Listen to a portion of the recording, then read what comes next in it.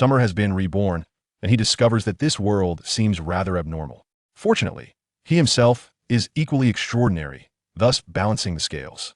Ted has reincarnated in London in 1991, fully prepared to realize his dream of becoming a wealthy magnate, only to receive a letter from Hogwarts.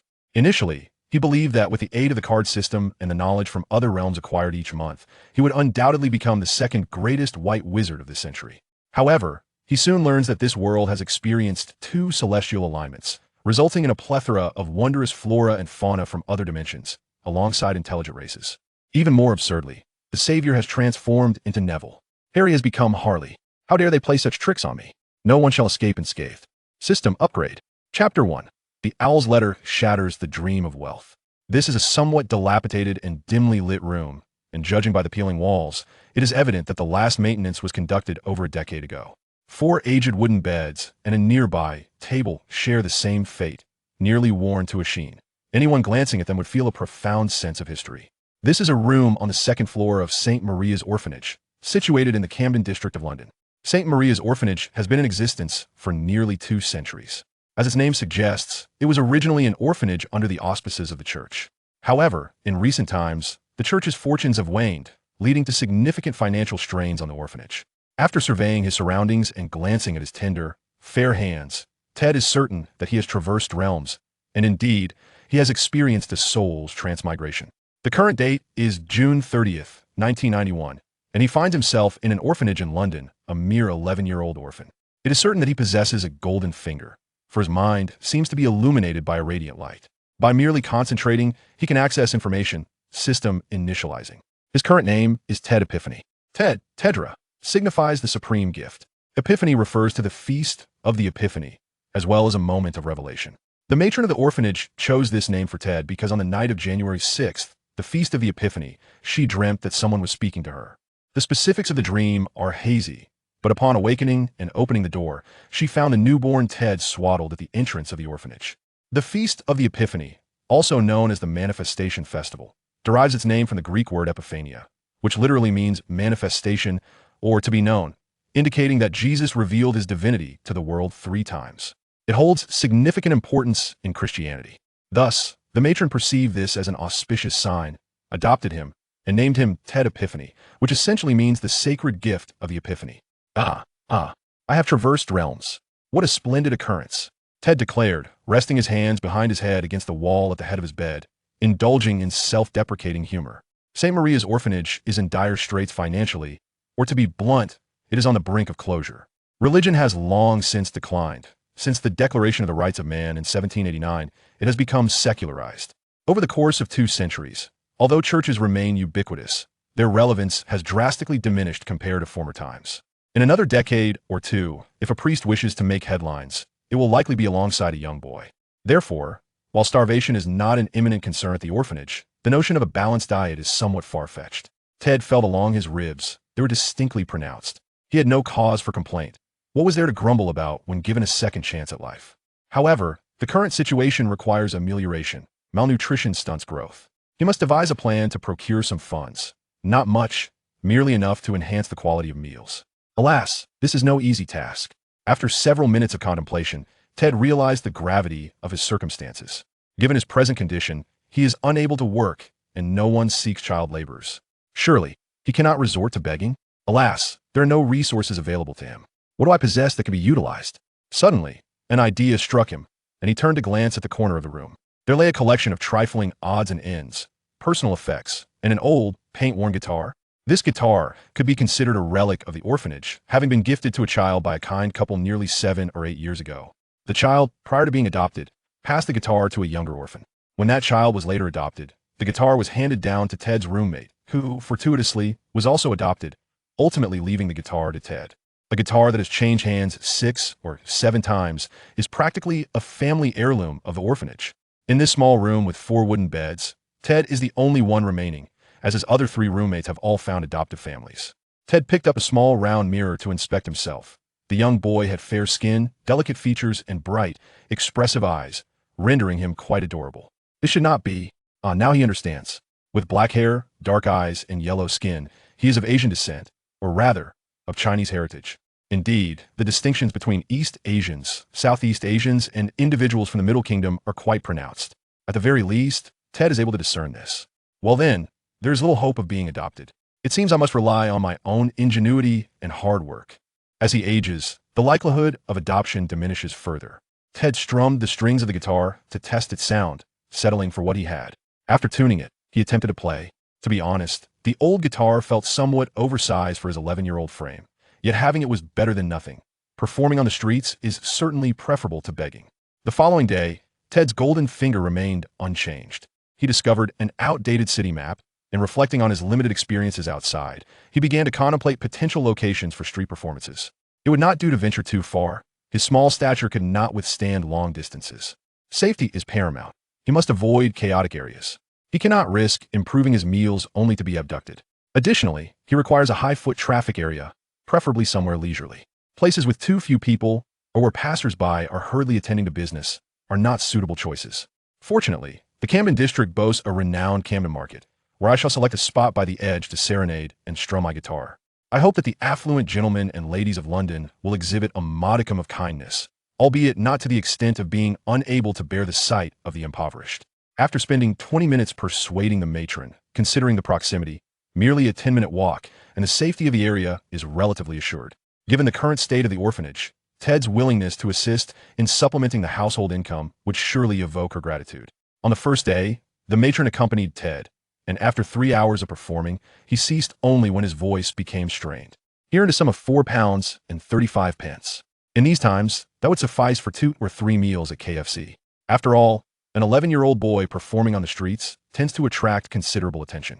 Thanks to the blessings of his previous life, Ted's musical abilities are commendable, as most children possess a naturally robust voice.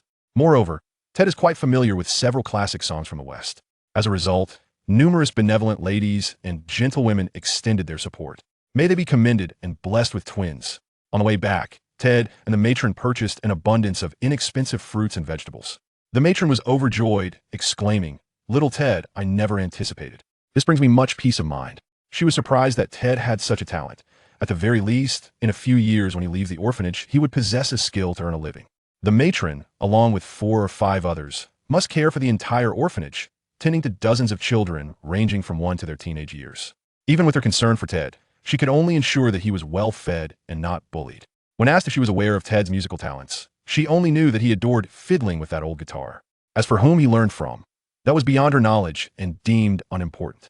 Several days passed, and Ted became quite adept at his performances. The matron was reassured and no longer felt the need to accompany him daily. In recent days, Ted managed to find some old newspapers and magazines, taking a moment to ascertain the current situation.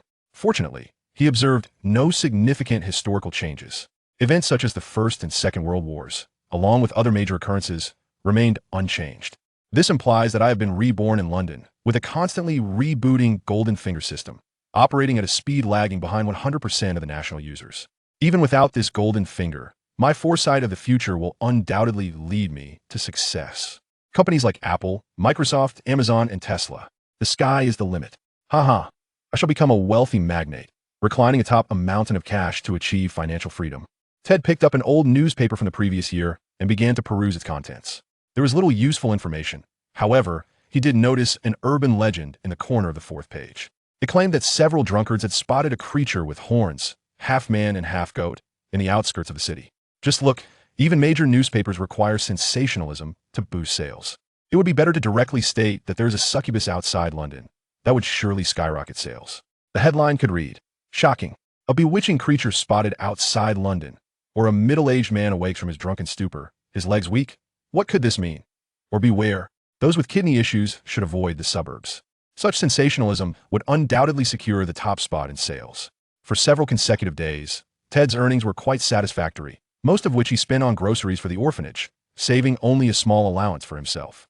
Until July 7th, when Ted returned from the market, barely having a moment to catch his breath, still clutching his guitar, he heard a knock at the window. Ted was startled, exclaiming, "This is the 2nd floor." Upon closer inspection, he discovered an owl outside, clutching an envelope in its beak, peering inquisitively at him. Taking a deep breath, Ted cautiously opened the window. The owl hopped inside and dropped the letter onto the windowsill. Ted carefully extended his hand, and seeing no hostile intent from the creature, he picked up the letter. Its envelope was crafted from thick parchment, with the address inscribed in emerald green ink. Street Mary's Orphanage, Camden District, London, Mr. Ted Epiphany, to be received. There was no postage affixed. Flipping it over, he noticed a red wax seal at the flap, embossed with a crest, a shield emblazoned with a capital H, encircled by a lion, an eagle, a badger, and a serpent. As Ted gazed at the letter in his hand, he realized that his dreams of wealth might be dashed. However, it mattered not, for the dream of becoming a wizard had arrived. Chapter 2. The joy of petting cats. In this moment, Ted's heart overflowed with boundless delight.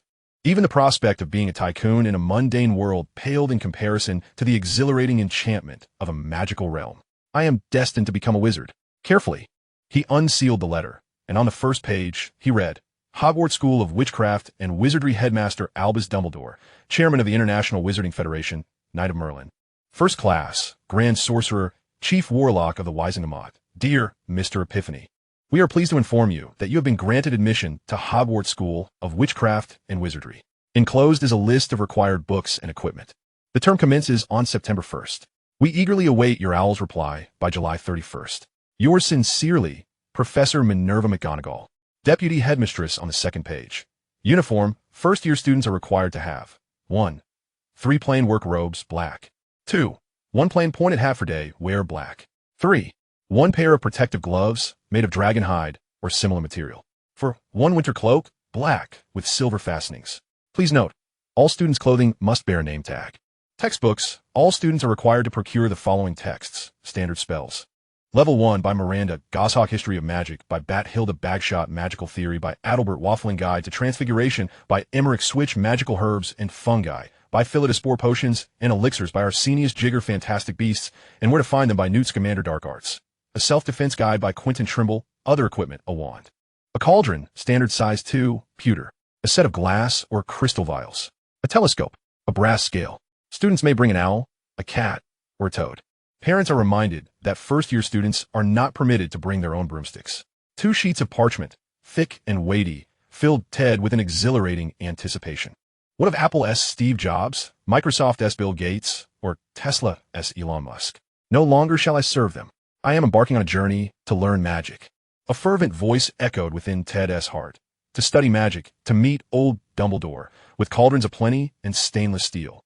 The 4 houses boast strong alliances, and the professors possess formidable skills. Hogwarts is vast, with 2,000 students scattered across the globe. A stable job, high income, lifelong employment security. Yes, a guarantee.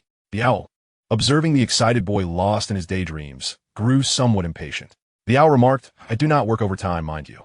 Apologies, please hold for a moment. Ted was roused from his reverie by the owl and began to draft a reply.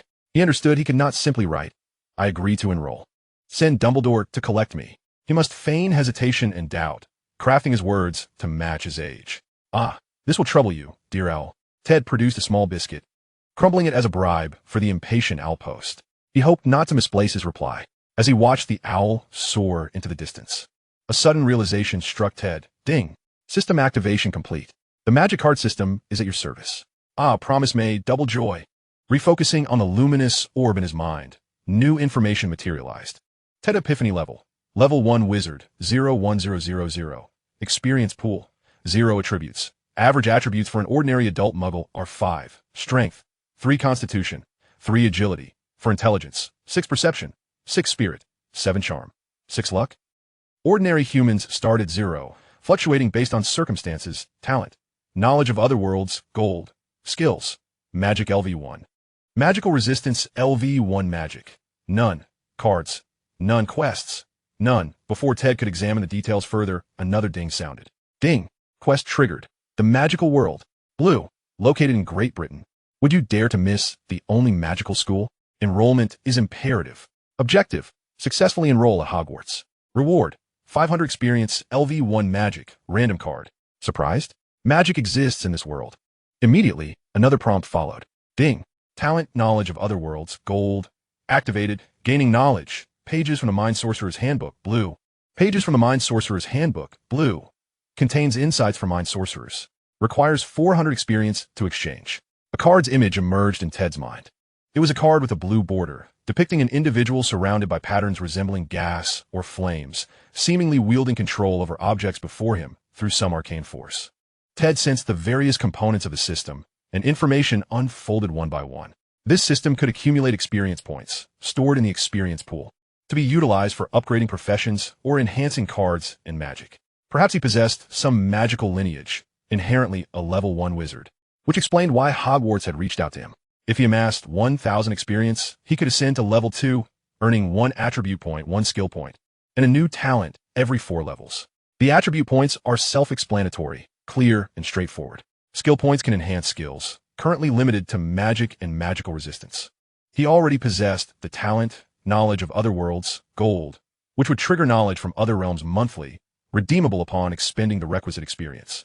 For instance, the pages from the Mind Sorcerer's Handbook, blue, required a sacrifice of 400 experience for exchange. As for magic, he had yet to learn it, and he had no cards. However, he did have one quest, a straightforward task: experience. How could he gather more of it? Ted murmured to himself. According to the system's information, exercising, studying, practicing magic, and conducting experiments all yield varying amounts of experience, as does completing quests. In magic, Ted extended his hand, keenly attuned to the sensation of an indescribable force gently surging within him. Is this magic? He directed his hand toward a piece of paper 20 centimeters away, envisioning the activation of this power. After a few seconds, the paper trembled and floated into his grasp. Wow, incredible. The following day, Ted jestingly informed the elderly lady that a magical institution claiming to be Hogwarts had sent him an acceptance letter, to which he had promptly replied. The elderly lady, of course, was incredulous, responding with a chuckle. Oh, little Ted, do not take it to heart. Perhaps it is just that mischievous spirit playing a prank on you. Ted continued to perform on the streets, his earnings steady, receiving small notes and a handful of coins each day. He awaited a response with the same patience one exhibits while waiting for a computer to reboot. Patience, he reminded himself. Ted had gained a modicum of fame near the marketplace. Each day, a dozen or so passers-by would pause to listen to his melodies. Tossing spare change into his open guitar case, he would bow slightly in gratitude to those who provided for his sustenance. His vocal abilities were commendable, bordering on what one might refer to as a celestial voice. Kind-hearted ladies would praise him, claiming his voice was kissed by angels, hoping he would retain its beauty even after the onset of puberty. As he tuned his strings, the old guitar frequently went out of tune. The hour was late, and he decided to perform one last song, Scarborough Fair, as a gift to his audience. Strumming his guitar, he softly sang, "Are you going to Scarborough Fair? Parsley, sage, rosemary, and thyme. Tell her to make me a cambric shirt. Parsley, sage, rosemary, and thyme. Without any seams or needlework. She's my true love." Scarborough Fair originated as a periodic market established by Vikings for trade, flourishing for centuries each autumn for a month and a half. The present-day town of Scarborough still exists in Great Britain. The lyrics of the song trace back to 13th century England, while the melody is even older, having originated in Scotland. Although it may seem peculiar for a child to sing such a song, it remains a classic for the English populace. More and more individuals halted, captivated by the timeless tunes emanating from the weathered guitar and the voice of the scruffy, yet tidy boy. At that moment, the marketplace seemed to fall into a hushed reverie. Amidst the enchantment of the melody, a silver-tabby British short-hair cat perched nearby on a railing, listening intently. Notably, Scarborough Fair was not merely a market for muggles. It was also the largest and most vibrant gathering for wizards in 17th century England, though its glory had long since faded. This melancholic song was penned by a wizard's muggle family, representing not only a classic of the muggle world, but also a cherished tune among wizards. As the final notes faded, applause erupted, the audience showering Ted with compliments and coins into his guitar case, to which he bowed in appreciation. He hastily gathered his belongings and made his way to a nearby corner where a homeless man sat. The man's hat held only a smattering of coins, indicating a poor day for him. Ted gently petted the dog beside the man, placing a few one-penny coins into his hat, raising 2 fingers to his brow in a courteous salute, wishing him good luck. As the homeless man expressed his gratitude, Ted noticed the cat still sitting on the railing. Without hesitation, he reached out, scooping it up and giving it a few affectionate strokes. The cat, startled at first, quickly wriggled free and darted away like the wind. Ted mused that perhaps his cat-petting skills had diminished since his arrival in this world, dismissing the thought as he returned to the orphanage. On his way back, the tabby cat stealthily followed him, its eyes gleaming with a predatory glint. It loathed boundary-less humans, eager for the hunt. Upon entering the orphanage and greeting the elderly lady, a sharp knock resounded at the door just as it closed behind him. Standing outside was a tall woman, appearing to be in her 40s or 50s, impeccably dressed, sporting glasses, exuding a commanding presence, and wearing a serious expression. She scrutinized the black-haired, brown-eyed, somewhat undernourished boy before her, asking, "Are you Ted Epiphany?" "Yes, that is I. I am Professor Minerva McGonagall, Deputy Headmistress of Hogwarts." Ted's heart sank at the realization. "Oh dear, I inadvertently stroked your cat. Oh no, this does not bode well." Chapter 3. A Longing for Diagon Alley Wait. The elderly lady exclaimed, somewhat taken aback. "You mean the school that teaches magic?" "You cannot be serious." She refrained from voicing her skepticism, for Professor McGonagall's aura and demeanor commanded respect. It was the gravitas one would expect from someone who had served as a head of department for many years. Professor McGonagall produced a wand, lightly pointing it at the elderly lady, murmuring a series of indistinct incantations. Instantly, the lady's demeanor transformed. "Oh, welcome, Professor McGonagall. We hope young Ted can enroll in your esteemed institution." "That would be splendid. You two converse. I shall fetch you some tea." And she departed. Ted glanced at the wand in Professor McGonagall's hand, pondering whether this was indeed magic. Would it adversely affect the elderly lady? Professor McGonagall's expression softened slightly, a faint smile gracing her lips. "Fear not, Mr. Epiphany. This spell will not harm her. She will simply believe you have been accepted into a fine school, which will ease her mind." She then tapped a plate on the coffee table with her wand, and it miraculously transformed into a sparrow, fluttering around the room before returning to its original form. Ted's face lit up with wonder, exclaiming, "How marvelous!" "Indeed," Professor McGonagall nodded. "Mr. Epiphany, you possess a unique ability, one not commonly found in other children, do you not?" Ted glanced at his guitar, thinking she couldn't be referring to his singing. "Are you talking about this?" he asked, reaching for a cup on the table. The cup began to tremble before soaring into his hand. "Well done," McGonagall remarked, reassessing him. "It is rare for young wizards to control their magical abilities before receiving formal education. You are quite a gifted child. Now follow me. I shall take you to procure some necessary items." "Professor, I wish to inform the elderly lady," Ted interjected. McGonagall waved her hand dismissively. "No need for that. Such matters should not be disclosed too plainly to muggles. She would assume you have been accepted. If it were the parents of a muggle wizard, it would be necessary for them to know their child's whereabouts. They have that right, even under the secrecy laws. However, the elderly lady from the orphanage is a different case. She cannot be considered Ted's guardian, hence the use of a confundus charm." Ted eagerly inquired, "Do I need to bring any luggage?" "No, that won't be necessary. After purchasing your items, you will return. School does not commence for another 2 months." As they stepped outside, Ted remarked, "Professor McGonagall, I have no money. I possess only 22 and 16 pence. Is that sufficient?" "Mr. Epiphany, I believe you need not worry about that. Please, just call me Ted." "Very well, Ted. It turns out that Hogwarts has prepared an annual interest-free student loan for exceptional students like Ted. While certainly not a substantial amount, it is more than sufficient to complete his studies, with repayment required after graduation." "How commendable." "Wait a moment. The last recipient of such a loan couldn't possibly be Tom, could it?" Professor McGonagall led Ted into a nearby alley, a subtle smile gracing her lips, her expression somewhat enigmatic. "Ted, to save time, we must use magic to reach our destination. It may be a bit uncomfortable, so bear with it." "All right, then. Hold my hand, and let's disapparate." In an instant, Ted felt himself spinning and being squeezed into a narrow conduit, enduring quite a tumult before finally coming to a halt. As his feet found solid ground once more, he nearly buckled under the suddenness, his stomach churning violently, taking him several seconds to quell the nausea.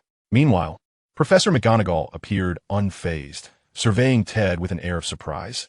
It seemed his adaptability was quite remarkable.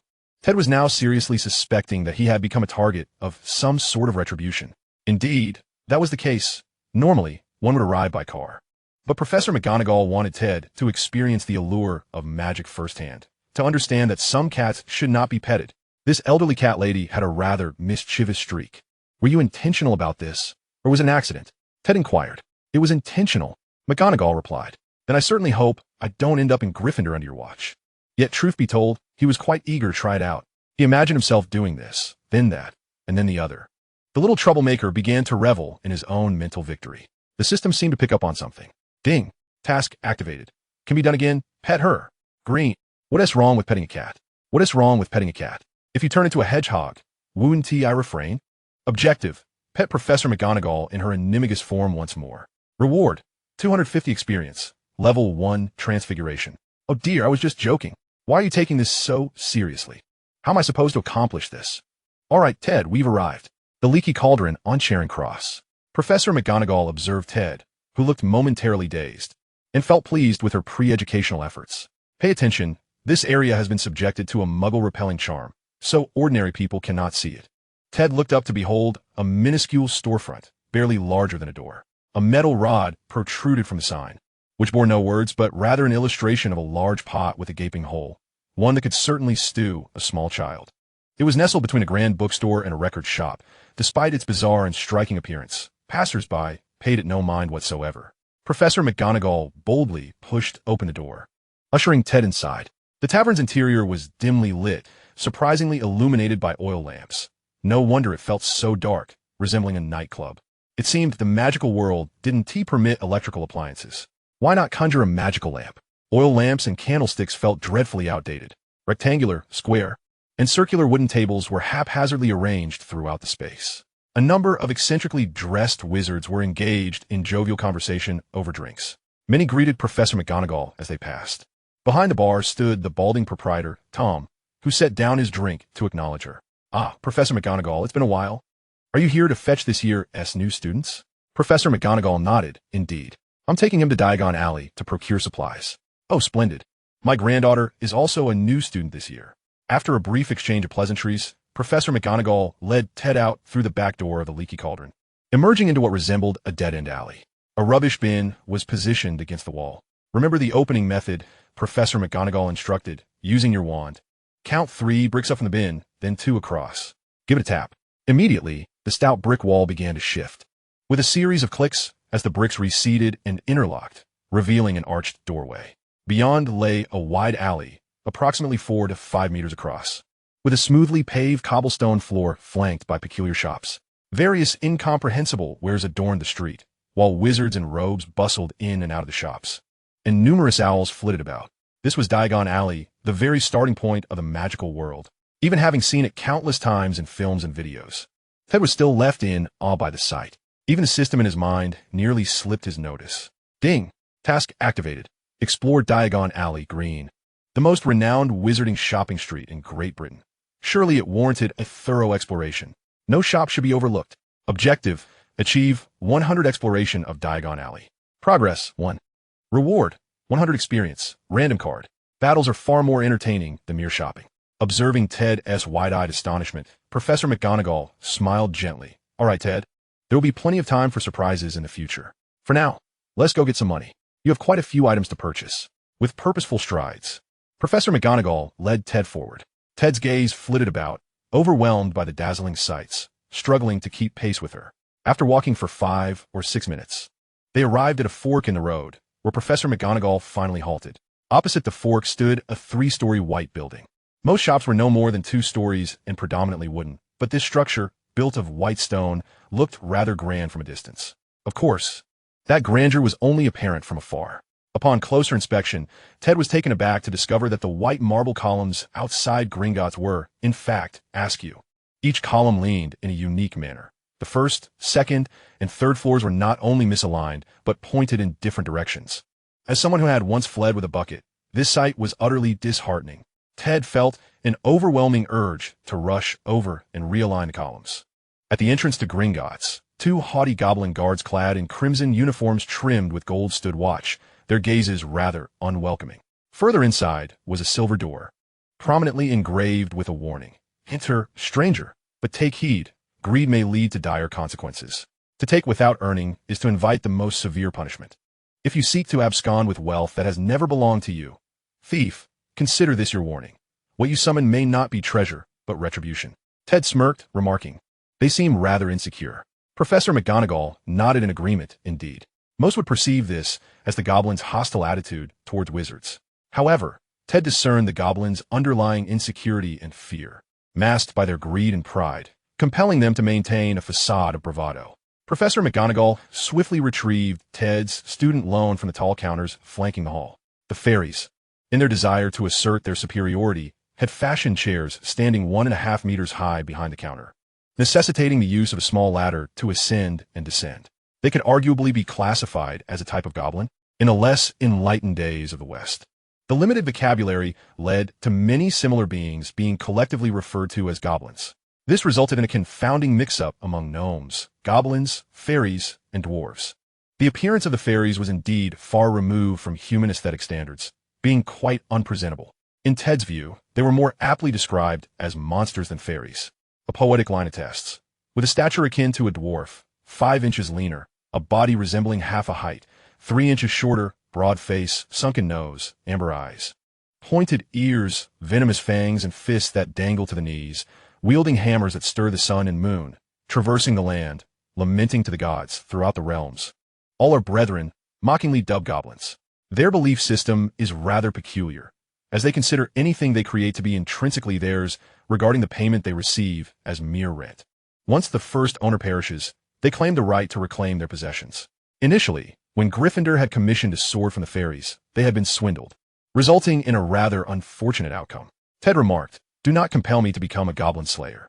Chapter 4. It is imperative to engage in labor. The first order of business upon acquiring funds is to purchase a wand. Ollivander's wand shop, with its aged and narrow facade, displayed a single wand atop a faded purple cushion in its window. Above the door hung a peeling golden sign that read, "Ollivander, crafting exquisite wands since 382 BC. If the inscription is indeed truthful, then Ollivander's began its craft while Plato was still alive. At a time when the states of the spring and autumn period were still embroiled in conflict, this establishment had already commenced wand making." Professor McGonagall entered, causing the brass bell by the door to chime with a crisp sound. The shop was modestly sized, aside from the counter and a long bench. It was filled with thousands of narrow boxes containing wands that reached up to the ceiling. Dust heavily coated the shop, which was rather unacceptable for a wizard capable of cleansing such grime. Ted glanced to the left, where an elderly gentleman, sporting a hairstyle not much better than Einstein's, silently emerged from behind the shelves. "Ah, Professor McGonagall, it's been a while. And this young lad is the new wizard about to embark on his studies." This was none other than the esteemed master wand maker of Great Britain, Ollivander. With a gesture from Ollivander, a measuring tape soared into the air, autonomously assessing Ted's height and arm span. "Which hand do you favor?" "The right." "Let's try this one." With a flick of his wrist, a box flew over.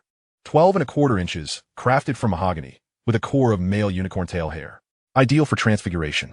Oh no, Ted had barely touched the wand, not even having the chance to wave it, before it was snatched away. "How about this one?" "Cherry wood, with a phoenix feather." Ted took the wand and gave it a flick, bang. Bang. 2 resounding explosions erupted, nearly sending the wand soaring from his grasp. No, this will not do." Ollivander shook his head. Ted replied, "Indeed, this is not suitable. I require a wand, not fireworks." "What is this one?" "Walnut, with a dragon heartstring." This wand emitted a shrill shriek and flew out of his hand. Now it's gone rogue. After attempting 7 or 8 wands, some reacted too fervently, while others performed adequately. Yet Ted could still sense a slight obstruction in the magical flow. It was not particularly smooth. Ted possessed a keen sensitivity to magic and could perceive the subtle mismatch between the wand and himself. While this was somewhat troublesome, Ollivander appeared to relish the challenge. Akin to playing a game of Tetris, patiently awaiting the perfect fit, Professor McGonagall, seated on the bench, exhibited remarkable patience as well. "Ah, a discerning young patron. I admire that. Let's take our time." Ted found Ollivander's enthusiasm somewhat unsettling. Within Ollivander's establishment, wands exclusively featured phoenix feathers, unicorn hair, or dragon heartstrings as cores.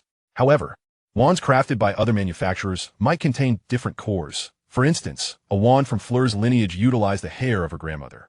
The original text mentioned another wand maker from Germany, Gregorovic, though the details of his fate elude me. As yet another box soared through the air, Ted sensed something different, though he had yet to see the wand. A faint pull emanated from within a box. Ollivander gently caressed the wand and began his introduction. Cedar wood, with a phoenix feather core, measuring 10¾ inches, featuring a simple crosshatch grip for comfort. Its texture is firm and resilient. Upon receiving the wand, Ted felt the magic flow effortlessly, even more vibrant and invigorated than before. With a gentle flick, an explosion of colorful ribbons and fireworks erupted from the tip of the wand, nearly filling the shop. "Now, that is a splendid display," Ted exclaimed, exhilarated. "Ah, it seems you two are quite the match." Ollivander's expression radiated delight. Those who possess cedarwood wands are generally known for their fortitude and exceptional loyalty. My father, Gerald Ollivander, often remarked that the owner of a cedarwood wand would never be deceived. I wholeheartedly concur with this sentiment. Cedarwood wands are invariably paired with remarkably insightful individuals. I must add a word of caution.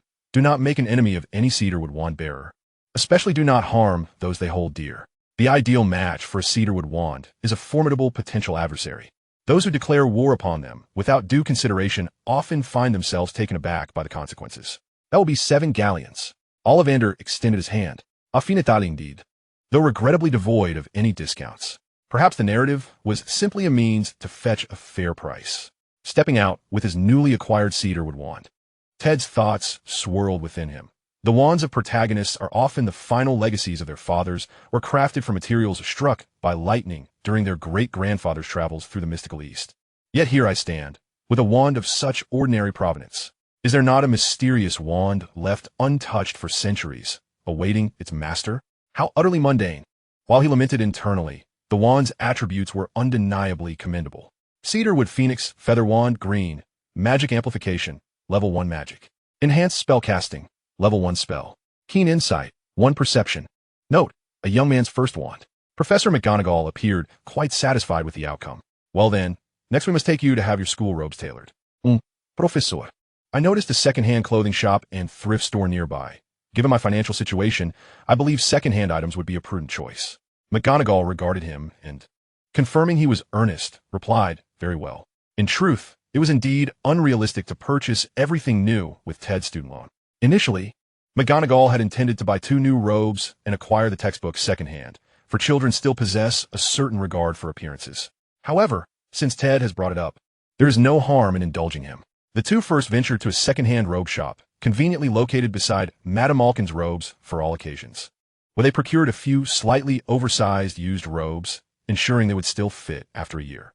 Afterwards, they browsed through the second-hand store to see if they could find anything useful. Unfortunately, suitable cauldrons were nowhere to be found, as those available were too dilapidated. If Ted were to concoct potions with such items, he might inadvertently cause a catastrophic explosion that could endanger Severus Snape. They did manage to acquire a set of glass bottles, albeit somewhat dirty, which could be cleaned thoroughly without compromising their usability. However, the search for second-hand books proved challenging. Perhaps due to the current economic downturn, the demand for used books was exceedingly high.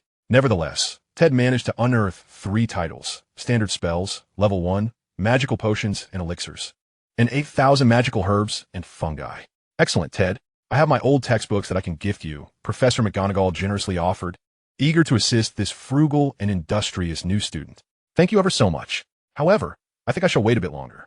With nearly 2 months until the term begins, perhaps I can unearth a few more second-hand books and save some galleons. Textbooks are exorbitantly priced.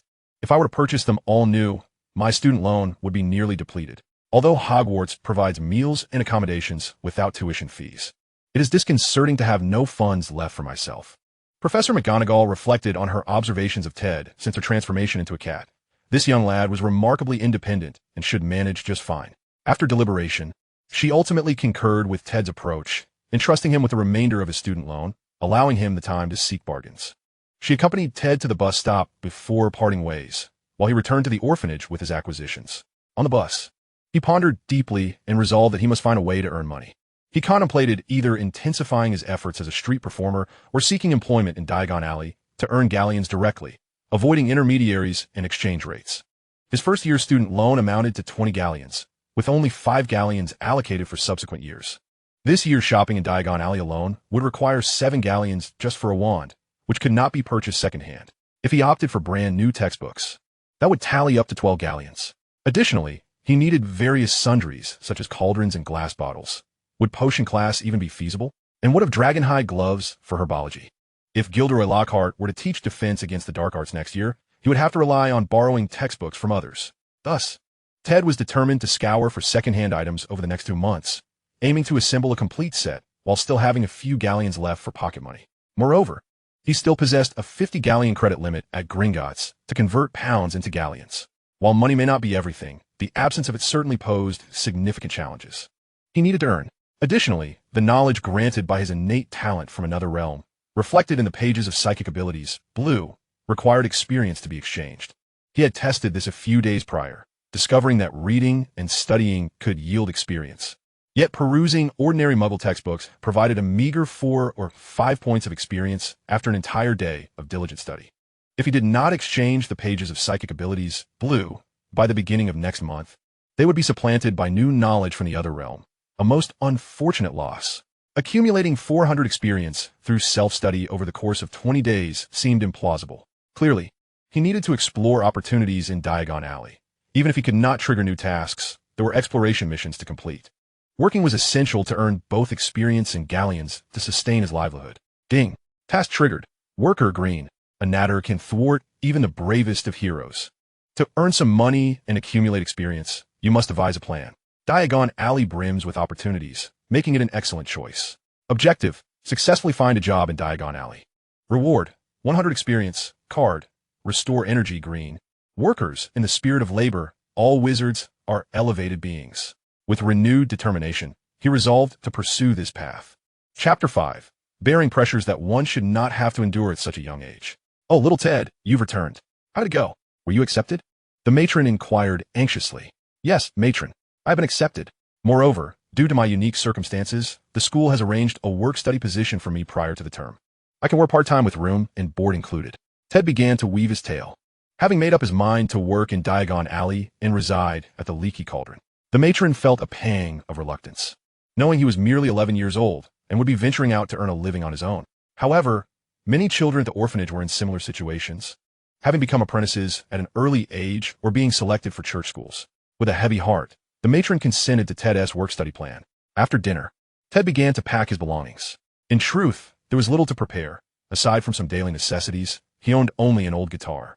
He had given away his other toys to the younger children. Tomorrow, he would step into the world of Diagon Alley, and his excitement was palpable. He needed to purchase some supplies as well. Parchment was expensive in the Muggle world, but ink and such were incredibly cheap. A diary was also on his list. What era were they living in that he was still using parchment?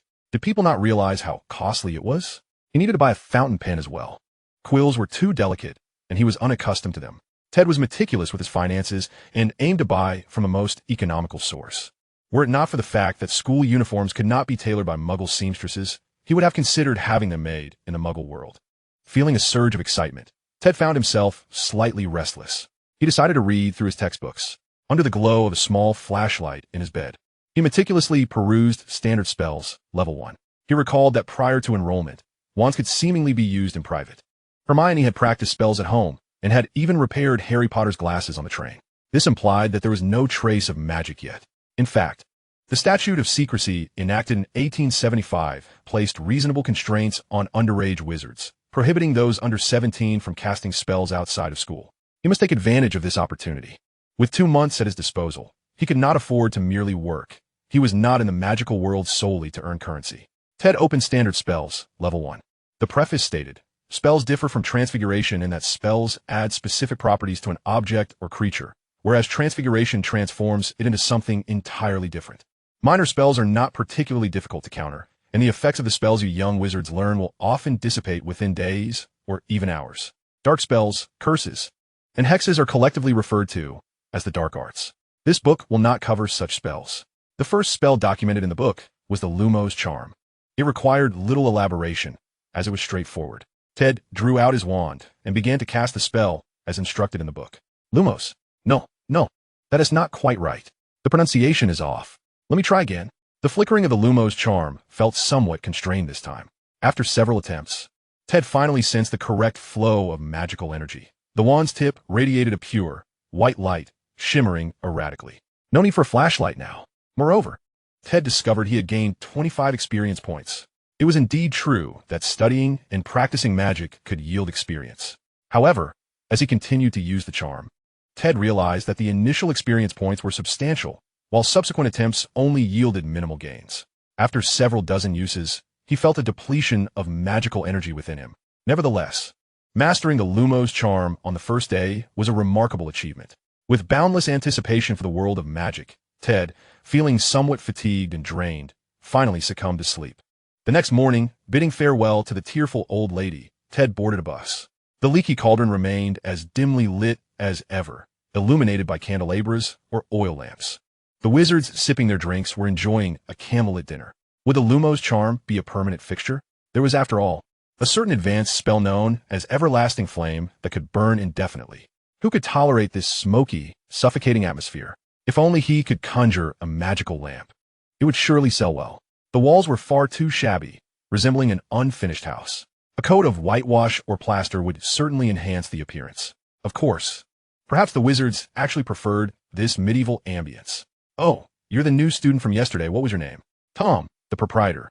Noticed Ted entering with a suitcase in tow. Ted Epiphany, Mr. Tom. I need a place to stay until school starts. Could you kindly inform me of the cost of your cheapest room? If it's not too much trouble, do you require a part-time server? Oh, a server? I'd consider that. As for the room, he glanced at Ted's well-worn clothes and somewhat tattered suitcase. Finally, looking at Ted with a somewhat intimidating demeanor but a kind heart, old Tom offered him a free storage room. In return, Ted would assist with cleaning after hours and could even enjoy a complimentary sandwich in the morning. Thank you. I truly appreciate it. One must admit, the magical world is filled with good-hearted individuals. After all, for wizards, cleaning can be accomplished with magic, which is hardly a daunting task. Old Tom was indeed helping Ted. The storage room was small, accommodating only a bed and a 60-centimeter bedside table used as a desk, leaving no space for a chair. But what more could Ted hope for? Gratitude was all he could muster.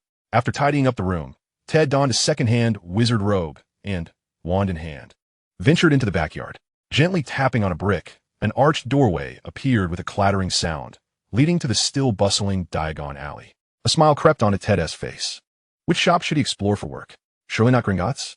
A store selling cauldrons and broomsticks wouldn't suit him either.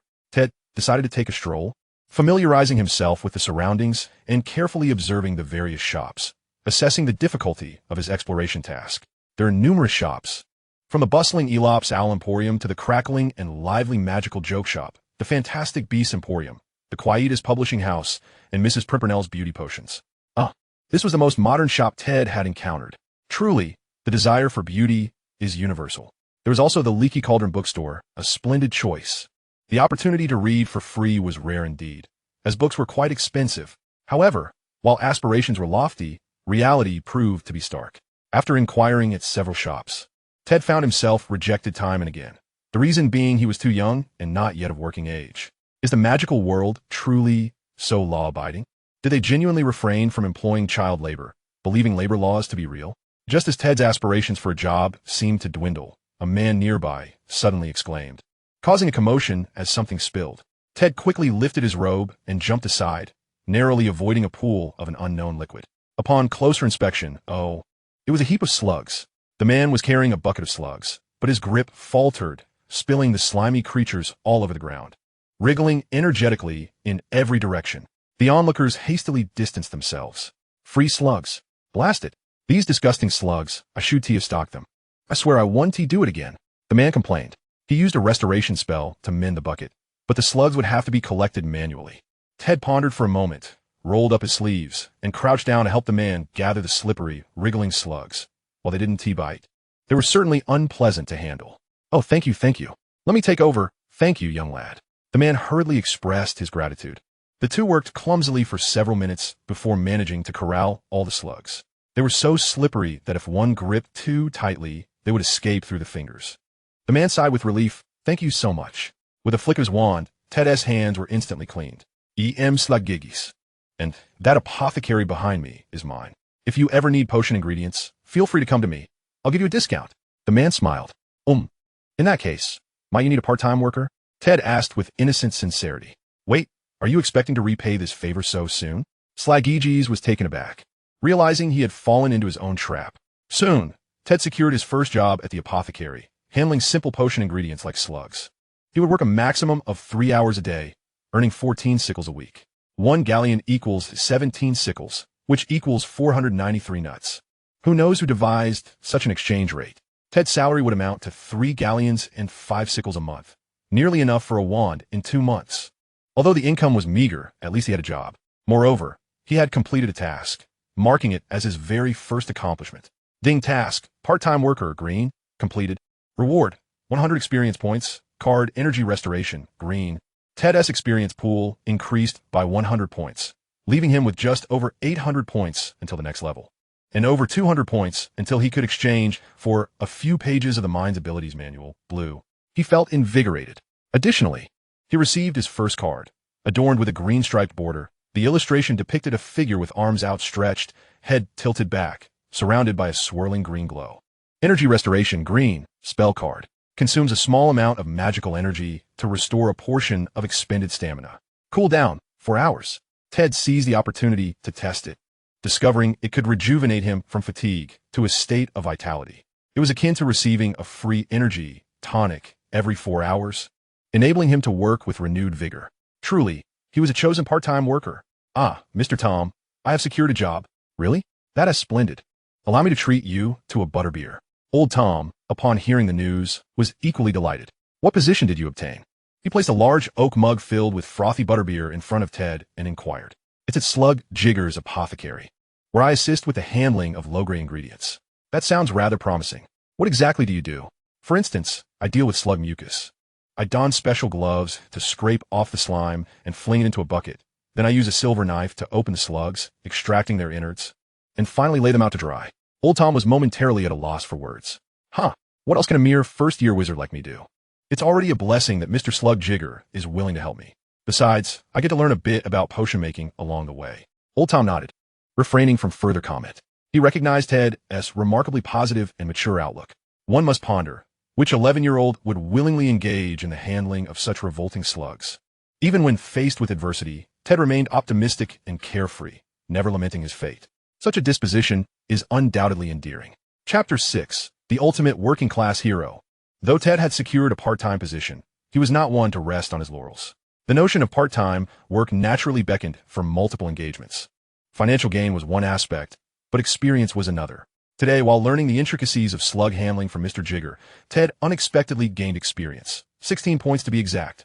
Although he dealt with only a handful of slugs, the cumulative effort of processing a dozen or so yielded a couple of experience points here and there.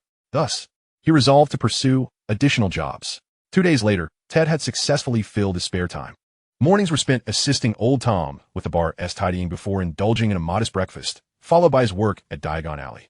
Mornings were dedicated to Slug Jigger's Apothecary, where he transported and processed frequently needed low-grade ingredients. These included slugs, roots of various herbs cut into chunks, weighing powdered ingredients, and bundling feathers. He had learned the cleansing charm from Mr. Jigger yesterday, an essential incantation. Without it, Ted would have been overwhelmed by the scent of various potion ingredients throughout the morning. At the apothecary, Ted acquired a wealth of knowledge and encountered numerous high-grade potion materials, such as the horn of a rumpant, the feathers of a diricol, and the essence of a giant squid. However, Mr. Jigger only shared the properties and handling methods of these expensive ingredients, refraining from letting Ted handle them directly. A mishap would cost him months of wages. After completing his tasks for Mr. Jigger at noon, he proceeded to the magical menagerie. There, Ted was responsible for cleaning, feeding, and providing water for the various magical creatures, many of which were safe and harmless pets. There were puffskeins, giant orange snails, transfiguration rabbits, antlered hares, ravens, two-tailed salamanders, and purple toads, among others. Some creatures had specific requirements, such as being unstartled by loud noises or avoiding overly moist food. The midday work was no light task. Upon completion, Ted often required a rejuvenation, green, card to restore his energy. After replenishing his strength and enjoying a complimentary lunch at the pet shop, Ted headed to Flourish and Blots in the afternoon. This was the place where young wizards procured their textbooks. The bookstore was vast, with a bewildering array of titles. During his 2-hour shift, Ted primarily organized stock, locating specific books from the storeroom and placing them on the shelves. The storeroom was enormous, and Ted even discovered some dusty old tomes that had not been touched in at least 7 or 8 years. This job was not without its challenges. Upon returning to the leaky cauldron after his shift, he would rest and study, primarily attempting some simple and safe spells. He refrained from trying the levitation charm and transfiguration, recalling a tale from Professor Flitwick about a student who inadvertently summoned a bull while attempting the levitation charm. Similarly, transfiguration was fraught with risks. It was best not to experiment without guidance. Once the cooldown for the rejuvenation green card expired, he would use it again, followed by dinner. At Old Tom's, he would purchase some simple fare, often receiving a complimentary butterbeer or 2 pies. Eat well, lad. You're still growing. You need the strength, Old Tom would say. Unlike the Muggle world, by 6 or 7 in the evening, patrons began to depart from the bar. Clearly, wizards had a more subdued nightlife. Ted assisted Old Tom with cleaning. After a thorough tidying, the task became less daunting, merely arranging tables and glasses. After employing the cleansing charm multiple times, Ted found it increasingly effortless, as if it had become second nature. Once the evening settled into quietude, Ted would light an oil lamp in his storage room, delving into deeper study and diligently taking notes, recording his questions for professors to address once school commenced. He repeatedly practiced several self-taught spells until he felt his magical reserves depleted. Magic possesses levels and proficiency. Once proficiency is maxed out, one can level up, enhancing effectiveness. Of course, experience points could also substitute for proficiency, allowing for a direct upgrade. Ted's diligence was such that even old Tom could not ignore it, expressing concern over the strain on the young boy's small frame. He was, without a doubt, the epitome of a working-class hero in Diagon Alley, the unrivaled king of magical labor. This is absurd. 10 galleons a month?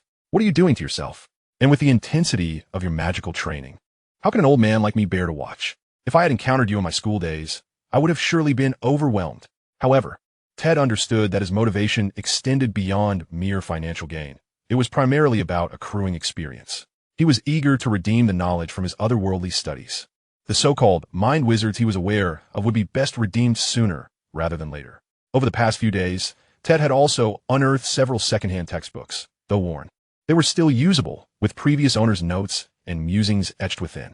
It was akin to doodling on a literature textbook, a common pastime for board students. Now, Ted had nearly gathered all the materials he needed: brass scales, a secondhand telescope, and so forth. As for pets, there was no need to consider them. He had no one to write to. If he truly needed to send a letter, the school owls could be utilized without cost. As for a broomstick, while flying would surely be exhilarating, he had no desire to be awkwardly perched upon one. However, first-year students were seemingly not permitted to bring broomsticks to school. Reflecting on his experiences working in Diagon Alley these past days, Ted felt an almost post-medieval atmosphere in the wizarding world. While muggles were engrossed in television and computers, wizards remained reliant on newspapers, radios, and even magical broadcasts had yet to achieve widespread popularity. Every day, individuals still peruse newspapers and magazines to stay abreast of the latest happenings in the magical realm. In this era of print media, the three most renowned publications within the British wizarding community are the Daily Prophet, which weekly, and the Quibbler. The Daily Prophet primarily covers societal news and is the most mainstream newspaper. Ted often borrows a copy from Old Tom to peruse, which weekly, on the other hand, serves as the entertainment section, where Lockhart has frequently garnered the Most Charming Smile Award. Additionally, it features a plethora of information regarding the magical communities beyond Great Britain.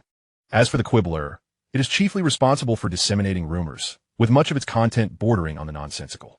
It bears some resemblance to a tabloid magazine, yet it enjoys considerable popularity. Presently, the British wizarding population hovers around 20 to 30,000, which likely elucidates the existence of the statute of secrecy. The numbers are so scant that calling it a small society seems rather flattering. It is, in truth, akin to a large village. Thus, Voldemort pales in comparison to Grindelwald, as the scale is simply too diminutive. Grindelwald's ambitions extended far beyond Britain, while Voldemort remained embroiled in petty squabbles within his own village, ruthlessly targeting the already scarce villagers. With such a limited population, he and his followers, the Death Eaters, managed to eliminate hundreds over a decade, not to mention the muggles they slaughtered.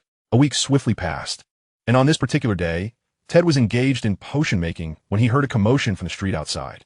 Peering through the window, he observed a throng of people gathered outside a shop at a diagonal angle, gesturing and exchanging murmurs.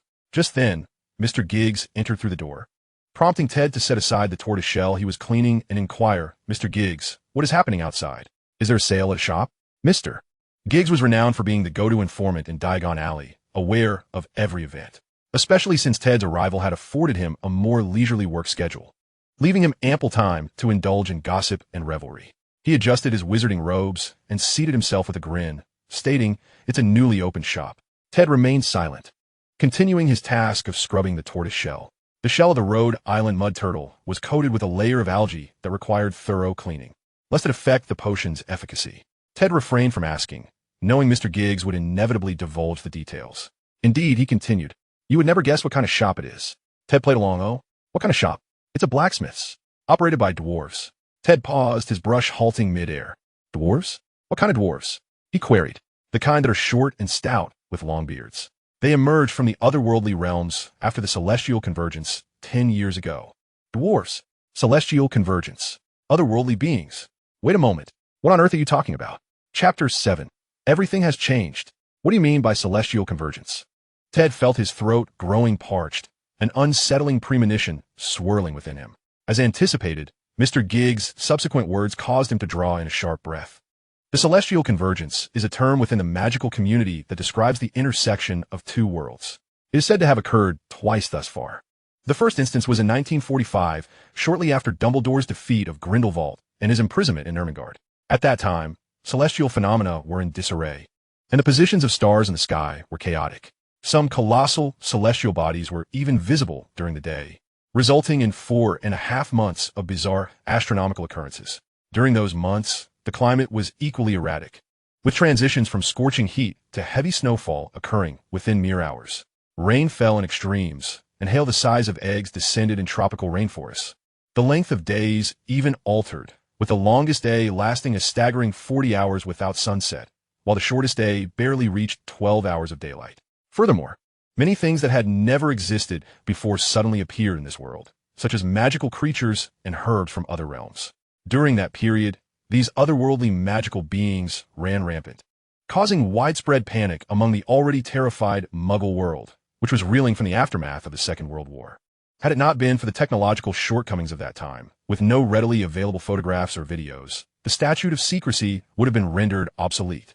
It is said that the entire magical community expended immense effort over several months to manage the situation, barely managing to obscure the truth from the Muggle authorities and the media.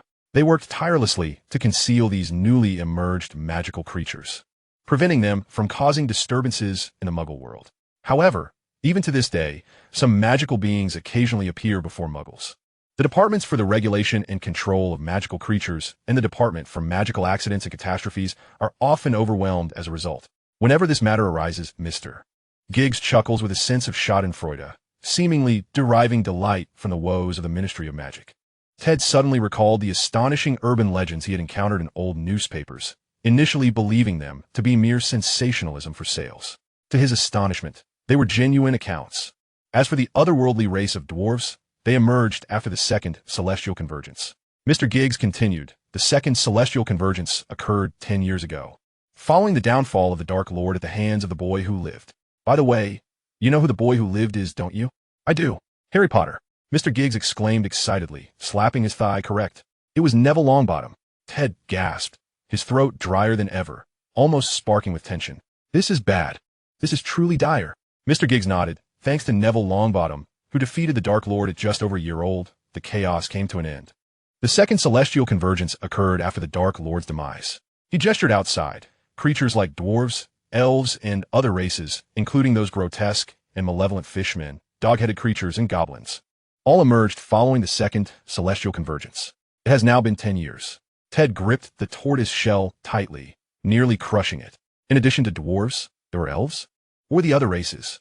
Fishmen, dog-headed creatures? Ted trembled with rage, cold sweat drenching him on this sweltering day, his hands and feet icy.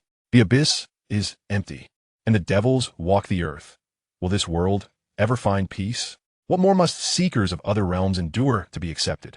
Tears streamed down his face uncontrollably, as malevolence towards those who traverse realms permeated the very fabric of this world.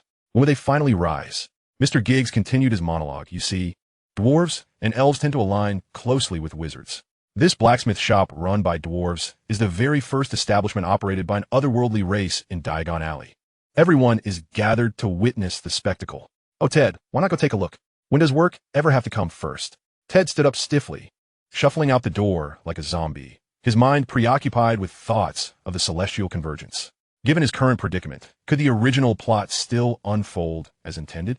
As Chu the Elder had once proclaimed, the greatest advantage of a time traveler lies in their familiarity with the narrative. Yet, here he was having done nothing, and thus, his advantage had evaporated. Damn it! Ted sought out the dwarf, who indeed embodied the archetype typical of a fantastical world. Around 4 feet tall, stout like a barrel, with a long beard bound with copper rings and braids. The dwarf proprietor raised his voice, booming like a bell, clearly displeased by the onlookers, particularly the wizards. Glaring and puffing out his beard. Good heavens! Did the elder truly lose his wits? What purpose did opening a blacksmith shop serve if one were merely to be gawked at like a circus animal? What could these stick-thin wizards possibly forge? The dwarf's voice thundered. A beardless yet equally stout female dwarf interjected, urging him to lower his voice, explaining that the elder intended for them to integrate into the wizarding world, and opening a shop was merely the first step. With great difficulty, Ted managed to steady his thoughts. During the afternoon, while sorting books at the bookstore, he engaged in conversation with the attendant. Aaron, do you know of any books that discuss the Celestial Convergence? Aaron replied, Are you interested in that due to the newly opened dwarf blacksmith shop? Take a look at Supplement of Magical Creatures Appearing in the Last Decade. It was published 2 months ago. Aside from that, History of Magic contains records from the past decade. You must understand, we are still unraveling how much this world has changed, and 10 years is but a fleeting moment. Who knows what strange entities may lurk in remote valleys? Ted briefly perused the book Aaron recommended, Supplement of Magical Creatures Appearing in the Last Decade, which cataloged everything from goblins to gnolls. It appeared that races such as merfolk, goblins, and gnolls had all been classified by the Ministry of Magic as magical creatures, albeit of a perilous nature. Indeed, these races were linguistically disparate and inherently hostile. In other worlds, would they not be deemed monsters? As for History of Magic, he had never even flipped through that textbook. Who would be inclined to read such material? To his astonishment, there lay a remarkable revelation within the annals of recent history. After work, Ted returned to the leaky cauldron. Old Tom was still behind the bar, tirelessly polishing oak mugs as though the task was endless. Ted approached him quietly, inquiring, Mr. Tom, a new shop has opened in Diagon Alley, a dwarf blacksmith. I've heard a new term, Celestial Convergence.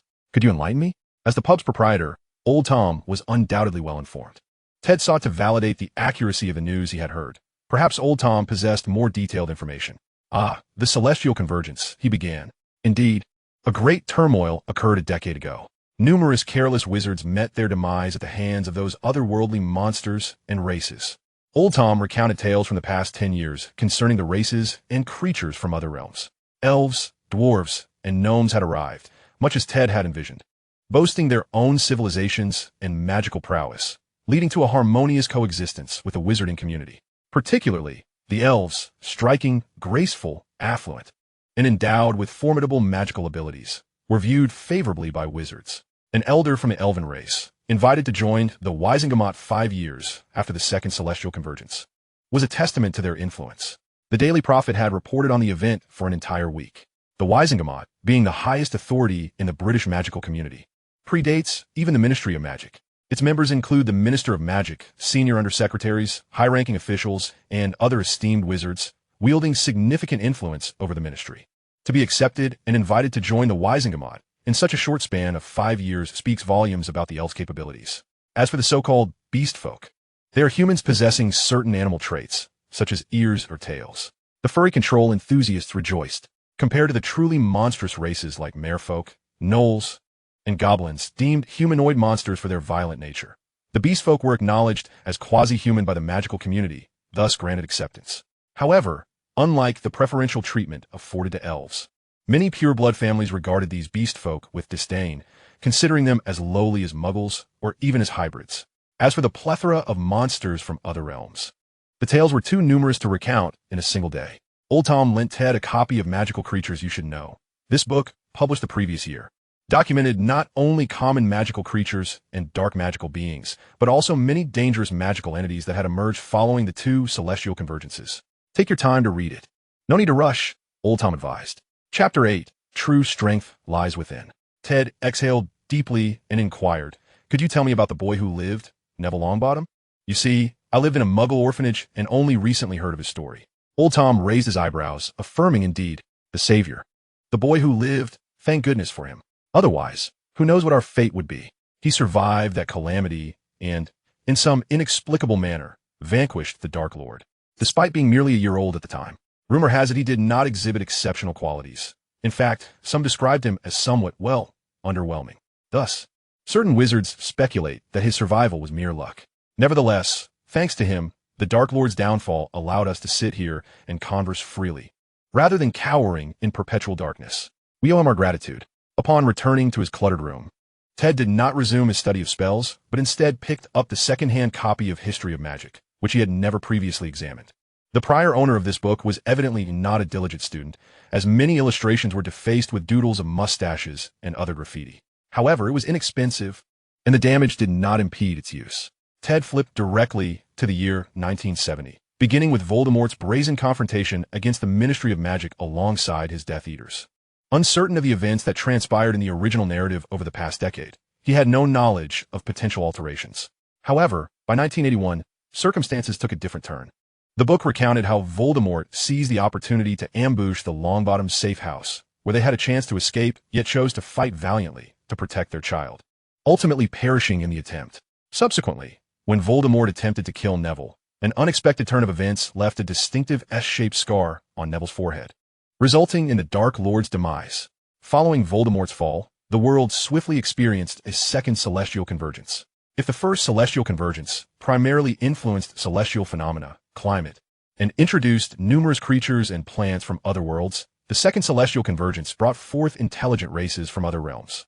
Elves, dwarves, gnomes, and beast folk are now recognized as human and accepted by the magical community, while races like merfolk, gnolls, goblins, and bear goblins have been categorized as humanoid monsters. Despite possessing rudimentary civilizations and languages, they remain vicious and unattractive in appearance. It appears that this world ought to be renamed Navi Longbatten. Voldemort has chosen Navi as his formidable adversary, thus the role of the savior has been reassigned. The convergence of celestial bodies has resulted in this realm being teeming with numerous enigmatic magical creatures, the extent of whose impact remains unknown. The greatest advantage of being well-versed in the narrative has been rendered obsolete. Alas, so be it. Ted set aside the well-worn history of magic. Regardless, must he not continue to live? Whether it be Navi or Harry, he must learn magic and grow stronger, mustn't he? He possesses a golden finger. So what is there to fear? This is not a tale of the protagonist's torment. He reopened magical theory. The author of this tome is Adib Wolf-Lynn, a British wizard renowned for his studies in magical theory, credited with documenting the essence of all magic. Wolf-Lynn is often regarded as the father of magical theory. As every modern wizard has perused his works, he delineated the fundamental rules of magic and authored magical theory, which continues to serve as a textbook for young wizards at Hogwarts School of Witchcraft and Wizardry. He is a figure immortalized on the wizarding cards found in chocolate frogs. After learning a few simple spells, Ted began to delve into this book, for it lays the groundwork concerning the nature of magical energy, the functions of spells, and more, providing essential explanations. If one aspires to make significant contributions to the magical realm, these foundational theories are inevitable subjects of study, even requiring deeper exploration. Merely knowing the what without understanding the why is feasible, yet such an approach would ultimately confine one to the status of a powerful elite auror.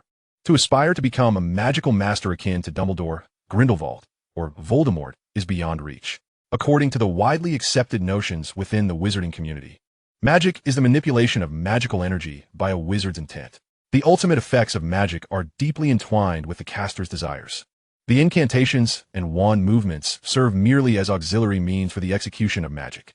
After all, young wizards can still manifest magical effects even in moments of magical surges without wands or spells. However, such primal methods are notoriously uncontrollable and exceedingly challenging, if not perilous, for most wizards. Hence, it was the wizards of 2 millennia ago who devised spells and wands to standardize magic, reduce the difficulty of casting, and facilitate the learning of multiple spells. In ancient times, each wizard possessed a very limited repertoire of spells, contingent upon their innate talent. For instance, a kind-hearted wizard with a deep sense of empathy might only master a handful of healing spells, rendering them virtually powerless in combat. Conversely, some witches raised in rural settings might excel solely in potion brewing, with other abilities limited to using black cats or crows as scouts. In combat, they too would be lacking in efficacy. There were those proficient in transfiguration, while others specialized in long-range curses. Otherwise, the witch-hunting campaigns would not have been so effective. In summary, significant progress has been made since then. Ted picked up another book borrowed from the bookstore, a must-read for young wizards, Control Your Magical Energy. This book provides simple guidance on how young wizards may control their magical energy to prevent overwhelming surges. Although its content is elementary, it is particularly suitable for novice wizards. Additionally, Ted possessed another volume, The Power of Will. This is one of the perks of working at the bookstore, free access to books. In the depths of the Lehan bookstore's warehouse lay a trove of books that had accumulated over the years, remnants of those that had not sold, as well as those that no one had purchased. Ted even discovered a copy of the Invisible Creature's Invisible Book. It was said that the bookstore had received a few copies, yet they had vanished in the blink of an eye and had never been sold. These treasures are all free, and Ted has meticulously taken notes while reading. Had he possessed this diligence back then, he would have long since graduated from Tsinghua University. Now, within his character interface skills section, a new skill had emerged, spellcasting LV1. It seems he has made his initial foray into the realm of spells. He has also come to terms with the fact that regardless of how the world changes, personal strength remains paramount. To remain steadfast amidst the tides of change. The following day, Ted returned to the apothecary to handle herbs. He has now mastered the handling of over a dozen varieties of herbs, marking remarkable progress. Such accomplishments hinge entirely on one's dedication. Ted has committed every word of Mr. Giggs regarding potion ingredients to memory, reviewing and organizing them each evening. Essentially, Mr. Giggs need not repeat himself. Now, Mr. Giggs has begun to appreciate the benefits of having a reliable young worker in the shop, significantly alleviating the burdensome, repetitive tasks associated with low-level materials. Mr. Giggs went to restock and returned with a backpack. It was evident that it had been enchanted with the undetectable extension charm, as he produced items that were 5 times the size of the bag itself. Were these herbs? Ted inquired. Haha, these are no ordinary items. They are new varieties that emerged after the Celestial Convergence. These few have been confirmed to possess medicinal value after extensive experimentation. Mr. Giggs began to boast, holding up a seemingly unremarkable white flower. This is the Serenity Flower, which can be used to create healing potions. Ted paused, the name sounding somewhat familiar. Mr. Giggs continued. Unlike the White Fresh, the healing potion can effectively treat many internal injuries, a capability that the White Fresh cannot replicate. And this here is Silverleaf. And this groundroot is also a herb that appeared post-convergence. As for this, Mr. Giggs produced a large glass jar filled with liquid, inside which floated something resembling a pig's brain. This is a water ghost brain, a remnant of the water ghost, a creature that manifested after the Celestial Convergence. If you venture near water in the future, be cautious. This thing is extremely dangerous. Serenity Flower? Silverleaf? Groundroot? Aren't these herbs from World of Warcraft? Has Azeroth merged with this world? The Burning Legion. As for the water ghost, Ted initially thought it was the legendary water monkey. Yet upon hearing about the water ghost brain, he recalled that this material was from The Witcher 3, or rather, from the world of Monster Hunters. What exactly has the Celestial Convergence brought forth? Although Ted gained considerable experience today from acquiring new knowledge about herbs and potion ingredients, he could not find joy in it. This world does not possess the Well of Eternity. It surely cannot be of any concern to the Burning Legion. Can it? Chapter 9. Mental Powers, the Thigh is Myself. Ever since the opening of the Dwarven blacksmith shop in Diagon Alley, no peculiar events have transpired. The blacksmith shop typically sees little business and lacks the anticipated clamor of hammering. After all, this is a magical world, and soundproofing spells abound. Of course, it may also be due to a lack of clientele. Thus, Ted continued to diligently amass experience for over 10 days. And with the additional 100 experience points from the previous task, Worker Green, he finally accumulated enough, 400 experience points, to exchange for knowledge from another realm. In the past 20 days, Ted has juggled 4 part-time jobs daily to accumulate experience, finally gathering a total of 300 points. Were it not for the Energy Restoration Green card, which he utilized 5 to 6 times a day, he would scarcely have been able to endure this strenuous undertaking for even a few days. Ted lamented, I am but an 11-year-old child. After amassing enough experience by midday, Ted, through sheer tenacity, managed to persevere until the evening's end, returning to his small, cluttered room, which had remained uneventful until now. The prospect of leveling up seemed as distant as ever. Moreover, the benefits of an additional skill point and a free attribute point were limited. In contrast, the knowledge from another realm, bound by a time constraint for redemption, appeared exceedingly beneficial, if it were indeed the power he envisioned. System? Ted lowered his voice and requested the exchange of otherworldly knowledge. Fragments of the Mind Power Manual, blue. As the experience points in Ted's pool dwindled to a single digit, a surge of information and knowledge flooded his mind. A spark of enlightenment illuminated his thoughts, and an indescribable force enveloped his spirit. This was the essence of psychic power.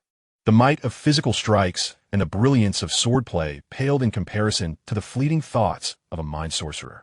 Through relentless study of their own consciousness, mind sorcerers unveil a broader and more formidable spiritual strength.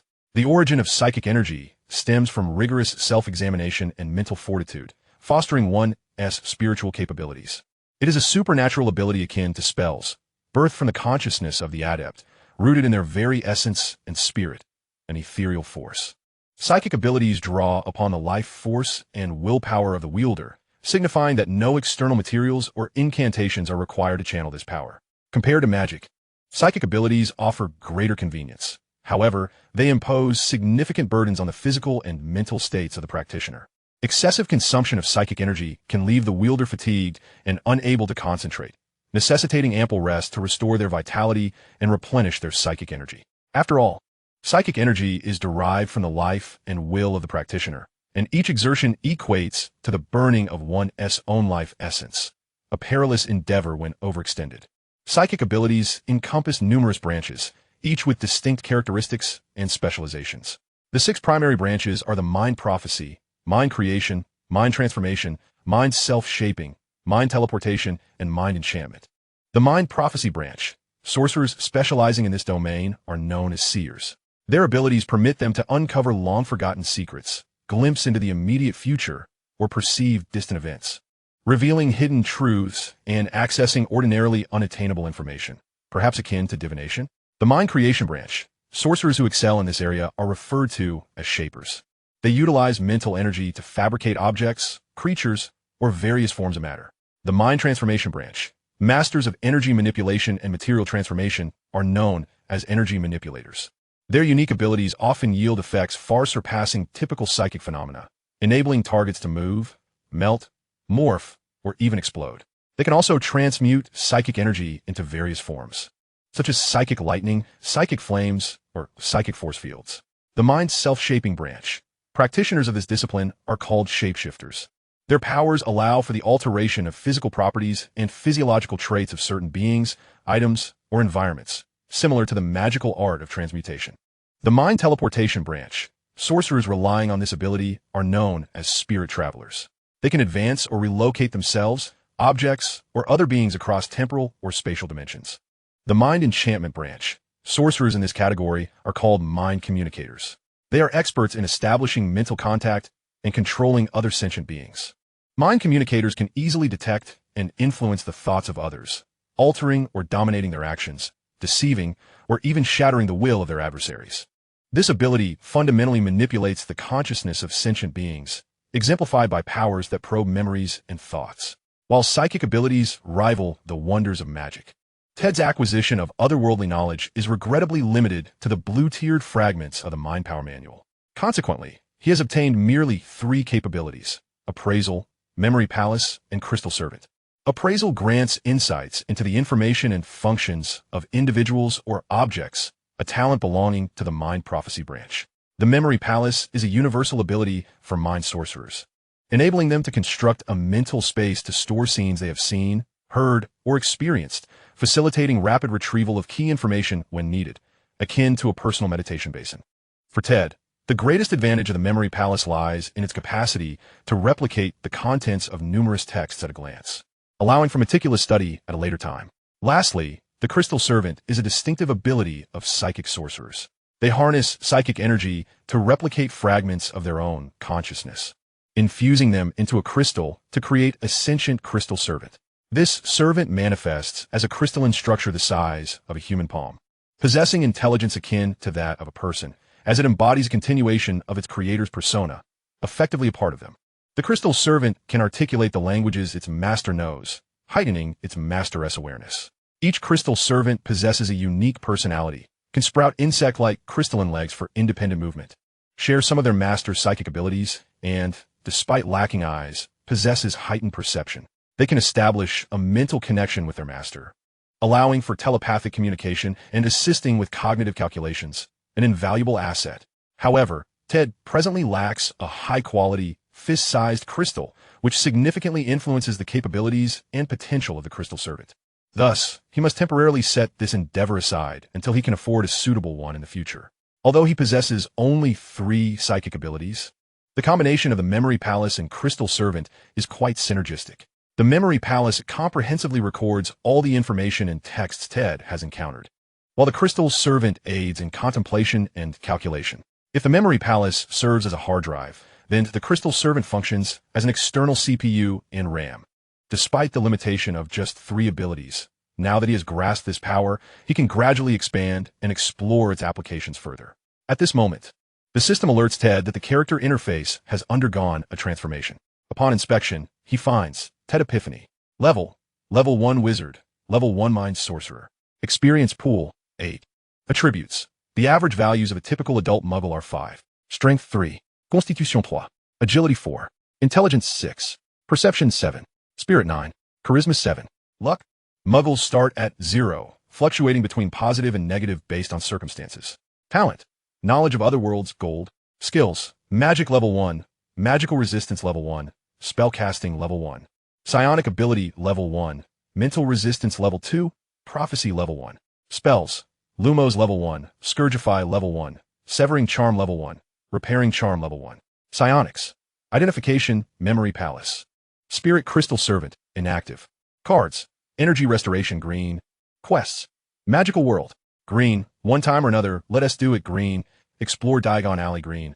Upon activating his psionic ability, he has embraced the role of a mind sorcerer. This new vocation has augmented his attributes.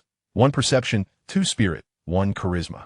Among his skills, he has also gained Level 2 Mental Resistance, Level 1 Prophecy. The source of his psionic abilities lies in his spirit and will. Hence the increase in his spirit attribute by 2 points, as well as a slight enhancement in perception and charisma due to the mind sorcerer's keen insight and unique mental allure. The rise in mental resistance is rather straightforward. As a master of mental manipulation, the mind sorcerer naturally excels in mental defense, akin to how a master of mind reading possesses formidable mental shielding techniques. The additional level 1 prophecy perhaps stems from his identification skill, which aligns with the abilities of Psionic Seer. Currently, he has self-taught 4 spells, all at level 1. Notably, psionics do not adhere to a level system, possibly because their efficacy is solely determined by the practitioner's innate power, unlike magic which depends on the caster's proficiency. After reviewing his attributes, Ted clenched his fists and let out a suppressed chuckle. The oppressive pressure that had lingered since entering the magical realm, particularly after learning about the Celestial Convergence and the Savior, Neville, has finally dissipated. Come on. Am I to fear your transformations? As long as I am strong enough, I shall fear nothing. True strength lies in one's own abilities. Who wouldn't he thrive by clinging to the protagonist's coattails? From now on, I shall be the one to provide support. You may call me Leg Brother. Chapter 10. No wonder Voldemort chose Neville. With the ability of the Memory Palace, Ted could now confidently claim to have a photographic memory. His learning efficiency has surged exponentially. After all, he can jot down notes and later digest them at his leisure. Moreover, since assuming the mantle of Mind Sorcerer, he has been developing related abilities. The Mind Sorcerer class appears to originate from Dungeons & Dragons, a world steeped in fantasy. It too has its own list of psionic abilities. Aside from those unique branches, all other abilities can be explored and developed independently. Strangely, however, Ted found upon inquiry in the Muggle world that there is no classic fantasy genre such as Dungeons & Dragons. Even the older Tolkien-esque The Lord of the Rings is absent. While I can understand the lack of Harry Potter, how is it possible that neither The Lord of the Rings nor Dungeons & Dragons exists? Thankfully, he did not pursue the path of a Wall Street tycoon. It seems that while major world events remain unchanged, the nuances of cultural entertainment are entirely different. Who knows what might have happened had he embarked on the affluent journey of Wall Street? He could have ended up in dire straits. Naturally, a mind sorcerer must delve into the psyche, prompting Ted to scour Muggle bookstores for 2 notable works on psychology. One is Psychological Types by the eminent psychologist Carl Jung. Jung's prose is straightforward, yet rich in implications and inspiration, aiding in self-growth and enhancing understanding of others and the world. The other is Social Psychology by the renowned American psychologist Allport, marking the official establishment of social psychology as a science. Frankly, Ted feels he has learned a great deal, though it is merely a fraction of the knowledge contained within those pages. If given the chance, it would be prudent to further his studies in psychology at a Muggle university. Nevertheless, his self-study has yielded results, especially now that he has just awakened his psionic abilities, a phase during which his mind powers develop most rapidly. Consequently, Ted has uncovered 3 minor abilities. The first is the reading skill, enabling him to instantaneously imprint recognized texts and discern patterns into his mind. His psionics have accelerated his brain's capacity to process written words and images. He can now casually flip through a book and retain all information, akin to quantum wave speed reading, although perhaps not immensely practical when combined with the Memory Palace. It proves remarkably useful. For the past few days, he has been voraciously consuming literature at the bookstore, particularly enamored with the warehouse of Lehan Bookstore. Like a diligent squirrel, he has organized, read, and stored knowledge within his mind. He has even volunteered to work extra hours outside of his scheduled shifts, leaving the bookstore owner somewhat embarrassed and contemplating a raise for him. Of course, it could also be that Ted's increased charisma has earned him the owner's favor. Speaking of favor, the second psionic ability is the affinity skill, which influences the nearby minds to harbor a slight fondness for him, emanating from a peaceful and amicable mindset. This ability would elude those solitary and malevolent mind sorcerers, who instead comprehend the art of inducing fear or aversion. The affinity skill operates as a passive ability, reawakens no activation. The final ability is an active skill known as thought concealment. By utilizing his psionics, he can obscure his mental activities, rendering his thoughts and emotions inscrutable to others. With this skill activated, Ted would have no qualms about undergoing a lie detector test. However, he remains uncertain if he can withstand powerful mind-reading techniques. In terms of magic, he has begun reading another book titled A Little Surprise for Your Enemies. This tome instructs on the nuances of dark magic. Fear not, for the term dark magic encompasses a wide array of meanings, including malevolent and toxic curses.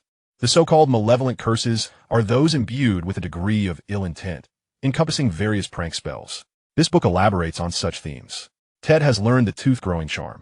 With the incantation, Din Sajo, those affected will find their front teeth growing abnormally long, resembling carrots, and will be unable to close their mouths. To test this, Ted captured a mouse and pampered it for 2 days. However, upon release, it still scurried away, chattering indignantly. If Ted could understand its words, he might have reconsidered its freedom. With the acquisition of this prank spell, Ted's skill list now includes Dark Magic Level 1.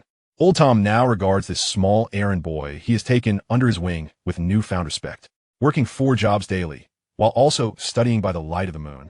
He has maintained this routine for over 20 days. Such discipline and perseverance are qualities that most adults would struggle to emulate.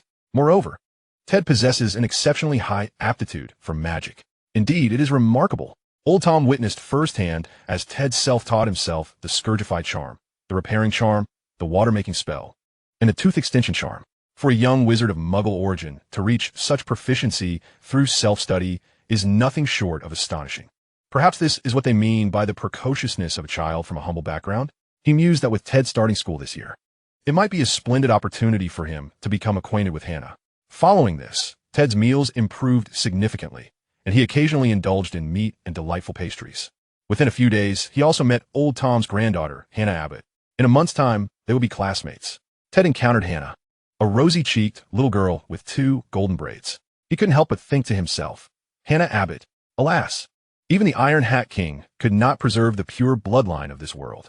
The revelation of Neville as the savior was truly unexpected. However, what transpired next astonished Ted even more. On the final day of July, after completing his tasks at the apothecary, he took the opportunity to stroll through Diagon Alley, advancing his exploration task, which had now reached 87. There were only a few shops left that he had yet to visit, and he was nearing completion of this task. Whenever he found time, he would familiarize himself with the various shops, feeling rather like a street urchin. While he was contemplating the unyielding door of the headquarters of the Flue Powder Company, he heard a male voice nearby. Harry, what do you think of this Firebolt 2000? I'll buy you one. Of course, the birthday gift is on a separate account. No, I don't like flying broomsticks, nor do I care for Quidditch. You can forget that idea. Harry? Ted's heart raced, and he quickly turned around to behold a well-dressed, mustachioed, middle-aged man with long hair, accompanied by an elegant and serene lady and a bespectacled little girl roughly his age. The little girl, despite her glasses, bore an exuberant expression, clearly not the type to be overly demure. Something felt amiss. What could it be? Before Ted could ponder further, he heard a shop assistant refer to the man as Mr. Black. Black? Serious? Could this little girl be Harry? No, it is Haley. This was nothing short of a thunderclap. A solar storm stirred once again. The stars converged, and now Harry had transformed into Haley. No wonder Voldemort did not choose her. With his character, he would certainly not expect his greatest adversary to be a girl. Wait, does this imply Voldemort harbors gender bias? What about the pugilist? Just charge at him. As Ted's thoughts swirled chaotically, he noticed that Black seemed to be exchanging barbs with someone. Upon closer inspection, he realized that the individuals facing Haley were a father and son duo, both clad in slick garments with platinum hair, exuding an air of aristocratic superiority. Sirius wore a devil-may-care grin. "Oh, Malfoy, are you shopping in person? Surely you are not here to collect rent?" Old Malfoy maintained his so-called noble demeanor, unfazed by the mockery. "At the very least, I'm your cousin by marriage. Is this how you address me, Black? Where's your decorum?" Without a doubt, the bickering parties were the Malfoy father and son. Chapter 11. Is there a misunderstanding about being a ninja in the world of Neville Longbottom? Sirius glanced at old Malfoy. Cousin by marriage? Indeed, that is precisely the regret I have long harbored. At that moment, the audacious Haley Potter lifted her chin and quipped at the slick-haired young Malfoy. "Hey, Malfoy, what did you put in your hair? It seems even flies would slip off it." This little girl's double entendre brought a proud smile to Sirius's face, while old Malfoy merely shot a glance, remaining steadfast. Young Malfoy, on the other hand, clutched his head, glaring at her with an expression of suppressed fury. After all, they were relatives, even if there was discord. It wouldn't do to engage in a public brawl, would it? Moreover, the elegant lady kept gently tugging at Sirius and even patted Haley on the shoulder, signaling her to temper her sharp tongue around her peers. With such a lady intervening, and old Malfoy realizing that his father and son duo would not gain the upper hand in this verbal exchange, they soon took their leave. Once both parties had departed, Ted approached the broom shop to inquire about Mr. Black. By now, Ted had become somewhat familiar in Diagon Alley, known as the street urchin who frequented various shops and lent a helping hand. The shop assistant said, "You're referring to Mr. Black? He is the heir of the ancient pure-blood family, Sirius Black. Lady Olivia is his wife, and little Haley is their adopted daughter." The broom shop assistant seemed quite gossipy, sharing numerous tidbits about the Black family with Ted. Upon returning to the leaky cauldron, Ted reflected, "Let me clarify, setting aside the two celestial alignments. Since Harry has turned into a girl named Haley, Voldemort, upon learning of that prophecy, chose Neville, who also matched the criteria, as his nemesis. The outcome remains unchanged. He ended up perishing while inadvertently creating an indomitable boy. The difference lies in the fact that Haley Potter's parents, James and Lily Potter, also met with a tragic fate. Shortly after Voldemort's downfall, they were ambushed and killed by a group of elite Death Eaters. According to the shop assistant, it was Potter's close friend who betrayed them. One doesn't need to think too hard. It must have been Wormtail, Peter Pettigrew. Fine. I have accepted that Neville is the savior.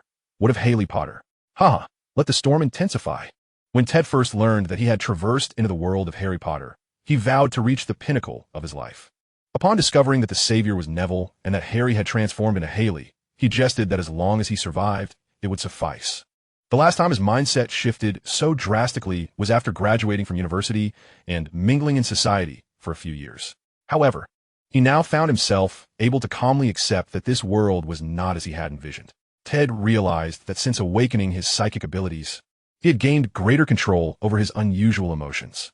He could face calamity with unyielding composure, undeterred by the tumult around him, embodying the essence of a general worthy of admiration. In truth, psychics can be broadly categorized into two factions, mind controllers and emotional extremists. The former emphasizes the exploration and mastery of one's own psyche, while the latter indulges and amplifies extreme emotions to achieve greater psychic power. Ted evidently walked the path of the former. As Ted anticipated, August arrived. The moment he opened his eyes, he perceived a notification from a system. Ding. Talent, otherworldly knowledge, gold. Activated, granting knowledge, chakra refinement technique, green. Chakra refinement technique, green. This records the method by which Konoha ninjas blend physical and mental energies to extract chakra. It requires 250 experience points to exchange.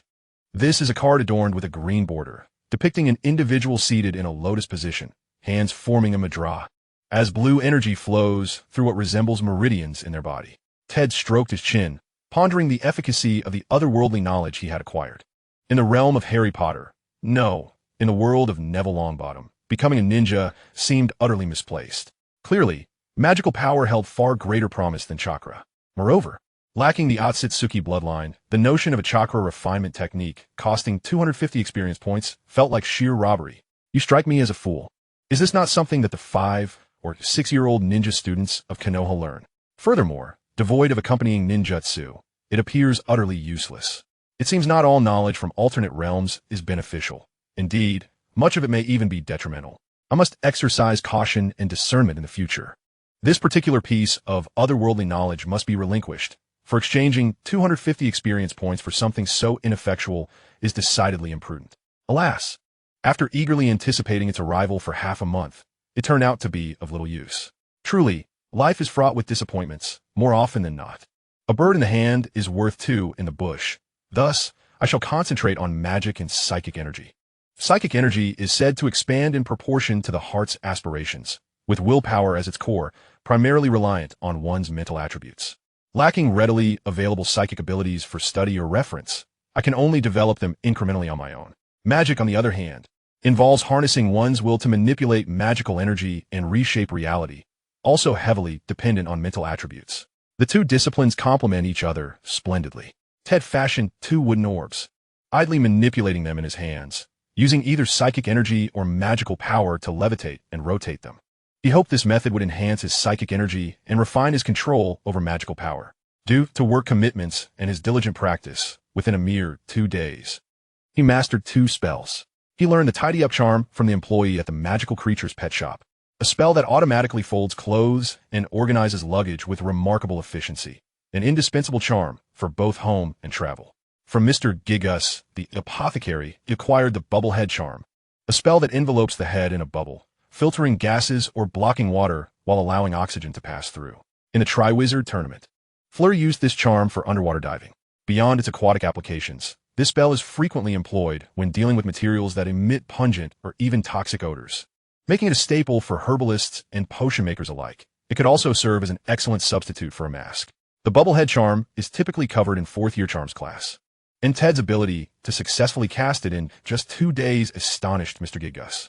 One could only say that most contemporary wizards are merely mediocre. Their magical prowess peaks at graduation in their 7th year. The original text noted that many adult wizards, even those employed by the Ministry of Magic, struggle to cast a decent shield charm, which is only of moderate difficulty. Of course, this mirrors our own experience. After graduation, the vast majority of knowledge that proves impractical is promptly forgotten. Ted diligently accumulated experience daily, while also striving to advance his exploration tasks.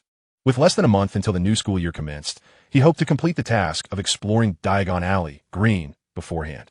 On the 8th, after lunch at the magical creature's pet shop, he was called back by an employee. "Wait, Ted. What is it, John?" "Well, we recently hatched a batch of talking raven eggs." "Yes, I'm aware. I've been caring for them." "What is the matter?" John raised his hands, indicating there was no cause for alarm, at least not for the majority of the chicks. However, one was not faring well. It had hatched too late and was quite frail, likely to be discarded. The term not to be kept implied abandonment. "I was wondering if you're willing. Could you adopt it?" John gazed at Ted with hopeful eyes. Having worked at the magical creature's pet shop for many years, he naturally held a deep affection for the creatures and wished to avoid witnessing such a fate. "Oh, of course I would be happy to. I will do my utmost to care for it," Ted agreed. This little creature had just opened its eyes, with only a tuft of down emerging. Compared to its siblings, who were already fluffy, able to walk and chirp, it appeared exceedingly weak, seeming as if it might perish at any moment. All that could be done was to hope it would survive.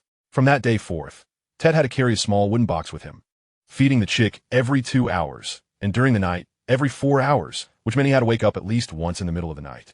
Whether it was due to Mr. Gigas's nourishing potions or Ted's meticulous care, the little raven valiantly overcame the dangers posed by its congenital weaknesses.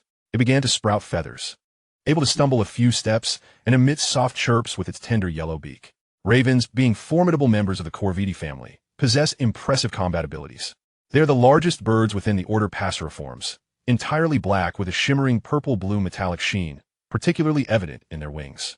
Their throat and chest feathers are long and lanceolate, showcasing significant intelligence and social behavior. Ravens hold a unique status in the UK. It is said that if a raven flies away from the Tower of London, the British Empire shall fall. Thus, there are dedicated caretakers for the ravens at the Tower of London. It is rumored that some of the older ravens have lived for over 40 years. As a magical creature, the talking raven possesses high intelligence, with some capable of learning to speak. They can also serve as messengers, replacing owls. The little creature Ted adopted proved to be exceptionally clever, responding to some of Ted's words as if it could understand him. Ted named it Ansuz. Reflecting his high hopes, the raven god from World of Warcraft's Outland is also named Ansuz and serves as a splendid mount. Chapter 12. Good News, White Hermione. Wizards share a remarkable bond with their pets, often referred to as magical companions. When a master-servant relationship is established, a primal contract formed through this magical bond is signed. It bears some resemblance to young wizards purchasing their wands. Originally unable to afford an owl, Ted felt fortunate to have Ansuz. Although it would be quite some time before Ansuz could fly, the saying goes, nurture them from a young age for a better bond. In recent days, Ted had been delving into foundational movement charms, basic spells for moving objects using magical energy, such as the levitation charm and the grounding charm, which originate from this fundamental movement spell. In school, such theoretically inclined charms are generally taught in the 3rd or 4th year. After all, wizards are not scholars. They often merely know how to cast a particular spell without a deep understanding of the underlying theory and foundations. It is a rather idealistic approach to spell casting.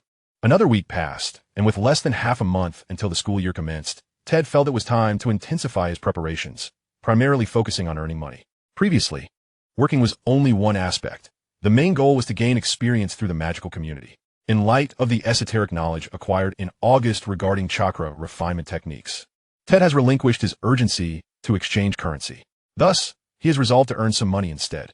As a freshman at Hogwarts, Ted is entitled to a certain foreign exchange quota, allowing him to convert British pounds into galleons, an endeavor significantly simpler than earning galleons directly in Diagon Alley. Previously, Ted's busking efforts yielded him upwards of 10 to 20 pounds a day, equating to 4 or 5 galleons. Hence, the street performer who had vanished for over a month is poised to make a triumphant return. This time, Ted's approach is notably upgraded. Although his old guitar retains its weathered appearance, he has employed a repair charm to restore its sound quality considerably. His attire is now more befitting of his craft, accompanied by a clever little raven that caused to attract an audience, complimenting his performance. Occasionally, the raven picks up coins tossed by the audience and drops them into the guitar case, eliciting rounds of applause. The good people of Great Britain have yet to witness a bird's antics with fortune-telling. Furthermore, with Ted's newfound mastery of magic, he has expanded his repertoire beyond singing to include street magic, effectively doubling his performance offerings. He alternates between music and magic to prevent any fatigue of aesthetic appreciation. Ted is genuinely capable of performing several tricks, albeit interspersed with basic wandless magic. For instance, he can send a playing cards soaring around him, enchanting the crowd. Even should a passing wizard harbor suspicions, Ted can easily attribute his feats to his magical artistry. After all, it is all a form of illusion, a delightful deception intended for amusement. While I lack the audacity to perform magic openly, I possess ample courage to engage in magic under the guise of a magician's art. And indeed, I revel in it. Remarkably, business has flourished. On the first day, he amassed over 30 pounds, and the following day saw an even larger crowd. By the end of the week, Ted had unwittingly become a minor attraction, drawing 40 to 50 spectators for 3 to 4 hours of performance each day. Clad in a high hat and a second-hand tailcoat, with a fledgling raven perched upon his shoulder and a battered wooden guitar in his arms, his appearance itself piques curiosity. Not to mention his adept guitar playing, melodious singing, and astonishing magic tricks that elicit gasps from the audience. His raven, Ansu, even seems to comprehend human language, adding to the spectacle. If he continues for another 10 days or so, he may very well achieve fame beyond the streets. Having accumulated over 300 pounds, converting this into galleons would not only suffice for his educational loans, but also allow for a comfortable surplus. However, he fears that the exchange limit may not accommodate such a sum. Ted plans to perform one final show before withdrawing, as, while he has a plausible excuse to evade scrutiny from the Ministry of Magic, it is wise to avoid trouble altogether. Should matters escalate, it could pose significant repercussions for him. Thank you, ladies and gentlemen, for your encouragement. Due to my impending schooling, today may be my final performance. If fate permits, we shall reconvene on the streets in the future. With countless towns and streets across the world, you have chosen to linger before me, and I offer you the song Casablanca. This piece was penned by Beth Higgins in the 1970s, inspired by the eponymous film. The movie portrays the plight of Europeans fleeing their homelands amidst the outbreak of World War II, with the northern Moroccan city of Casablanca serving as a vital transit point to America. The narrative unfolds in Rick's Cafe, depicting a triangular romance marked by long-lost love amidst the turmoil of war, a timeless theme of love and separation. It encapsulates the sentiments of those who must part ways, richly imbued with nostalgia, longing, and heartfelt emotion, set to a beautiful melody. Both the film and the song are indisputable classics, and on the ancient streets of London, this song carries an ineffable sentiment. As Ted strums his guitar, his youthful voice carries a weight beyond his years. I fell in love with you while watching Casablanca. The flickering lights of the drive-in theater danced in the back row, Popcorn and cola transformed into champagne and caviar beneath the stars. We fell in love during the long, sweltering summer nights. I believe that while watching Casablanca, you two fell for me. Hand in hand beneath the ceiling fan in Rick's cafe. We hid from spies in the shadows. The moonlight of Morocco reflected in your eyes as the film cast its magic in my old Chevrolet. Oh, the kiss of Casablanca lingers still. Return to my side in Casablanca. As time passes, my love for you will only grow stronger. This classic song was met with thunderous applause, accompanied by the generosity of kind ladies and gentlemen. Remarkably, a girl, seemingly of a similar age to Ted, tossed a 5-pound note into his guitar case. "Oh, bless you, dear, generous lady. May you be free of worries and bask in health and happiness." Soon, Ted resumed his magic act, employing cards, ribbons, and roses, producing Ansu from within his hat, and then making her reappear. The audience, eyes wide with wonder, missed not a single motion, yet found themselves unable to uncover any trickery. Ted's magic always surpassed their wildest imaginations. The kindly girl once again coaxed a banknote from her bemused father and tossed it into Ted's guitar case. Ted, compelled to acknowledge her generosity, waved one hand in front of him to divert attention, while with a snap of his fingers, a small wildflower appeared in his palm. He offered the flower to the girl and then turned to bow to the audience as he began to pack up his belongings. Alas, the joyous moments were fleeting. It was time to bid farewell. Sayonara. Once Ted departed, the audience dispersed, and the father and daughter returned to their vehicle, driving home. On the journey, the little girl remained enraptured by the excitement of the performance. "Daddy." "Yes? He sings so beautifully. Indeed, quite moving. Strangely, he possesses an air of wisdom that belies his youth." The little girl clenched her fists in excitement. "Daddy, what do you think about his magic? Could it be real magic? Why didn't he see a wand?" "Oh, I'm sure Hogwarts teaches such things." Her father, while driving, reassured her of course they will. "Write to us often when you arrive at Hogwarts. If you find it unsuitable, we can always return to regular school. There's no need to force it." Yet, the little girl remained absorbed in the allure of magic. "No, Daddy, Hogwarts will surely be the best school. All right, hold on tight. We're almost home, Hermione." It turns out, the kind and generous girl is none other than Hermione Granger. Had Ted known, he would have breathed a sigh of relief, grateful for her presence. Though Ted believed himself to be immune to misfortune, if Hermione were a dark, unattractive, and plump girl, he might have found himself the unwitting harbinger of a dark wizard's downfall. Such is the wretchedness of the magical world. Chapter 13. The school year approaches.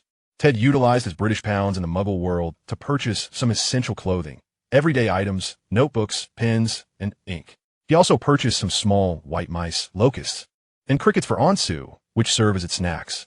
Initially, Ansu could only consume mealworms, but now, mealworms are insufficient to satisfy its hunger. It has begun to devour larger insects and small white mice.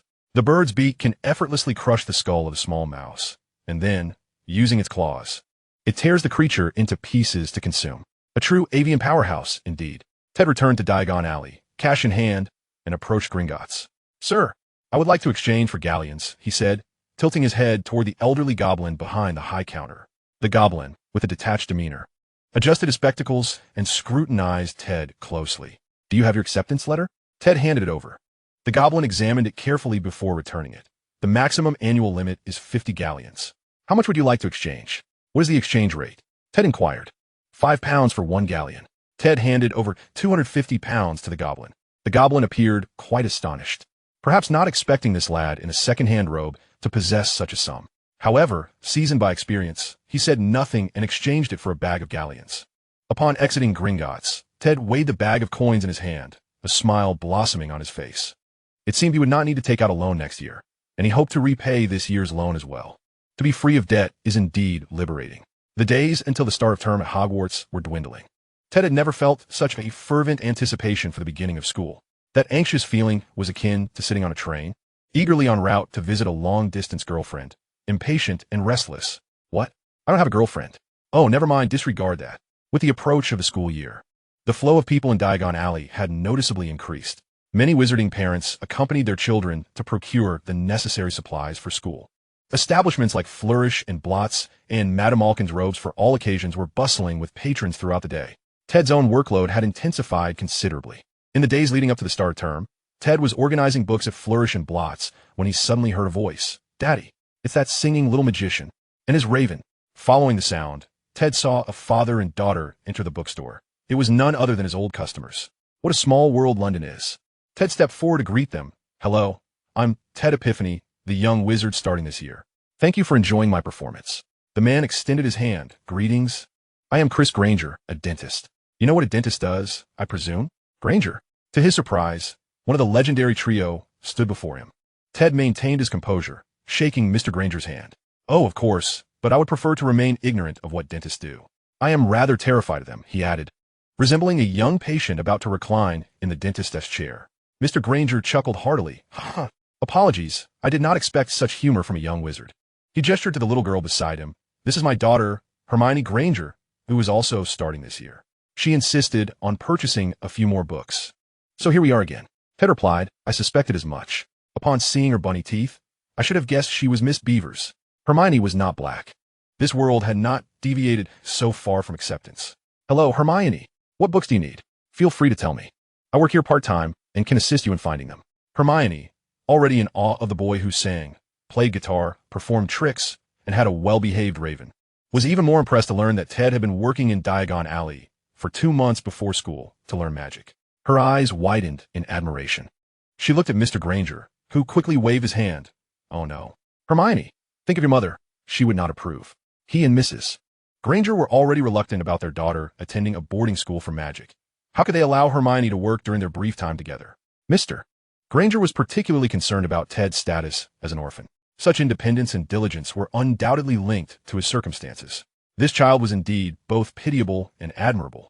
Ted greeted the shopkeepers and offered to guide his friends around Diagon Alley. He introduced the various shops and their wares, sharing amusing anecdotes. Mr. Granger listened intently, while Hermione bombarded Ted with questions about self-taught magic. She had finally found someone with whom she could discuss the craft. This is the apothecary. The potion ingredients here are authentic. Mr. Jigger is a good man. He offered me my first part-time job. If one day you wish to have a pet, the Magical Creatures Pet Shop is the best choice. The animals here are magical beings, more powerful and intelligent, making excellent companions. I help clean and care for their meals. Ultimately, Mr. Granger decided to purchase an owl for Hermione. Initially, she was hesitant, fearing that caring for an owl might interfere with her studies. However, Ted explained that owls are quite low maintenance, and that she would need one to correspond with him about her magical learning once she returned home. Mr. Granger also hoped that his daughter would write home frequently once school commenced. In the end, at Elop's Owl Emporium, Hermione selected a long-eared owl adorned with beautiful patterns, naming it Magic, which means magic. In Britain, dentists earn a substantial income, often surpassing that of general practitioners, given the British penchant for sweets. The demand for dentists is particularly high. Both Mr. and Mrs. Granger are dentists and own their dental practice. It could be said that they are wealthier than many of the declining pure-blood families in the magical community. Finally, Ted shared a drink with the Grangers at the Leaky Cauldron. He and Hermione enjoyed butterbeer, while Mr. Granger, needing to drive, opted for a children's drink, praising it profusely. Time flew by swiftly, and the last few days slipped away quietly. During this period, Ted resigned from his part-time job, dedicating himself to studying magic in his small storage room at the Leaky Cauldron. After bidding farewell to the Granger family, Ted made significant progress in his research on psychic abilities. He had mastered a unique skill. Everyone has experienced moments when engaged in a beloved activity where their focus sharpens, and they become entirely absorbed, unwilling to be disturbed. Time slips away, hunger and thirst are forgotten, and worries fade into oblivion. One becomes completely immersed in the experience, entering a state of blissful absorption. This process brings about a profound sense of excitement and fulfillment. For instance, while engrossed in a favorite game, one often loses track of time, realizing several hours have passed in the blink of an eye. Ted had mastered the mental state referred to by Muggle psychologists as flow. He could harness this state to immerse himself completely in learning and research, creating a powerful positive feedback loop that significantly enhanced his efficiency.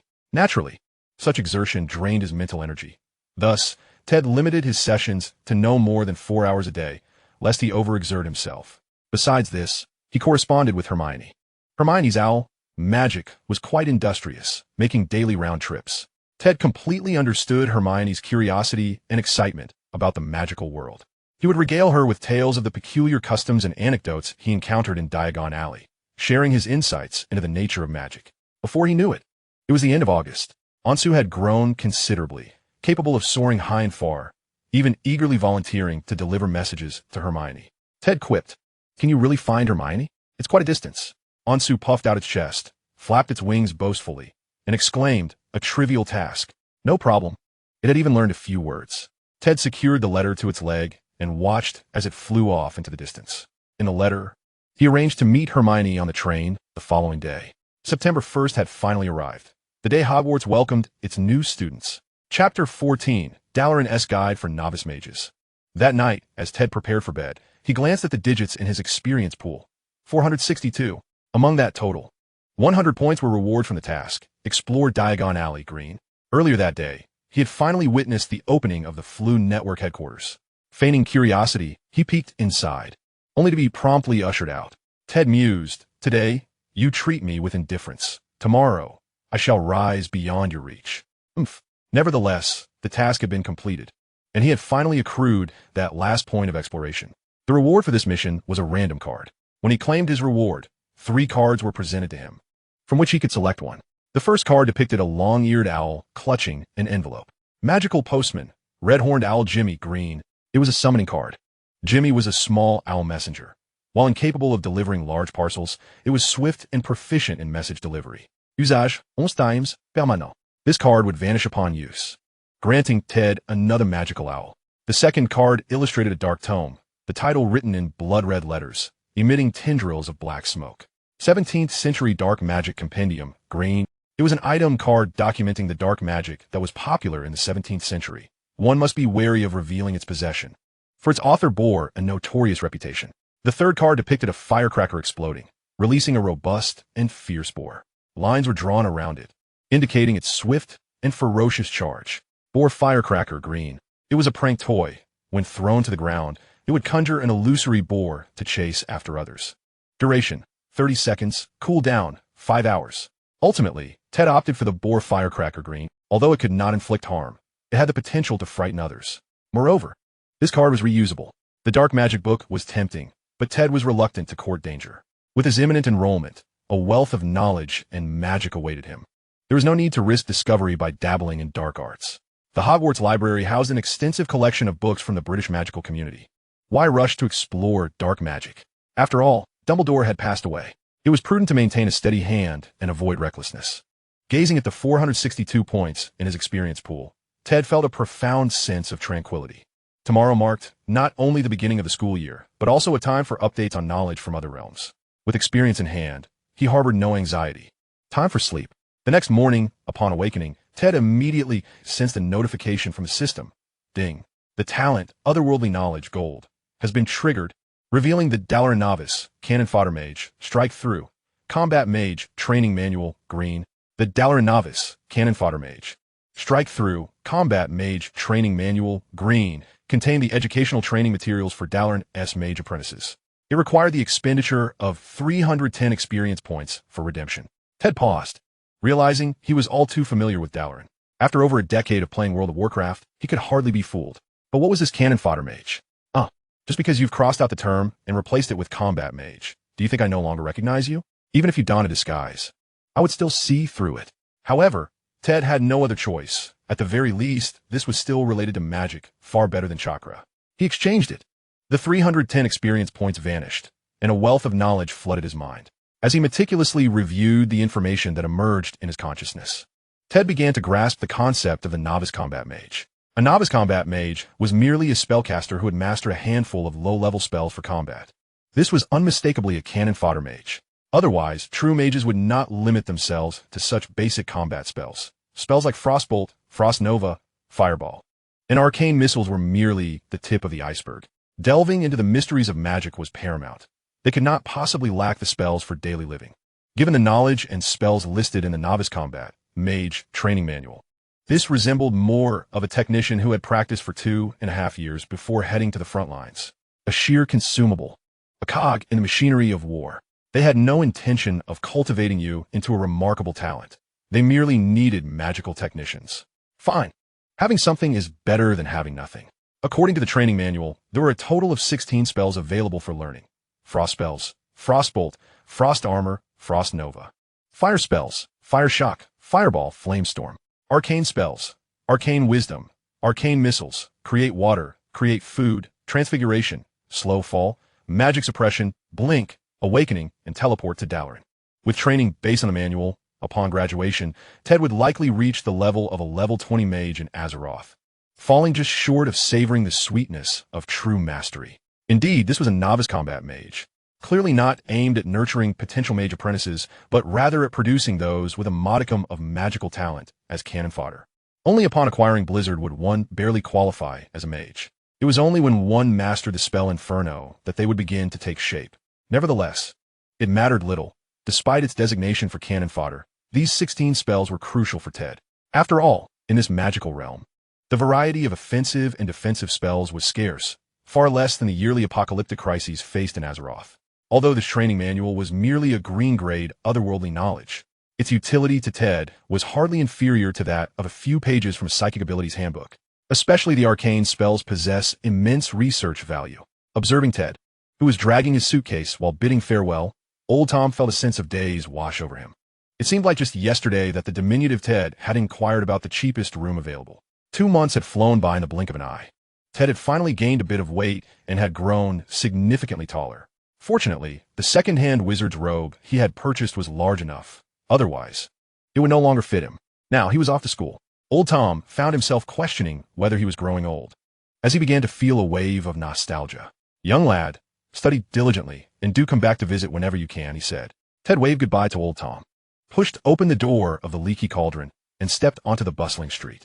At platform 9 3/4 of King's Cross Station, throngs of people bustled about, with some dressed in peculiar attire, shrouded in an air of mystery. Ted, dragging a worn suitcase and carrying a small leather case, donned his second-hand wizard's robe, a wand in hand, and a one-way train ticket tucked away in his pocket. He located the third pillar between platforms 9 and 10, reaching out to touch it. It was solid, requiring a certain momentum to pass through. He needed a charge into it, for merely walking would not suffice. The train was scheduled to depart at 11 o'clock, and it was now 10:40. Ted had arrived quite early, yet the bus had proven uncooperative. Fortunately, he was not late. With a resolute dash, he collided with the pillar, and before him unfolded a scene of vibrant chaos. Everywhere he looked, adults and children alike were clad in robes, while owls hooted and cats wove through their feet. This was indeed platform 9 3/4. At the edge of the platform stood an old-fashioned steam train, adorned in a striking red and black color scheme. The engine bore the number 5,972. Had it been 9,527, it would have been a true masterpiece. This contraption was likely not crafted by wizards, as they lacked the knowledge even of steam engine principles. It was perhaps commandeered from elsewhere. Upon boarding the train, Ted found a corridor to his right and a series of small compartments to his left, the decor reminiscent of decades past. After traversing several compartments, he finally spotted Hermione, who was beckoning him from the entrance of one. "Here, Ted, over here," she called, with Ansu perched on her shoulder. "I thought you were going to be late," she complained. Ted chuckled. "I underestimated the impact of the bus driver strike." As he entered the compartment, he noticed 2 other children already present besides Hermione. One was a shy, plump boy who appeared somewhat reticent, offering Ted a bashful nod and a polite smile, the kind that spoke of social awkwardness. The other was smaller than his peers, his bright eyes sparkling with intelligence, especially in comparison to the chubby boy beside him. On his head sat 2 rounded, chestnut-colored ears, revealing him to be a member of the mouse-eared folk. Ted had encountered them twice in Diagon Alley over the past 2 months, but had never engaged in close conversation. To see one aboard the new student's train was quite a surprise. An anthropoid. The presence of such a being was indeed a significant change. Could it be that this year's young wizards included members of the mouse-eared community? Unbelievable. Hermione excitedly introduced, "This is Neville Longbottom. You know him, right?" "Oh, of course. How could I not?" Ted exclaimed, extending his hand to shake with the somewhat reserved Neville. "Hello, I'm Ted Epiphany. You can just call me Ted." You can call me Neville," the plump boy replied, looking as though he were burdened with the weight of the world, his expression pleading, "Please, pick on someone else." Ted became somewhat concerned about the implications of Voldemort's legacy. To Neville's surprise, Ted did not inquire about his scar, which brought him a sigh of relief. Throughout his life, everyone who learned of his identity had wanted to see the scar he bore from the loss of his parents, a request he loathed but felt unable to decline. Ted's decision not to press the matter garnered Neville's immediate goodwill. Hermione then pointed to the mouse-eared boy, saying, "This is Jerry, also a new student this year." We'll all be classmates. Ted extended his hand to Jerry. Hello, Jerry. You can call me Ted. Ted. Jerry responded, noticeably more animated, his eyes sparkling with curiosity. However, the atmosphere in the compartment soon turned awkward. Neville was too timid to speak, scarcely daring to make eye contact, while Jerry hesitated, unsure of how to express himself in this unfamiliar setting. Though he sensed no discrimination from Neville and Hermione regarding his identity, he was uncertain how this newly arrived classmate would perceive him.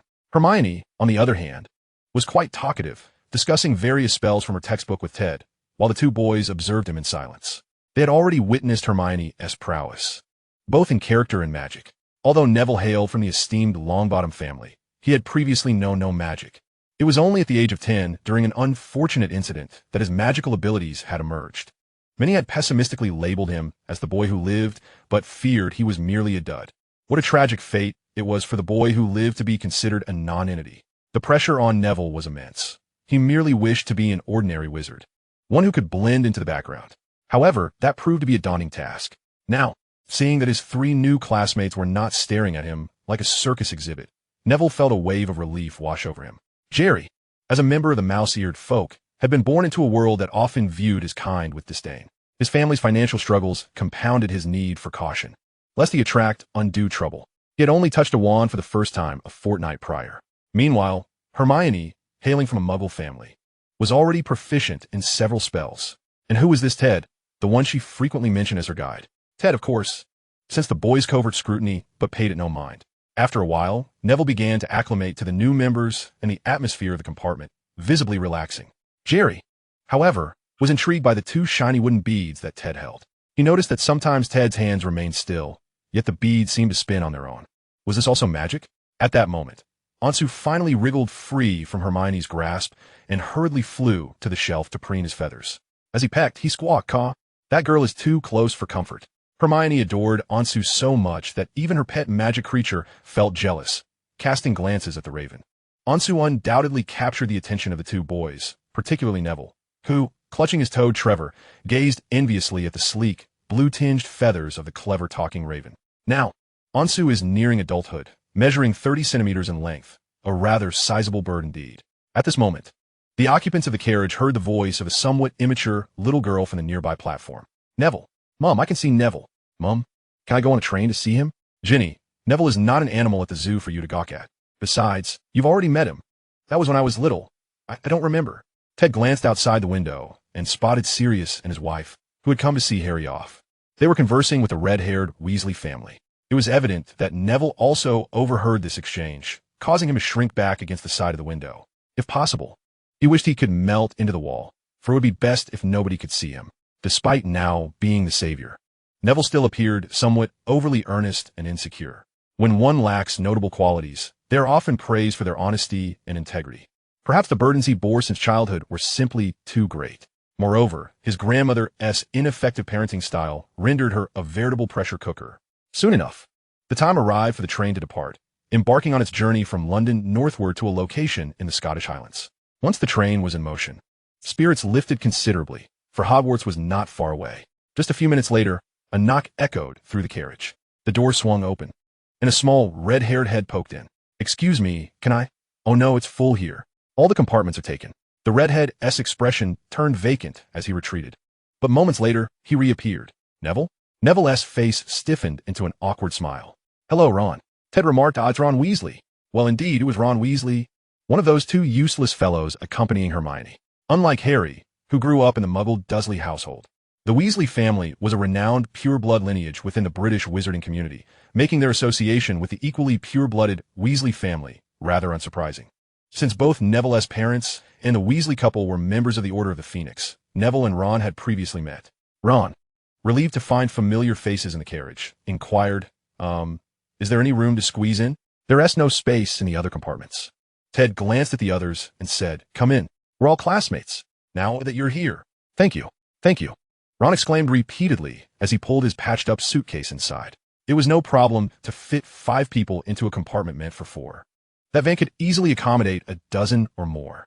Ron proved to be quite talkative, introducing himself to everyone, which broke the ice. With his presence, Jerry, who had felt a bit stifled, also joined the conversation.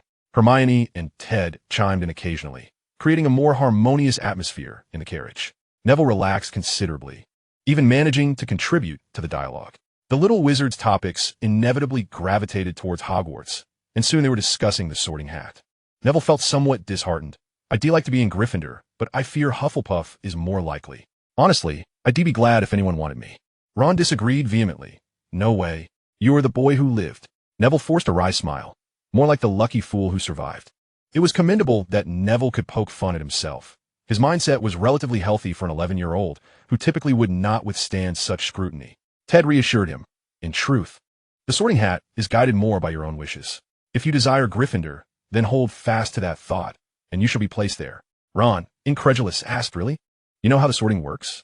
I heard George and Fred say it involves a difficult trial that is quite dangerous, but they wouldn't tell me the details. Ted grinned.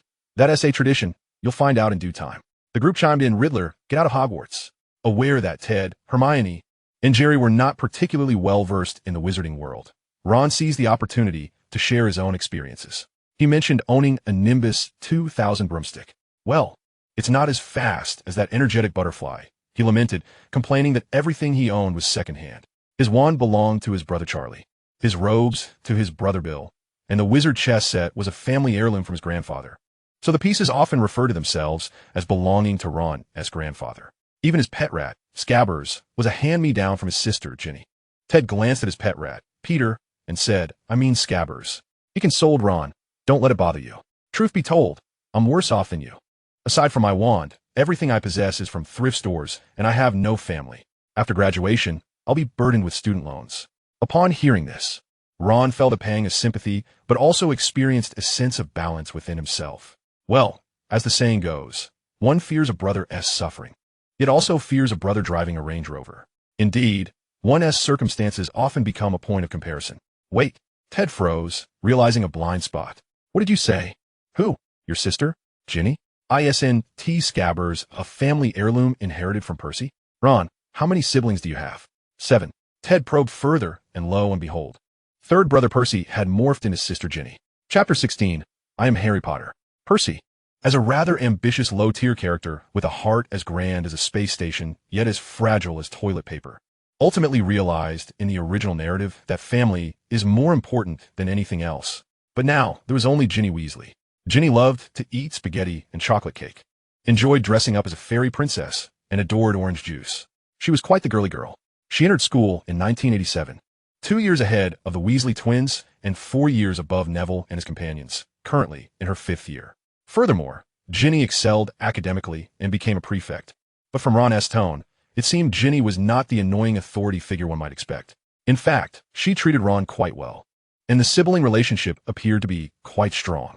Was it possible that the butterfly's wings had stirred the summer breeze? However, with Harry now transformed into Harriet and adopted by Sirius, the mantle of savior had fallen to Neville. Percy becoming Ginny was not entirely unthinkable. Ted inexplicably recalled a voice in his head. Hello, I'm Ginny, and these are my brothers George, Fred, and Ron. Ha ha ha, how amusing. About an hour later, the carriage door was knocked upon, and a rather sweet-smiling lady wheeled in a food cart. Children, would you like something to eat? Don't look at me. I've got a sandwich, Ron replied. Don't look at me. I have bread and cheese, Jerry added. I brought my own meal, Ted chimed in. 3 impoverished souls. Hermione, however, was eager to sample the Wizarding World as snacks, but upon inspection, she was taken aback. Why is everything candy? Aren't you afraid of cavities? As the daughter of a dentist, she was quite restrained when it came to sweets. In the end, Hermione and Neville purchased a variety of snacks, inviting everyone to share. Especially Neville. Although he is somewhat shy, he is certainly not lacking in wealth. He is also a genuinely kind person, understanding the essence of sharing.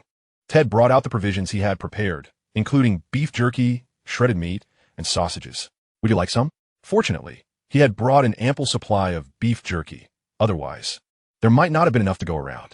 On the train, Ron was in high spirits, having discarded his sandwich, and even Scabbers was uninterested in food.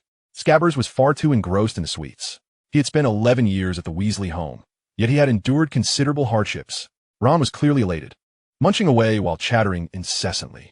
The 5 of them enjoyed their meal and conversation, creating a lively atmosphere. For children, especially those newly entering school, making friends is always remarkably simple. Neville had become considerably more cheerful with friends around, introducing everyone to his toad, Trevor.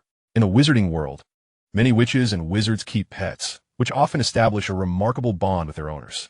These creatures are referred to as magical pets, and they can frequently assist wizards in their studies of magic or even in combat.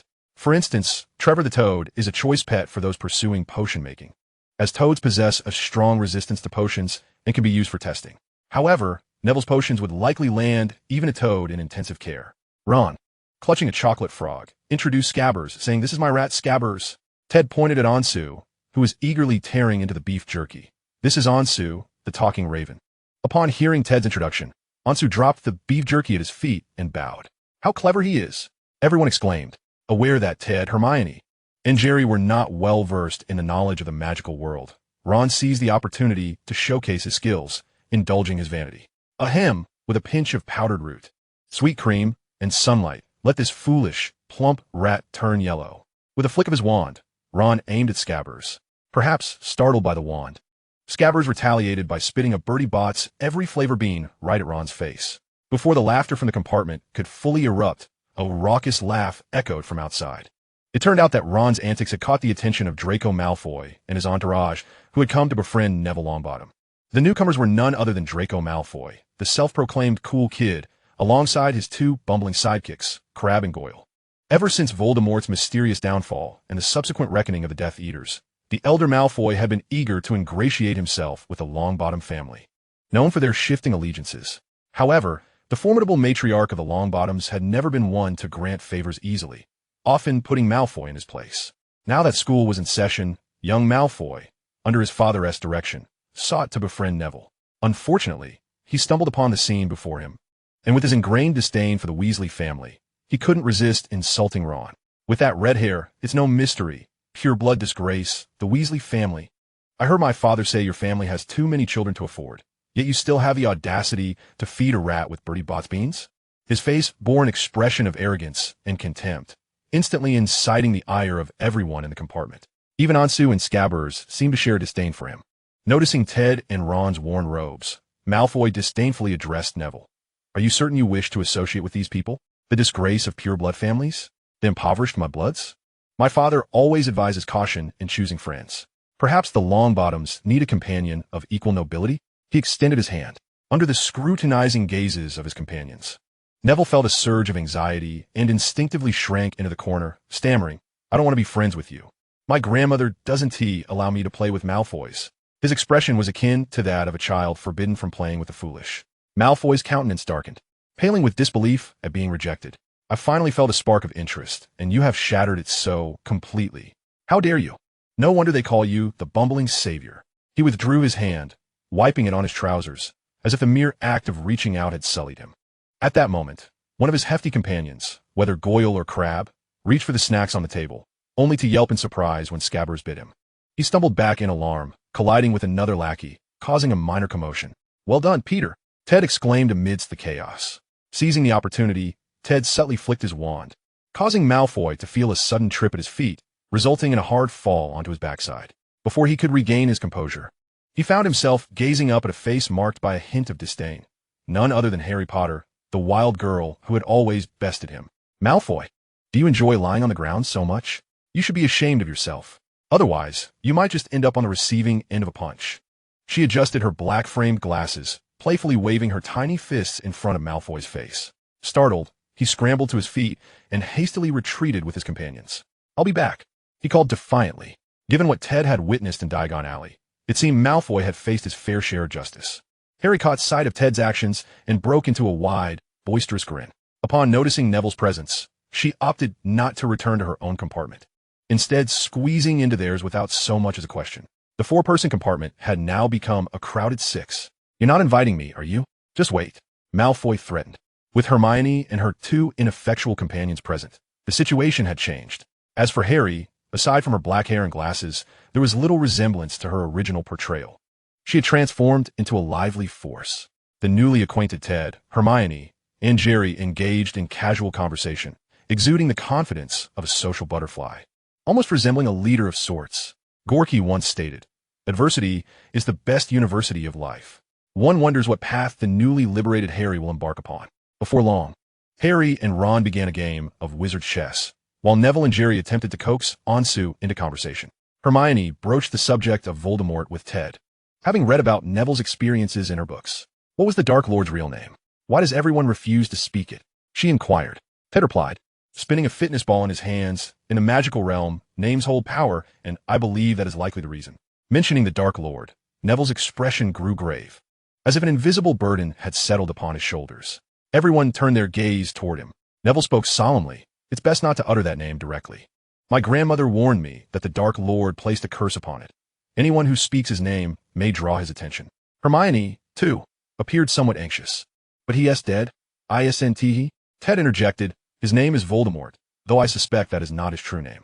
At the mere mention of Voldemort, Neville, Ron, and Harry gasped in shock, contributing to the ongoing sense of unease. Voldemort has evidently imbued his moniker with a profound sense of self-awareness. This strategy not only allows him to sense those who utter his name, but also harnesses the fear that accompanies it to amplify his own power. Such a tactic is undeniably sophisticated. Consequently, the wizarding community refrains from uttering his name, with some understanding the taboo, while others are simply engulfed in terror. In truth, this method is quite susceptible to counteraction, yet the minds of wizards tend to be rather rigid. If Ted were involved, he would orchestrate a sensational scandal in the Muggle world to frame Voldemort, ensuring he makes headlines. In a matter of days, millions would be uttering his name, overwhelming him with an insurmountable deluge of information, potentially rendering him utterly incapacitated. At the very least, it would compel him to nullify his name perception ability. Chapter 17, Hogwarts. Within the carriage, Hermione animatedly recounted spells from their textbooks, brimming with questions for Ted and radiating an infectious excitement. It is entirely understandable, were I in her shoes. My enthusiasm would surpass hers. However, she incessantly queried Harry, Ron, and Neville, the young wizards from magical families, about the spells they had learned at home, though the one that changes a rat's color was clearly dismissed. Ron lamented, I feel like someone is targeting me. Yet, it was apparent that both Neville and Ron wished to evade this topic, their faces painted with the humble trepidation characteristic of underperformers. Jerry was trembling with anxiety. Harry, on the other hand, could easily list 3 or 4 spells, the levitation charm, the disarming charm, and others that Ted had yet to encounter. It seemed that under Sirius's tutelage, she had absorbed a wealth of knowledge. In the original narrative, Harry's talent was remarkable, and this version of Harry is no less impressive. The train meandered along, lulling passengers into a state of drowsiness. Having departed at noon, they continued until sunset, with their destination still far from reach. Was this express train? It felt more akin to a scenic tour. When the announcement came that they had arrived, the outside world had already succumbed to darkness. Harry and Hermione disembarked first, granting the 4 young boys time to don their wizarding robes before changing themselves. The train soon came to a halt, and the 6 of them formed a line as they stepped off. They found themselves at a modest station, somewhat rudimentary, shrouded in the thick darkness that obscured their surroundings. A towering figure wielding a lantern called out from the distance, First years, come this way, follow me. It was nearly impossible to overlook him. Standing an impressive 3 meters tall, his voice booming like thunder. It was Hagrid, and Harry clearly recognized him, striding ahead with enthusiasm. Hello, Harry, and Neville as well. Hagrid greeted softly. Following Hagrid along a narrow path, they soon arrived at the lakeside, where a row of small boats awaited the newcomers. The stones by the Black Lake were covered in moss, and Hagrid bellowed a warning to the first years. Watch your step, don't slip. No sooner had he spoken than 2 students lost their footing, nearly tumbling into the lake. For students per boat, no more. Harry's group boarded the first boat, while Ted and Hermione took the second. Once all were aboard, Hagrid shouted for them to depart, and the boats began to glide in formation. Each boat bore a lantern, illuminating its immediate vicinity but casting little light beyond. The Black Lake below resembled a dark mirror, reflecting the moon and stars above without a ripple to disturb its surface. The procession of boats seemed to navigate silently through the galaxy. Nervousness gripped the students, stifling their voices, as complex emotions swirled within. Ted recalled the tales of merfolk inhabiting this vast Black Lake, albeit rather unsightly ones. Perhaps there were various species of merfolk, yellow, white, and others. In the east, they refer to them as Jiaorun, primarily chronicling marine varieties. The lake also harbored a mysterious giant squid, which, intriguingly, has no freshwater counterparts. This suggests that the lake adjacent to Hogwarts is a saltwater body located in the northern highlands of Scotland. If one ventured too far north in Scotland, it would yield only barren highlands.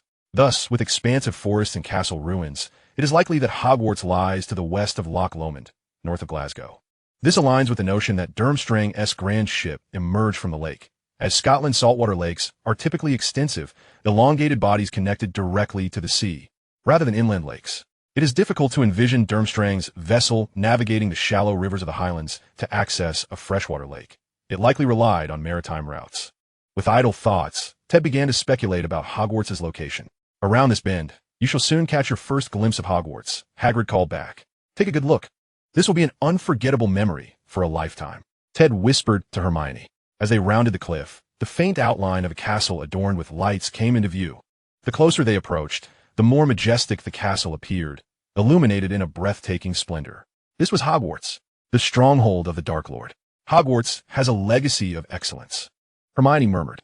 Every new cohort traverses this path, said to symbolize the arduous journey undertaken by the founders in locating the castle's site. Perhaps there are deeper meanings embedded within. Ted sensed an unusual energy, a grand magical connection linking him to the distant castle. This journey retracing the steps of the founding quartet was likely an ancient ritualistic magic. Completing the journey would signify a binding contract between the students and the school, formally establishing them as students of Hogwarts. Hagrid's deep voice resonated, echoing like thunder from a cavern. As the boats neared the cliff, a concealed cave appeared beneath the steep wall, where the boats came to a halt at a dock within the cavern. Hagrid raised his lantern. Everyone off, come on. Stay close to me. The first years disembarked, ascending a steep staircase of over 200 steps, leading them to an open courtyard surrounded by towering columns. At the end of the courtyard stood the great doors of Hogwarts. Hagrid approached and raised his massive fist to knock on the door, which was remarkably thick. The door was answered by a bald, elderly man whose receding hairline had nearly reached the crown of his head. In another era, he would have been a nobleman. Are you the new students? Leave them to me, he grumbled. Hagrid snorted, akin to the rumble of an engine. Filch, you'd best treat them kindly.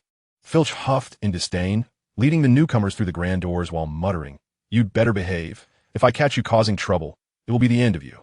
Finally, the voice Ted had been eagerly anticipating resonated. Task triggered. Explore Hogwarts, Red. This is Hogwarts, the only magical school in Great Britain and one of merely 3 in Europe. For a millennium, this ancient institution has concealed countless secrets awaiting your discovery. What are you waiting for? Uncover them, find them, and utilize them. Let the adventure begin. Objective: explore Hogwarts. Progress: 1100. Reward: 1000 experience points, 1 skill point. Random card. It must be said, not wandering the grounds at night is akin to never having truly experienced Hogwarts. Hear the applause. Filch, though no longer youthful, moved with surprising agility. His steps brisk. The young wizards, already lacking in stamina, had just ascended several hundred winding steps from the cavern below the cliff to the grand entrance, only to be led by Filch into a brisk walk, leaving them all breathless. Those of weaker constitution were already glistening with sweat. Fortunately, they had arrived at their destination, where they were brought before another towering wooden door. Filch, with a curt remark to wait, departed without a backward glance. The young wizards finally had a moment to rest and began to whisper amongst themselves, discussing their recent experiences. Suddenly, a hushed gasp rippled through the air. Ted turned to see several milky white, translucent ghosts emerging through the walls. The first years erupted into a flurry of chatter. Some Muggle-born students were utterly astonished, with some even reaching out curiously to touch them. The ghosts appeared quite amicable, welcoming their arrival. Ted, however, could not distinguish one from the other. Just then, Professor McGonagall emerged, her expression grave as she scanned the crowd, prompting immediate silence among the young wizards. Before the feast begins, we must first ascertain which house each of you will enter, she declared. Hogwarts comprises 4 houses, and the sorting ceremony you are about to undergo is a significant ritual. I suggest you tidy yourselves up and prepare adequately. Her gaze lingered momentarily on Neville and Ron. Neville's cloak was somewhat askew, while Ron had a smudge of dirt on his nose, likely from their hurried march. The rest of them were no better off, resembling a group fleeing disaster. Filch had certainly set them up at the start of the term. Professor McGonagall then addressed the matter of the house cup and the point system, emphasizing the importance of honor.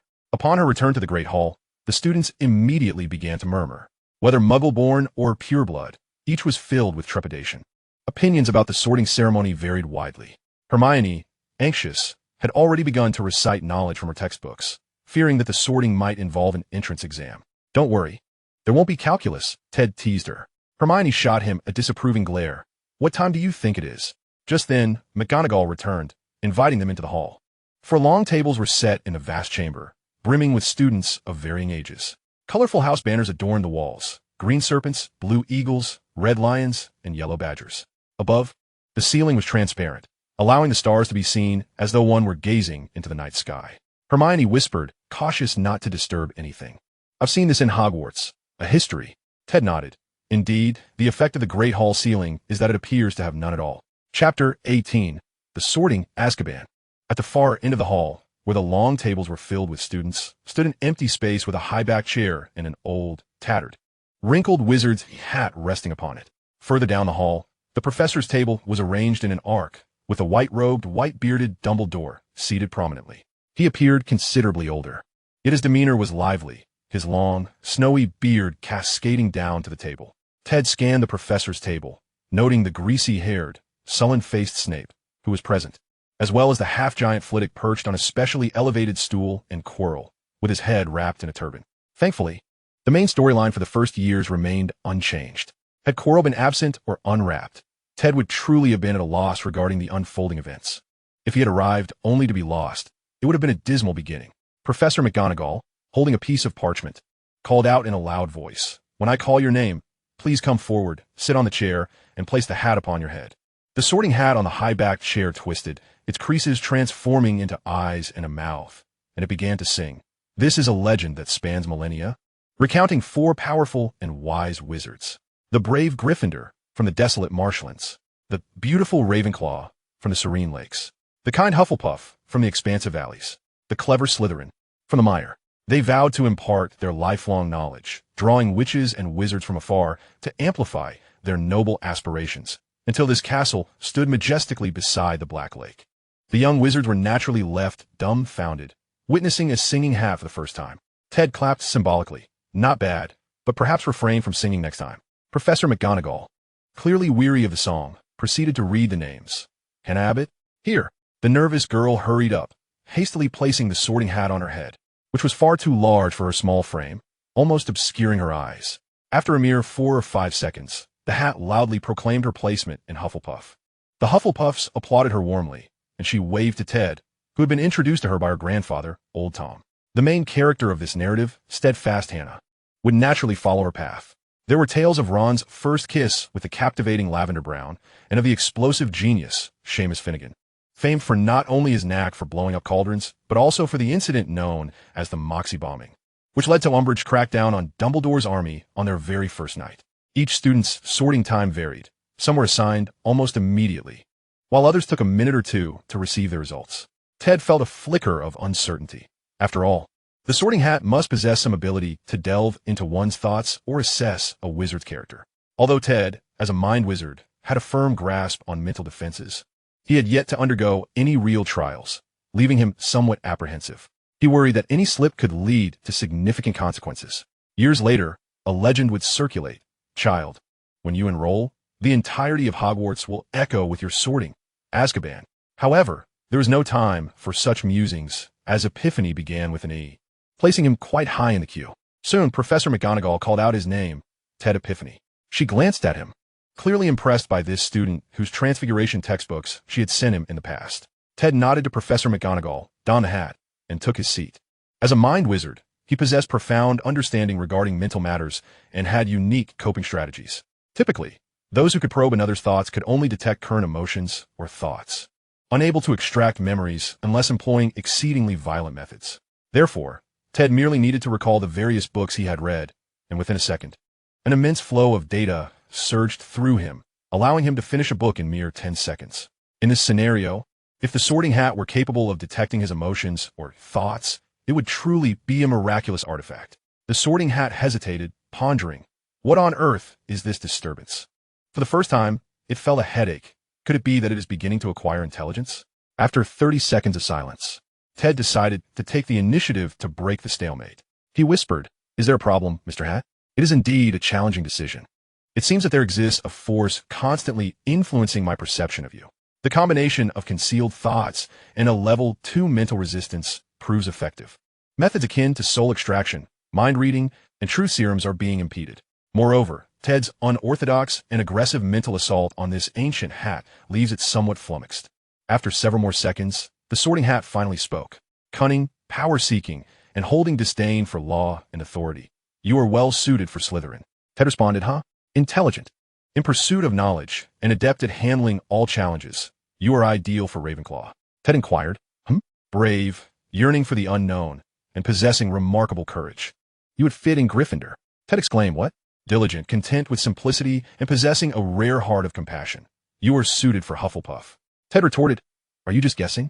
Ted harbored serious doubts that the hat could not see through him clearly, hence its vague suggestion of all four houses, akin to a fortune-telling session.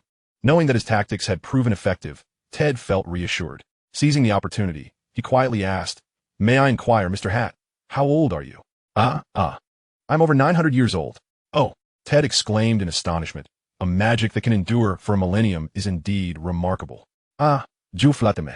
You flatter me. It's nothing really, the Sorting Hat replied, clearly pleased by the compliment. At that moment, Professor McGonagall cleared her throat a few times, prompting the Sorting Hat to respond. Ahem, we must proceed with the sorting. You wouldn't be sending me to Azkaban, would you? Ted asked. You're quite humorous. I like you, the Sorting Hat chuckled. That's good. Ted sighed in relief. I believe I can accept any house, as long as it's not Slytherin. Are you certain? You could achieve great things there. Of course, as you mentioned, I am content with simplicity.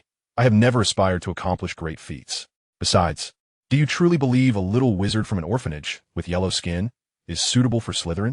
Well then, since you insist, Ravenclaw. The Sorting Hat bellowed. After more than 4 minutes of indecision, the Sorting Hat assigned Ted to Ravenclaw. The young wizards below and the professors above were growing impatient. Professor McGonagall had taken 5 minutes to sort Ted into Gryffindor. Frankly, Ted felt a twinge of regret for not being placed in Gryffindor, as he admired this self-reliant young man.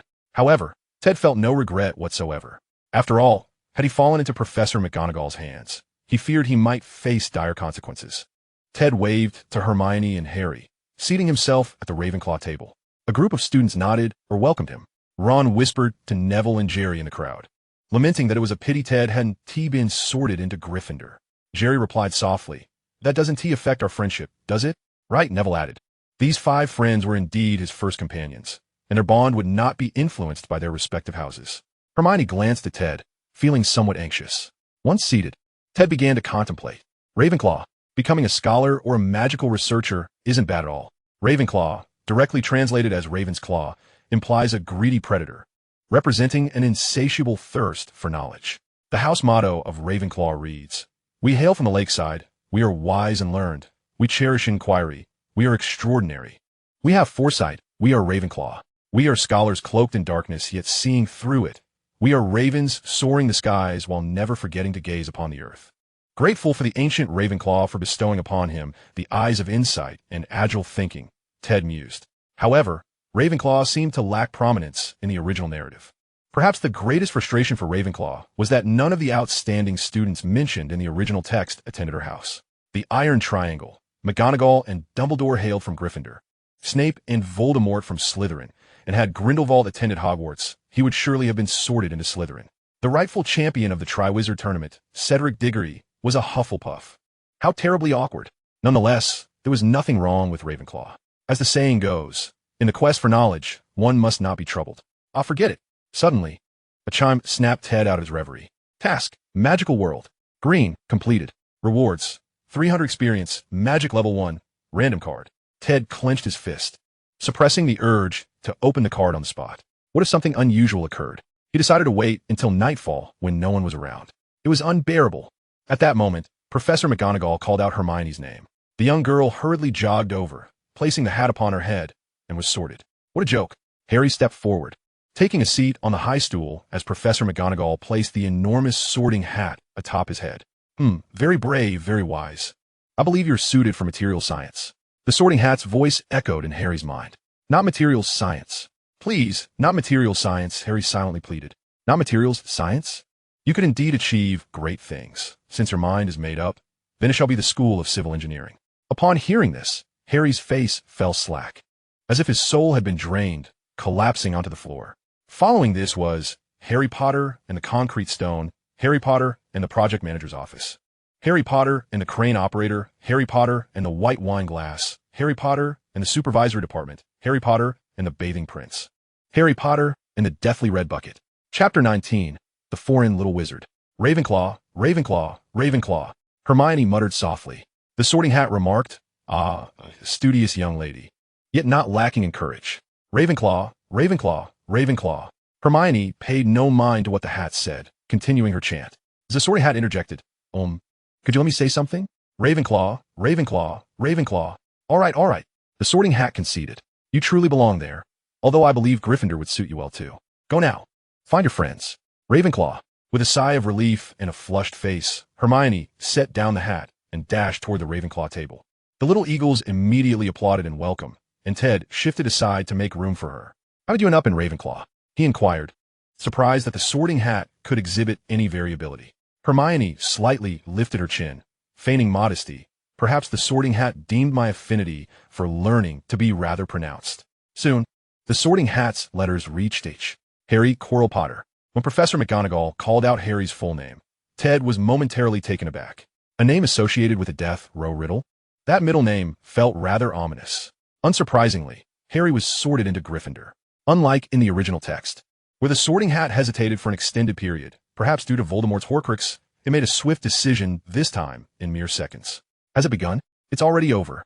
Harry elegantly removed the hat, sweeping the hem of her robes, and strode confidently towards the Gryffindor table, arms outstretched as if bathed in divine light.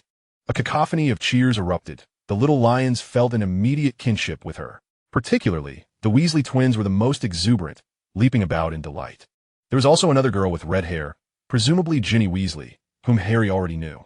Before long, Jerry was called up. He did not have a surname, being sorted by the initial of his first name.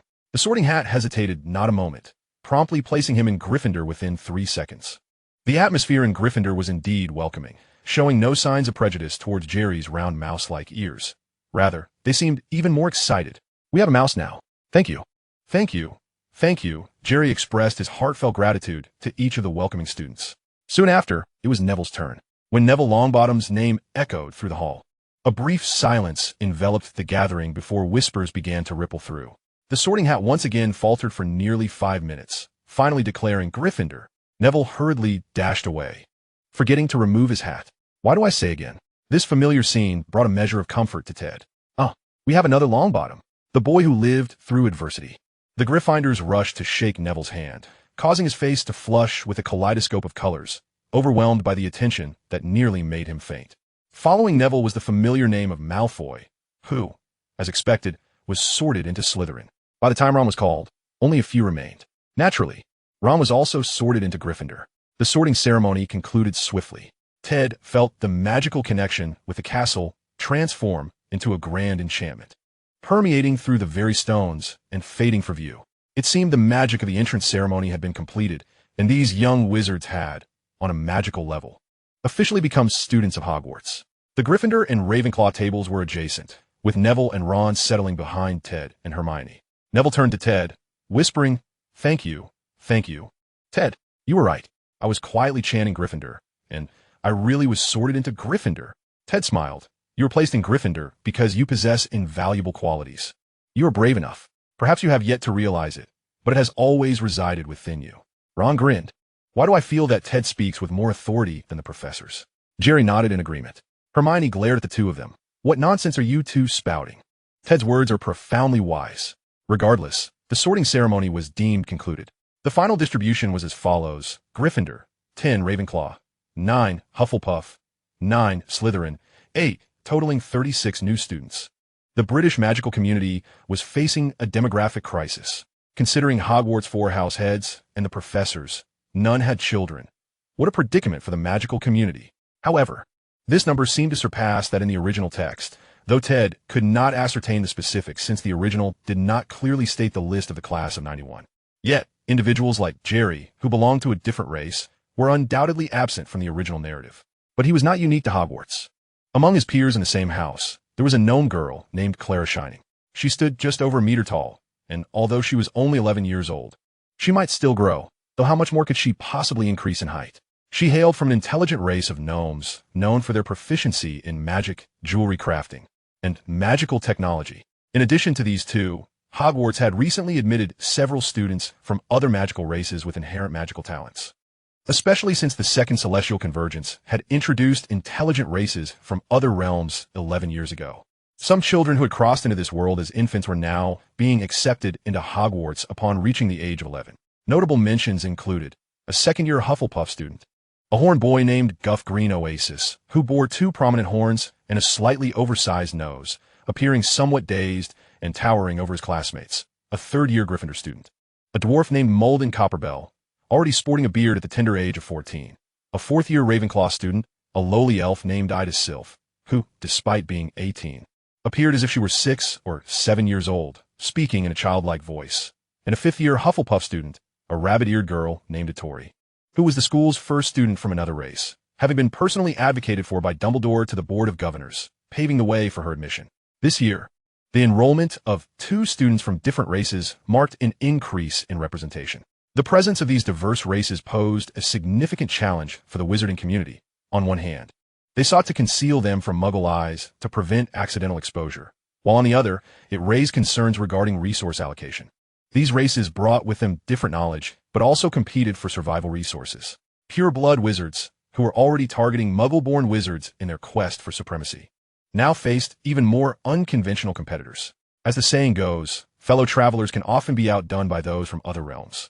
The wizarding community was presently divided into 3 factions: the friendly faction, the moderate faction, and the opposition faction, with the latter predominantly comprising pure-blood wizards. The moderate faction was the most populous. The last Celestial Convergence did not yield any intelligent races, merely engaging in battles and even enriching magical resources. However, the Celestial Convergence a decade ago brought forth numerous races. Had their numbers been greater, conflict would have been inevitable. This posed a major dilemma that could test the wizarding world, potentially more perilous than Voldemort himself. Hiss, hiss, hiss. Suddenly, Navi's face contorted in pain as he pressed his hand against his forehead. Jerry, nearby, promptly inquired, "What's wrong?" Navi mustered a weak smile, replying, "It's nothing. Just a sudden headache." Experienced as she was, Harley suggested perhaps it was the cold wind while rowing. Ron concurred, "Exactly, just eat a bit more in a while, and you'll feel better." However, Navi sensed that it wasn't merely the chill of the wind. Eating more might prove futile.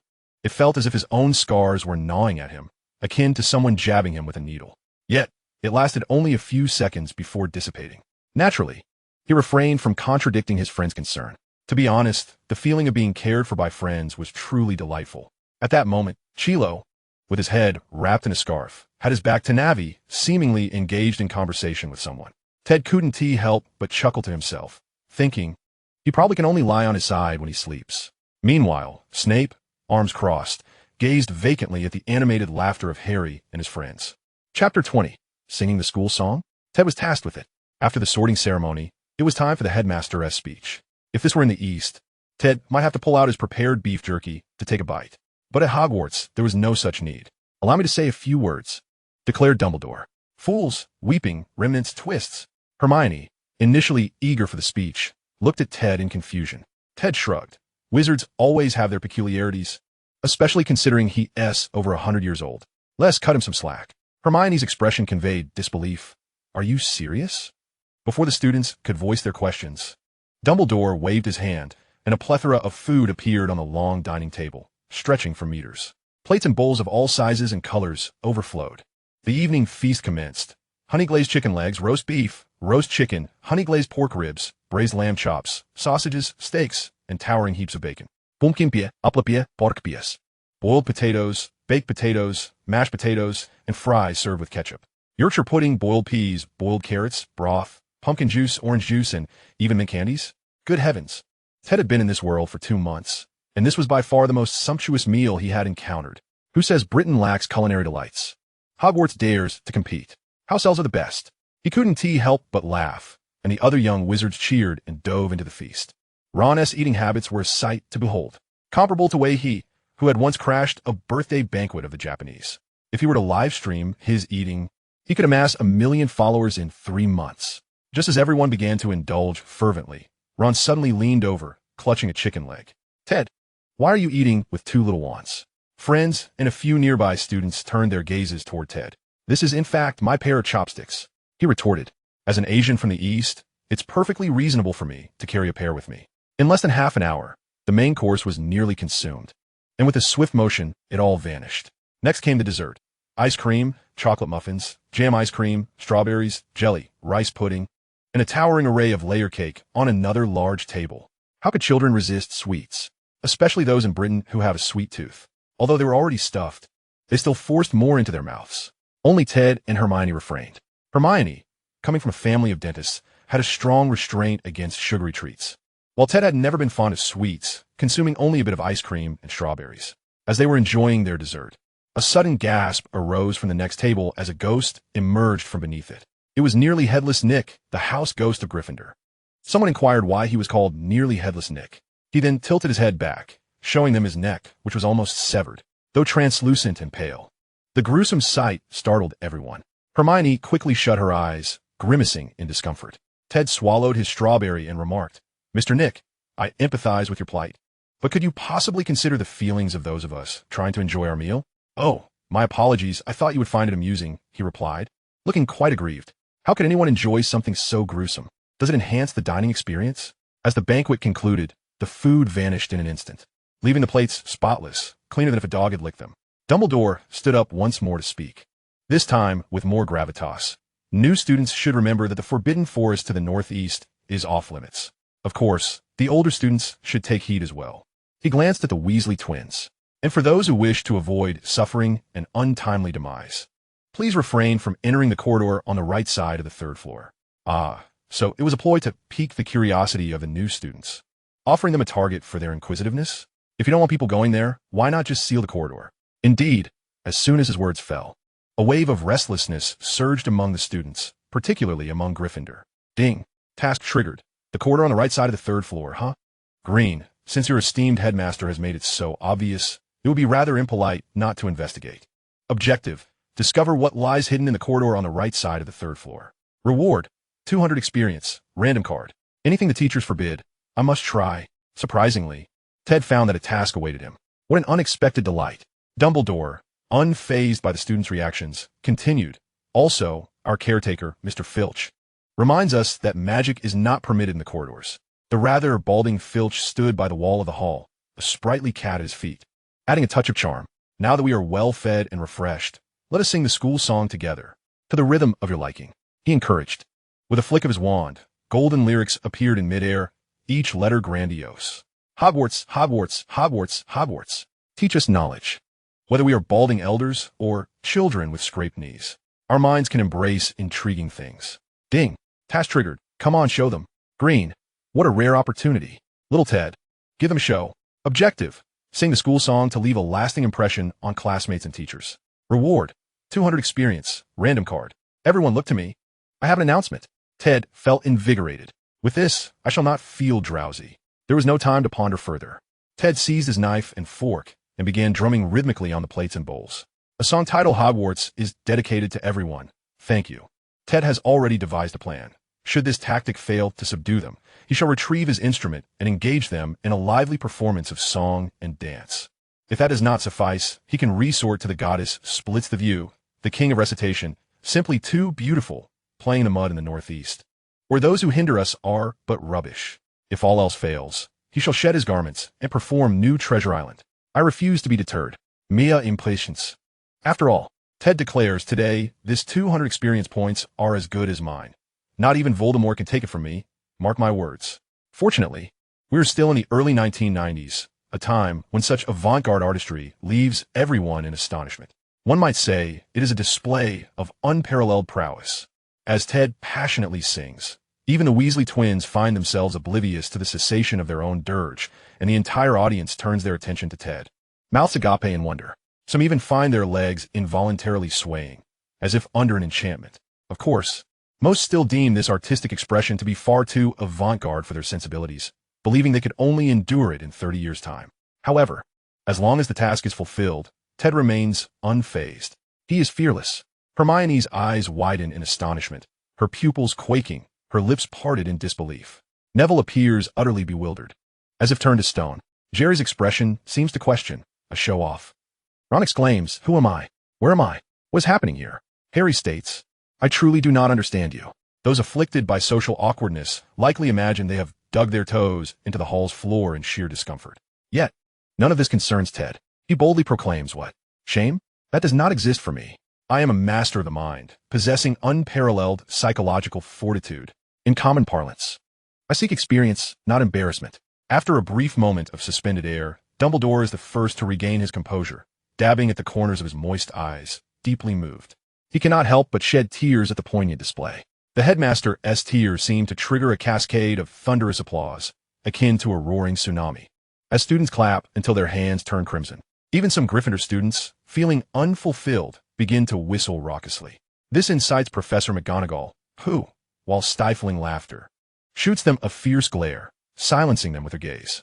Professor McGonagall is so mortified, it is as if her own child has committed an embarrassing act in public, a sight too shameful to bear. The Weasley twins are equally astounded.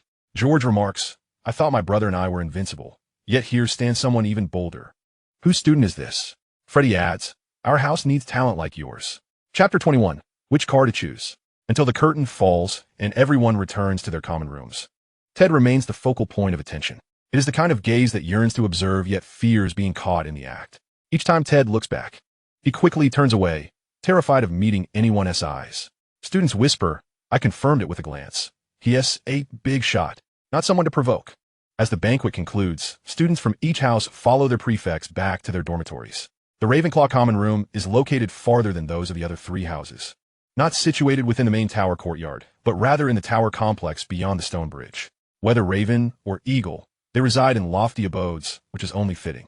However, must the Ravenclaw common room be positioned so high? It feels as if they have climbed numerous flights of stairs, nearly expelling their dinner upon reaching the iconic brass Eagle door.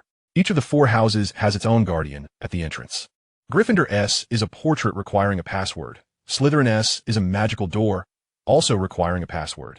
Hufflepuff S consists of a set of wooden barrels that must be tapped in a specific rhythm. Meanwhile, Ravenclaw S entrance features a massive bronze eagle that demands a correct answer to its riddle before granting entry. At the pinnacle of Ravenclaw Tower, the new students stand breathlessly before an ancient, polished wooden door, adorned with a grand bronze eagle clutching a large ring. The Ravenclaw prefect, Penelope Clearwater, gestures towards the ring, saying, knock it, and the bronze eagle will pose a question to you. Answer correctly, and the door shall open. We welcome all visitors, provided they can answer our query. She beams with pride. In reality, it is not uncommon for Ravenclaw students to find themselves ensnared before the door. As the Eagle-esque questions evolve with the times and grow increasingly complex, the repository of riddles has expanded over the millennia, encompassing topics from astronomy to geography and puzzles galore. Knock, knock, the door ring resounds.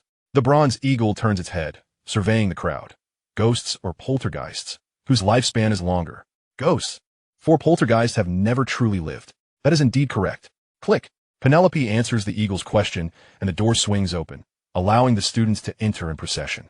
The Ravenclaw common room is a spacious, circular chamber, adorned with blue and bronze silk, and featuring elegant arched windows through which Ravenclaw students can gaze upon the breathtaking scenery outside. The ceiling is a domed archway glittering with stars, while the deep blue carpet below is also speckled with celestial bodies.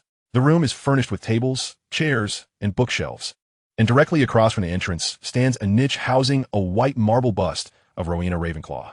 Flanking the statue are staircases leading to the dormitories for both genders. It is intriguing that the Eagle House has not produced many remarkable individuals throughout the 7 years of the original story. In a previous life, Ted encountered a theory regarding the house's motto. The original Latin phrase is, wit beyond measure is man's greatest treasure. Commonly translated as exceptional intelligence is humanity's most precious asset. However, here comes the crux. During the period when Shakespeare was highly esteemed and widely celebrated, the term wit could also refer to a man's anatomy. Surprising. ISNT it. At this moment, a brand new interpretation of the motto emerges. Beyond measure can imply something exceeding measurable limits, thus alluding to extraordinary length. Men does not merely refer to humanity, but also has a prevalent connotation of masculinity. Therefore, when reinterpreted and translated, the entire phrase reads, an exceptionally long anatomy is man's most treasured possession. Well, that certainly checks out. A seemingly philosophical statement conceals a humorous twist. How quintessentially Ravenclaw. Ted, unable to contain himself, bursts into laughter. Beside him, Hermione inquires, "What are you laughing at?" Such a jest is not something he could disclose to her. Thus, Ted diverts the conversation, saying, "I was just reminded of something amusing. By the way, how much do you know about Lady Ravenclaw?" To engage Hermione, he resorts to sharing knowledge or posing questions that pique her interest. For instance, at this very moment, she has commenced an enthusiastic discourse about the information she possesses regarding Lady Ravenclaw. After a long and arduous day, fatigue has settled in, compounded by the lateness of the hour. Ted and Hermione bid each other farewell, ascending the staircase to their respective dormitories.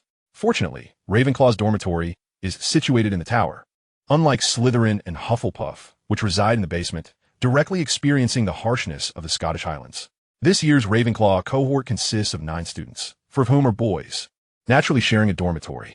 Within this chamber, there are 4 four-poster beds, adorned with the option of drapes or mosquito nets.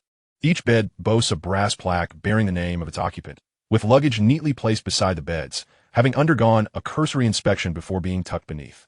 Among them is Ansu, who also resides in the dormitory. Although Hogwarts has an Ollery, ravens and owls are notoriously incompatible, and Ansu would never choose to linger in such a place.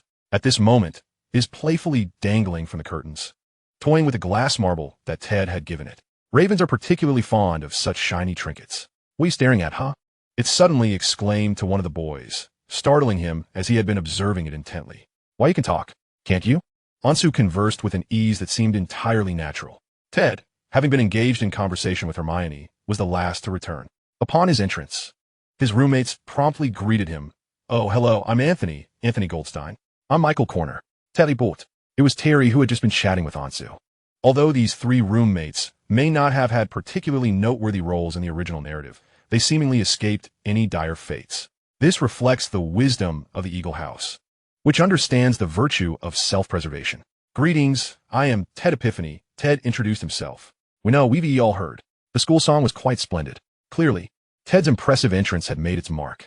After a brief wash-up, Ted fashioned a nest for Ansu out of an old shirt, lowered the drapes, and settled into bed for the night.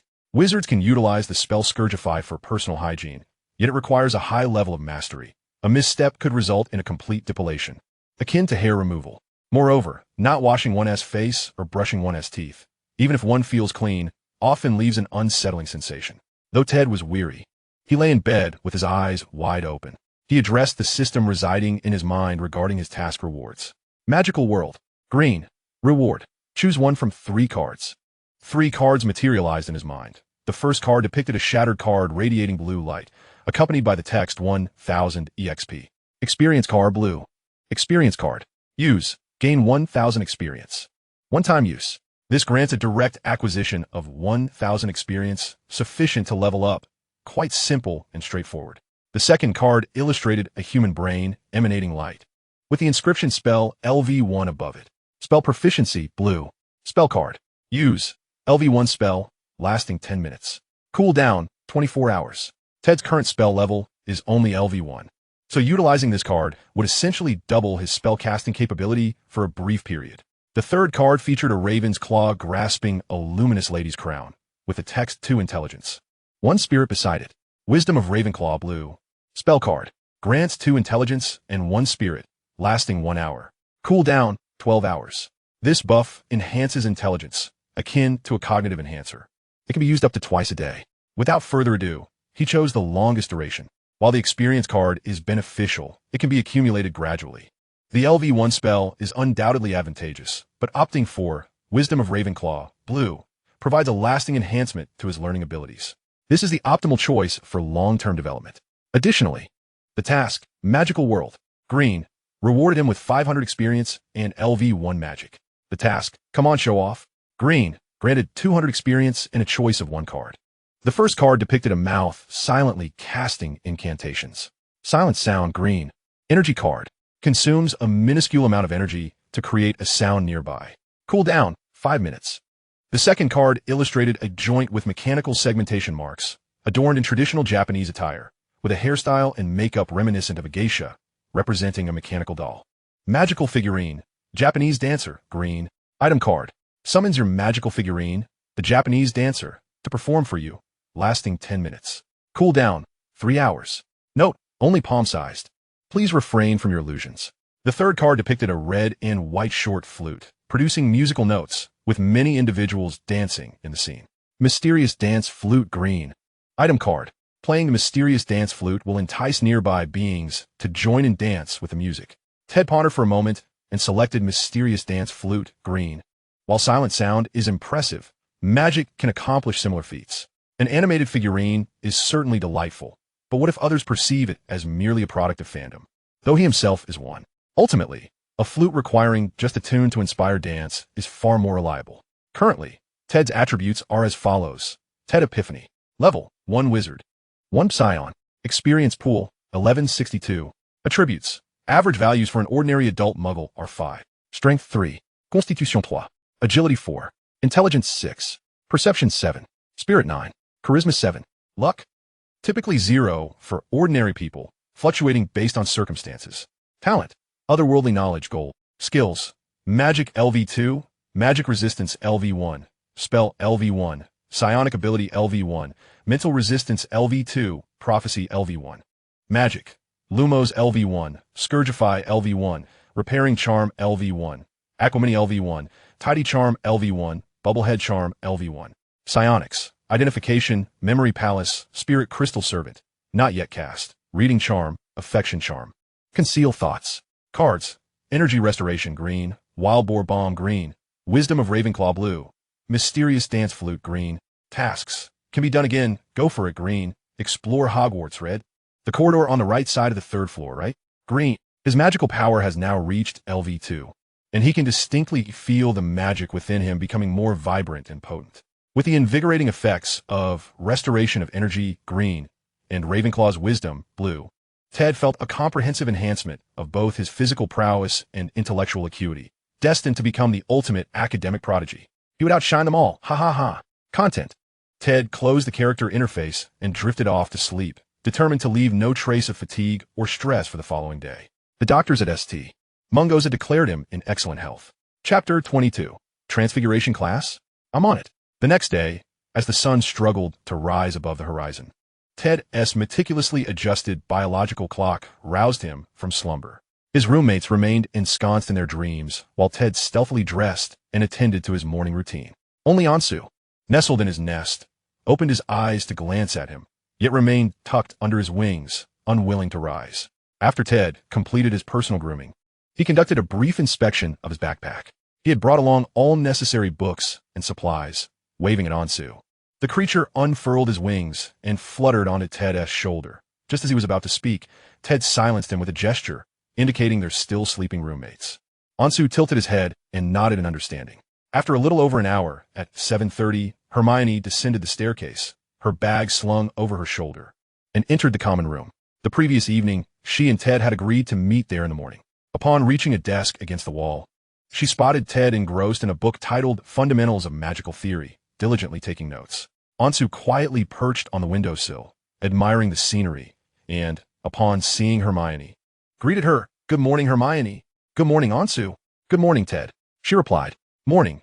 Ted waved as he began to gather his things.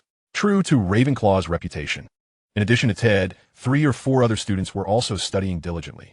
Hermione couldn't help but berate herself. How could she begin her first day of school with such lethargy?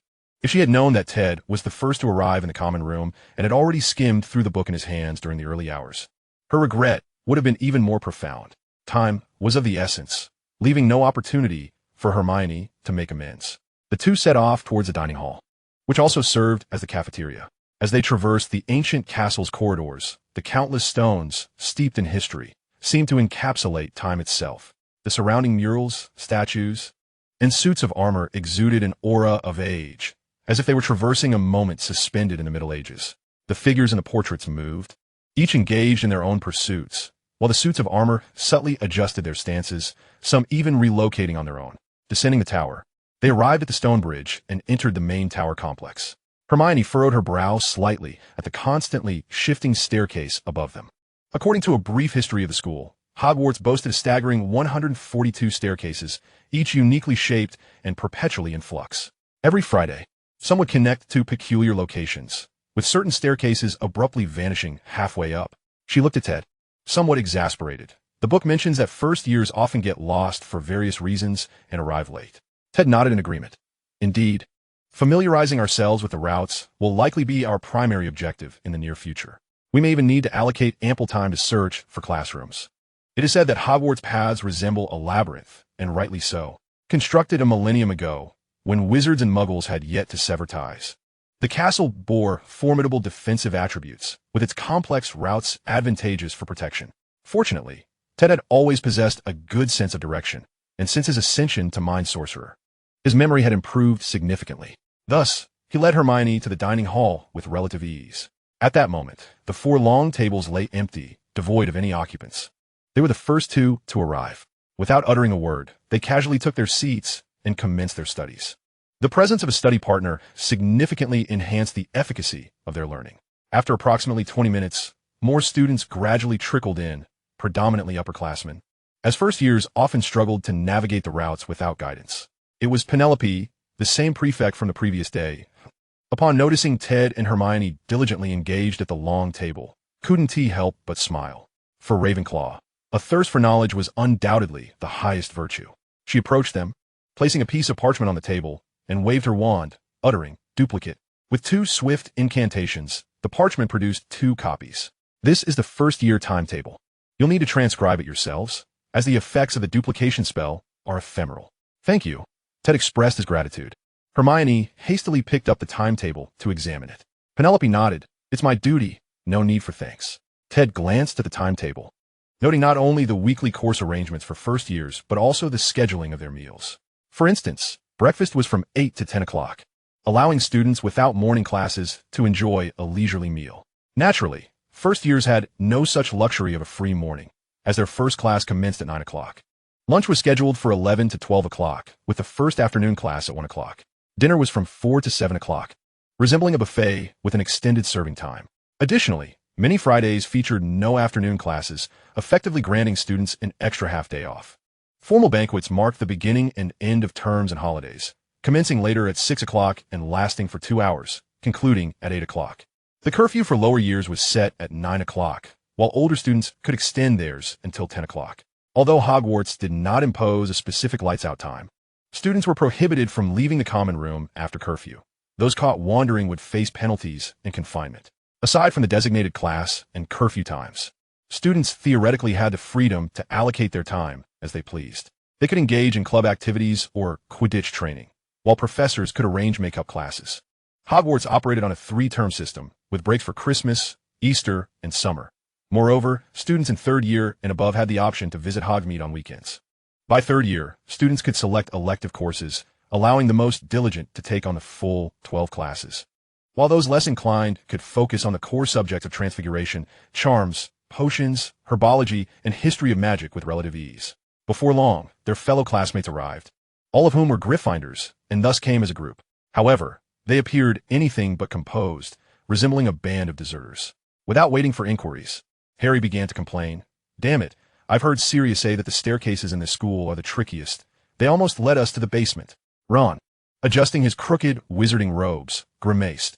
"If you and T claim to know the way, we wouldn't have ended up below ground." Are you blaming me?" Harry squinted at him. Ron felt a chill down his spine and promptly fell silent. Jerry quickly intervened. "But we've made it now, right? That's what matters. The staircases are indeed quite mischievous.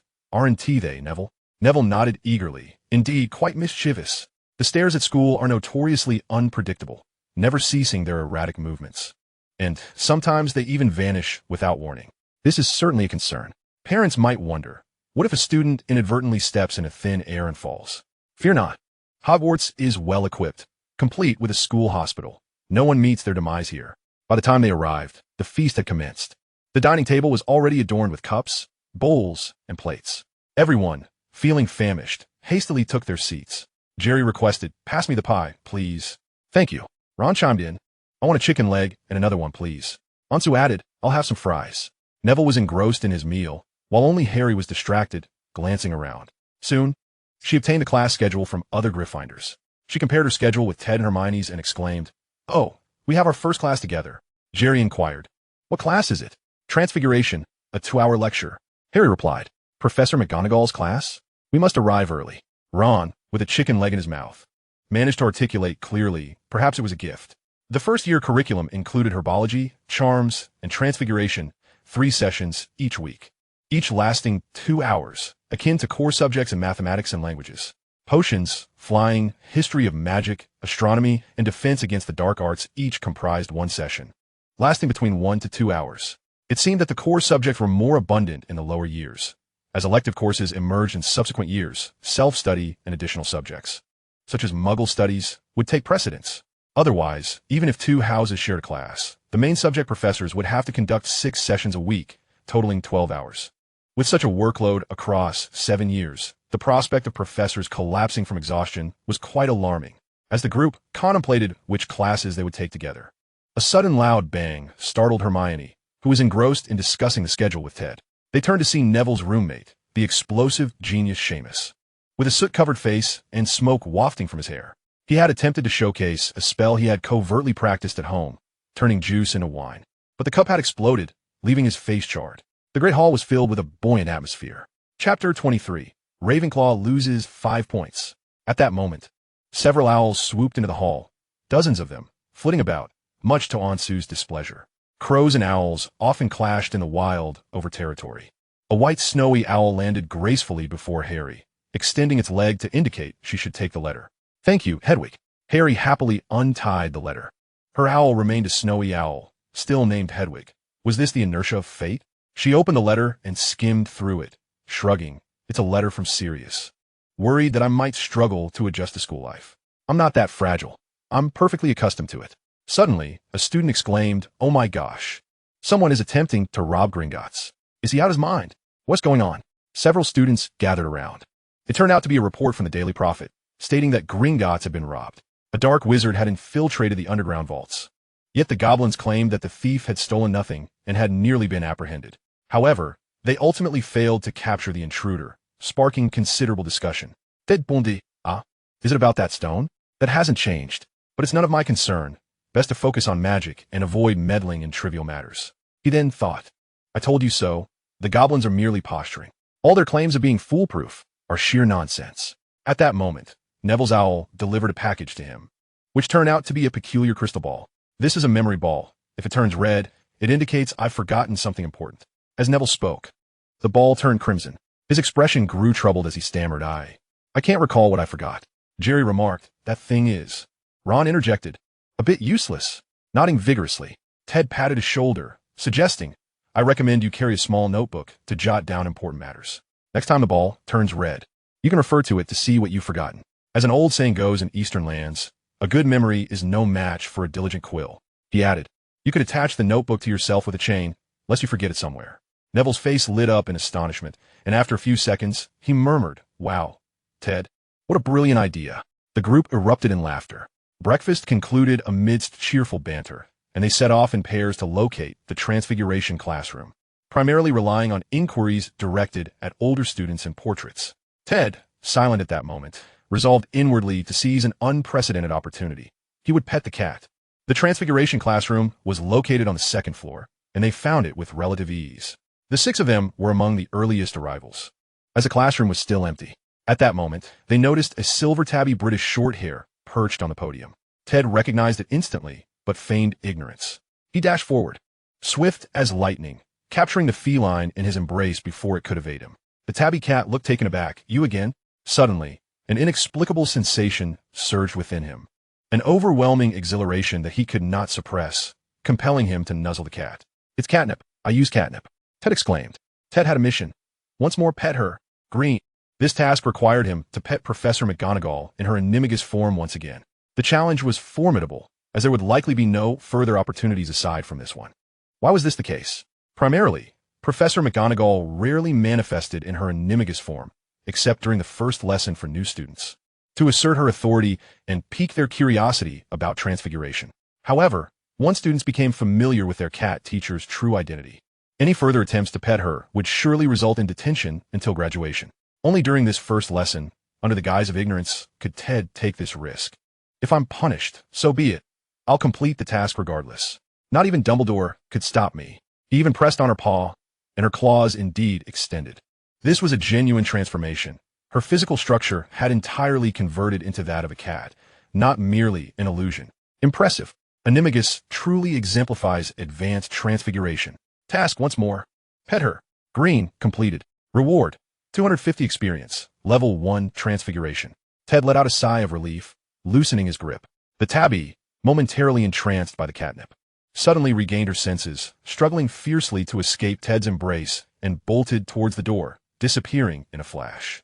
Ansu, too, with exuberance, gallantly chased after it, letting out a cacophony of cries.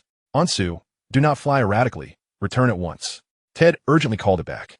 Should Professor McGonagall, in a fit of indignation, transform you into a bubble teapot, I would find myself utterly helpless in pleading for your reprieve, lest I be turned into a doormat placed at the entrance for the students and faculty to tread upon. A few students who had just entered were bewildered. Where did that cat come from? It runs so swiftly. Is it kept by Professor McGonagall?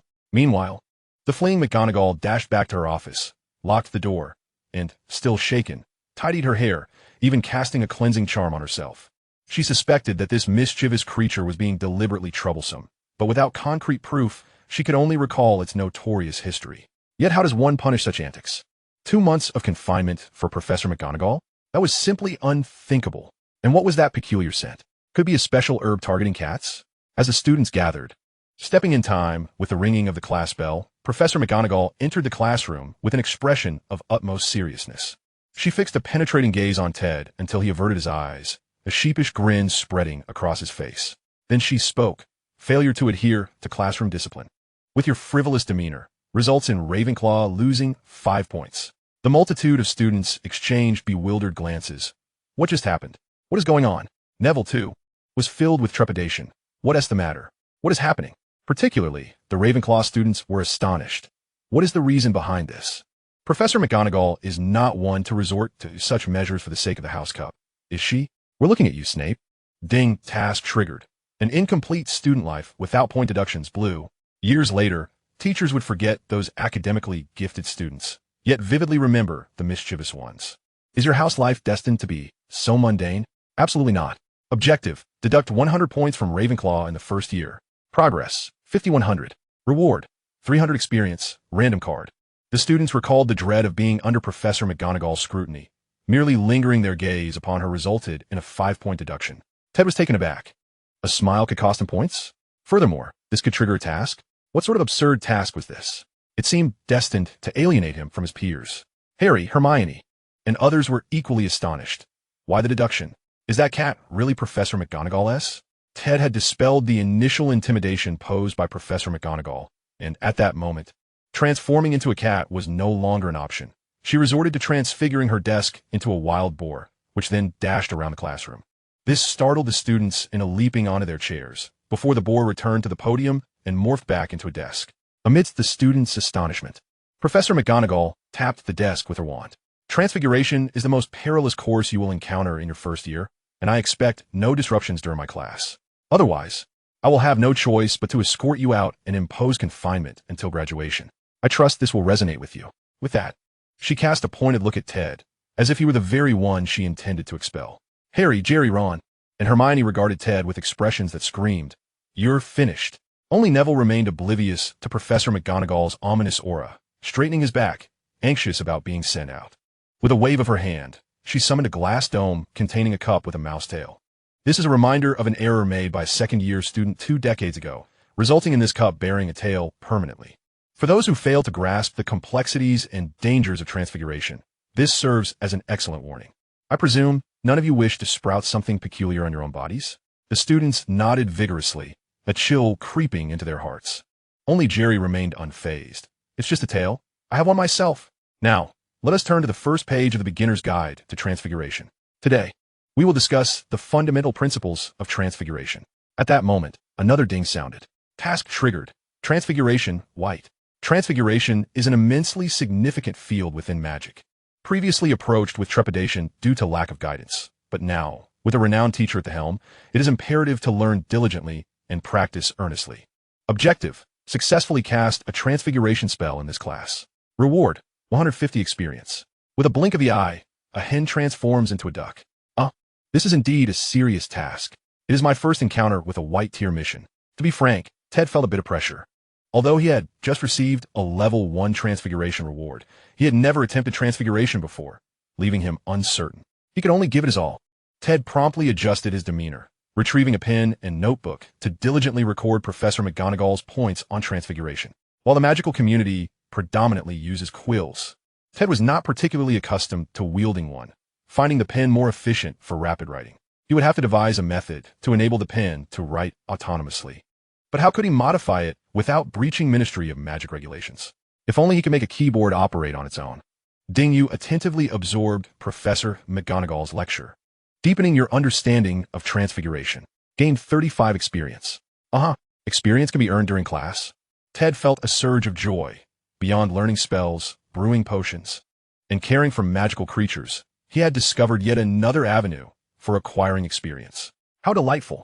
After half an hour of theory, Professor McGonagall began assigning tasks, instructing the young wizards to attempt transforming matches into needles. Chapter 24. And you, my friend, are a true hero. Each student received a match, and they commenced their attempts. The young wizards were already struggling to master their innate magical abilities, with little to no control. Even spells that were supposed to work often seemed stubbornly unresponsive, let alone transfiguration, which relied solely on willpower and imagination.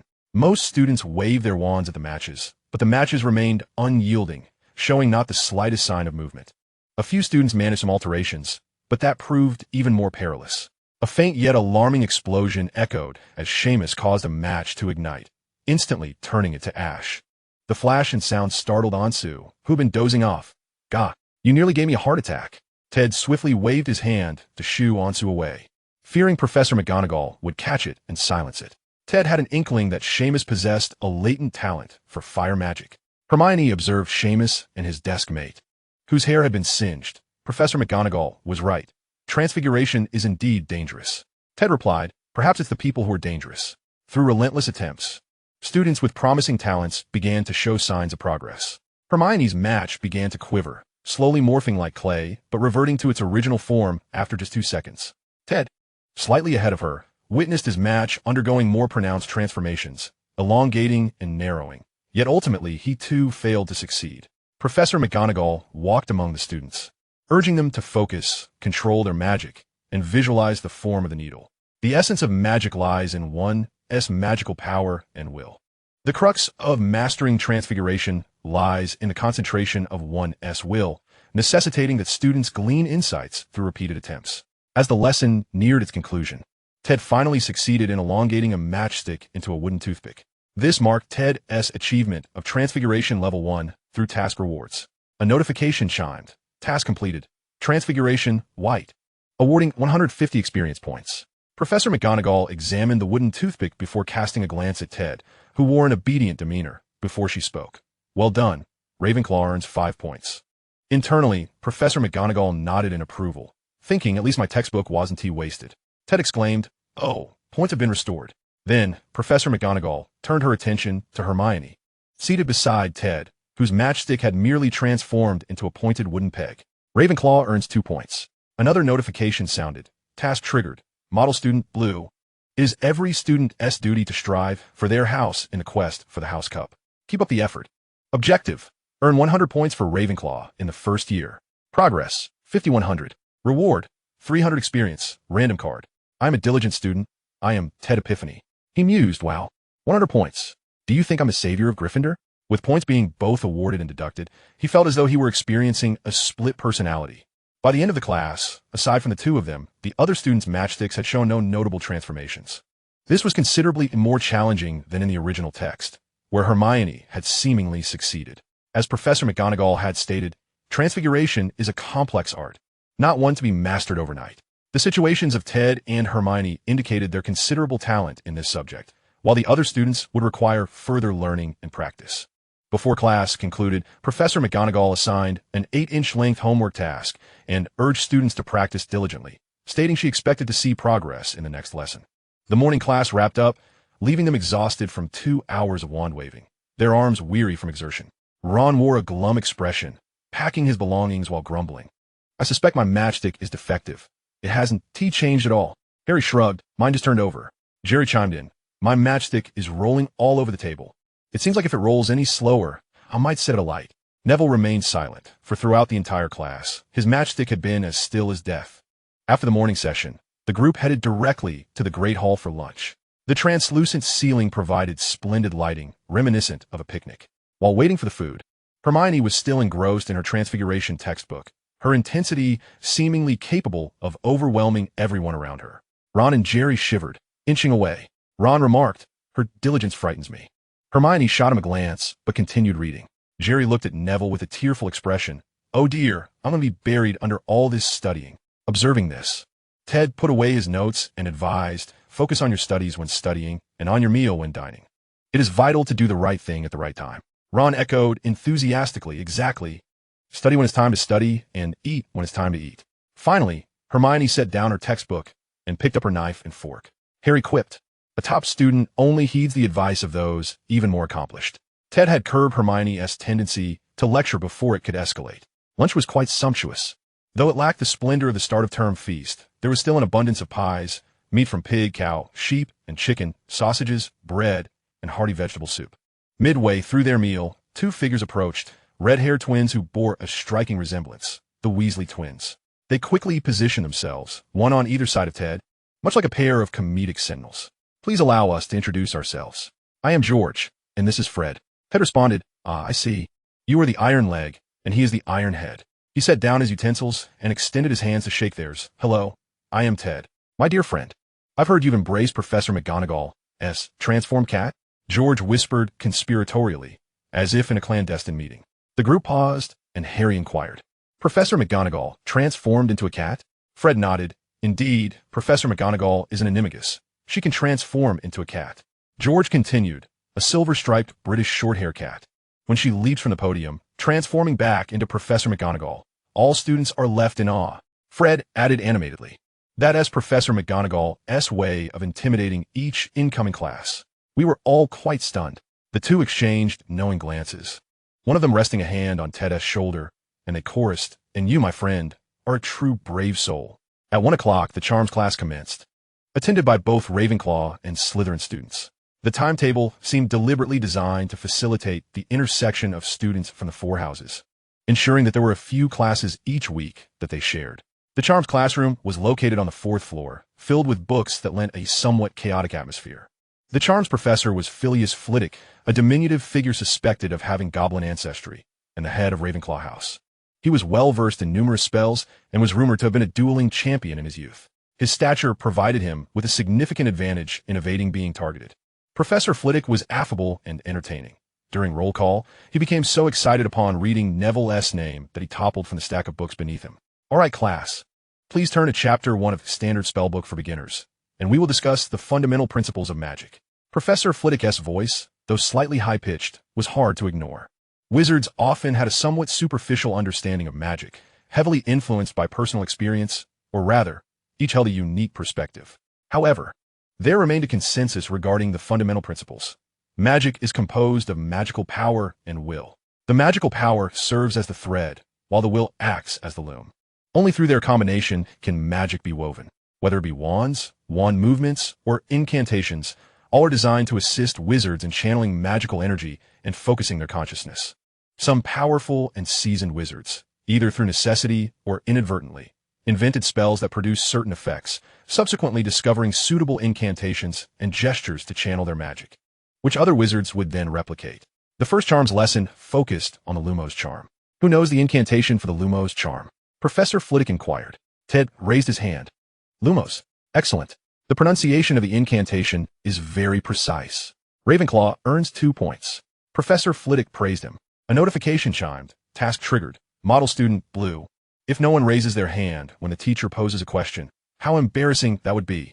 One must uphold the honor. Objective: correctly answer 100 questions posed by the school professors. Progress: 1100. Reward: 500 experience. Random card. Congratulations, you've mastered the art of answering questions promptly. This is splendid. There is no time limit. If it were mandated to answer 100 questions within the first year, that would be exceedingly harsh. As it stands now, Ted cast a sidelong glance, his sole rival being Hermione. Chapter 25, The Acquisition of Experience, steadfast as ever. Ding! You have attentively absorbed Professor Flitwick's elucidation. gaining a deeper understanding of the Lumos charm. Lumos spell acquired, 25 experience. Experience pool garnered, 25 experience. Lumos White, LV1, 38,200. Ted had previously self-studied this charm. Aside from the 25 experience earned from the lecture, the additional 13 experience stemmed from his own practice. Magic is not only influenced by the skill level of the spell, but also possesses its own level, symbolizing one's mastery and proficiency in that particular magic. Some individuals, if particularly adept and fond of a specific spell, may elevate it to remarkable heights. Soon, the practical phase commenced, with Professor Flitwick encouraging students to attempt casting the spell independently. Ted, having acquired his wand on the first day, immediately employed the charm he had self-taught. Professor Flitwick was generous with his praise for his student. Excellent, Mr. Epiphany. What a splendid radiance. Ravenclaw gains 5 points. Ted, the headmaster, is magnanimous. Shortly after, Hermione also conjured the Lumos charm. Although her light was not as intense and steady as Ted's, it was undoubtedly acceptable. Well done, Miss Granger. Ravenclaw earns an additional 2 points. Hermione could not suppress her pout. Why did I only receive 2 points? Ted replied, My apologies, Hermione. Next year, all the points will go to you. The nearby Slytherins were understandably displeased, harboring thoughts of Professor Flitwick's bias toward his own students. The second class of the afternoon was herbology with Hufflepuff, held in the greenhouse located in the southeast of the castle. This space was devoted to the cultivation of various magical plants and herbs, overseen by Professor Sprout, the head of Hufflepuff and herbology professor. Professor Sprout was a short, plump witch, donned in a rather old and dusty wizard hat and robe, seemingly engrossed in her studies of herbology, indifferent to her appearance. She was exceptionally amiable and friendly, delivering her lessons with great enthusiasm, enlivened by the presence of vibrant herbs and plants within the greenhouse. During class, Ted answered a question not covered in the textbook, earning an additional 5 points. Splendid. Points gained and questions answered. The prospect of completing tasks seemed promising. After school, during dinner, most of the new students headed to the library. After all, it was quite rare for a student not to complete assignments on the very first day of school. Having attended 3 classes today, they faced the daunting task of writing an entire foot-long assignment. Completing homework necessitated research in the library. One needed to copy a considerable amount of theory. However, for Ted, this was not a challenge, as he could write many things without needing to consult references. This made it exceedingly easy to meet the word count, purely a matter of style. Nevertheless, visiting the Hogwarts library was an essential undertaking. One could argue that a third of Hogwarts value resided within this library. It housed the most extensive and comprehensive collection of magical texts in all of Great Britain. Besides centuries of accumulation, the donations from distinguished alumni ensured that no family or organization could rival the library's vast array of magical literature. While his companions wrestled with their assignments, Ted completed his in mere minutes. Ding! You have diligently completed the homework assigned by the professor, yielding fruitful results. 15 experience gained. Including today's lecture experience, he amassed a total of 75 points. A tremendous boon. Ted then casually picked up a book on the theory of transfiguration and began to read. Ding! Task triggered. The ladder of Wizardly Progress, Blue. In this grandest library of Great Britain, you are akin to a mouse who has fallen into a grain bin. What are you waiting for? Read it. Objective. Read 100 books from the library's collection. Reward. 400 experience. Card Strength Handbook, Blue. One must first cultivate the mind before the body. A wizard should possess profound knowledge alongside robust physicality. How delightful. Ted, holding the book, a detailed explanation of Gamp's laws of transfiguration, could hardly contain his amusement. If this task were assigned to others, it would take them years to complete. Yet for him, it was a trivial endeavor. He could read a book in mere minutes. As for comprehension, he could delve into that later. After all, the task did not stipulate the need to master the content. His companions, witnessing Ted's maniacal grin, were taken aback. Ron nudged Jerry. Just look at Ted. Jerry glanced at Ted. He's laughing maniacally. Neville gasped in awe, expressing admiration. No wonder Ted is so formidable. Look how much he enjoys reading. Hermione bit her lip. I must strive harder. Ted commenced his reading, not merely browsing, but sweeping through the text. His eyes moved like an electronic scanner, his fingers flipping pages without pause. The entire world faded away. Only the book and its words occupied his vision. His intense focus was palpable, as if he were merely a vessel, wholly absorbed in the text. Not only were his friends astonished, but even Mrs. Pants, the librarian, who approached with a furrowed brow, remarked, My dear student, that is not how one reads a book. Ted, momentarily roused from his flow state, smiled, and recited a passage from memory. Mrs. Pants left, her expression a mix of intrigue and bewilderment, glancing back at Ted even after returning to her post. His companions were utterly flabbergasted. Is this what it means to be a genius with an extraordinary memory? All being students who arrived on the same train. How could the disparity in talent be so vast? Ron abandoned the notion of comparison, having never bested anyone in his years. He gazed at the parchment filled with Ted's writing, a surge of envy washing over him. Ted. His voice was a strained whisper. Jerry and Harry gazed at him with admiration. Ted, ignoring their presence, simply pushed his assignment toward them, signaling, "Do not disturb me while I complete my task." Ted had already committed 4 or 5 books to memory and decided against being overly ambitious, opting for a more gradual approach. After all, the mental toll of reading 100 books in a single breath was unrealistic. Spreading it across several weeks seemed far more reasonable. Observing his friends still grappling with their assignments, he stood up and began to wander through the library.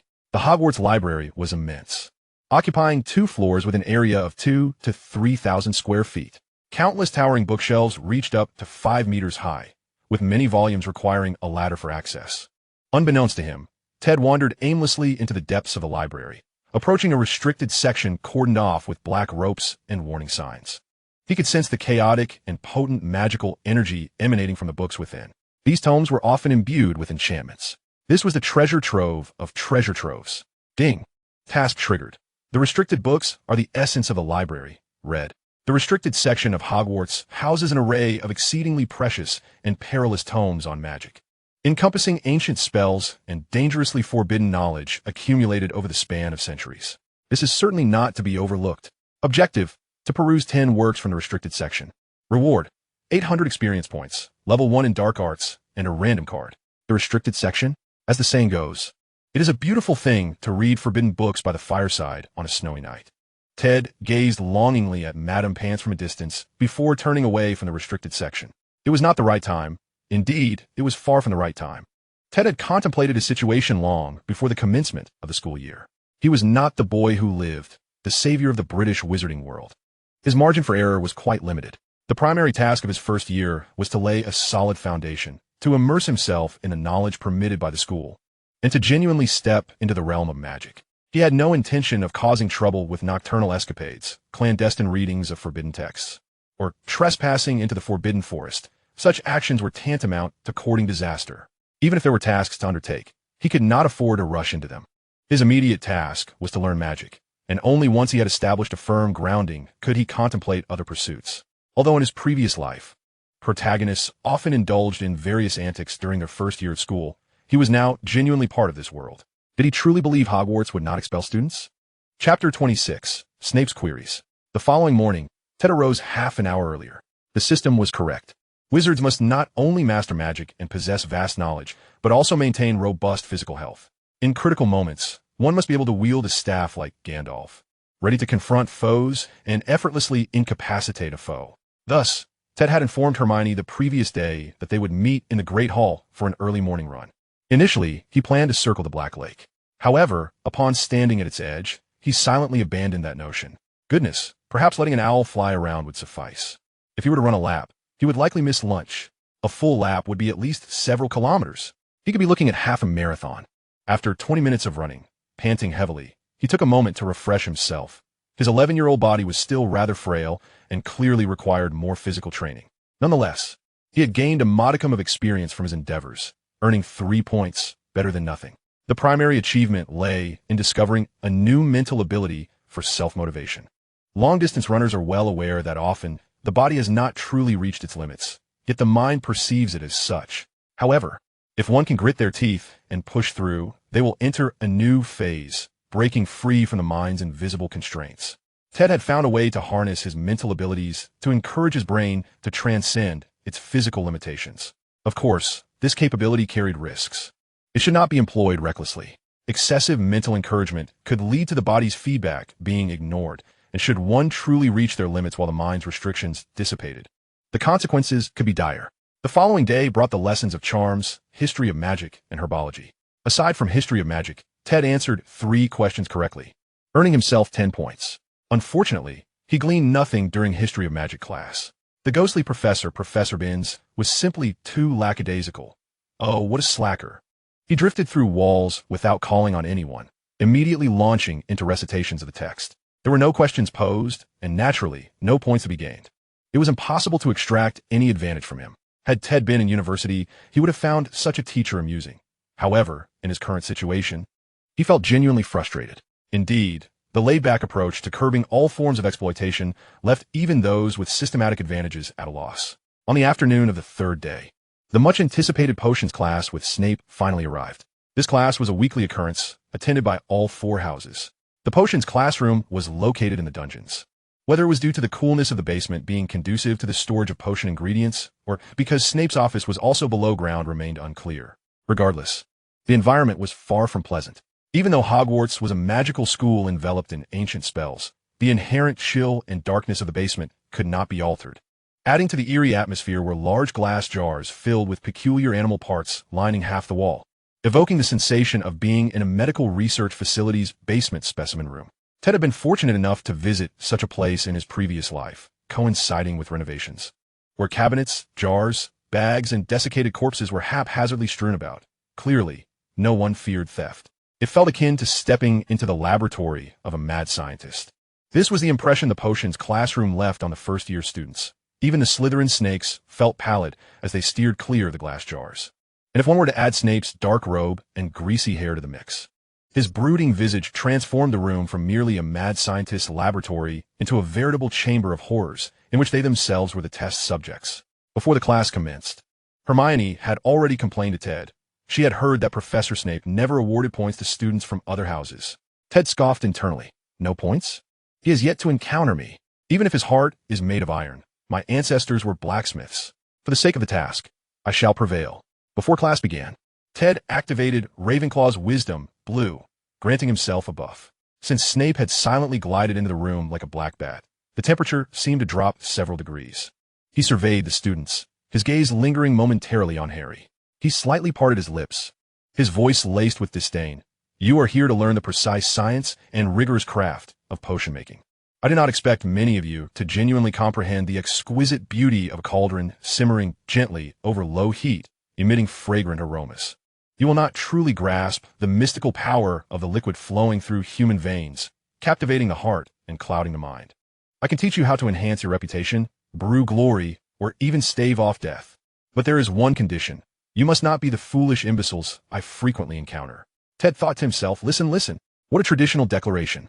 I hereby proclaim, Snape, your lineage is indeed pure. Next came Snape's questioning segment, akin to Professor McGonagall's method of giving first years a stern introduction. As for who would serve as the teaching aide, let us randomly select a hapless soul. Well, actually, it was not random. It primarily depended on whom Snape found displeasing. This time, Harry was certainly not going to be the target of Snape's ire. And as for Neville, the boy who lived by mere chance, Snape had no interest in him whatsoever. Thus, from the moment Snape began to speak, the boy who had been sporting a foolish grin, Ted, became his chosen target. From the original narrative, it was evident that Snape harbored a strong dislike for ostentatious students, likely influenced by James Potter and his cohorts. Epiphany, stand up, answer me. What would be the result of adding powdered daffodil root to an infusion of mugwort?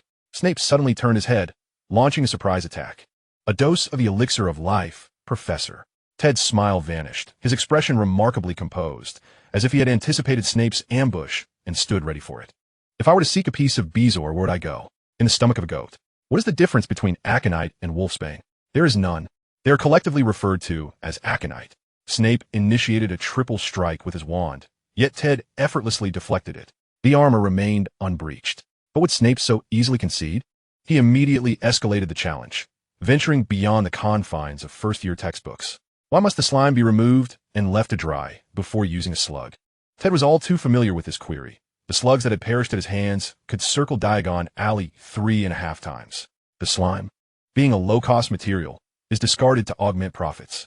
Moreover, using slugs without removing the slime and allowing them to dry would slightly affect many potions. Snape was taken aback.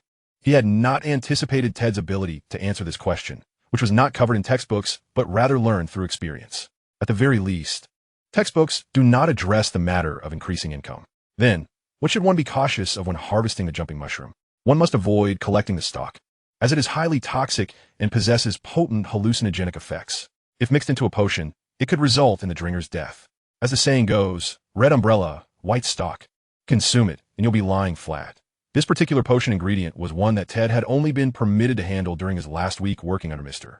Slughorn at Diagon Alley, where can one typically find a shrivel fig in shadowy thickets rich in magical energy. Another series of 5 or 6 questions ensued, leaving the other students utterly bewildered by this rapid-fire exchange. Eventually, Ted found himself at a loss for words. Snape squinted, raised his chin, and adopted a disdainful expression. I thought you were well-versed enough to forego attending this class. He then bellowed at the other students. What are you waiting for? Why aren't you jotting down this knowledge? You all claim to know everything, do you not? His ire was palpable. Snape's inner self screamed. What is happening? Am I on the verge of a blunder? He still harbored some pride. If he directly asked for the formula for the Felix Felicis, Ted would undoubtedly falter. He sought both foundational knowledge and obscure details. He was utterly unprepared, and the mere act of formulating questions had put him in a quandary. The students muttered amongst themselves. What on earth? We did nothing, and yet are being reprimanded. Is it possible to be cursed while lying down? The first potion class was spent in Snape's pretentious posturing and probing for the initial 10 minutes. Snape posed a multitude of questions, and yet, astonishingly, no points were awarded. Ted thought, goodness, Snape's heart is not merely made of iron. It is forged from black iron, thoroughly hardened. Snape remarked, because I've been rained upon, I must ensure that others' umbrellas are bent. He commenced the lecture on the day's content. This lesson, apart from foundational theory and the usage of instruments, also taught the method for brewing a scabious potion, which could remedy numerous skin ailments. Potion classes must involve practical application. Thus, after elucidating the process and precautions for nearly an hour, Snape instructed everyone to commence. Cauldrons, stirring rods, mortars, balances, and silver knives were all meticulously arranged. For some, this felt akin to performing an autopsy on oneself. Task triggered. The young wizard's first potion green. Despite Snape's dubious character, his expertise was undeniable. Now, he had imparted to you the method and essential points for brewing the scabious potion. So it was time for you to give it a try. Objective: complete the preparation of your very first potion. Reward: 200 experience. Card: Neville's failed scabious potion green. Deep affection, down in 1. Finish this glass. And there are 3 more to go. Fortunately, although the cold-hearted Snape offered no extra points, there were still gains to be had. Chopping ingredients, measuring, heating oil, and frying until golden brown on both sides, a delightful aroma wafted through the air, making even Malfoy at the adjacent table salivate. Chapter 27. Come on, Snape. Brewing potions begins with the proper handling of materials. The quality of the ingredients and the manner in which they are processed will directly affect the potion's efficacy. First, place 6 parts of serpent's fangs into the mortar and grind them into powder. This step must be meticulous. Any large particles will result in a poor quality product with an unsightly texture. Using pure water as a base. Mix the powdered fangs with 4 parts dried nettle in the cauldron and gently heat for 10 seconds to activate the potion's properties. Then, wave your wand. Infuse it with magic and patiently await the reaction's completion. The amount of magic, the duration of waiting, and even the intention behind infusing the magic will all have an impact. Once the solvent turns a pale blue, add 4 pre-cooked slugs with antennae into the cauldron. Within 5 seconds, they will dissolve. Remove the cauldron from the heat and add 2 whole porcupine quills. Once the quills melt, wave your wand again, infuse with magic, and stir clockwise 5 times until the color transforms to a light green. Done. Ted and Hermione's potions progressed smoothly, the color nearing completion. Ted could at least consider himself somewhat proficient now. Task: the young wizard's first potion green. Completed, gaining 200 experience. Card: Neville's failed scabious potion green. Neville's failed scabious potion green. Item card: a scabious potion made by Neville that failed. When thrown, it causes all targets within a 5-meter radius to itch uncontrollably, sprouting scabrous bumps. Single use. Note: be careful not to throw it at your own people. A one-time use item card, though its effects may be lackluster. It certainly boasts a wide radius. After all, the brewing process had been thoroughly explained, and the ingredient quantities were not left to chance. Timing was precise to the second. So logically, following the steps should yield no errors. Then bang! Simon's cauldron exploded. 4 or 5 young wizards nearby were caught in the fallout. He emerged with a face covered in soot, 2 bright red boils sprouting on his nose. The exploding cauldron master, Simon, lamented, "Back in the day, I had my hands in my pockets, unaware of what a cauldron was. After 7 years, he must have spent a small fortune just on cauldrons." Snape was infuriated, his face turning crimson. Were it not for his resolute demeanor, his blood pressure would have surely sent his head soaring. Foolish. Are you attempting to brew an explosive potion? How on earth did you manage to create a scabious potion like this? Snape fumed while attempting to salvage the remnants of the potion. His fury sent Neville into a state of panic. Nervous, Neville stuttered, and the more anxious he became, the clumsier he grew, almost tossing his ingredients directly into the cauldron.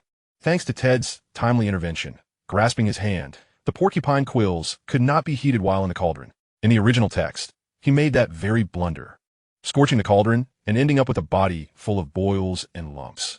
Neville, trembling, set down the quills. Thank you, Ted. Meanwhile, Snape clearly disapproved of such displays of camaraderie. Does our Mr. Epiphany believe he is now fit to instruct others?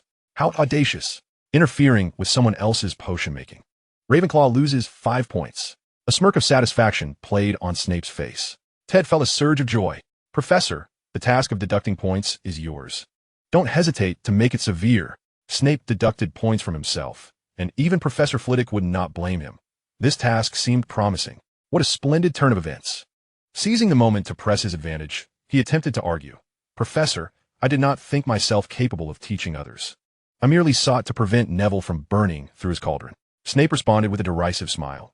It seems you are well aware of the consequences of such foolish behavior.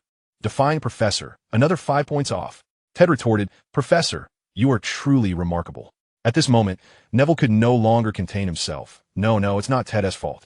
It's me, However, Snape merely cast a scornful glance in Neville's direction, silencing him with a mere look. Ha! The boy who miraculously escapes disaster, Longbottom. What do you wish to say? Or do you intend to thank your friend with this potion of yours? Have my words fallen on deaf ears? And is it only Epiphany-esque voice you heed? Not paying attention in class, Gryffindor loses 5 points. His venomous words left Neville with tears in his eyes. At that moment, Malfoy seized his opportunity. He had chuckled when Ted lost points, and now he whispered mockingly, The boy who narrowly escapes death is nothing but a sniffling mess. Snape feigned ignorance to this. Harry and Ron glared at the duo, wishing they could splash the potion from the cauldron upon them. As the class concluded, Snape glided away like a bat, clutching his textbook. The Malfoy trio laughed boisterously while casting glances at Ted and the others, their expressions revealing their malicious glee. Harry, Hermione, and the others rallied in support of Ted and Neville. Sirius had long proclaimed that Snape, the old bat, was exceedingly wicked. In my opinion, he did not adequately convey the extent of Snape's malevolence, Harry thought indignantly. Ted glanced at her. Neville is bearing the brunt of this for you. Hermione also expressed her displeasure, holding Snape's behavior of not awarding points while deducting them in contempt. Ron muttered a quiet curse, wishing for Snape to lose his hair and become bald. Meanwhile, Neville sniffled cautiously. Ted patted his shoulder. Neville, the world will not show you any kindness for your tears. Do not expose your vulnerability to others, except to family and friends. At that moment, a rendition of Hogwarts Does Not Believe in Tears would have been quite fitting. However, if you truly feel distressed, we will be your most loyal listeners. If one day we wish to cry, you will comfort us, right? Neville wiped his tears and nodded solemnly. In short, Neville had a rather difficult time during this class. Ted, on the other hand, fared well. Although no points were added, points were deducted. A deduction of 10 points. Snape was worth several professors combined. Yet, truth be told, Snape's lack of targeting Harry piqued Ted's curiosity. You've changed. You are no longer the venomous Snape who targeted Harry. Ted even felt that Snape's attention towards Harry was somewhat excessive. Indeed, although he had not uttered a word, Ted keenly sensed that Snape was particularly focused on Harry. This attention extended even to Ted, Ron, and others who were close to Harry and whispered during class. Being targeted was partly due to his excellent performance. But perhaps it was also because of Harry's influence. Now that she was no longer the focus, the scrutiny had shifted to his friends. Indeed, targeting does not vanish. It merely relocates. That night, sleep came late as there was a stargazing astronomy class at midnight. The astronomy lesson was to be held in the astronomy tower, the highest point in the castle. The mere climb of the spiral staircase left some students feeling queasy. The professor of astronomy was Aurora Sinistra, a woman who appeared relatively young and had little presence in the original text. Ted's previously purchased second-hand telescope would finally come in handy. However, it was evident that Ted's second-hand telescope was indeed of second-hand quality, as it was difficult to see clearly. Thankfully, he could borrow Hermione's telescope. Some might wonder, is it romantic to climb stairs at midnight to gaze at stars? What do wizards study astronomy for? Do they aspire to develop aerospace technology? Not at all. Since ancient times, humanity has held an infinite fascination with celestial bodies, be they muggles or wizards. Furthermore, celestial bodies possess immense magical power, their movements and trajectories having been long observed and utilized by wizards. Yet, that knowledge belongs to the realm of ritual magic, which is quite profound and not taught in schools. Ritual magic can often achieve miracles with minimal magical energy, for it is a matter of harnessing circumstances and going with the flow. Advanced ritual magic frequently requires knowledge of astronomy, as one must select auspicious dates and times, such as when planets align, during eclipses, or when comets approach the moon. Many human festivals were originally founded upon unique magical properties, such as Halloween, Easter, and Christmas. However, a millennium has passed, and the original intentions of these festivals have become distorted by legends and stories. For Ted, this knowledge seemed overly obscure, far from the time for his own research. There was no need to waste energy now. Learning from the textbook was sufficient. In the blink of an eye, Thursday arrived, and that afternoon marked Ted and his peers' first defense against the dark arts class, alongside Gryffindor. The defense against the dark arts class was still a subject of great aspiration for young wizards. Transfiguration was too intricate and challenging, and the assignments were daunting. Thus far, only the Lumos spell had been taught, with repetitive practice. Herbology, though interesting, always left one covered in dirt and was often exhausting, sometimes even dangerous. History of magic was practically a class for catching up on sleep. In potions, Snape had condemned all students as fools. Now, only defense against the dark arts and flying remained as sources of joy for young wizards. However, they were likely to be disappointed. Chapter 28, Shock. Voldemort's defeat due to this mistake. It would be best not to harbor any expectations. Harry shrugged and spread her hands in exasperation. I heard from Hufflepuff that Professor Quirrell's teaching skills are only slightly better than Professor Snape's. Harry had completely shed her original persona, now resembling Hogwarts social butterfly. Acquainted with students from the 5th and 6th years, as well as from all 4 houses. Indeed, from the small Badger's revelations during yesterday's class, we gleaned the true caliber of Professor Quirrell. A collective gasp of astonishment escaped the lips of many. He was only marginally superior to the master of hypnosis, Professor Snape. In the realm of history of magic, how terrifying, Ron quietly remarked. I heard from George and Fred that the position of defense against the dark arts professor is cursed. His words piqued the curiosity of those around, prompting Jerry to eagerly inquire further, while Neville and Harry leaned in, their expressions rife with intrigue. Seeing the enthusiasm his news garnered, Ron took pride in his revelations. I've heard that the defense against the dark arts professors have changed every year for the last 30 years. Hardly anyone has managed to teach for a second year. Various unfortunate incidents forced them to resign. There are whispers of a curse. The students nearby strained to listen, and upon hearing the mention of a curse, they erupted into animated chatter. Bets were even placed on whether Quirrell would survive to teach the following year. Hermione leaned over to Ted and asked quietly, is what Ron said true? It's not mentioned in a brief history of Hogwarts. Ted chuckled. Just because it's not in the books doesn't mean it's untrue, and what is written isn't necessarily fact. Trusting solely in books is less wise than having none at all. One must learn to think critically. Oh, Ron's words do hold truth. Simply ask any upperclassman from a few years back, and they confirm it. It was the same during their time. Each year, a new defense against the dark arts professor. Those fortunate enough faced resignations due to unforeseen circumstances, while others found themselves so unfortunate they could no longer teach. Many ended up hospitalized at St. Mungo's. The position of defense against the dark arts professor at Hogwarts has become rather infamous, making it difficult to find candidates. As the class commenced, Quirrell entered the room, adorned with a purple turban, emanating an odd odor, his eyes shifting nervously, and his posture hunched and timid. Hello, everyone, I am your defense against the dark arts professor. Goodness, his appearance alone left much to be desired, and his stuttering did little to inspire confidence. The students were utterly disheartened. Even mimicked Quirrell sottovoce. Hello, my name is Chew Quirrell. It seemed Quirrell was unaware of the adage that too much of anything can be detrimental. His performance was rather overdone. After all, he was not new to teaching at Hogwarts. Previously, he had been a Muggle studies instructor, but then he took a leave of absence to travel abroad. Yes, he had ventured to the Dark Forest in Albania. It was during Professor Quirrell's journey around the world that he inadvertently resurrected Voldemort back to England. Voldemort had been hiding there for 9 years. One must admit that fate has its own design. Quirrell's transition from Muggle studies to defense against the dark arts was likely at Voldemort's behest. for he frequently spoke of purebloods and certainly could not allow the possessed Quirrell to teach Muggle studies. What a disgrace. Moreover, Voldemort had long desired to be the defense against the dark arts professor, but was repeatedly rebuffed by both Professor Dippet and Dumbledore before he ultimately placed a curse upon the position. It was this very curse that lingered, leading Dumbledore to believe Voldemort had not perished completely. Now, with Voldemort inhabiting Quirrell, he could finally indulge in his long-sought ambition of teaching defense against the dark arts. It is noteworthy that Quirrell's full name is Quirinus Quirrell. Quirinus is a lesser-known Roman deity often associated with war, suggesting that Quirrell may not be as meek as he appears. The first lesson of defense against the dark arts focused on how to confront ghouls. The ghouls of the Wizarding World differ significantly from Ted's understanding of ghouls. Ted mused, can this ghoul help gather wood, consume corpses for health restoration, or spawn minions? In a magical realm, ghouls are a type of magical creature, commonly residing in old houses' attics and barns, subsisting on insects and mice. The Weasley household has one. It often bangs on pipes, perhaps a percussionist at heart. Previously mentioned was the limitation of vocabulary, which has led to various distinct creatures being lumped together under a single name, a phenomenon that persists to this day. Ghouls are a prime example. It is worth noting that although ghouls can bite, they are not particularly dangerous.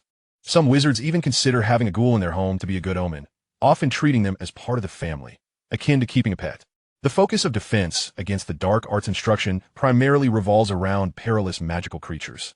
The textbook utilized by Ted and his peers, Quentin Trimble's Guide to Defending Against the Dark Arts, predominantly contains information on preventing and dealing with dangerous magical creatures.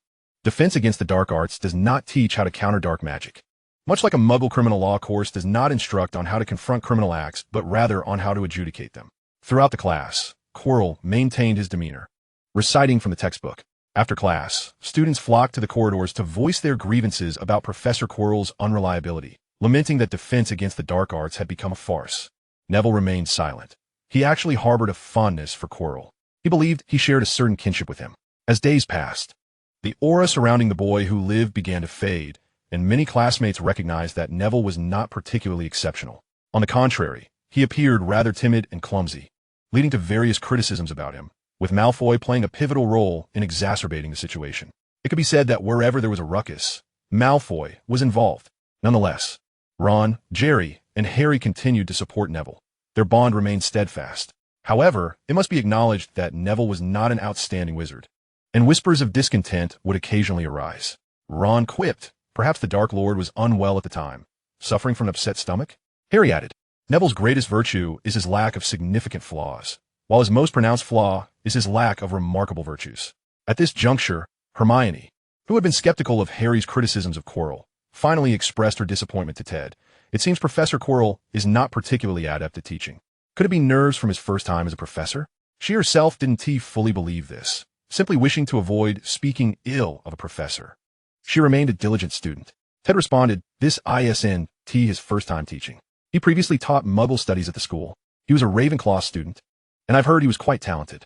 However, he encountered some mishap during an adventure in the subsequent holidays, leading to his current state.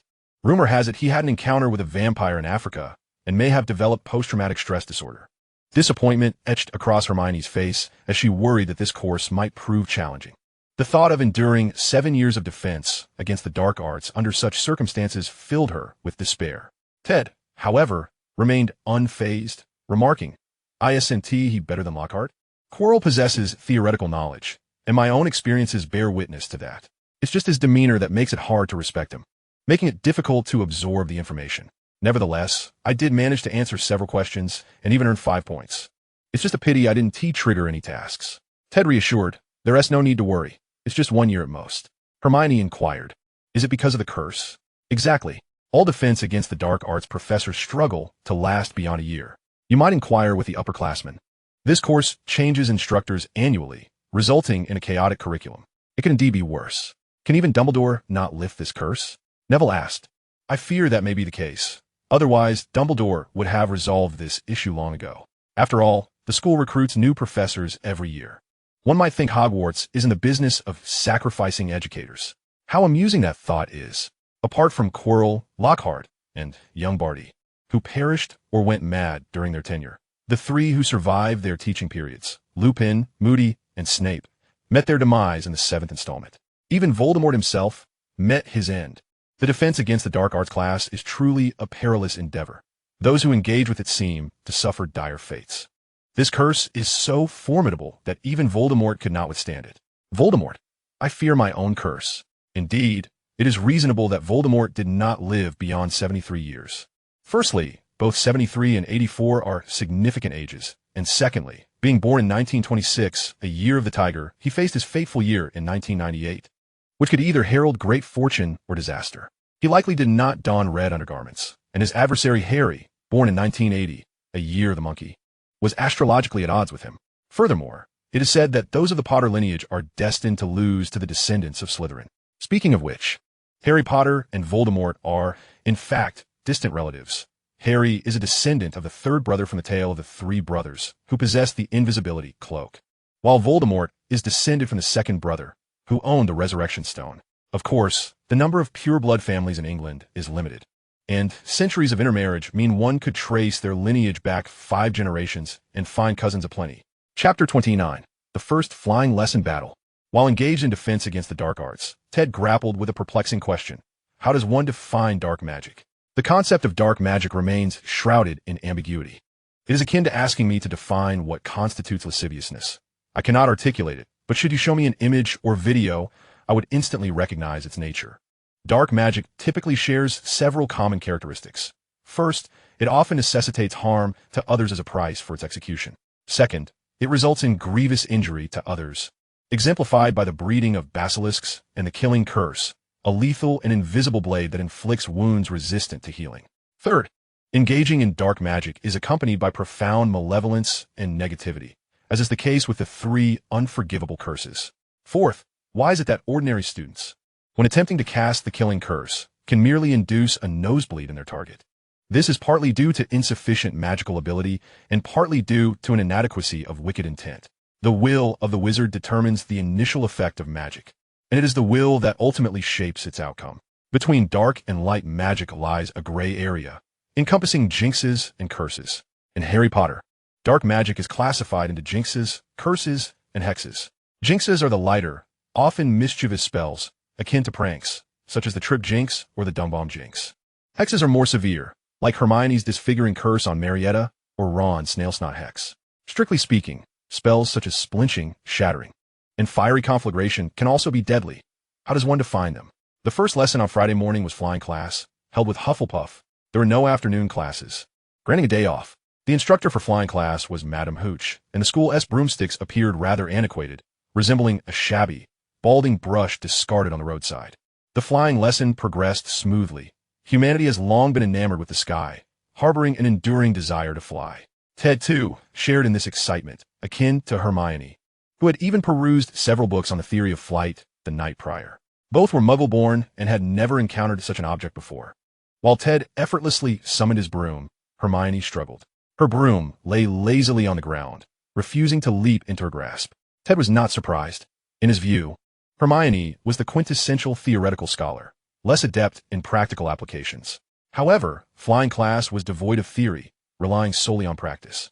Ted hovered half a meter above the ground, patiently guiding Hermione as she struggled. Hermione, you must not waver. Do not fret that the broom does not respond, nor should you concern yourself with flying.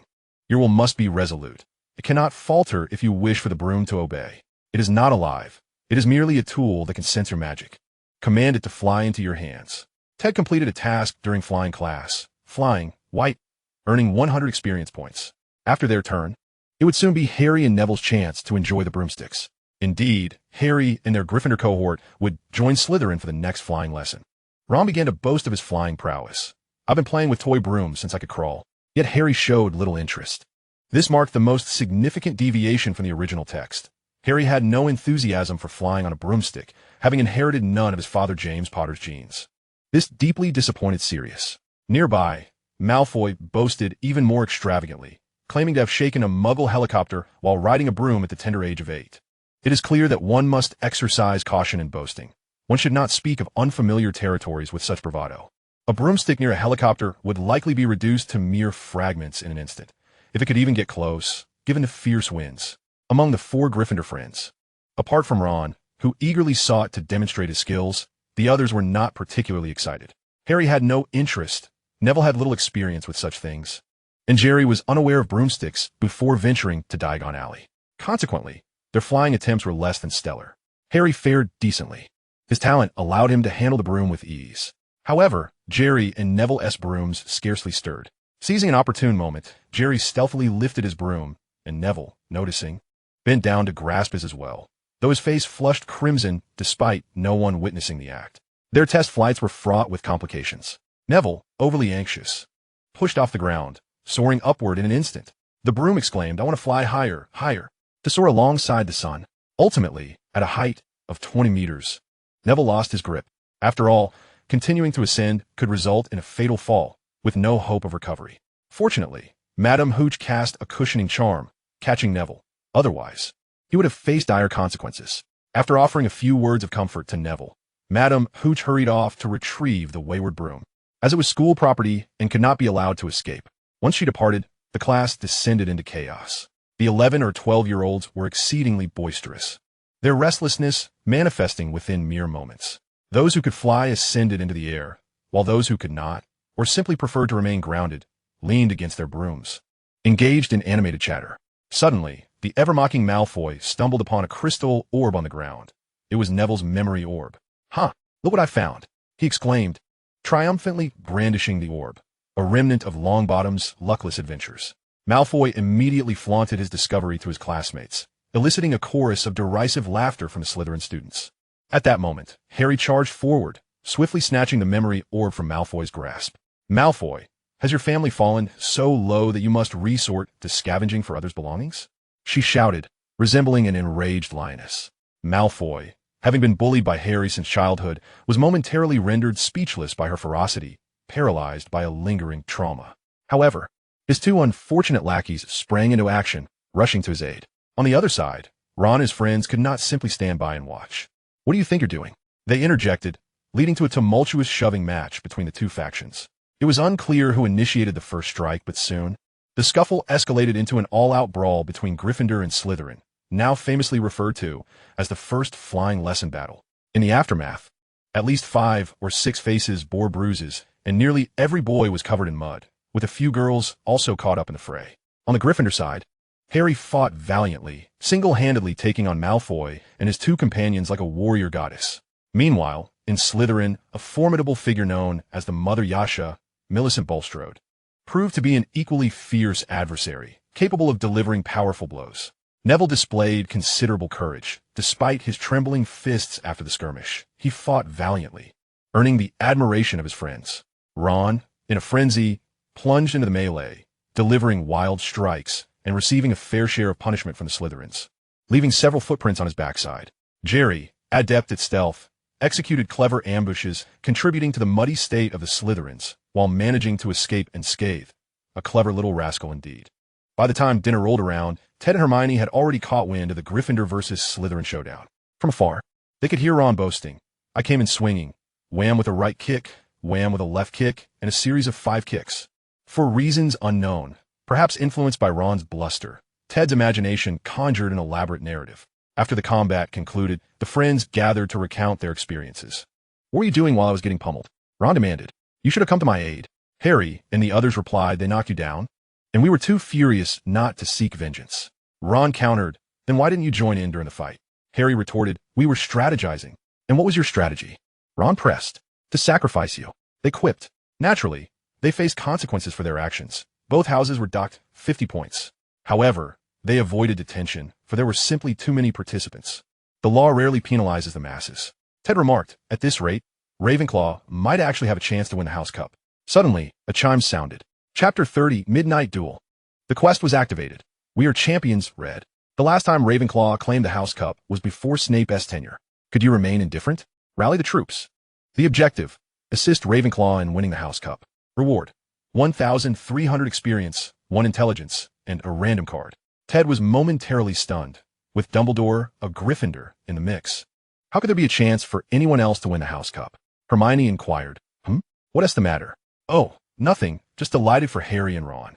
Ted replied. "Delighted? You lost 50 points and you're happy?" Hermione's brows furrowed. For her, points were of utmost importance.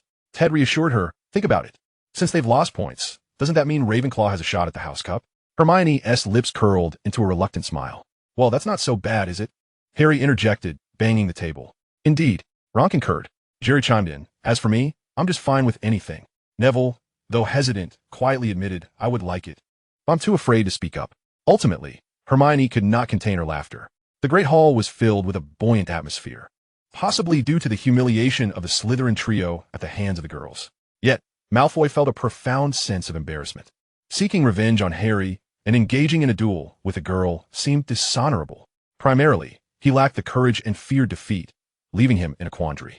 He decided to target the vulnerable. That night, he ambushed Neville and Ron, along with Longbottom and Weasley, declaring, if you're real men, don't hide behind girls. At 11:30 tonight, in the third-floor corridor, we shall duel. I'll bring an assistant to face both of you in a true wizarding duel, not like a muggle fist fight. Do you dare? Neville blushed, struggling to find his voice, while Ron eagerly responded, 2v2. Anyone who backs down is a coward. Jerry piped up, what about me? Don't ignore me. Naturally, this escapade could not escape Harry's notice. Although Ron wished to prove himself as a true man, Harry quickly perceived the trio's secret. After some pressing, Neville stammered, unable to articulate, while Jerry confessed with astonishing speed, leaving Ron to sulk in indignation. Harry declared, come here, I have a plan. The Gryffindor quartet intended to teach the young Malfoy a lesson, orchestrating a fair and just ambush. At the start of the term, Sirius had gifted Harry the family heirloom invisibility cloak. However, with 4 of them, even the cloak could barely accommodate their numbers. Fortunately, Jerry's innate stealth abilities allowed him to navigate quietly, avoiding detection. Harry and the others led the way under the cloak, with Jerry stealthily trailing behind. As fate would have it, Malfoy ultimately stood them up, leaving the Gryffindor quartet to shiver in the cold for nearly half an hour, nearly caught by Filch.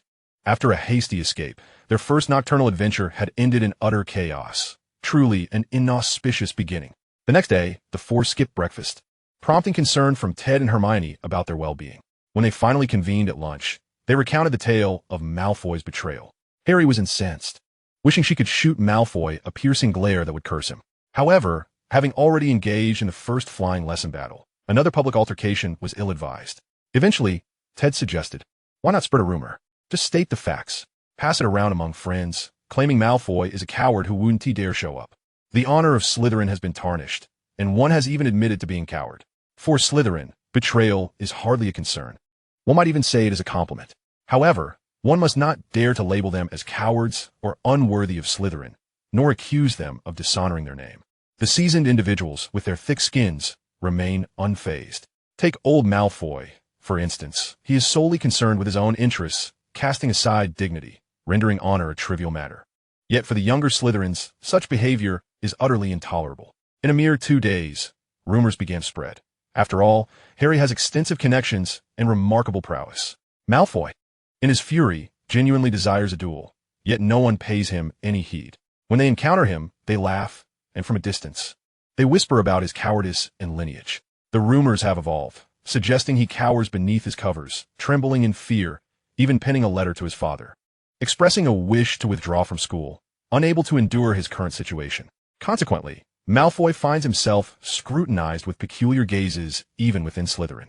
Children are easily swayed by collective sentiment and are deeply concerned about how others perceive them. Presently, Malfoy truly contemplates writing to his father to express his grievances and tribulations. Soon, Saturday of the second week dawned. The initial weekend of the school year had been relatively uneventful, given the substantial workload.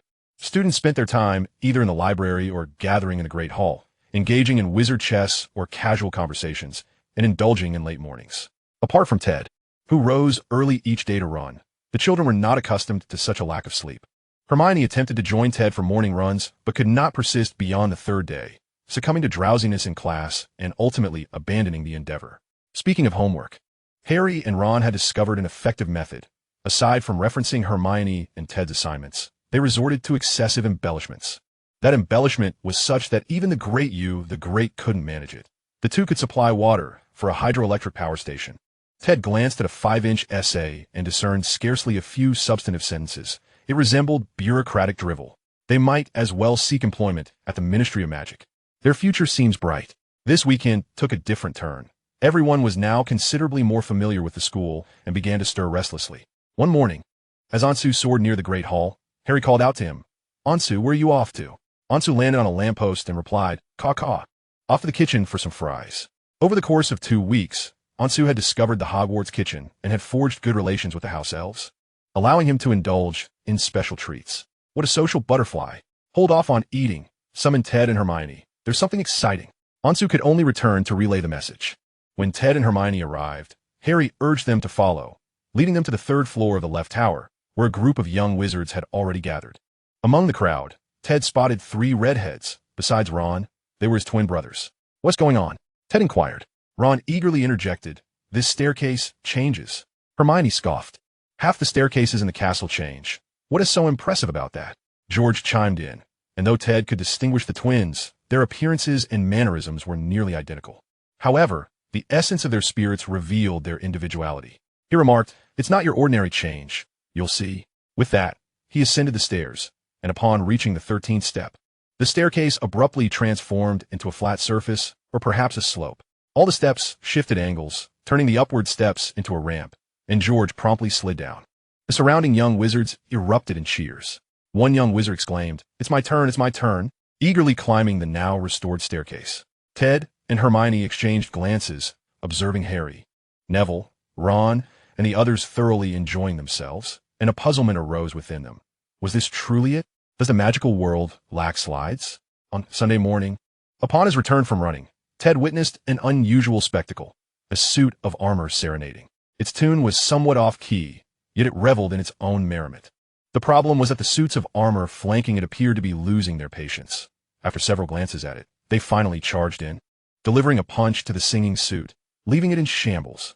Ted hurried away, hoping to avoid being implicated by Filch, who could very well hold him accountable. Nevertheless, this incident piqued Ted's curiosity, prompting him to investigate the suits of armor within the castle.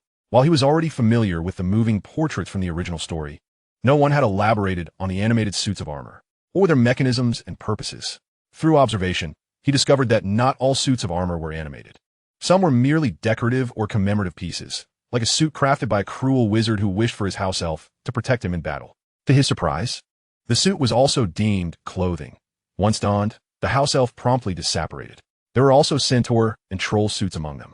Additionally, some suits were programmed to move at specific times to designated locations, likely operating on cycles of days or hours, akin to patrols. Lastly, there were those with greater autonomy, like the singing suit and the one that had pummeled it, resembling portraits more than armor, possessing a higher degree of freedom, yet they were scarce. Chapter 31. The Strengthening Manual, Blue, and the Culinary Delights of the Middle Ages. Ted, indulging in his youthful exuberance, decided to orchestrate a performance for everyone. Seizing a moment when the classroom was bustling, Ted respectfully approached a suit of armor to inquire for directions. He subtly channeled his magic to control the suit's arm to point. "Oh, so it's over there. Got it. Thank you." He feigned enlightenment as he followed the direction indicated by the suit. This spectacle misled the new students, who surrounded the armor for half an hour, receiving no response. Some sought Ted's counsel regarding the matter. To this, Ted advised, "You must be polite, sincere, and ask from the depths of your heart." The following day, the armor was adorned with various gifts, ranging from trinkets to necklaces, and even cloaks and scarves, as the young wizards demonstrated their goodwill. Ultimately, the armor was removed by an exasperated Filch, bringing the situation to a close. The young wizards, suddenly realizing the armor had vanished, were left in a state of bewilderment. Ted sighed. "Ah, there were too many of you." The armor became annoyed with your incessant questioning and simply left. The young wizards experienced a moment of clarity, lamenting their missed opportunity. Ted mused, "It's quite amusing to trick first years." Later, the twin brothers learned of this incident, having already perceived Ted as a master of mischief. They grew even more intrigued and eagerly invited him to join their newly formed prankster organization. Ted replied, "Are you jesting? You've already registered with Dumbledore. As a model student in my house, how could I possibly conspire with you and disappoint the professors? If strategies are devised behind the scenes, that would be acceptable." After 2 weeks of life at the academy, the young wizards have made remarkable progress. Ron has boasted of dozens of chicken legs, while Jerry has consumed several bowls of cheese. Ansu has been tirelessly indulging in fries. Neville has garnered recognition from Professor Sprout in herbology, discovering his passions and talents, often volunteering his time in the greenhouse. Hermione has independently studied several subjects and, with Ted's assistance, has learned a multitude of spells ahead of schedule.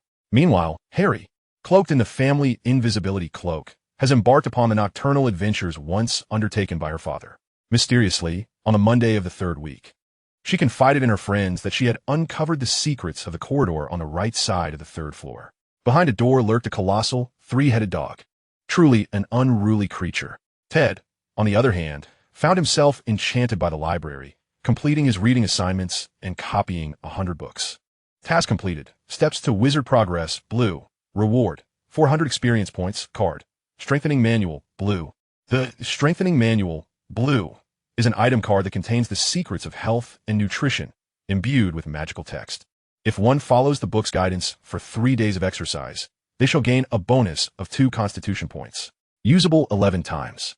This was Ted's first encounter with a single-use item card. Upon using the card, a blue pattern booklet appeared, detailing knowledge and requirements related to invisibility and fitness. After memorizing its contents, Ted began to exercise according to the manual's instructions, even reducing his time spent in the library and practicing magic. Hermione expressed her discontent.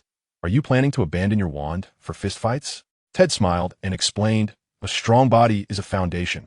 You'll understand in time." As Ted began his training regimen, Harry and her friends concocted yet another scheme. "I have a new plan," Harry declared. That evening, she arranged a duel with Malfoy, declaring that anyone who did not attend would be deemed a coward.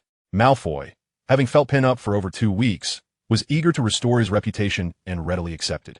The duel was set in the corridor on the right side of the third floor. What can one say?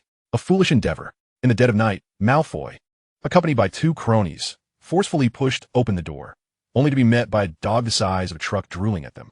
Malfoy stood frozen, his eyes vacant, murmuring, "Illusion, all an illusion. You cannot frighten me." His legs turned to jelly, trembling uncontrollably, while his robe quivered. After 3 seconds of shock, his companions, Goyle and Crabbe, plopped down on the floor, wailing like children, scrambling away as though fleeing from a slaughterhouse. Their screams echoed through the corridor, summoning Filch. This incident resulted in Slytherin losing 30 points, and Malfoy, along with Harry, was sentenced to detention. Filch assigned Malfoy's group to clean the toilets, while Harry was summoned by Snape for assistance with potions. Ted had anticipated dealing with unsightly tasks involving slugs or the innards of magical creatures. Instead, he found himself weighing potion ingredients and repackaging them. Was this truly a form of detention? Although Snape had not uttered a single kind word, his demeanor had softened considerably. Where was Snape's notorious sharp tongue? Ted couldn't help but wonder what the scene would have been had he not intentionally attracted Snape's attention during the first lesson. "Snape, Harry, where might one find a piece of bezoar?" Harry, "Professor, I'm afraid I do not know." Snape, "Honesty. Gryffindor earns points." Ted dedicated 3 days to completing the training activities outlined in the Strengthening Manual, achieving the promised 2 constitution points. Subsequently, the manual transformed into a beam of blue light and vanished. On September 19th, Hermione awoke to find Ansu at the window, flying in with a copy of Aesop's Fables and a note from Ted. As she unfolded the note, she discovered the words, "Happy birthday." Today marked Hermione's birthday. Born in 1979, her birth date falling after September 1st meant she was a year behind Harry and the others. "Thank you, Ansu and Ted," Hermione exclaimed, lifting the book for a closer look, her heart brimming with joy. At that moment, her owl arrived, bringing birthday gifts and letters from her parents. Nearly 20 days at Hogwarts had left a profound impact on Hermione. In the past, she had been so focused on studying that she hadn't reflected much. But now she found herself longing for home. Thankfully, she had made many friends at school, alleviating her loneliness. For children of this age, 20 days is indeed a significant span of time, often fostering a sense of having known each other for years. For instance, Neville frequently sought Ted's advice or assistance, often receiving valuable suggestions and timely encouragement that touched him deeply. This sense of camaraderie was something he had never experienced before starting school. He adored his studies. He cherished his friends. He found himself pondering how it was possible that he, who felt so ignorant, could be so inspired by the education of Muggle children.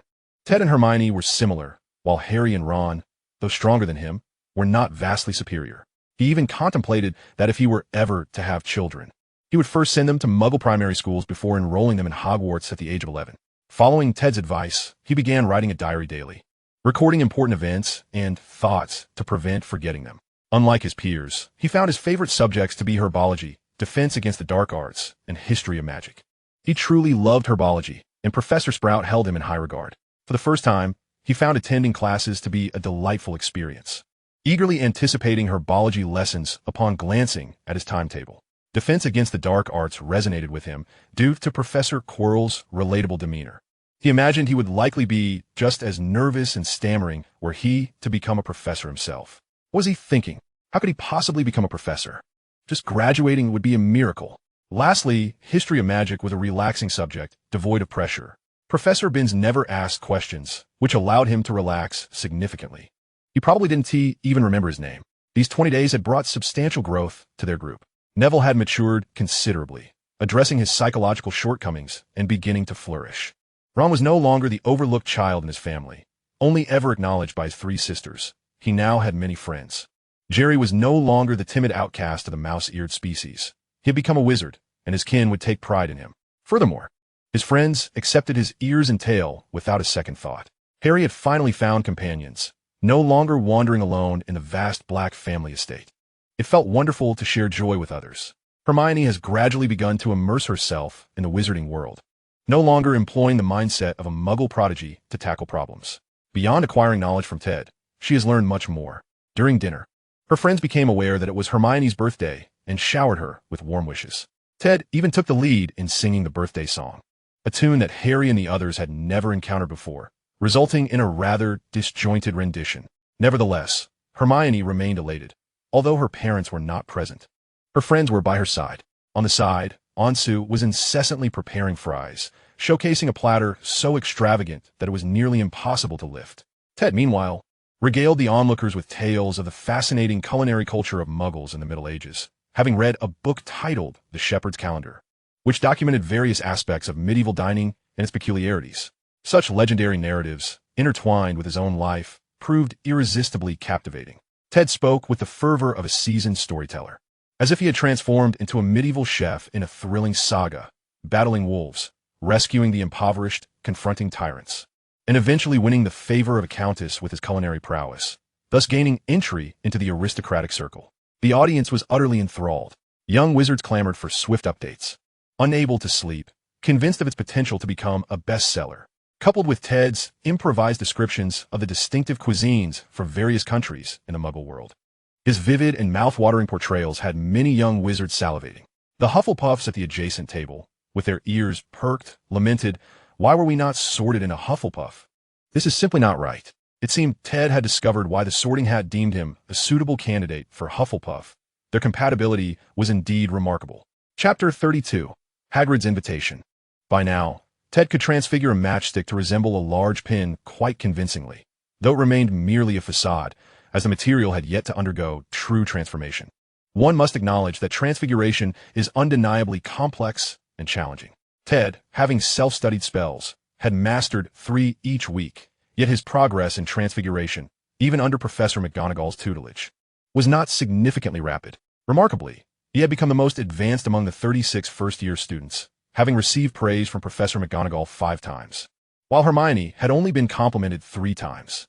This was far more arduous than the transfiguration depicted in novels and films. Unlike spells, transfiguration does not merely assess overall proficiency. It demands a deep understanding. Mastering the transformation of a matchstick implies an understanding of object transfiguration. The remaining challenges pertain to proficiency and the relationship between magical strength and the size and complexity of the transformation. Then there are the transformations of inanimate to animate objects, such as turning a button into a beetle. Unlike spells, each transfiguration is not independent. Mastering the Lumos spell does not inherently assist with disarming spells. However, if one can transform a matchstick into a pin, one can effortlessly transfigure parchment into silk or a porcelain plate into a metal dish. After 3 weeks of behaving, Harry had begun to act up again. She had grown familiar with her surroundings and was eager to explore the ancient castle once traversed by her ancestors. Particularly intriguing was the 3-headed dog behind the door on the right side of the 3rd floor. Why was such a colossal creature stationed there? What lay behind the secret door? What was it guarding? For Gryffindor, this was simply tantalizing. It could be said that Dumbledore had these young wizards under tight control. Harry was now impatient to lead Ron, Jerry, and an unwilling Neville to investigate the 3-headed dog. Ron and Jerry chimed in, "Let's not fall for bad temptations." To which Neville protested, "I don't want to go. I still need my sleep." Harry retorted, "Sleeping at 10? Are you trying to be a health guru? Get up and have some fun." Ron and Jerry, in perfect synchrony, hoisted him up and carried him right out of the common room. In fact, Many restless students were already aware of the three-headed dog guarding a secret door in the corridor on the third floor, yet the creature was so formidable, standing tall enough to reach the ceiling. No young wizard dared to boast about it. Just think of how Malfoy was taken by surprise when Harry tricked him. The fact that he did not soil himself on the spot speaks volumes about his mental fortitude. Although the three-headed dog was still in its juvenile phase, one should not underestimate it. Have you not heard tales of a mastiff battling 5 tigers, 3 mastiffs confronting an aircraft carrier, 5 mastiffs splitting the heavens, or 10 mastiffs creating the universe? Hermione was quite discontent with Ted for not only allowing Harry and the others to breach the rules, but also for willingly joining them to take a look. However, Ted pulled her along, albeit reluctantly. Hermione exclaimed, "Oh my, it smells delightful." While Harry was keen on investigating the secret door, the three-headed dog was quite unyielding. Days passed with no progress. She inquired Ted's thoughts. Ted replied, "What do I think? There must be a reason why the leather pants are layered over cotton trousers." The group responded, "Well, obviously. What else could it be? Are we supposed to tell them that below lies a challenge prepared by Dumbledore for Voldemort?" On the morning of the 3rd Friday of the semester, Neville and Harry both received an invitation from Hagrid, inviting them and their friends to visit. When Neville mentioned this to Ted and the others, they all decided to go see him over the weekend. Harry remarked, "The twins keep saying the Forbidden Forest is fascinating. We can take this opportunity to observe it." Ted recalled something and replied, "I believe all things should be approached in a measured manner. Adventures, too. We have yet to fully explore the paths within the castle, and now you wish to ponder adventures in the Forbidden Forest? That seems rather ambitious. We should first explore the castle and uncover every path, including secret passages. I dare say this millennia-old castle harbors many hidden secrets." He genuinely wished for Harry to refrain from wandering aimlessly in the Forbidden Forest, for she might inadvertently encounter Voldemort. This time, he was not the savior. Should he truly confront danger, the consequences could be dire. On Friday afternoon, with no classes scheduled, the group, having skipped lunch, set out together to Hagrid's hut at the edge of the Forbidden Forest. Hagrid, also known as the Hogwarts groundskeeper, tended to some chickens and had cultivated a patch of farmland nearby to grow potatoes, pumpkins, and cabbages. His primary occupation involved hunting and patrolling the Forbidden Forest. If he were to host a live stream, garnering 1 million followers in a month would be no challenge. Hagrid's hut appeared quite humble from a distance, resembling a wooden house with a round, pointed roof. However, upon closer inspection, one would realize it was indeed vast. The entire structure was a single room, towering 5 or 6 meters high and spanning over 60 square meters. Standing before the wooden hut, Ted felt as though he were at the entrance of a castle, the door appearing almost too grand. Thud, thud, thud. Harry stepped forward to knock. The sound of barking echoed from within. "Step back, Fong. Step back." It must be Harry and Neville. Hagrid's voice boomed through the door. The enormous wooden door swung open, revealing Hagrid's head, which seemed to emerge from a mass of black hair. "Oh my goodness, you all are here. Wonderful. Cool mean." His hair and beard flowed together, creating the illusion of a face sprouting from a great bush of black hair. The room was adorned with an unidentified beast's hide, and against the wall loomed an enormous fireplace, complete with a cauldron large enough to stew a small child. The furniture in the room was oversized, exceeding the usual dimensions by at least 2 sizes, with a bed resembling one fit for 3. On the walls hung colossal crossbows and quivers, while a massive hunting dog wagged its tail in a phantom-like manner, panting eagerly but restrained by Hagrid, who feared it might frighten Ted and the others. This was Fong. Though large in stature, he posed no threat. Hagrid held Fong's collar and introduced him to the group. Everyone playfully patted Fong's head, wishing for a worry-free new year. Ted noticed that Fong had 2 tails. No wonder it waggled like a propeller. Curiously, he inquired, "Hagrid, is Fong a Snidget hound? That doesn't seem quite right. His ears and face don't match." Although magical pet shops typically offered only small creatures, Ted had encountered Snidget hounds before. These magical canines, known for their loyalty to their masters, sported 2 tails that separated like a swallow's at their rear. Owning one required registration with the Ministry of Magic, and if residing near a Muggle community, one had to employ a painless charm to remove one tail to avoid detection. Of course, if Hagrid were to keep one, he would undoubtedly forego such formalities. Yet, Fong's external features did not fully align with those of a Snidget hound, save for the tails. Upon hearing Ted's words, Hagrid was positively elated. "Merlin's beard. You know about them. Ted, right? You have an interest in magical creatures?" He grasped Ted's shoulders with his enormous hands, nearly lifting him off the ground. Ted gently patted his hand, signaling for calm. I worked at a magical pet shop before enrolling, and I've encountered snidget hounds. But Fong seems to be different? Absolutely. Quite different. Hagrid's beetle-like black eyes squinted with joy. Fong is a crossbreed between a snidget hound and a blink dog. Fong seemed to comprehend Hagrid's words and promptly vanished, only to reappear suddenly behind Ted and the others. What was that? Harry exclaimed. Is that a disapparition? No. That's a blink. It doesn't cover as much distance as disapparition, but it's far more convenient. You may not be familiar with blink dogs. They are a magical species discovered only a decade ago, likely from another realm. Hagrid began to regale them with tales of how he had interbred the blink dog from another world with a native snidget hound. Less than a month after departing from Diagon Alley, Ted found himself reminiscing about the convergence of stars once more. In truth, seeing Jerry daily was already indicative of the Celestial Convergences' impact on their world. Yet, Ted had grown so accustomed to Jerry's peculiarities that he often overlooked them. After speaking until parched, Hagrid seized an enormous oak mug, 15 centimeters in diameter, and downed a cup of pumpkin juice before recalling that he had invited Harry and the others for a meal. Please, hold on. Lunch will be ready shortly. You can nibble on some snacks in the meantime. He presented a large wooden platter, upon which lay cookies measuring over 10 centimeters in diameter. I made rock cakes. Give them a try. They're good to fill your stomach. Ah, rock cakes are here. What a delightful treat. Ron and Jerry, notorious for their rumbling stomachs at mealtime, eagerly grabbed a piece and bit into it. Mmm. They exchanged glances wide-eyed. You must try them. They taste quite good. Ron cheerfully encouraged everyone to join in. Chapter 33, The New King of Dark Cuisine. Ted, Harry, and Hermione exchanged dubious looks at Ron, who was not particularly adept at lying. Why does your face look yellow? Ted inquired. It's the cold. I applied wax. Ron quickly replied. And why is it red now? Ted pressed on. E.M. glowing.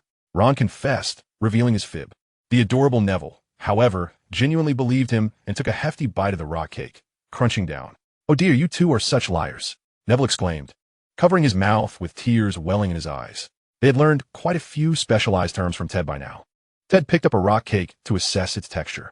Is this fit for human consumption? This seems more like a chew toy for a three-headed dog. The rock cakes resembled small biscuits with raisins, intended to have a cracked surface resembling stone, though they were certainly not as hard. Yet Hagrid seemed to have misunderstood, baking them to a consistency akin to actual rock. For Hagrid's robust jaw, they might be just right, but for ordinary humans, they were excessively tough. Ted casually offered a cake to Fong, catering to his appetite. Listening to Fong's enthusiastic crunching, it felt akin to chewing on crunchy bones. Fong munched away with gusto, his teeth in fine form. Ron watched in fascination, enviously remarking, if I had teeth like that, I'd eat anything. What is Voldemort to me? The group, having neglected their pre-meal snacks, awaited the main course with rumbling stomachs. Even Ansu could hardly contain itself, having long since ventured to the kitchen to procure fries. Now, it impatiently squawked, time to eat, eat. Ted beckoned it to perch on the table, offering a piece of jerky to placate it. Seeing Ron and Jerry's eager eyes upon him, he reluctantly handed over 2 pieces, then shook his head, muttering, is this too much? Not at all. Alas. This jest fell upon deaf ears, leaving him feeling quite lonely. Hagrid, having heard Ansu's calls, scrutinized it closely and asked, is that a human-speaking raven? Quite well cared for. Don't worry, it will be ready soon. With that, he tossed some vegetables into the large cauldron. Hagrid's dish was a beef stew, aptly named a mishmash, as it contained an assortment of random ingredients. Ted witnessed him toss what appeared to be giant, skinless claws resembling those of a bear into the pot. The group exchanged glances, watching Hagrid stir the stew with a massive spoon, feeling as though he had transformed into the archetypal witch from Muggle fairy tales, brewing a potion. Can we even eat this? With a half-blood giant's tolerance for toxins. He might be fine, but what if we end up in the hospital wing? Observing Hagrid's blissful demeanor, Ted couldn't help but concede that he had become a notable figure in the realm of dark cuisine. I beg you, Hagrid, allow me to provide you with a recipe. Please don't waste good food like this. Ultimately, Ted took it upon himself to prepare a meal of roasted pumpkin and potatoes, accompanied by a stew of jerky and vegetables, to salvage the feast. In the end, Hagrid devoured half the pot of soup, raving about its exquisite flavor and inquiring about the secret ingredient. It's MSG. I added MSG, Ted replied. During the leisurely post-meal conversation, Ted discovered a magazine titled Magical Creatures and Magic on Hagrid's bedside. May I have a look? Ted asked, pointing to the magazine. Oh, of course, Hagrid replied. It was a niche publication about magical creatures, having featured numerous newly discovered interdimensional magical beings over the past decade. remaining at the forefront of the field of magical biology. It's my favorite. I subscribe to every issue. Ted nodded thoughtfully, his eyes gleaming with curiosity as he scanned the area, primarily searching for any familiar creatures. Noticing Ted's keen interest, Hagrid beamed with delight and said, "Ted, if you like, I can lend you some books, but you must return them. They are part of my collection." As he spoke, he gestured toward a makeshift bookshelf affixed to the wall, which indeed housed numerous tomes and journals on magical creatures. Ted quickly expressed his gratitude. "Thank you. I truly appreciate it, but there's no need to lend them to me. I've already finished reading them." Although he hadn't fully perused them, he had memorized all the contents and intended to savor them in his spare time. To Ted's astonishment, he discovered an article by Professor Quirrell in one of the magazines, showcasing his profound insights on the hybridization of magical creatures. Of course, the publication was rife with critical voices, labeling him a madman. After all, breeding new magical beings without authorization was considered unethical and even illegal. Yet, who truly enforces such regulations? The laws are riddled with loopholes. For instance, Ron's father is the head of the Department for the Regulation and Control of Magical Creatures. Yet he crafted legislation that conveniently left a loophole for himself, not to mention other influential pureblood families. The laws primarily govern the powerless wizards. For those in positions of authority, it is largely a matter of personal integrity. As for Hagrid, he pays little heed to the ministry's regulations. In his eyes, he can raise whatever he wishes. On that Sunday morning, Ted observed Neville and Jerry attempting to pacify a fuming Ron. "What is the matter?" he inquired. Jerry explained. "It's about Dean. Dean Thomas is one of Neville, Ron, and Jerry's roommates, and he is a person of color. It turns out that Dean, a passionate football enthusiast, a common trait among the English, had a heated argument with Ron while explaining the rules of the sport in their dormitory. Ron questioned the point of a group of non-flying individuals scrambling for a ball on the ground, exclaiming, 'Why not just have several balls? You can't use your hands. Why not use sticks to hit each other?' Ron scoffed, 'Is this it? Just this?' with a mocking expression. Naturally, the dispute escalated. "I see," Ted nodded, refraining from further comment. Ron, however, became more animated and asked Ted, "What do you think, Ted? Is there any real excitement in Muggle football?" Ted set down his utensils, pondered for a moment, and replied, "Ron, you must understand that Muggles have countless forms of entertainment and sports. There are many types of ball games alone. It's inappropriate to argue over differing interests or to belittle someone else's passion. This isn't merely a matter of Muggles or wizards. You enjoy wizard's chess, while he relishes gobstones. That doesn't impede your friendship. Moreover, you both share a living space for 7 years." That evening, Ron surprisingly offered an awkward apology to Dean, even gifting him a chocolate frog card featuring Dumbledore. The young boy, Dean, was overjoyed to see a moving Dumbledore. Upon hearing this, Ted couldn't help but exclaim, "Ron, you truly are something else." This thing yielded 6 cards among 5 of us on the train. It might just fool Dean, who grew up in the Muggle world. It is worth noting the potions class during the last week of October.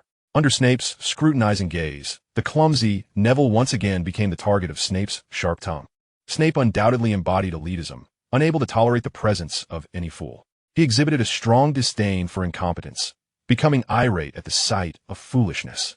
Although he wasn't particularly fond of the know-it-all Hermione or Ted, who always maintained a calm demeanor, as if he understood everything, at least they were intelligent. Neville, however, was particularly intolerable to him. Yet, after enduring Snape's scathing remarks, Neville surprisingly did not cry. Though tears brimmed in his eyes, he held them back. He had truly absorbed Ted's words and was striving to become braver and stronger. Snape, caught off guard by Neville's newfound resilience, began to question whether his cutting remarks had lost their edge and sought to deliver even more. Harry and Ted could no longer stand by and voice their support for Neville. Snape shot Harry a dispassionate glance and coolly declared, "Disrespecting a professor results in a deduction of 5 points from Ravenclaw." Ted regarded Snape with an indifferent look, internally thinking, "Only 5 points? Haven't you eaten? Be more vigorous." Harry chimed in, "What about me? Go on, deduct my points." Chapter 34, Summary and New Knowledge in October. Before long, the end of the month arrived, marking 1 month since Ted and his companions had begun their studies. Tomorrow would usher in October, bringing with it new knowledge from the Otherworld. Ted decided to summarize his gains from the past month. Firstly, the character interface, Ted Epiphany. Level, first level wizard, first level psion. Experience pool, 3472. Attributes, the average value for an ordinary adult muggle is 5. Strength, 3. Constitution, 5. Agility, 4. Intelligence, 6. Perception, 7. 1 wand. Spirit, 9. Charisma, 7 luck. typically 0 for ordinary individuals, fluctuating between positive and negative based on circumstances. Talents: Otherworld knowledge, gold. Skills: Magic level 2, 1 wand. Transfiguration level 2. Spellcasting level 1, 1 wand. Magical resistance level 1, psionic ability level 1, mental resistance level 2, prophecy level 1. Spells: Lumos level 2, Scourgify level 2. Cleaning charm level 2, repairing charm level 1, aquamini level 1, bubblehead charm level 1, disarming charm level 1. Psionic abilities: Identification, Memory Palace, Spirit Crystal Servant, not yet cast. Reading, Affection, Thought Concealment, Mental Encouragement. Cards: Energy Restoration green, Wisdom of Ravenclaw blue, Wild Boar Bludgeon green, Mysterious Dance Flute green, Neville S. Failed Scabbers Potion green. Quests: Exploring Hogwarts red, the corridor to the right on the 3rd floor.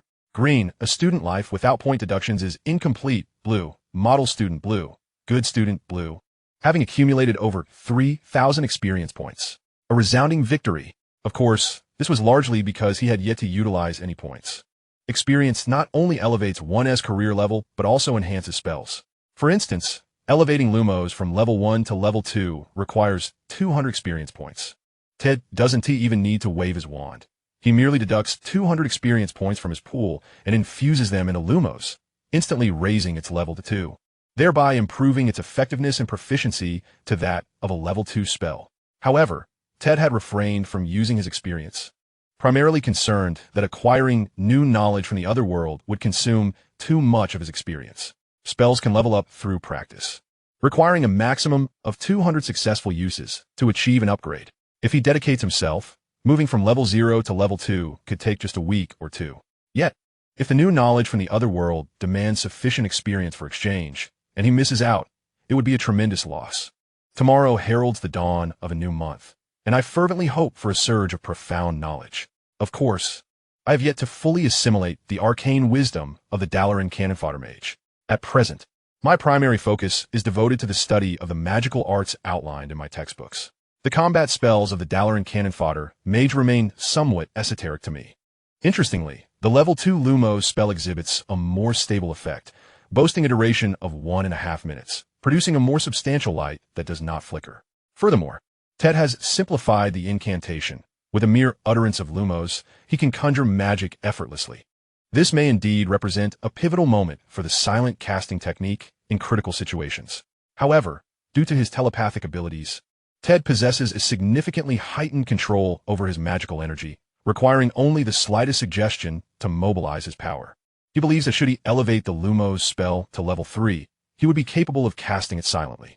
As for wandless magic, that might not be attainable until level 5, I presume. Within the system, both magic and skills are ranked from level 1 to level 9. Generally, magic is constrained by related skills. For instance, if your spell proficiency is only level 3, it is quite challenging to elevate a standard spell to level 4. Typically, a 5th-year wizard achieving an outstanding level in the OWL's examination hovers around level 3, while a 7th-year graduate attaining excellence in the Newt's examination reaches level 4. Progressing to level 5 would grant access to the realm of silent casting for that spell. Ted's situation is indeed unique. Nonetheless, spells are an area in which every wizard has their own strengths and proficiencies. Take Gilderoy Lockhart from the original text, who struggles with even the simplest spells, yet has mastered the memory charm to a masterful degree. Countless adept wizards have fallen victim to his memory charm, remaining blissfully unaware of their altered memories. In contrast, Harry Potter, under extraordinary circumstances, managed to counter Voldemort's Avada Kedavra with a disarming charm, ultimately defeating him due to the Elder Wand's allegiance, resulting in a spectacular conclusion. Such scenarios often arise in the cases of intuitive, emotional wizards, who typically excel in specific spells. In the realm of transfiguration, Ted has also made notable progress. He can now adeptly transform a matchstick into a needle, elevating his transfiguration skills to level 2. This achievement is no small feat. Having mastered the transformation of a matchstick into a needle, he has broken through that barrier, making the transmutation of other objects considerably simpler. The size of the transformed items largely depends on one's proficiency and magical intensity.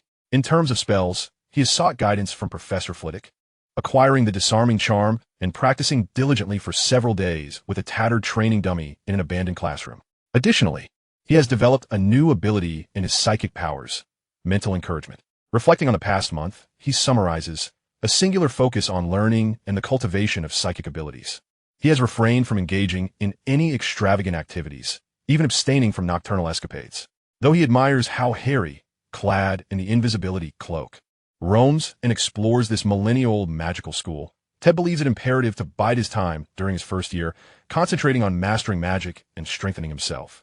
Engaging in unnecessary distractions is best avoided until he attains a certain level of prowess. Does he truly fancy himself the protagonist of a trivial tale? Beyond summarizing his monthly achievements, he has also begun to compile a reading list. Primarily, he feels that the foundational education for young wizards is utterly inadequate. One might even argue it is almost non-existent. Wizarding families typically impart language, literacy, and rudimentary mathematics, but they barely scratch the surface of addition and subtraction, neglecting multiplication and division entirely. Furthermore, their understanding of magic is remarkably superficial, if not entirely one-dimensional. Hermione, noticing Ted engrossed in his writing, quietly inquires, "What are you working on?" Ted replies, "I am summarizing my learnings from the past month while organizing a knowledge framework." Hermione responds, "Knowledge framework?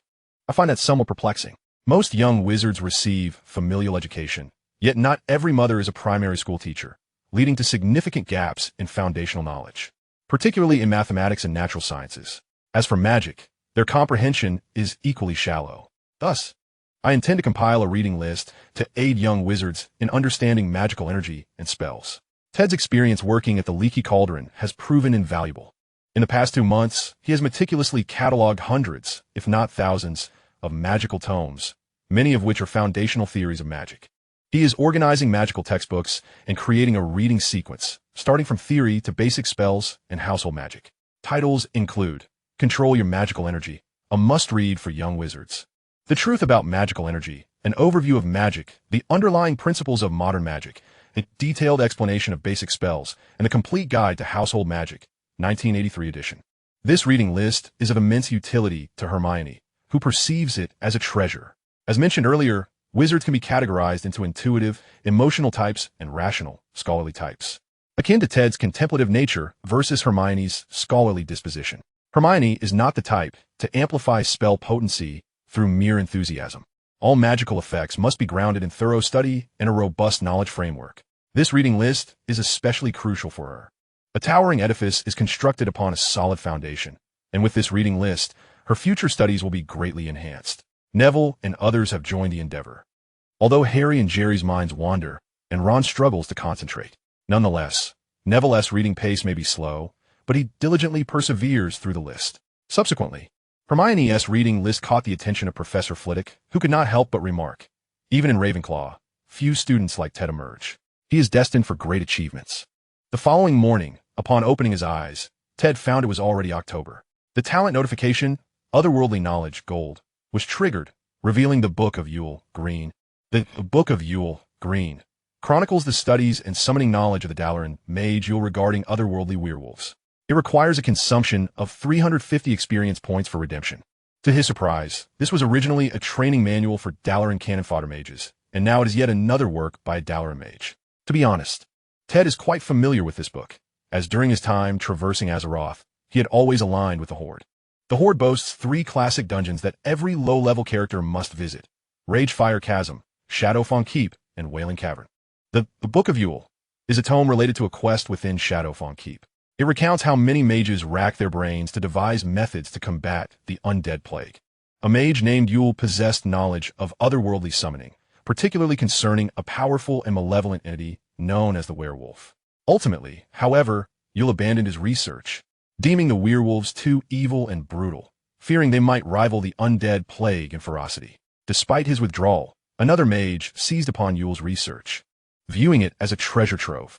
He believed that if he could master the formidable werewolves from this other world, dominating a realm would not merely be a dream. The epitome of this power was none other than Erigel, the final boss residing in Shadowfawn Keep. Hence, a tome chronicling the summoning and controlling of otherworldly werewolves? Bah! Ted cursed in frustration, setting aside the fact that werewolves were scarcely a rarity in the realm of magic. Even if they were significantly more potent than those of this world, it was impossible for him to summon such uncontrollable beasts, especially those with a pronounced ability to infect. Ted promptly closed the system, refusing to redeem any rewards. He would rather conserve his experience for other pursuits. Continuing to wait was not a viable strategy. What if next month brought nothing but useless knowledge? He might as well level up. Chapter 35, Frost Armor. Resolute. Ted expended 1,000 experience points to elevate his wizard to level 2. His character panel instantly reflected an additional attribute point and skill point. After some contemplation, he allocated the attribute point to his intelligence, bringing it to a remarkable 10, double that of an ordinary individual. Intelligence was of paramount importance for wizards and psychics, bearing great value. He assigned the skill point to mana, elevating it to level 3. Ted extended his hand, sensing the surge of mana within him. It had grown tremendously. His mana was at least double what it had been before. A surge of exhilaration coursed through him, as if he were on the verge of shattering something. How he longed to level up once more. Ted muttered to himself. Of course, he merely spoke in jest. Ascending levels too swiftly could prove detrimental.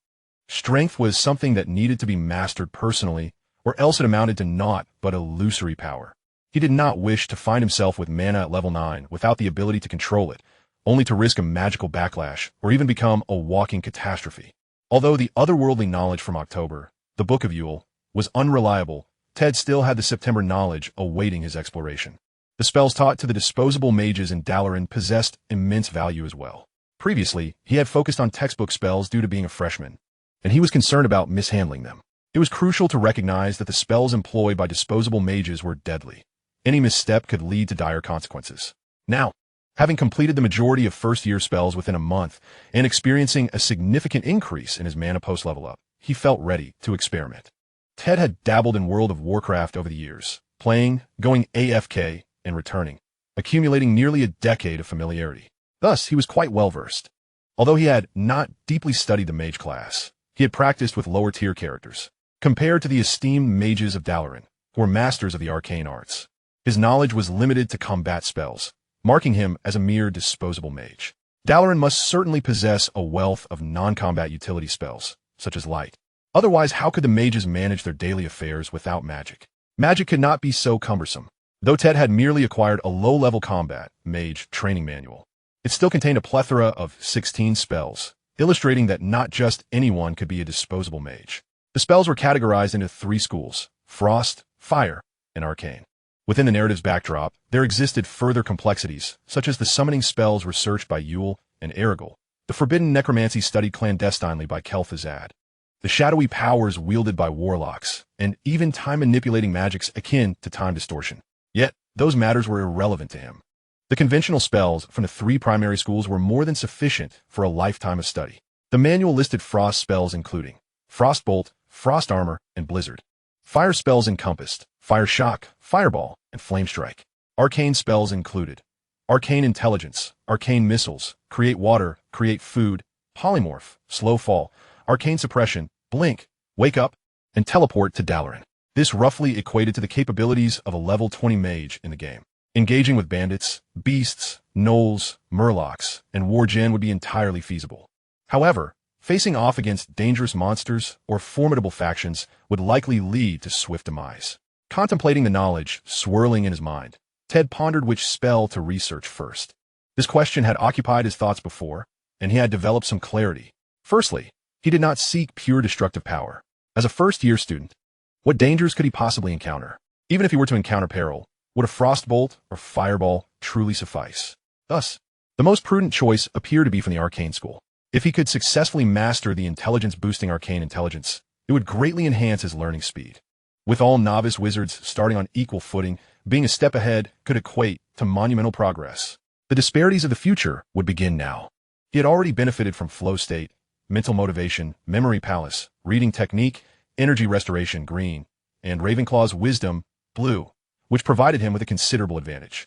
Learning arcane intelligence would bolster his intellect even further. How splendid that would be. He would undoubtedly rival the likes of Thompson from years past. Yet, the complexity of arcane spells surpassed that of elemental spells. It was not as simple as the straightforward incantations of frost and fire. Moreover, the application of arcane intelligence required targeting oneself or an ally. Should he mishandle the magic, he risked inadvertently casting a spell that rendered one mentally impaired. It would be wiser to wait until his spell level increased before attempting such a feat. A cautious approach was undoubtedly warranted. As for Create Water, Create Food, In arcane missiles, he currently had no need for them. Slow fall had alternatives in the form of float and cushion spells. Teleporting to Dalaran was out of the question, far too complex. There was no need to consider it until he had mastered Shadow Step and Portkey. Furthermore, a place like Dalaran did not even exist in this world, so he must not spread such rumors. Arcane intelligence, polymorph, arcane suppression, and blink all presented challenges too great for him. The research and practice involved would be perilous. Wake Up was a spell that allowed mages to momentarily awaken the mana within, serving as a potent means of restoring mana. Ted had yet to grasp its fundamental principles. It would likely take a year or two of focused study to comprehend it fully, requiring a deeper understanding of mana itself. After much contemplation, Ted resolved to pursue the defensive spell, Frost Armor. The frost and fire spells were comparatively straightforward, and as this was his first encounter with magic beyond his previous experience, starting with the simplest option was undoubtedly the most suitable choice. Frostbolt may even be simpler than Frost Armor, given that it was often regarded as the introductory spell for mages in the game. However, offensive spells risked being misconstrued as malevolent curses, which could lead to significant complications. Mischievous spells like Fool's Prank were often classified as malicious, and as a novice wizard with no foundational knowledge, it would be prudent to avoid such troubles. Frostbolt required an extended casting time, colloquially known as charging the ice arrow. Over 2 seconds of casting time was rather excessive in this world. Nevertheless, the power of Frostbolt was not to be underestimated, according to the knowledge in his mind. Its physical damage could penetrate a centimeter of pine wood from a distance of 10 meters.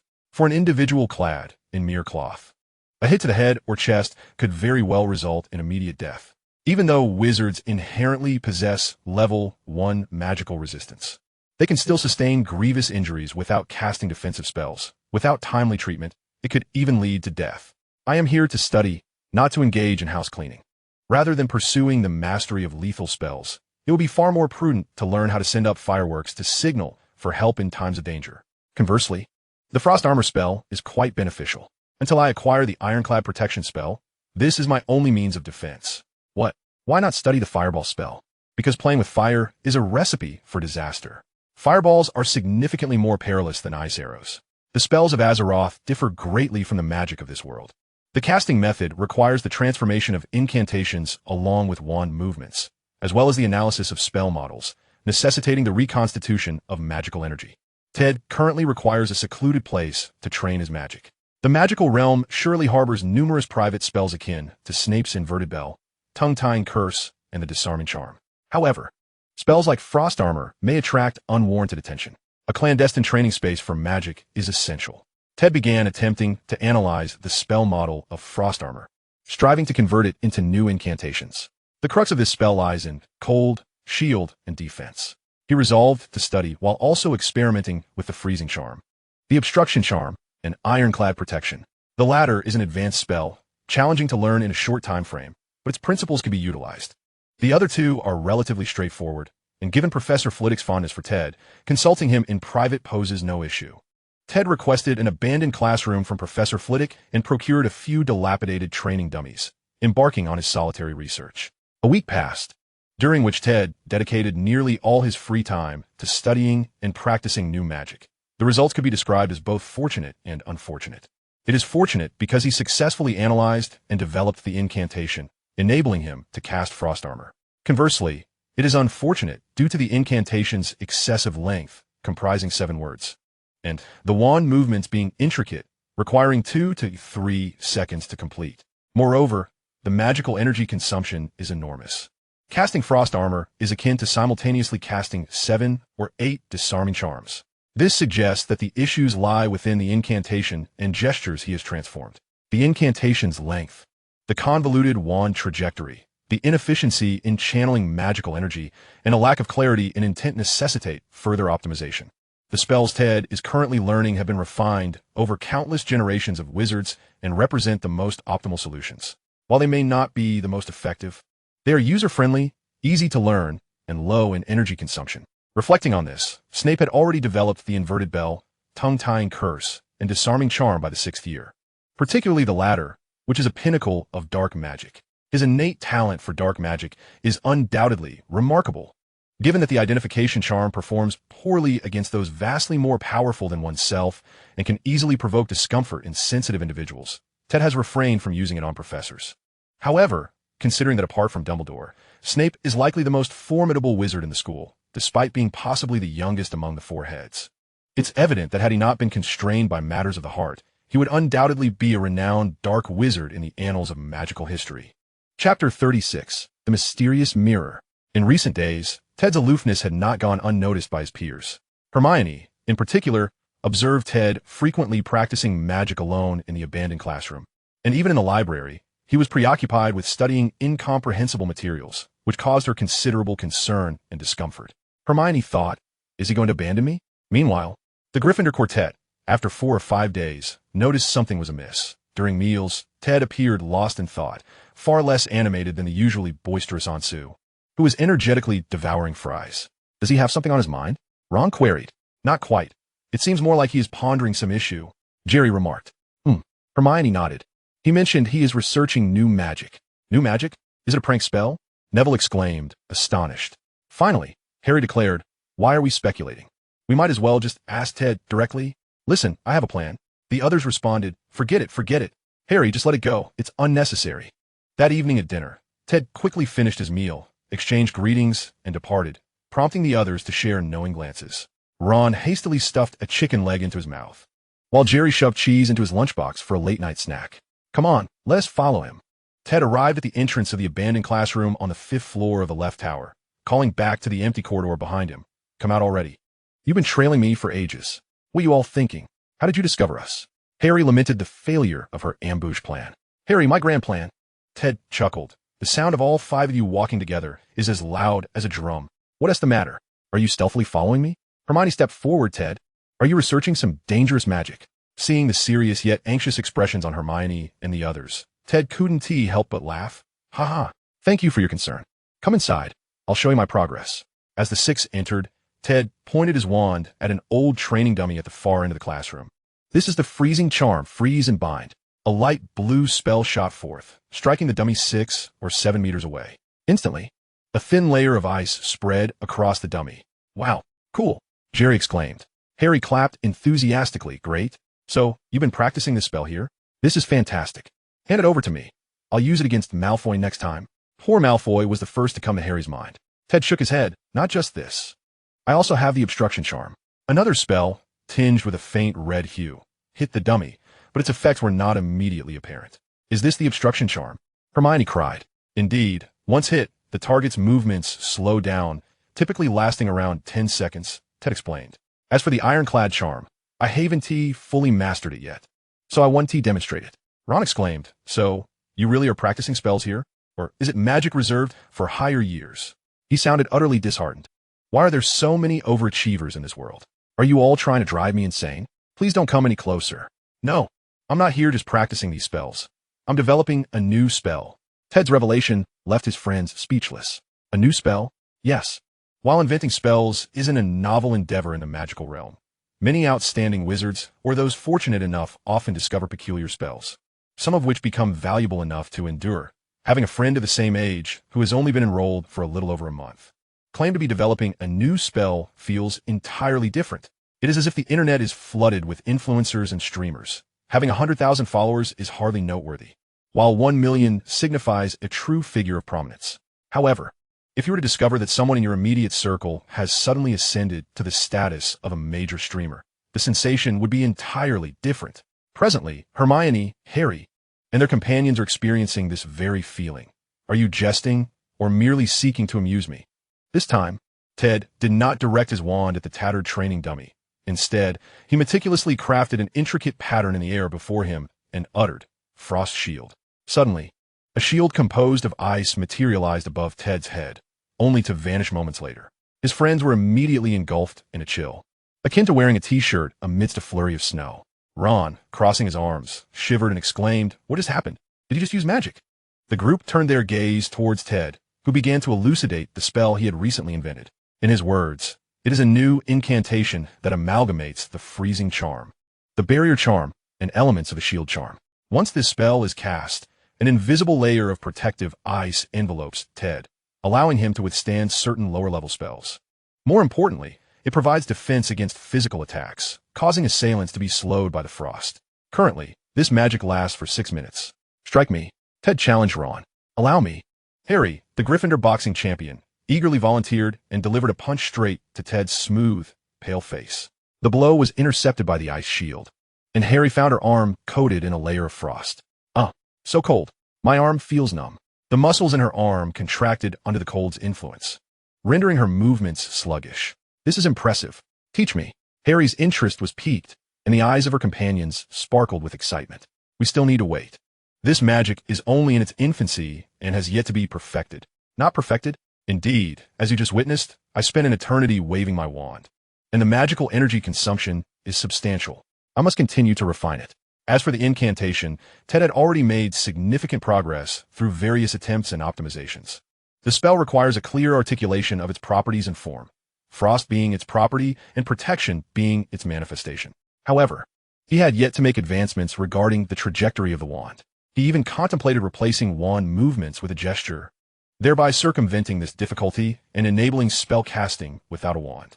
The development of the Frost Shield spell ignited a brief fervor for learning among his friends. Their time spent studying and practicing magic in the library noticeably increased, though this enthusiasm lasted only a few days. To master the Frost Shield spell, one must also be proficient in the Freezing Charm, the Barrier Charm, and possess some knowledge of the Shield Charm. The Freezing Charm is part of the second-year curriculum. The Barrier Charm belongs to the third year, and the Shield Charm is covered in the fifth year. These prerequisites are indeed considerable. Ron and Jerry took 4 days merely to learn the Freezing Charm, ultimately deciding to abandon their efforts. Teach us once you've fully developed it. We shall not disturb you. Harry and Hermione, however, progressed swiftly, having already mastered the Freezing Charm and the Barrier Charm, and were now delving into the Shield Charm. One day, the Weasley twins mysteriously approached Ted while he was having lunch, whispering something before departing. Ron hurriedly inquired, "What did George and Fred say to you?" It seemed quite secretive. Ron felt a twinge of annoyance that the twins were confiding in Ted rather than his own brother, making him particularly attentive to their conversation. Ted explained to his friends, "George and Fred discovered something suspicious and wanted me to investigate it with them." Upon hearing the word suspicious, Harry's eyes sparkled with excitement. "What are we waiting for? Let us go. Calm down. We have time to finish lunch." Under Harry's impatient urging, they hastily consumed their midday meal before seeking out the twins. "This is the spot." George and Fred led them to a secluded corridor, pointing at a wall.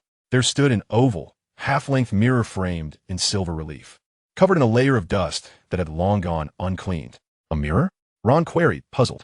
Fred draped an arm around his shoulder, teasingly admonishing him, "My foolish brother. Don't just look with your eyes, look with your heart." Ted, overhearing, sensed Fred's intent to test Ron's character. He remarked, "The eyes fail to perceive most magic, but keen perception can sense the presence of magical energy. Pay close attention." Ted had previously noted Hermione's exceptional ability to perceive and control magic, which explained her rapid advancement in spellcasting. She reached out and touched the surface of the mirror, confirming the presence of magic within. "And this dust, can't it be removed?" George exclaimed in amazement. "Brilliant!" Fred chimed in. They had stumbled upon the peculiar nature of this mirror, for ordinarily, the castle's decor was maintained by house elves, with every portrait and suit of armor polished to a shine. Yet this mirror was shrouded in a thick layer of dust, which was indeed strange. Ted sensed a complex flow of magical energy emanating from the mirror, something beyond his current understanding of magic. His foundational knowledge felt inadequate, and he could not identify it. He turned to his friends and asked, "Does anyone know how to transform into one's true form?" "No. ISNT, that a fourth-year topic?" It seemed he would need to study spells further. Chapter 37. The Magical Paper Crane.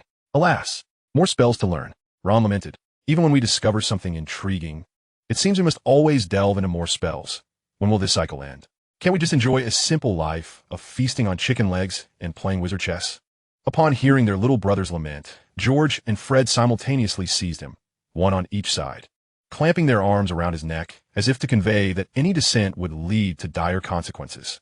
George exclaimed, "My foolish brother, how can you utter such words?" Fred added, "Little Ronnie, you are a wizard.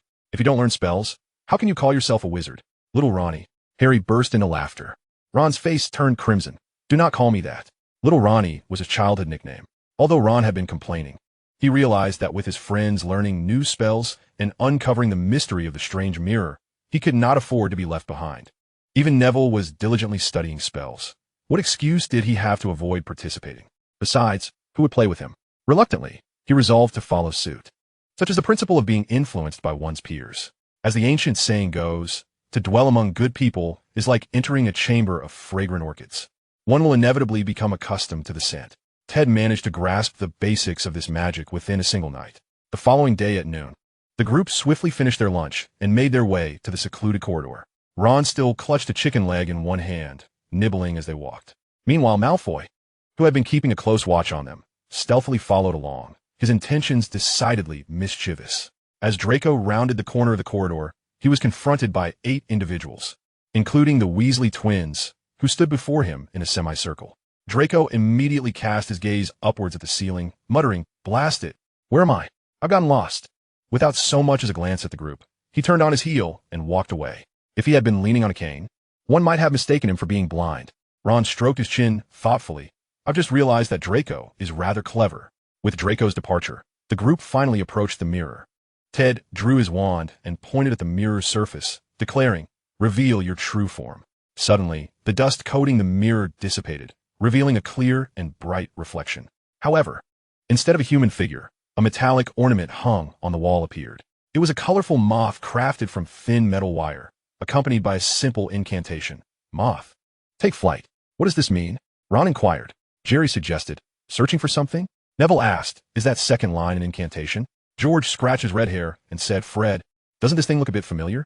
"Indeed, we've seen it somewhere," Fred exclaimed, slapping his thigh.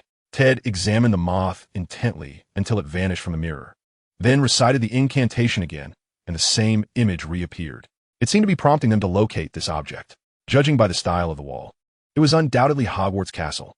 To the right, there should be a large potted plant, and to the left, a staircase. Before the second class of the afternoon, the twins found the others and exclaimed, "We've found it. We'll discuss it at dinner." They had indeed discovered it in the basement of the right tower of the main building, an area rarely frequented. Even if someone were to pass by, they would hardly notice a palm-sized ornament on the wall beside the staircase. "We've tried, but it only twitched slightly," George shrugged. Upon hearing this, Ron extended his wand. "Moth, take flight." The metallic ornament merely twitched its antennae. Harry and Hermione each tried, and while they performed slightly better than Ron, the moth only flapped its wings. Under the watchful eyes of his friends, Ted raised his wand and said, "Moth, take flight." To their astonishment, the moth flapped its wings and flew down from the wall, hovering around Ted's wand. "Come on, let's take it back." Ted guided the flying moth with his wand back to the mirror. Indeed, as they approached the mirror, the moth departed from the wand, landing in the blank area beneath the mirror, merging with it. Suddenly, the mirror flashed with a faint glow, and an ancient parchment appeared. "Congratulations! You have solved the magical puzzle and gained 88 experience points." "Huh, experience points." Ted carefully retrieved the parchment, which was filled with writing. Glancing over its contents, he remarked, "This parchment was left by a senior many years ago. It records a spell he invented." The group was thrilled at the prospect of a new spell. Only Ron appeared despondent, lamenting, "What on earth am I working so hard for?" Ted continued, "It seems to be a rather intriguing spell. It allows one to transform a piece of paper into a flying crane, which can then deliver messages to a target. It's a message-sending spell that merits further study." This adventure and puzzle-solving experience was immensely enjoyable for everyone, except for Ron. The Gryffindors reveled in such escapades, while Hermione delighted in unraveling mysteries. Not to mention, they had acquired a new spell, although this paper crane message spell could only send messages over relatively short distances, such as within Hogwarts or a nearby village, and required the sender to be someone familiar to the recipient. It was nonetheless an intriguing enchantment. At the very least, it bore some resemblance to the magical owls used in the Wizarding World for delivering messages, making it quite valuable. Moreover, once learned, it would significantly facilitate communication among friends, eliminating the need for owls or other means of delivery. Ted also discovered a new method for acquiring experience points. However, such puzzles were rare, and one could only consider themselves fortunate to stumble upon them. In this ancient castle, it was uncertain how many past seniors had left behind their invaluable treasures, nor how many juniors had fortuitously come across them, gaining both joy and knowledge. This could be deemed a form of legacy. Following this incident, the group's adventurous spirit was unleashed, leading them to roam freely through the common room, library, hall, kitchen, corridors, and classrooms. Particularly, Harry donned her invisibility cloak every night, wandering about until well past 1 in the morning, returning with dark circles under her eyes after several days. Ted suggested that she visit Madame Pomfrey in the hospital wing and claimed she had been suffering from insomnia, requesting some dreamless sleep potion. This potion induced deep slumber, ensuring a restful night devoid of dreams. With their spirits high, the group continued their search, and as fate would have it, Jerry and Neville, having forgotten their books and returned to fetch them, stumbled upon a door that refused to open. If it were merely a door that wouldn't budge, that would hardly be noteworthy in the castle, as some doors were merely decorative fixtures on the walls. However, this door was adorned with peculiar numbers and symbols, surrounded by a frieze of animals, prompting suspicion. Thus, the Hogwarts exploration squad, including the twins, regrouped. The twins attempted the unlocking charm, but Alohomora yielded no results. This indicated that the door was indeed enchanted and magically sealed. The twins were particularly intrigued and shared a secret. Ron is too young to know this, but we overheard Mom and Dad talking. Bill once opened a cursed vault at school with his friends. It's said to be a mysteriously appearing door. We must open this door. This is a golden opportunity. I don't want to graduate without any noteworthy experiences. However, the highly anticipated curse vault was unlocked by Ted after 2 days of effort. In truth, the door posed a riddle, and the surrounding frieze was the key to its conditions. Within the corridors near the door, there were corresponding friezes that needed to be adjusted to match the riddle displayed on the door. Once aligned, the unlocking charm would successfully open it. Inside was a wooden chest containing items left behind by a former student, 2 prank toys, and a prank spell known as the Leglocker Curse. Ted gained 88 experience points. These prank toys were relics from over 30 years ago, practically of souvenir status. Learning a prank spell was far more exhilarating than mastering any Lumos spell, especially when considering how they could be used against Draco and the Slytherins.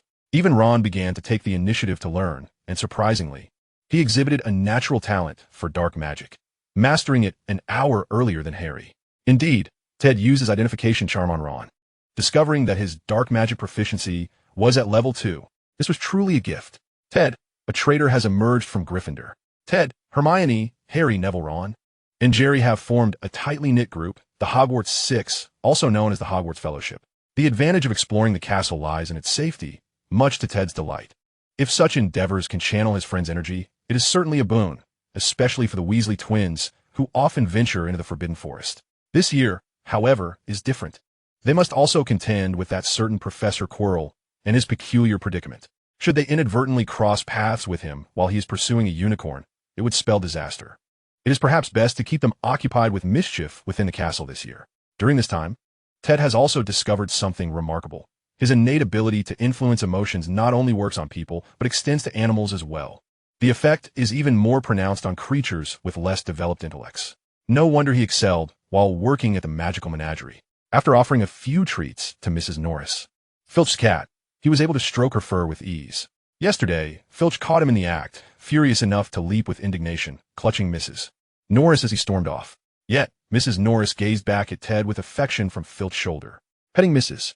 Norris in front of Filch, was that not a form of provocation in itself? Chapter 38. The Shield Charm and Long Live Friendship. Protego, Ted exclaimed, and a thin veil of magical energy materialized before him, only to dissipate moments later. He had finally succeeded in casting the Shield Charm. The system acknowledged his progress, granting him the recognition of having attained level 1 in the charm. Additionally, he earned 65 experience points for mastering the new spell. However, after testing the charm's efficacy, he felt somewhat disheartened. Initially, he directed a ball towards himself, only for the Shield Charm to fail to provide any defense. Was that ball excessively powerful? Then, he attempted to send a piece of parchment flying toward himself, and once again, the charm faltered. Was there not a milder attack he could use? It is no wonder that the original text mentioned that most employees at the Ministry of Magic struggle to cast a satisfactory shield charm. It is not merely about being able to cast it. The effectiveness is paramount. Ultimately, how did Ted assess the current defensive limits of a shield charm? As fragile as gossamer, easily susceptible to a mere breath, akin to the ultra-thin, touchless material of Okamoto 001. This was indeed a mere casting without any semblance of protective capacity. It was less effective than a bubble. He even worried that a deep breath might shatter it. Nonetheless, magic operates in such a manner. It necessitates continuous exploration and refinement, gradual enhancement and optimization. This is not akin to mathematics, where one learns a concept and instantly grasps it. Rather, it resembles a craft, where initial mastery merely opens the door, demanding constant honing and study thereafter. During this period, he had acquired several spells, including the Minor Jinx, the Leglocker Curse, obtained through puzzling. The latter, a spell he had previously mastered during an adventure, causes the victim's legs to become rigid and immobile, akin to wood. Its efficacy is limited, particularly against wizards. If only it could render one's arms as stiff as sticks, preventing them from wielding a wand, it might prove useful. But could this curse find application elsewhere? Perhaps in the context of a third leg, the Unyielding Jinx. The former spell, the Tooth-Growing Charm, causes the target's front teeth to grow uncontrollably, leaving them unable to close their mouth. This, however, could restrict the opponent's spellcasting. After a period of intense study, Ted felt the need to unwind. After dinner, he ventured alone to an empty terrace with his old guitar. Tuning the strings, he gently strummed a melody. The notes of the stroll in the mysterious garden resonated in the quiet evening, echoing through the deserted corridors, terrace, and tower, flowing freely in the twilight breeze. This song, composed of the poem of the same name by William Butler Yeats, recounts a willow garden beside a river in County Sligo, Ireland. Thus, the song is also known as In the Willow Garden. William Butler Yeats, an Irish poet, playwright, and essayist, was a renowned mystic and a leader of the Irish literary revival. His poetry, influenced by Romanticism, aestheticism, mysticism, symbolism, and metaphysical poetry, evolved into a distinctive style. This song, too, possesses an enchanting blend of romance and mystery, captivating the heart. Perhaps some students might inadvertently overhear it, pausing to listen, yet unable to discern the source of the music. Perhaps only the ancient magical castle bears witness to Ted's melodies. Immersed in his music, Ted relaxed his body and mind, allowing his energies to flow freely, savoring this fleeting moment of tranquility that belonged solely to him. Not long after, a paper crane fluttered towards him. Ted extended his hand, and the crane landed softly in his palm, unfolding into a note. It was Hermione, inquiring about his whereabouts, and mentioning she had faintly heard the sound of a guitar. Was it he who was playing? Indeed, this ancient castle, adorned with statues and portraits, lacks an artistic ambience, with few instruments to be found. It is said that a fire, resulting from a play performed decades ago, led to the cancellation of such activities. Ted cradled his guitar and went in search of his friends. Before departing, he glanced at a nearby wall. After he left, a pearlescent ghost emerged from the wall, Lady Grey, as she is known by the Eagles of Ravenclaw, the house ghost of Ravenclaw. She had been hidden within the wall, listening to Ted's music. Upon returning the guitar to his dormitory, Ted entered the abandoned classroom where his friends usually gathered. They were already seated, engaged in lively conversation. Ted overheard Jerry exclaim, "Now that I'm at Hogwarts, I can finally eat cheese to my heart's content. Long live Hogwarts." Since his nickname in Gryffindor is Mouse, he had already begun referring to himself as such. Ted settled down and asked, "What are you all discussing? You seem so joyful." This inquiry revealed that they were reminiscing about their past hardships and the sweet relief of their current circumstances. They had already been living at Hogwarts for nearly 2 months, and the conversation turned to the vast changes they had experienced since their arrival. Hermione, unsurprisingly, had seen a magical door to the wizarding world gradually unfold before her. Her diligence and thirst for knowledge extended beyond mere academic success. She genuinely reveled in the joys that the magical realm offered. Even subjects that others found tedious, such as history of magic, appeared to her as whimsical fairy tales. Thus, the greatest talent is indeed passion. That passionate, caped hero is truly the mightiest of champions. Although Ron, Harry, and the others hailed from wizarding families and had been exposed to magic from a young age, they had not delved deeply into it. The magical community often believed that children should not be introduced to magic too early, fearing they might lose control. Consequently, they had not truly comprehended the wonders that lay before them. Harry had indeed learned a considerable amount from Sirius, albeit in a rather fragmented manner. Ron, on the other hand, had not cast any spells prior to his enrollment. Given that wizards often reside in relatively isolated conditions, it is not uncommon for young witches and wizards to lack companions within their vicinity. The only young wizard Harry frequently interacted with during his childhood was, surprisingly, Malfoy. Can you believe it? Yet this is the undeniable truth. It makes sense when one considers that old Malfoy must have felt the repercussions following Voldemort's downfall. At such a time, the ancient and affluent Black family, which also happened to be relatives, became especially significant, although Sirius harbored little fondness for him and often mocked him upon their encounters. The elder Malfoy could indeed provide access to numerous family connections and prestige that Sirius chose not to utilize. Thus, It was only fitting that Malfoy bore the brunt of Harry's iron fist from a young age. That was the price to pay. The Gryffindor champion was not to be trifled with. In stark contrast, Ron found himself in a different predicament, being the sixth of 7 children and often feeling overlooked. Who could possibly pay attention to the sixth child, after all? While it is generally believed that parents should love their children equally, the reality often reveals significant disparities. Bill, the eldest, being the firstborn and an academic achiever, naturally garnered considerable attention from the Weasley couple. The third child, now known as Ginny, is the family's first daughter, possessing a delightful personality and also excelling academically, which further endears her to their parents. Any new acquisitions in the household typically cater to Ginny first before trickling down the line. However, by the time it reaches Ron, it is usually the end of the line, as Ginny, being the youngest daughter, naturally receives the most affection. Although Ron's parents love him just as much, the sheer number of children means he inevitably experiences a degree of neglect. The significant age gap between his 2 older brothers creates a generational divide. And with age mates being few, there are seldom shared interests or topics of conversation. The twins exhibit a rather distinct emotional expression, often resorting to pranks at his expense. Only his sister, Ginny, frequently shows genuine concern for her youngest brother. Upon entering school, Ron finally forged close friendships, 5 in total. There was the somewhat earnest and dependable Neville, the lively and spirited Jerry, the assertive and proactive leader, Harry, and Ted, who assisted him with homework and guided him in research for assignments, alongside Hermione, who, despite her persistent complaints about their lack of diligence, always perceived her friends' unspoken troubles with remarkable sensitivity. Although Ron had not voiced it, he truly valued these friendships. Yet, a fleeting thought crossed his mind. Was he truly so ordinary? Why did it always feel this way? Among them, Neville had the deepest appreciation for Hogwarts. What kind of life had he endured at home?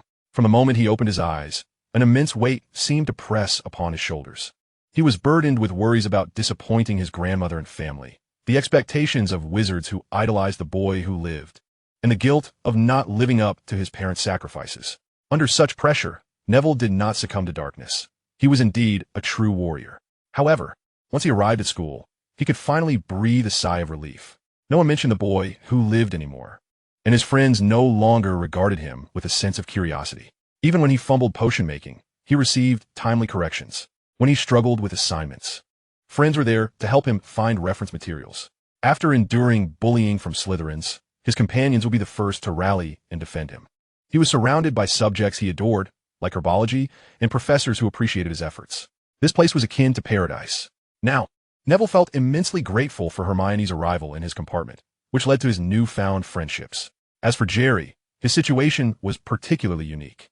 His mother had inadvertently entered this world following the second star convergence, only to discover later that she was pregnant. Once part of a happy family, she suddenly found herself as a single mother. At that time, the wizarding world had yet to determine its stance on intelligent beings from other realms. Many wizards displayed unfriendly attitudes, and some dark wizards even clandestinely captured intelligent beings from other worlds for experimentation or to create dark magical artifacts. Even when the Ministry of Magic eventually acknowledged their status as citizens, their treatment remained problematic. Jerry's childhood was far from easy, as he described. Receiving his acceptance letter and becoming a wizard marked the beginning of his journey towards freedom at Hogwarts. Gazing at his friends' youthful and sincere faces, at their eyes that sparkled with hope, Ted recounted the joy of receiving his Hogwarts acceptance letter while living in an orphanage, as well as his reflections from working in Diagon Alley. On that day, the group did not engage in games or other activities, but this heartfelt conversation deepened their bonds. Such innocent friendships, devoid of ulterior motives, are exceedingly precious. For once you become aware of this truth, you have already transcended that state, forever unable to reclaim such friendships. Chapter 39. Professor Quirrell and Ms. Gray. On this day's defense against the dark arts lesson, the professor instructed on how to deal with water demons. These creatures were not indigenous. They emerged following the star convergence. Typically found near bodies of water, they are blue or green, with skin reminiscent of a toad, covered in slime, possessing fish fins, and in certain areas, scales with webbed feet and sharp claws. These beings consume flesh, both living and decaying, and excel in ambush attacks while swimming.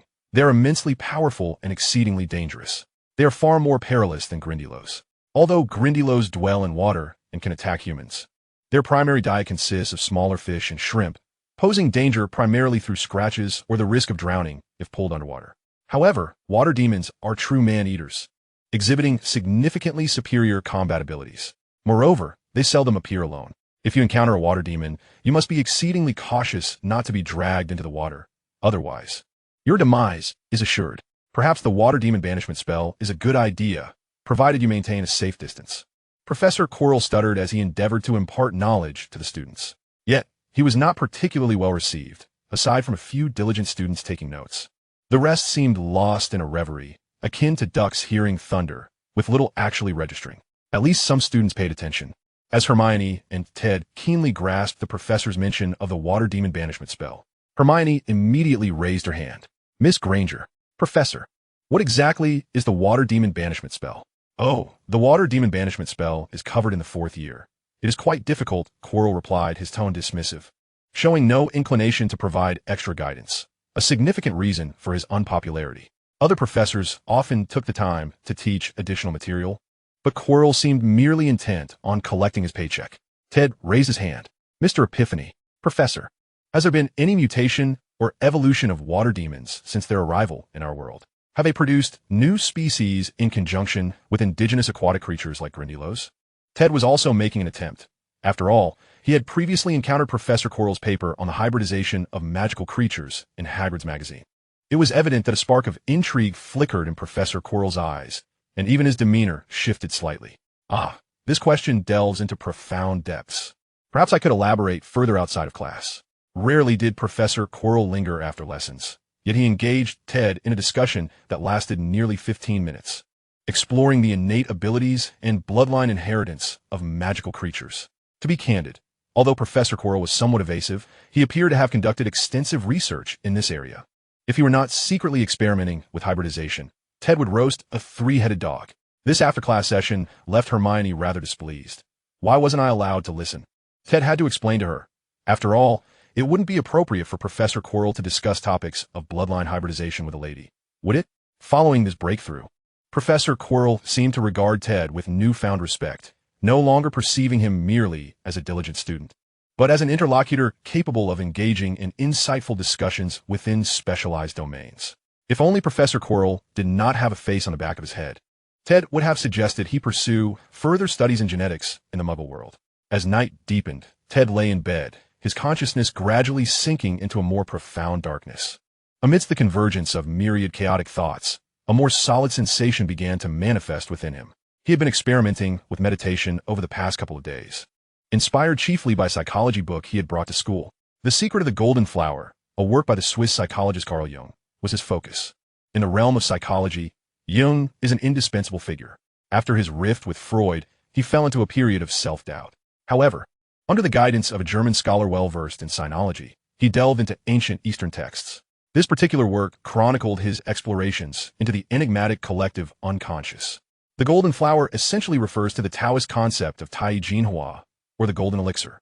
Jung's studies of Eastern literature included texts such as the Essentials of Tai Jinhua and the I Ching. In Jung's interpretation, the secret of the Golden Flower signifies the mysteries of the human psyche, the true essence of one's inner life. In his concluding remarks, Jung stated, "My aim is to establish a bridge of psychological understanding between the East and West." Without delving into Jung's interpretations of Eastern inner alchemy, this book sparked an idea in Ted's mind: meditation. In India, there is meditation and yoga. In the Celestial Empire, there is Zen and sitting in contemplation.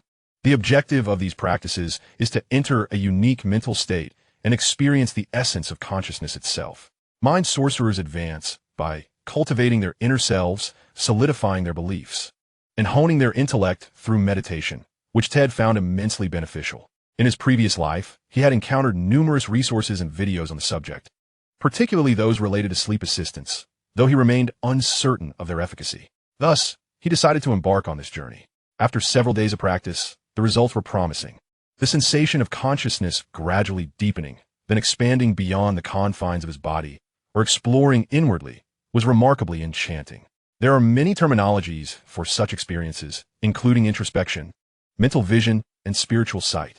As a mind sorcerer, Ted possessed a keen sensitivity to these distinctions, guiding his spirit and psyche towards the correct path. Today's endeavor proved particularly fruitful. His mental awareness had penetrated the walls of his dormitory, even extending down the corridor to the common room. Here, he sensed the presence of not one, but two entities. Who could it be? Before the statue of Ravenclaw, Ms. Grey was quietly reminiscing about her mother. Ted's consciousness attempted to communicate with her. Ms. Grey, is it you? Ted Epiphany? What magic are you using to communicate with me? Where are you? Although Ms. Grey was now a ghost, she was startled by Ted's elusive presence. One moment, I'm coming. Ted donned his pajamas and wielded his glowing wand as he made his way to the common room. The only illumination came from the stars and moon adorning the walls and ceiling, casting a gentle glow reminiscent of a meadow at night. Good evening, Ms. Grey. Ted greeted her. She nodded in response. Hello. In truth, this was not their first encounter. Ms. Grey often listened nearby when Ted played the piano, and he had always noticed her presence. Curious about Ted's earlier communication, Ms. Grey inquired, What magic did you use to speak to me just now? Ted explained. I was engaged in some spiritual exploration, and it happened quite inadvertently. Ms. Grey's expression turned serious. Spiritual exploration is no trivial matter. I believe you should wait a few years before attempting it. You have a point, Ted replied. Without the profession of a mind sorcerer, he would never have ventured into such profound realms before his 5th year. It could be perilous. Ms. Grey, what brings you here? He deftly shifted the conversation. Ghosts are often unoccupied, and Ms. Grey hesitated briefly, the perfunctory words she had prepared on the tip of her tongue, yet she refrained from voicing them. She had a certain understanding of the boy before her, particularly his music, akin to an old friend she had never met. Suddenly, she felt disinclined to deceive him. Perhaps it was the weight of unspoken words that had lingered for too long. I am here to pay my respects to Lady Ravenclaw, she stated. Noticing Ted's silence and lack of inquiry, she reached out to touch the statue, only for her hand to pass through it. Lady Ravenclaw, is my mother. As soon as she uttered the words, Ms. Grey seemed to relax. I am Helena Ravenclaw. Ted nodded, waved his wand, and summoned a chair to sit. I guessed as much. You guessed. Oh, Helena, I am surprised, she exclaimed. Indeed, you cannot be Lady Jane Grey. That unfortunate queen was only 16 when she perished, and it has been less than 500 years since her demise. However, before nearly headless Nick arrived at the castle, you had already been here. The inhabitants of the castle believed Ms. Grey to be Jane Grey, the English queen who was deposed 9 days after the ascension of the Tudor dynasty and subsequently executed by the infamous Bloody Mary Tudor. However, Jane Grey was secretly executed within the Tower of London at the age of 16. It has been less than 500 years since then. Yet, the ghostly lady before him was not Jane Grey. She was Helena Ravenclaw. What did you wish to convey? Helena, yet did not. She recalled the handsome and articulate boy from over 40 years ago. Initially, he had deceived her, but she sensed that this boy before her was different from the one who had once tricked her. Ted conversed with Helena for an extended period, during which she recounted her past foolishness and expressed years of regret. She spoke of the ceaseless loneliness that haunted her within the castle, a despair that seemed to stretch into eternity. Ghosts are not a commendable means of preserving consciousness. Rather, they're the lingering souls of those who dare not or are unwilling to continue their journey. Helena has been wandering for nearly a millennium. It was not until the first light of dawn began to break that Helena realized she had delayed the other for far too long. The other required slumber. Ted smiled and reassured her, there is no need to worry about me. I can enter a deep sleep, and an hour will suffice. He bid her farewell and ascended the stairs slowly. Suddenly, he halted and turned towards Helena, who intended to walk through the wall. By the way, Helena, I might not ought to mention this, but I sensed another presence in the lounge besides you. Another presence? She mused. Indeed. Ted gestured towards the half-portrait of Rowena Ravenclaw. Perhaps there lies something within it, or it could merely be my imagination. Chapter 40. The Levitation Charm and the Art of Wand Movement. This morning's lesson was focused on charms, with Ravenclaw and Gryffindor attending together. Professor Flitwick emerged from behind a stack of books, his head peeking over the lectern, and inquired, Today, we shall teach the Levitation Charm. Can anyone tell me the incantation? Flitwick's gaze fell upon Ted, only to find him somewhat lost in thought today. However, Ted's distraction was not due to insufficient rest. He had recuperated well through deep sleep. Though this method should not be overused, an occasional late night was not detrimental.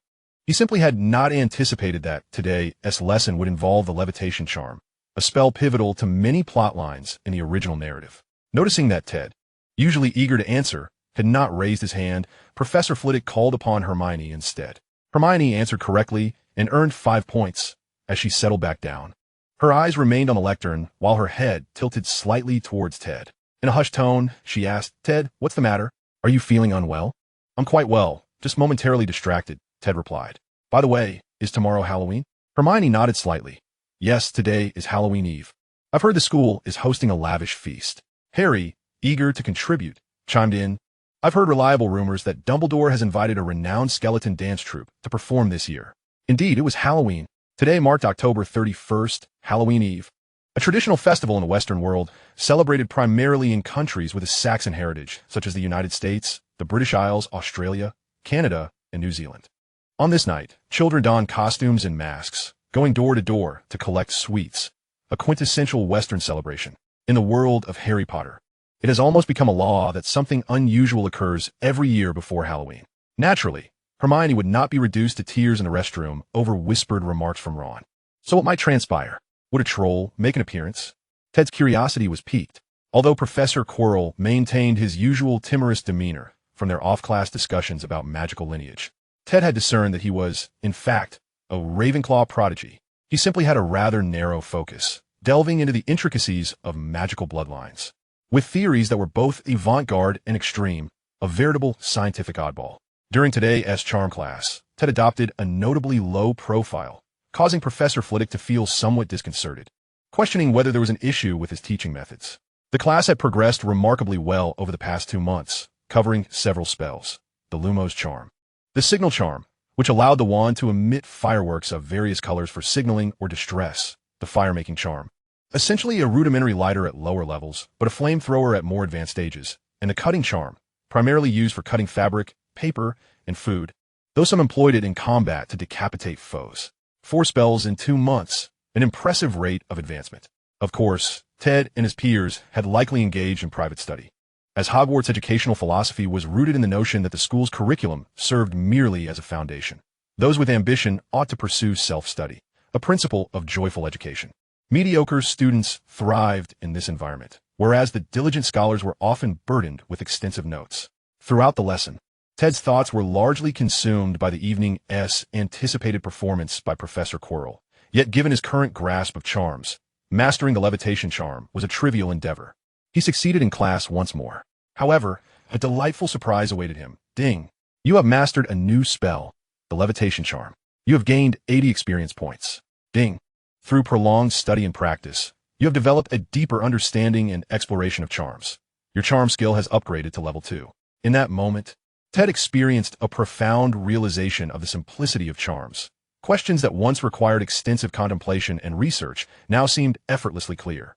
It was as though he had unlocked a new realm of understanding. A flash of enlightenment surged through him, as if a divine light had erupted from within. Professor Flitwick would bow in reverence, and Dumbledore would acknowledge him with deference. Of course, such notions were fanciful. After becoming acquainted with Professor Flitwick, Ted had taken the opportunity to use the identification charm, revealing that his charm level was 8. Mastery, indeed. This signified that he was adept in nearly all conventional spells, with an unparalleled depth of understanding and breadth of practice that surpassed 99 of wizards in the magical realm. On one occasion, Ted had even glimpsed materials on his housemaster's desk, revealing that Professor Flitwick had been researching ancient magic for many years. It could be said that aside from some esoteric white and dark magic, any conventional charm could be elucidated under his guidance. A new charm presented before him would be deciphered within mere days. Yet, Ted was merely at charm level 2. Over this time, he had also gathered considerable data from his fellow students, leading him to certain conclusions. Generally, students achieving outstanding results in the OWLs during their 5th year were at level 3. Those securing excellence in the Newts in their 7th year were at level 4. In essence, proficient adult wizards typically hovered around level 4 in certain subjects. Naturally, some individuals might advance further post-graduation, but most wizards would remain stagnant, with some even regressing, such as the cycle of learning. This further accentuated the significance of Professor Flitwick's charm level of 8. Although no task progress was made during class, the upgrade of his charm skill was undoubtedly a positive development. Ron and Neville, witnessing Ted's success once again, quietly sought his counsel for tips. Historically, they had gleaned valuable insights from Ted, who excelled in distilling experiences into useful advice. Thus, other perplexed students leaned in to eavesdrop. This time, fueled by the excitement of Halloween, Ted decided to play a little jest with them. Well, when wielding your wands, rigidity is to be avoided. One must emphasize fluidity, flexibility, bounce, shake, and the 5 lightning whips. Behold, Oh, Helena Ravenclaw. The feathers began to float, dancing gracefully in the air under Ted's wand's command, obediently following his lead. The students immediately felt a surge of excitement, eager to participate. Then, with a resounding boom, Simon inadvertently styled himself with a smoky explosion atop his head. Meanwhile, Ron swung his wand with more fervor than a conductor wielding a baton, nearly piercing Jerry's head in the process. Jerry's wand thrashed wildly, slipping from his grasp, and was fortunately caught mid-air by Ted's levitation spell. The classroom was filled with an atmosphere of jubilance. Today, the Ravenclaw students were particularly intrigued. For Miss Gray, who typically made rare appearances, was found early this morning in the common room, staring blankly at the Ravenclaw statue. Although ghosts tend to linger for extended periods due to their lack of a sense of time, they usually avoid crowded and noisy places. Miss Gray had remained there all morning, showing no signs of leaving by noon. When Ted and Hermione returned from lunch, they encountered her still in that spot. Upon seeing Ted, a flicker of emotion crossed Miss Gray's face, but she soon departed without uttering a word. Hermione, however, possessed a keen insight into such matters. "Do you know her?" she inquired. "Of course," Ted replied. "Though Miss Gray doesn't often appear, I've seen her numerous times. It seems she wished to speak with you just now. Perhaps my words from this morning weighed heavily on her," he mused. "You should speak with her," Hermione encouraged, clutching her textbooks as she departed. It must be said that the 2 months spent at school had fostered considerable growth among the companions, not just in knowledge and magic, but also in their emotional and personal development. Chapter 41. The Howling of Halloween, Green. Ted returned to the dormitory, setting his backpack down before heading to his usual spot with his guitar. As anticipated, he had barely begun to strum a tune when Helena appeared. "Did you discover anything last night?" she asked, her voice tinged with urgency and an ethereal quality. Ted hesitated. "I cannot be certain. Perhaps it was some magic left by Lady Ravenclaw." Helena's composure faltered, and silver tears cascaded down her cheeks, vanishing upon hitting the ground. "I miss her so much. I wish to tell her I am sorry. I have disappointed her expectations." Her sorrow flowed endlessly, each tear falling and disappearing. How does one console a ghost that has lingered for a millennium?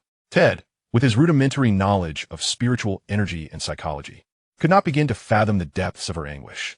He could only listen quietly as she recounted tales of the past, detailing her envy of her mother's renown, her desire to surpass her in intelligence and prestige, and her misguided belief that seizing her mother's crown would grant her wisdom, ultimately leading to her tragic demise in Albania.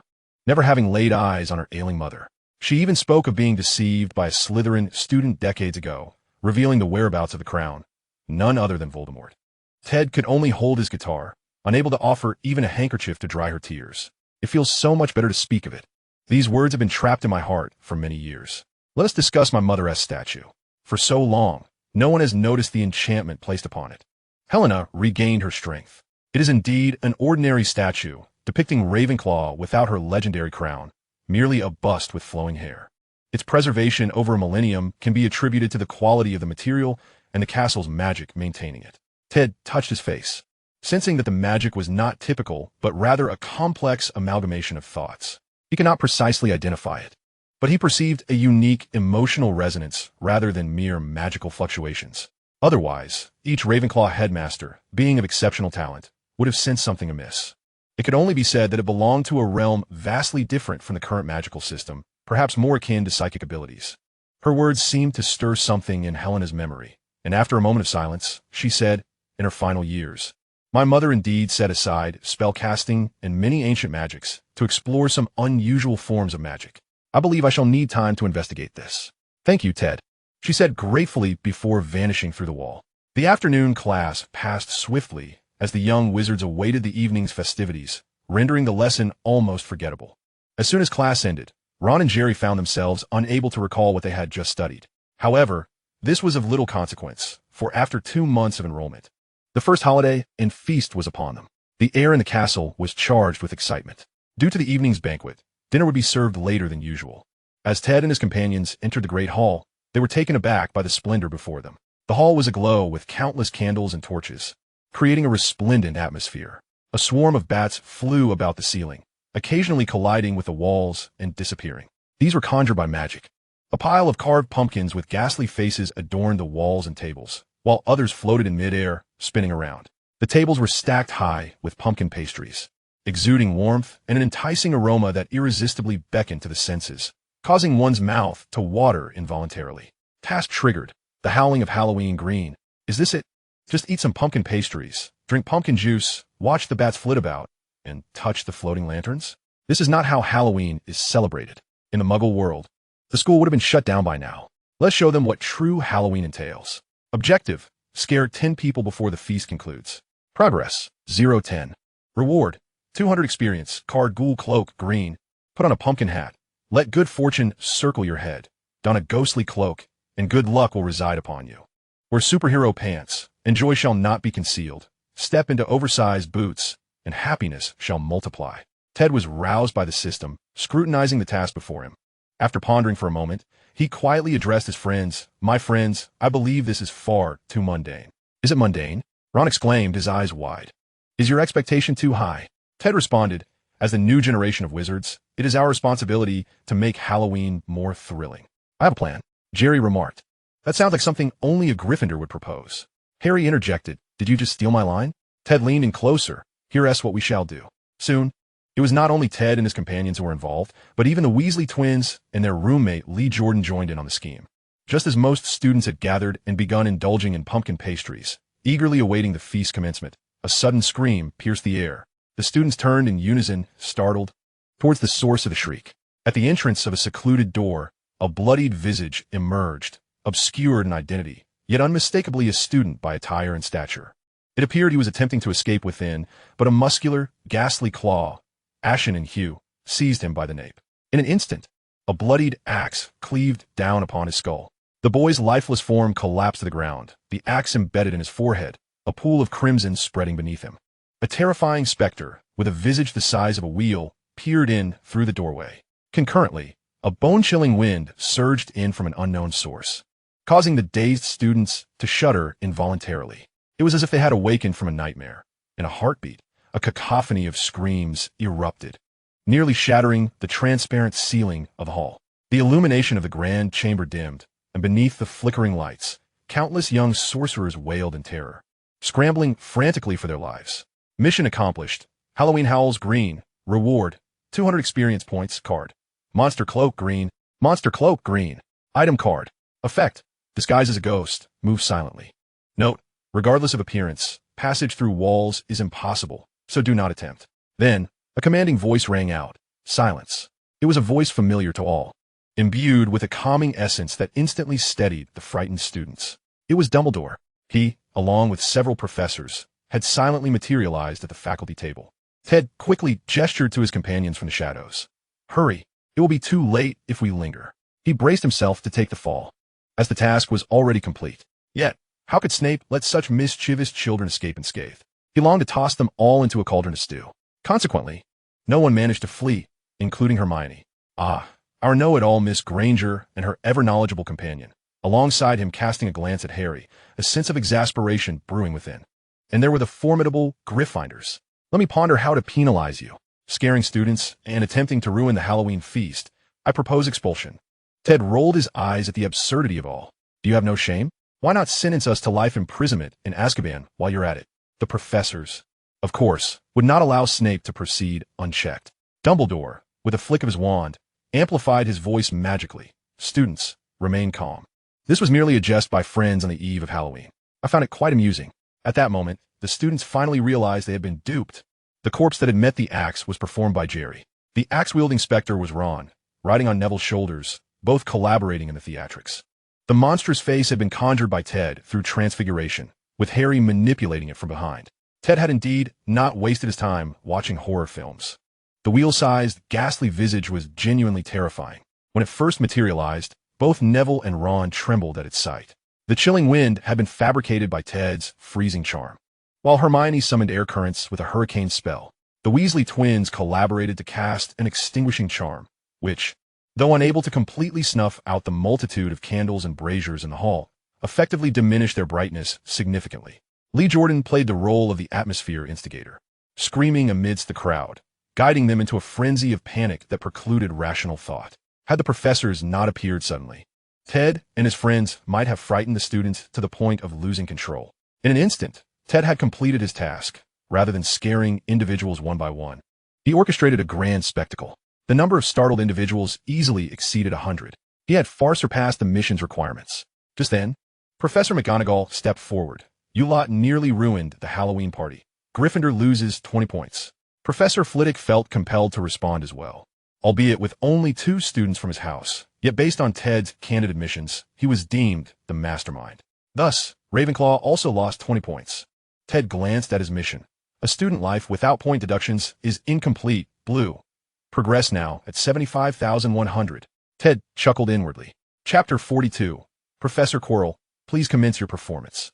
The faculty and students had largely received Ted and his companions' antics with goodwill. In the West, the boundaries of pranks and humor are often quite broad, and this particular jest was deemed moderately acceptable. At least Gryffindor, Ravenclaw, and Hufflepuff found it refreshingly novel. Many students rushed over to express their exhilaration and inquire about the prank's execution. Gryffindor felt an unprecedented yearning for a scheme that could ensnare the entire school. Ravenclaw regarded the prank as a well-organized, disciplined, and technically proficient act, worthy of study. Hufflepuff considered it the most thrilling event of the year, nearly bidding farewell to their mundane existence. Only Slytherin was infuriated, feeling as though they had been duped. As the commotion subsided, the time for the performance had arrived. Although rumors suggested that Dumbledore had invited a skeleton dance troupe, the majority were unfounded. The students did not witness the skeletons, but were instead treated to the Weird Sisters, the most renowned wizarding band in all of Great Britain. Despite the name, the band consisted entirely of men, sporting long hair akin to rock stars. Eccentric indeed. They performed a song titled "Can You Dance Like a Hippogriff?", which was met with thunderous applause. Following their performance, there were acrobatics and singing. After the performances, it was time for the feast. With a wave of Dumbledore's wand, the tables instantly overflowed with an abundance of food. A myriad of delightful aromas wafted through the air, striking a profound sense of happiness within everyone. Let the feast commence. Hermione, while selecting her food, attempted to say something, but Ted swiftly handed her a plate piled high with various dishes, urging, "Eat up. What are you waiting for?" Seeing her favorites, Hermione relented. As Ted savored his meat pie, he whispered, "I've heard it said that Hogwarts Halloween is cursed, with something always going awry each year." Beside him, Harry, Ron, and others looked skeptical. "Really?" Ted offered no further explanation. "Just eat. If you don't now, there won't be any left later. You'll have to rely on your one slide to fend off the troll." Even without Ted's warning, Ron and the others devoured their meals at a pace that left others in awe, as if a whirlwind had swept through. With Ted's words, their fervor intensified, resembling famished beasts pouncing on their prey. The surrounding students assumed they had been starved for days in anticipation of this feast. The domesticated house elves in the kitchen began to sense the pressure of serving the dishes. Just then, with a resounding crash, the grand hall doors were flung open. A figure wrapped in a purple headscarf stumbled in, shouting at the top of his lungs, "Monsters! Monsters have emerged from the basement, and I believe you ought to be informed." The students, clutching their forks and knives, were taken aback. They had never imagined Professor Quirrell could move so quickly. Moreover, his voice was remarkably powerful, his pitch soaring to an astonishing height. He could very well star in a horror film as the leading lady. However, Quirrell soon faltered, collapsing before the astonished gaze of the crowd. He reached out, as if unwilling to cease his performance, and closed his eyes in resignation. Ted quipped, "Well, Professor, it seems you've changed your lines." He glanced at Hermione, convinced there would be no issues this time. Yet, given Quirrell's acting skills, one might think he was aiming to entertain everyone for Halloween. To put it bluntly, the evidence of his theatricality was rather conspicuous. It might be advisable for him to practice for another 2.5 years before attempting to perform again, especially after the antics of Ted and his friends. The students' first reaction was not chaos, but rather, is Professor Quirrell also planning to surprise us for Halloween? His performance was somewhat exaggerated. "Professor Quirrell, please awaken and share your tale. Commence your act." Consequently, the atmosphere grew awkwardly still. All eyes were fixed on the fallen Quirrell, and for a good 5 seconds, nobody moved or spoke. The silence was palpable, and Quirrell, sensing something was amiss, wondered, what was this reaction? Have children today developed such remarkable composure? He could only awaken once more, his eyes fluttering open to survey his surroundings. "Hurry, run. The monsters have escaped. Dumbledore, monsters." And once again, he fainted. This time, Quirrell wore a mask of agony that momentarily stunned the students. His acting had reached a new height, worthy of an award-winning performance. This no longer seemed like a jest. Panic ensued, as if a thunderclap had struck the hall. "Monsters! Monsters! It seemed as though the creatures were already at the doors of the grand hall, kicking at the entrance. The students, gripped by fear, erupted into a cacophony of screams once more. Wait, why do I say once more? Ron trembled, inadvertently shoving a chicken leg into Jerry's mouth. Shall we flee? Jerry and Neville immediately began to stir. However, the Gryffindor heavyweight was rather reckless, slamming his fist onto the table. Flee? From what? What monsters? What is there to fear? Harry's commanding presence held Ron and the others in check, as if she wielded her cutlery with a ferocity that surpassed even the unseen monsters. If the beasts were indeed present, Harry would devour them whole. Ted attempted to reassure the others. Fear not, Dumbledore is here. This is the safest place. Yet, while he could calm a handful of students nearby, the chaos of over 200 students in the hall was infectious. A single panicked soul could incite a frenzy. In mere seconds, the hall descended into utter disarray. During this turmoil, someone inadvertently stepped on the unconscious Professor Quirrell's head, leaving a clear footprint on his purple headscarf. Quirrell winced in pain, more concerned about Voldemort than his own discomfort, but he dared not move. Dumbledore, once again, silently cast a sonorous charm. Silence.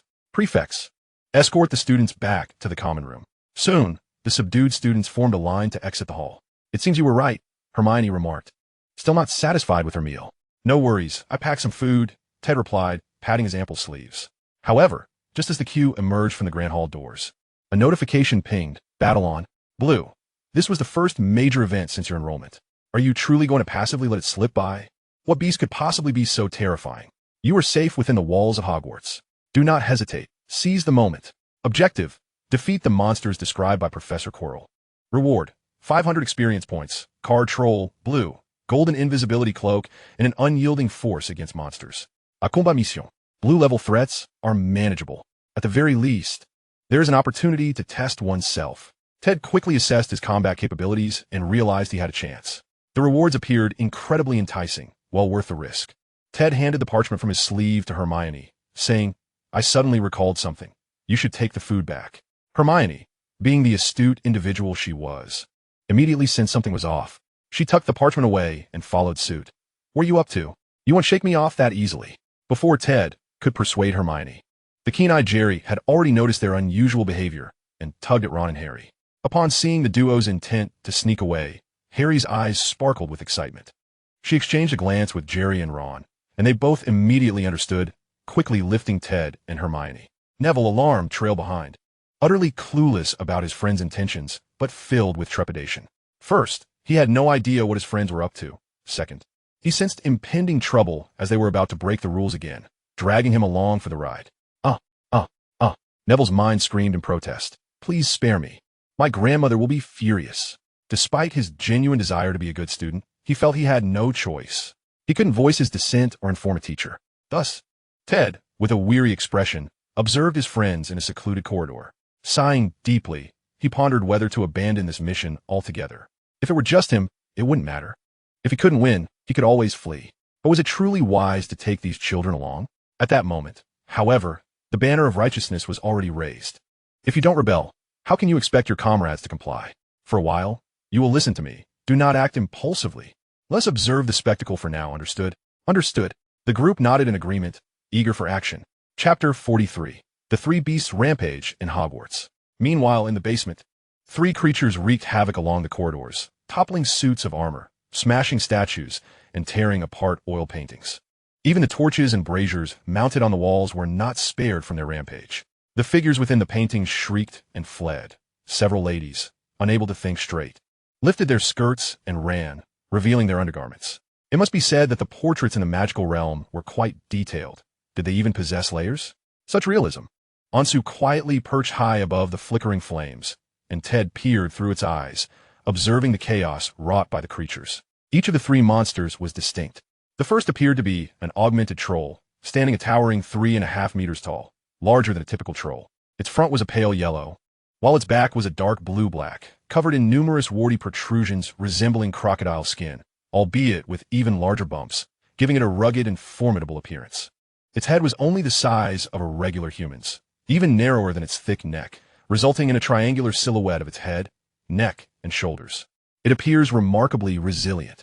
However, it also exudes an air of considerable clumsiness, with its head's range of motion severely restricted, rendering it quite inflexible. It can only pivot left and right by about 60 degrees, resulting in a limited field of vision. Wielding a massive club, it indiscriminately smashes everything in its path.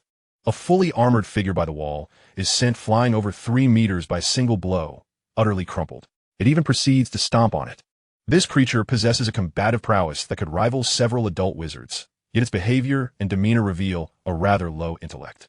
Ted, utilizing Ansu's identification spell, receives the following results.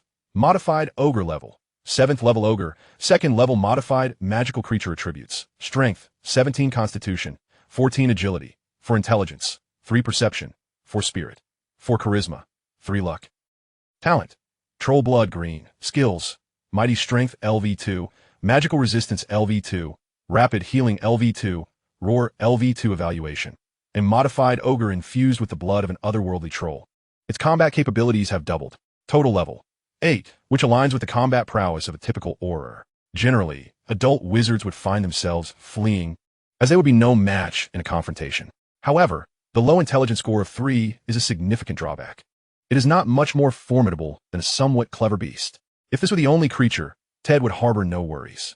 After all, the upper limits of strength are contingent upon intelligence. No matter how powerful one may be, if their intellect is lacking, they are ultimately ineffectual. Ansu interjects, poking her elongated beak beneath her wing. My goodness, what on earth is that foul odor? Ted hastily severs the olfactory connection with Ansu. In just those few seconds, he felt a wave of nausea, nearly retching. Seeing Ted clutching his chest, Hermione inquired with concern, Ted, are you all right? I'm fine, just a bit queasy, but I'll survive. He was uncertain whether the ogre was inherently so malodorous or if Professor Quirrell had exacerbated its stench post-modification. But the foulness was akin to a widespread assault on the senses. But there are 2 more creatures present. The second creature resembles an amalgamation of an insect, a spider, and a mantis. It possesses a spider-like rear with 8 legs, yet its front half is reminiscent of a mantis, complete with a long neck, triangular head, and 2 formidable scythes, standing at approximately 1.7 meters tall and measuring around 2.5 meters in length. Its coloration is peculiar, a blend of yellow, green, and gray, akin to camouflage. In the wild, it would likely be difficult to detect, yet within the castle, it is somewhat conspicuous. Mantis spider level, 4th level giant insect. 1st level modified magical creature attributes. Strength, 9 Constitution, 8 Agility, 7 Intelligence, 3 Perception, 5 Spirit, 4 Charisma, 4 Luck. Talent, Camouflage Green. Skills, Blade Strike LV2, Climbing LV2, Compound Eyes LV2 Evaluation. A haphazard fusion of 2 insect types magnified through magic. Its mere existence can be deemed a success. This creature falls significantly short. At level 5, its combat capability would equate to that of a freshly graduated ordinary wizard. Of course, these figures are merely theoretical. Many wizards, having spent 7 years in academia without engaging in combat, would falter in battle due to anxiety, unable to cast spells effectively. While Hogwarts has produced both Dumbledore and Voldemort, it is also known as a modest magical academy in Britain. Given the state of the defense against the dark arts class, it is not surprising that graduates often lack combat prowess. However, this half-spider, half-mantis is quite different. Its very form and compound eyes reveal it to be a merciless hunting machine. It is devoid of compassion or fear, and its actual combat capabilities are likely far superior. The final creature is notably smaller, resembling a 4-legged beast. It appears akin to a canine or wolf, standing 80 centimeters tall and measuring 1.5 meters in length.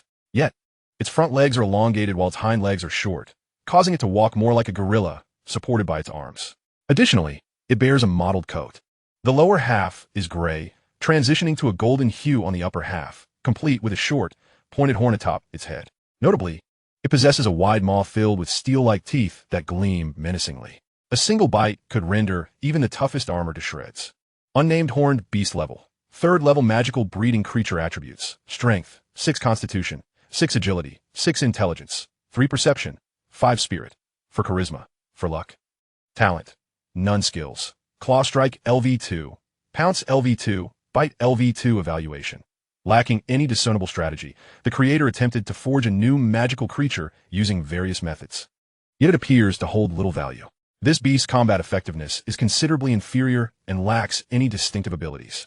In fact, the identification spell does not even assign it a proper name, suggesting it may lack a true essence, unlike the previous two, which were modifications of existing entities. This creature seems to have been conjured from nothing, akin to a basilisk, yet as it remains unnamed by its creator. It is merely referred to as the unnamed horned beast. Such instances are not uncommon. Within the magical realm, many extraordinary beings are the results of wizardly experimentation. However, the vast majority of these species fail to survive the test of time, vanishing after a few generations or even in just a single one.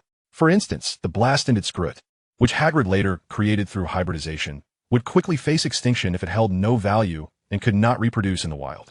Ted resolved to name this creature Professor Quirrell, for it is evident that it is undeniably connected to him. What do you see? Can you discern anything? Harry inquired impatiently. Ted extended his hand. Hold on to my hand, and I shall share the vision with you. His companions appeared bewildered. Have you been secretly practicing magic unbeknownst to us? With 5 hands stacked atop Ted's, he utilized his psychic abilities to convey the images he perceived through Onsu's eyes. This was a newfound capability Ted had developed through his studies with Onsu. The bond between magical pets and wizards is far deeper than many would assume. Wizards can even cast spells through their magical companions. For instance, Dumbledore could accomplish numerous feats through his phoenix, Fawkes.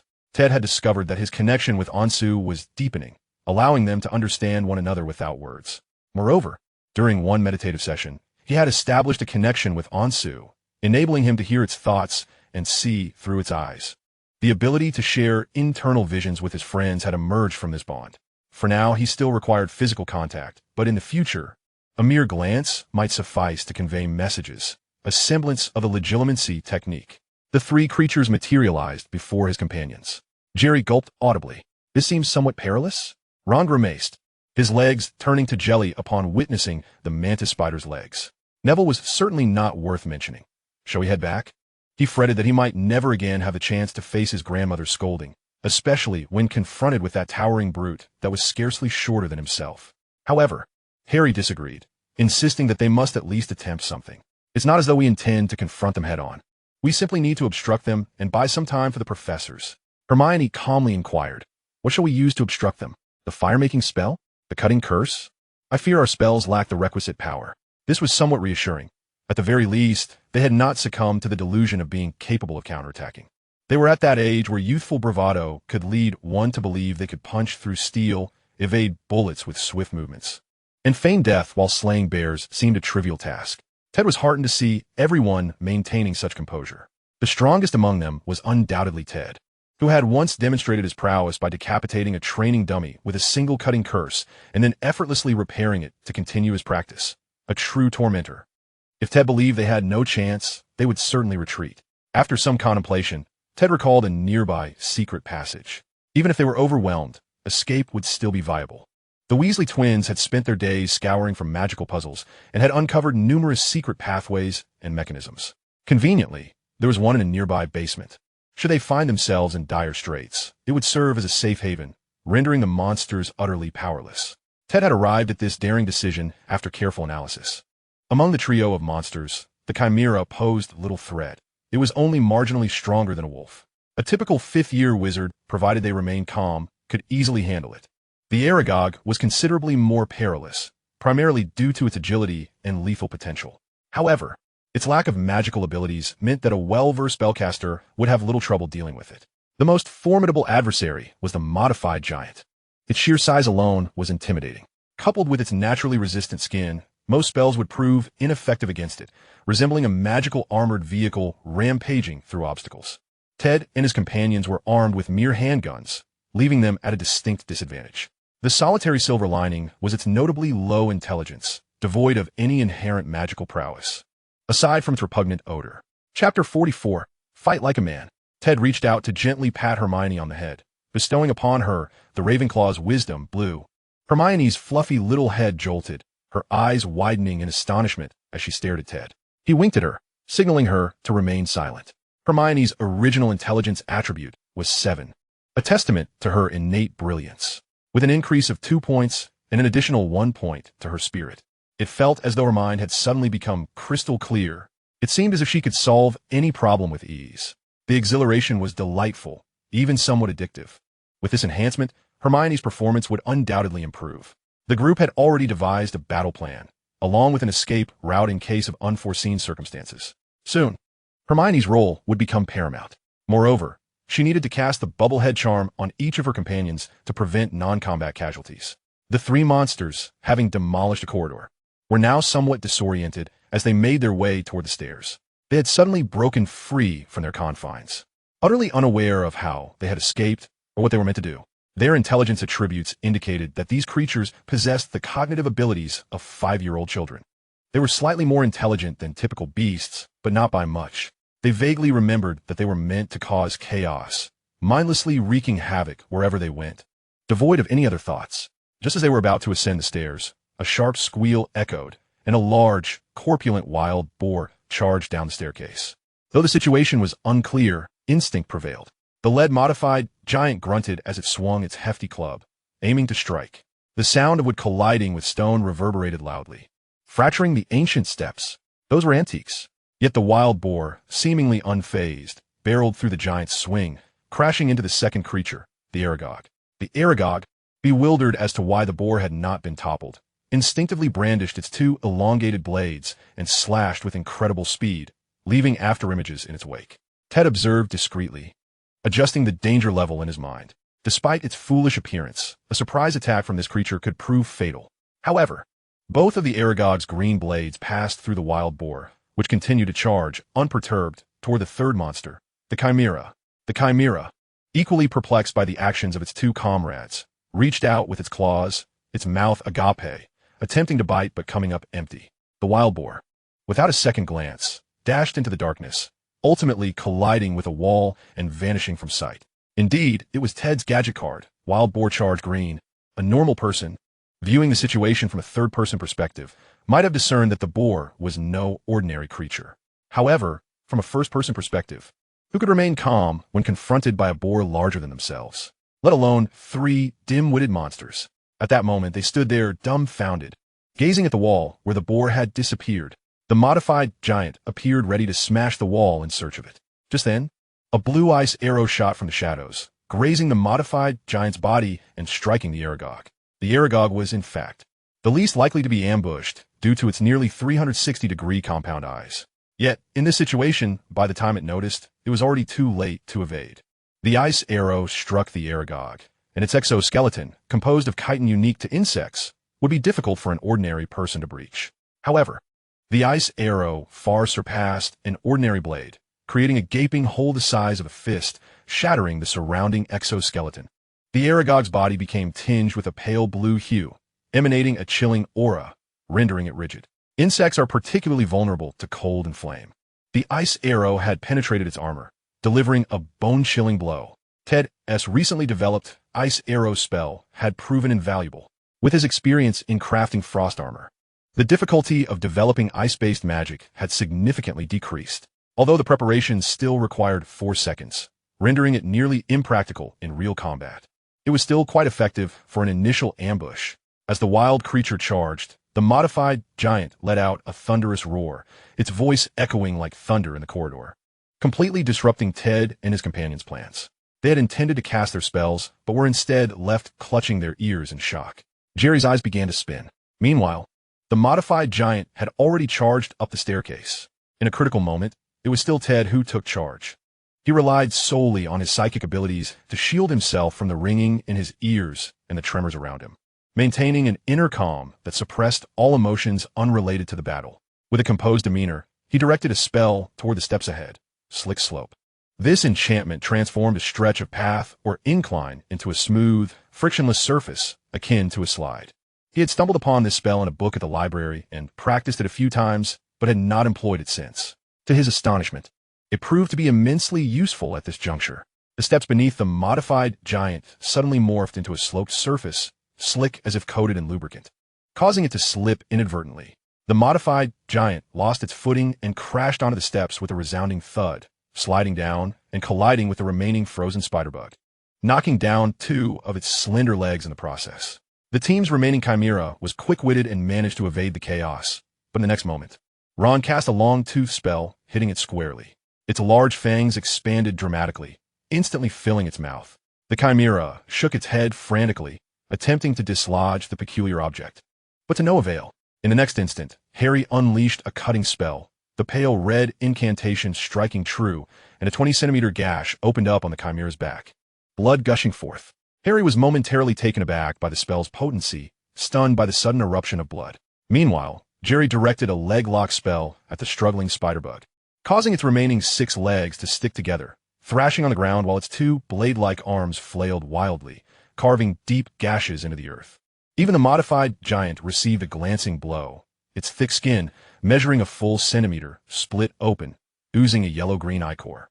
The giant, clearly unaccustomed to teamwork, retaliated with a powerful kick, sending the spider-bug flying several meters away. Yet, in the next moment, a multitude of white paper butterflies appeared, swirling around its head in a dizzying dance. The giant found itself engulfed in a flurry of white, unable to see clearly. As it reached out to grasp them, the butterflies proved elusive, leaving its hands empty despite multiple attempts. Growing impatient, it struck itself on the head in frustration. "Duong," the modified giant exclaimed. "I'm so furious I'm hitting myself." The giant's mind had been thoroughly muddled by Hermione's paper butterflies, conjured through transfiguration. Wielding its hefty club, it swung wildly above its head, occasionally striking itself, only to become increasingly enraged. In a fit of extreme anger, "I've struck myself all day long." Jerry unleashed several more leg-lock spells on the half-disabled spider-bug to reinforce their effects, then directed a couple more at the Chimera. At this point, aside from the frantically swatting modified giant, the other 2 creatures had lost their threat. But what to do about the modified giant? How could it withstand so much punishment? Ron gasped in astonishment. In just a short span, its club had struck its own head 5 or 6 times, and yet it only bled a little without significant damage. The spells they cast, leg lock, long tooth, cutting spell, had no effect whatsoever. When they hit, it felt as if they had done nothing at all. With a magic resistance level of 2, it was practically immune to their first-year spells. Faced with this modified giant, Harry, Ron, and their peers were like a mere novice in a vast field. It was evident that Professor Quirrell's modifications to the giant had been a resounding success. After infusing it with troll blood, the giant had shown growth in all areas except intellect, particularly in terms of its resilience to damage. Typically, a giant would be incapacitated after taking 7 or 8 blows of such force. But this modified giant, with its formidable physique and healing abilities, remained unscathed. "Let us deal with the other 2 first," Ted commanded. "A bird in the hand is worth 2 in the bush. Let Hermione continue to distract that giant while we finish off the others." Ted conjured another ice arrow, meticulously crafting it for 4 seconds, and accurately struck the spider-bug, which had already lost 2 legs and had 6 locked in place. A fist-sized hole appeared as the ice arrow penetrated at least 30 centimeters deep. Even for such a colossal insect, the damage was severe. The 2 ice arrows and the giant's kick had robbed it of any will to fight, leaving only its 2 blade-like arms sluggishly scraping the ground. Though unwilling to concede, death was now imminent. Suddenly, Neville, who had been relatively inactive, shouted, "Watch out." Chapter 45, The Sword Saint of Gryffindor. Watch out. At Neville's shout, Ted's heart sank. It was the Chimera, which had endured 4 or 5 cutting spells and had its hind legs locked, and was presumed finished. In its wounded state, it instinctively tapped into its feral instincts, and in a desperate struggle, it seized a flattened piece of armor from the ground and hurled it at them. The Chimera's forelimbs were remarkably developed, akin to human hands capable of grasping objects. Ted had overlooked this detail. Meanwhile, Neville, whose spells had previously been lackluster, seized the moment to snatch the long sword from the armor behind him, executing a vertical slash that deflected the shoulder armor aimed at Jerry's head. If it had struck, it would have surely caused serious injury. Jerry clutched his round ears, a hint of terror in his voice. "Neville, thank you." However, the danger was far from over, as the Chimera, now with its hind legs together, propelled itself forward using its elongated forelimbs in a pole vault-like leap toward Ted and the others. Its unique body structure allowed it to evade the leg-lock spell, launching itself toward them in a frantic advance. Not even the now-slick slope could deter its speed. With the agility of a gibbon, it grasped the stair railing, quickly ascending over 2 meters, closing in on them. In that moment, Neville suddenly roared, brandishing the long sword as he charged forward, filled with courage and determination to shield his friends from this monstrosity. In that instant, he was a warrior. Ted, too, transcended his usual capabilities, casting ironclad shield and frost armor. In nearly an instant, he enveloped Neville with both protective spells, first an invisible barrier, followed by a thin shield of ice. Crack! The claws of the chimera were halted by the frost armor, the chill seeping into its arms, slowing its movements. But it mattered little, for Neville's sword had pierced its heart. The strike was nothing short of magnificent, straight, decisive, and lethal. With all his might, Neville lunged forward, accurately striking the heart. The chimera emitted no sound, convulsed once, and perished. Instinctively, Neville withdrew the sword, striking a pose reminiscent of a knight in armor. Bewildered as he gazed at his companions. What just happened? How did it die? Then, glancing at the bloodied longsword in his hand, he mused, hey? This weapon is far more effective than a wand. Hermione diligently maintained her transfiguration spell on a plethora of blank sheets, conjuring paper butterflies to obscure the modified troll's line of sight, diverting its attention and leaving its walnut-sized brain devoid of any capacity to ponder other matters. Her contributions were indeed remarkable. However, she was merely a first-year witch with a magical capacity limited to level 1. In less than 3 minutes, fatigue began to overwhelm her. I can't hold on any longer. Hermione's brow glistened with perspiration, a testament to her true limits. The once flourishing paper butterflies dancing around the troll's head had significantly dwindled in number, their flight becoming increasingly stiff and sluggish. Let's all use the levitation charm on its club, Ted exclaimed. Following the harrowing encounter with the chimera, everyone had grown markedly more serious. Combat was unlike anything else. Not a single moment could be taken lightly. Today, Professor Quirrell imparted a valuable lesson through the chimera's fierce retaliation. Now, all attempted to cast the levitation charm on the massive club wielded by the modified troll. Neville and Jerry's attempts faltered, yet the rest succeeded. The dire circumstances compelled everyone to rise to the occasion. Even Ron, who had never managed to cast a spell in class, succeeded now, his face breaking into a smile. In that instant, as the troll was preoccupied with the butterflies, it suddenly felt an absence in its grasp. The club had floated away into the air. The troll appeared utterly bewildered. What just happened? Who am I? Where am I? Seizing the opportunity, Ted launched an ice arrow that struck the back of its head with precision. This was a significant blow. The troll's body swayed unsteadily, yet it persisted, refusing to collapse. Given a moment, it might endure. However, the heavy wooden club that had been levitated fell, striking the back of its head with deadly accuracy. This final blow sent the troll crashing down like a mountain toppling over. It seemed Professor Quirrell had not managed to erase the troll's weak spot on its cranium. Ding! You have defeated the chimera and gained 150 experience. Ding! You have defeated the spider moth and gained 250 experience. Ding! You have defeated the modified troll and gained 450 experience. Ding! Task, come fight, blue. Completed, reward, 500 experience, summoning card troll blue. Gaining experience from defeating monsters. Before Ted could even examine the newly acquired card, he suddenly noticed something on the fallen beasts. There were 2 glowing cards.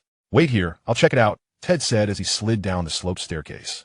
He circumvented the modified troll occupying half the corridor, feigning an inspection of the spider moth's carcass, casually retrieving a card that shimmered with a faint green glow. He then repeated the process, collecting another card that radiated a white light from the chimera's remains. Both of these monsters are dead, but this peculiar troll is still alive. He remarked, should we inform the professors? Ron inquired. I think we should make a hasty retreat, Jerry suggested. Hermione rolled her eyes and said, have you not considered that the professors might inquire with the portraits and track us down? Indeed, after a thrilling adventure, they now faced the looming threat of the professors. The mere thought of being caught sent Neville into a panic. Perhaps we should voluntarily confess. However, just as he spoke, Snape's ominous voice echoed from around the corridor's corner. Longbottom, do you not think it's too late to confess now? Accompanying Snape were Professors McGonagall and Flitwick. Oh dear, what have you all done? Though not one to easily startle, Professor McGonagall was genuinely taken aback upon seeing plump Neville leaning on a bloodied sword. A mysterious beast sprawled in a pool of blood nearby, a bizarrely large insect lying in a puddle of yellow-green fluid, and an oversized troll collapsed in the corridor. Was this truly the Hogwarts she knew? When had it transformed into a battlefield? The group soon reached the landing at the staircase corner, where they encountered the sloped stairs. Spell, halt! Snape casually dispelled Ted's sliding charm. You defeated a troll? And were these creatures? Professor McGonagall's voice grew sharp with incredulity. Ron and Jerry puffed up their chests, as if they had received praise. Yet, Snape's biting sarcasm followed swiftly. Arrogant epiphanies and foolish Gryffindors. What foolishness have you all engaged in? Did you come here seeking a troll's demise? Snape's fury was palpable as he surveyed the chaos. Ted even noticed the flesh on Snape's face quivering, his gaze fierce enough to conjure a formidable obliviate spell to turn them all into fools. At that moment, the boldest of them stepped forward. Harry, with sincerity etched on her face, addressed the professors. "I apologize, professors, for disappointing you. It is because of me and my companions that we found ourselves in such peril. I merely intended to visit the restroom. Consequently, Hermione accompanied me, as they were concerned for my safety." Hermione immediately chimed in. "Indeed, it was my suggestion to go this way for the restroom, as it was less crowded. I am sorry, it was all my fault." What a clever excuse. Crafting a story about needing the restroom was no simple feat. While it seemed somewhat far-fetched, it was a plausible explanation. The professors could hardly reprimand Ted and his friends for worrying about each other's safety, nor could they scold a girl needing to relieve herself. "Detention," Snape warned. Ron and Jerry stared at the two girls in astonishment. "Do you not draft your lies beforehand? And you, Hermione, do you realize what you have done? You lied to the professors." To be honest, as long as Hermione did not expose them, they felt sufficiently safe. They never anticipated she would conspire with Harry to deceive the professors. What a twist of fate. Just as they had learned something useful, they had also succumbed to mischief. "Very well.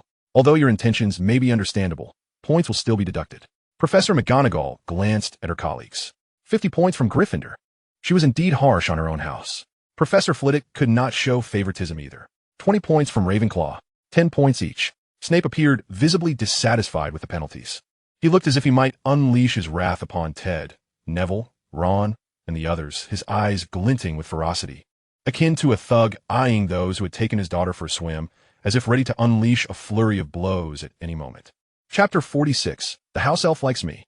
With only an hour remaining until curfew, do not wander about heedlessly. Understand? Oh, by the way, your sliding charm was executed splendidly, and the location was impeccable. Professor Flitwick's final remark was made quietly to Ted. He genuinely appreciated Ted, his prodigious student. Watching his housemaster leave with a jovial bounce in his step, Ted and his friends couldn't help but smile. The three creatures had been taken away by the professors, leaving them with a brief moment of freedom. "Shall we return?" Neville inquired, reluctantly stowing the meticulously cleaned sword into the clasp of his armor. This evening's events, particularly the sword, had profoundly impacted him, as if something within him had shifted. Ron shrugged, wearing a disgruntled expression. "I'm still hungry. Can't Professor Quirrell show up a little later? It's just three creatures. No need to make such a fuss." The others glanced at him, teasingly remarking on his audacity. Jerry extracted a piece of cheese from his pocket. "Want some?" Ron promptly tossed it into his mouth, chewing eagerly. "Is there more?" Jerry rolled his eyes. "Do you think I'm a house elf for the kitchen?" Hermione produced some food that Ted had given earlier, several meat pies. Barely enough for each of them. Ted boldly suggested, "Why not head to the kitchen for a feast to celebrate our first victory?" A chorus of agreement from Ron and Jerry followed at the mere mention of food. "Do you know where the kitchen is?" Harry asked. "Follow me, and I'll show you," Ted replied, leading the way towards the Hufflepuff common room. "There's the famous fruit painting." "Here," Ted exclaimed, having located the legendary portrait. Not far off stood 2 rows of oak barrels. Hermione pointed to the barrels. "I've heard that the entrance to the Hufflepuff common room is hidden behind those barrels." Harry added, "It said you must tap the barrels in a specific melody. Otherwise, you'll be doused in vinegar. It seems that tone-deaf individuals don't fare well in Hufflepuff." Ted pointed at the painting. "I've heard that if you gently scratch this pair, it will grant us entry." Extending his hand, Ted used his own magical touch. The pair trembled and quivered before suddenly transforming into a doorknob. Ted grasped the doorknob and pulled. The door swung open, revealing the expansive Hogwarts kitchen. Numerous house elves, clad in pillowcases emblazoned with the Hogwarts crest, were listlessly attending to their tasks. Upon spotting Ted and the others, the house elves brightened, exclaiming, "Little wizards, how may we assist you?" Their eyes sparkled with anticipation, eager to hear a positive response from Ted and his friends. The preparations for the long-awaited Halloween feast had been disrupted by Professor Quirrell, leaving them quite disheartened. "A distraction will be most welcome," Ted inquired gently. "Due to certain circumstances, we Haven Tea had our fill. Do you happen to have any food available?" "Yes, yes, yes."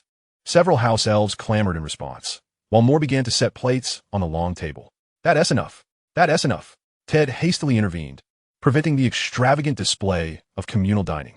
"Would you like something to drink?" A house elf, who had managed to serve the food, cautiously asked. "Oh, if you have juice, that would be splendid. If not, this is already quite bountiful." "Yes, we have apple juice, pumpkin juice, grape juice, orange juice." The friends were utterly enchanted by the petite banquet. The experience was simply delightful. Ron gleefully showcased a chicken leg, while Jerry stuffed himself with generous portions of cheese. Harry's eating style was rather ferocious, and Neville was equally famished. Even Hermione, typically reserved, indulged herself, consuming ample amounts of food. As Ted enjoyed his meal, he lavished praise on every dish, expressing gratitude to the house elves and toasting to their Halloween joy. Around 40 to 50 house elves gathered at the dining table, wide-eyed and admiring Ted. Through his charm and compliments, he had won the affection and admiration of all the house elves at Hogwarts. Ted's fervent praise left the house elves in a state of bliss, almost tearful with gratitude. This Halloween was indeed a joyous occasion for them.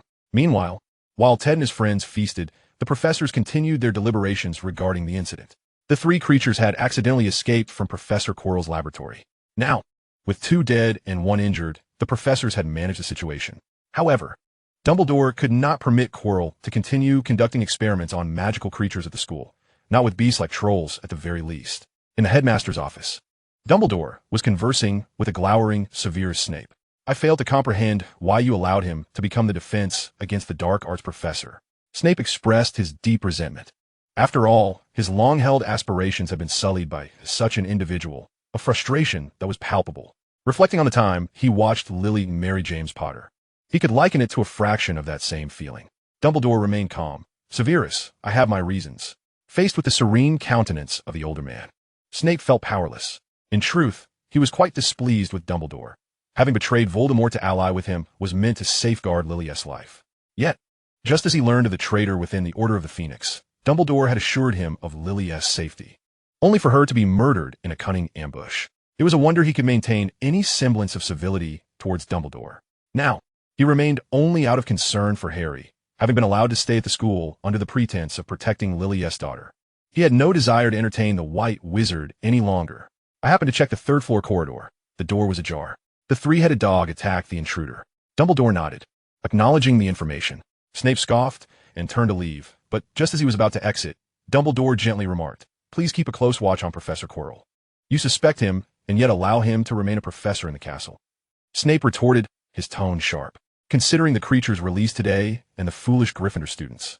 He felt there was little safety with Harry surrounded by such companions. Dumbledore replied calmly, Severus, I have my reasons. Damn those reasons. Snape slammed the door behind him. The students remained blissfully unaware of the dramatic confrontation between the 6 young wizards and the 3 beasts. At least, no one in Ravenclaw knew. As for Gryffindor, do not expect Harry, Ron, and Jerry to refrain from boasting about their glorious exploits. However, Ted remained quite composed. After parting ways with Hermione, he returned to the dormitory. After freshening up, Ted rewarded Ansu with a small white mouse as a treat. Thanks to it, he had received advanced intelligence, ensuring he was well prepared. Yet his roommates were horrified, particularly Terry Boot, who took a keen interest in Ansu, having previously assisted Ted in feeding the little white mice. He had thought Ted's mice were special pets. Little did he know they were Ansu's snacks. You actually eat mice. You devour them with such flair. Impressive, Ansu. Well, Terry's shift in mindset was remarkably swift.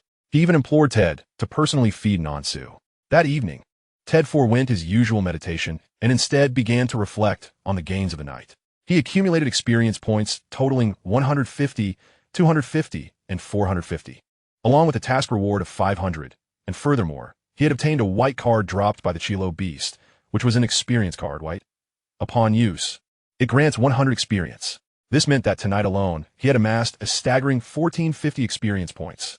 Since the start of the semester, he had barely accumulated this much. Was this not exceedingly bountiful? Indeed, it was akin to the spoils of murder and arson. No, it was more like the treasures dropped by monsters. Additionally, Ted received 2 other cards. Chapter 47, Material Card and Summoning Card. The card dropped by the Chilo Beast was an experience card, white, specifically designed for trading experience. It essentially provided a bonus to experience. Previously, during a task reward selection, he had encountered a blue card that offered 1,000 experience. The card from the Spider Mantis depicted a large insect shell, modeled in yellow and green, with protrusions and spikes. Chit in a shell green. A material card. A unique magical insect shell, possessing commendable resistance to both physical and magical attacks, especially due to its vast area and lightweight nature. The sight of this object reminded Ted of Cheru. The task reward card illustrated a large creature, yellow-green in hue, wielding a massive club, while one of its hands scratched its sparsely haired head in confusion. Giant blue, a summoning card. It summons a giant to fight on your behalf.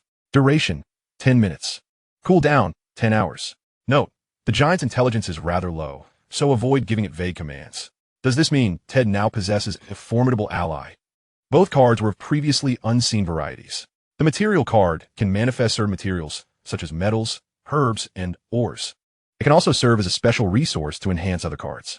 Cards can be upgraded by consuming other cards or experience points, boosting their level.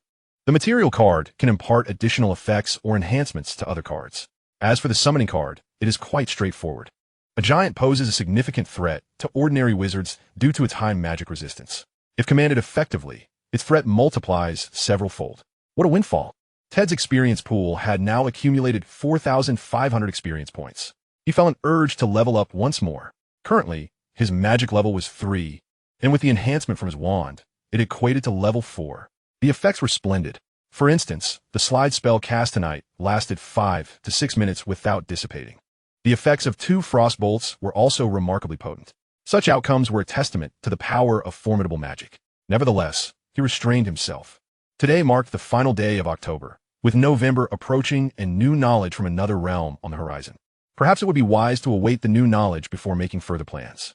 Beyond the bountiful rewards from today's battle, Ted harbored further reflections. In truth, the strength of the 3 magical creatures was formidable. An ordinary person would struggle against even the weakest Chilo beast unless armed with a submachine gun. As for the modified giant, without anti-material weaponry, it would assuredly prove fatal, despite appearing to be toyed with by a handful of young wizards. This creature's burst of speed was astonishing, akin to a car traveling at 80 miles per hour. Conventional firearms would not incapacitate it in a timely manner. And without RPGs or similar weaponry, an entire squad would likely be swiftly annihilated. However, armed with the right spells, a few young wizards could indeed manage. Wizards who have mastered a sufficient array of spells possess an overwhelming advantage over other fantastical beings. It is no wonder that centaurs are confined to their territories. Giants are driven into the deep mountains, and fairies engage in finance at Gringotts, prohibited from wielding wands. Even dragons have been domesticated. Early the next morning, Ted's biological clock awakened him promptly. Upon opening his eyes, he heard the system's notification. Ding! The talent knowledge of Otherworlds, Gold, has been triggered. Discovering Sully Jam Bubble Alchemy Recipe Notebook, Green. The Sully Jam Bubble Alchemy Recipe Notebook, Green, contains the alchemical experiences of the gnome Sully Jam Bubble, an intermediate alchemy trainer in Ironforge. It requires 270 experience points for redemption. HM. Ted was momentarily stunned. This was yet another product from Azeroth. Although he couldn't quite recall Sully Jam Bubble, it stands to reason that few would remember the name of a trainer unless it pertained to a key NPC or a quest. Such functional NPCs tend to fade from memory. However, knowing it was an intermediate alchemy trainer sufficed. In World of Warcraft, alchemy is primarily the craft of potion making, with a few other byproducts, yet potions remain the main focus. It could be considered a form of potionology. An intermediate trainer should possess numerous valuable potion recipes. 270 experience points is quite reasonable. This knowledge Ted shall acquire. As he spent the experience, a wealth of information regarding alchemical recipes and basic techniques flooded Ted's mind.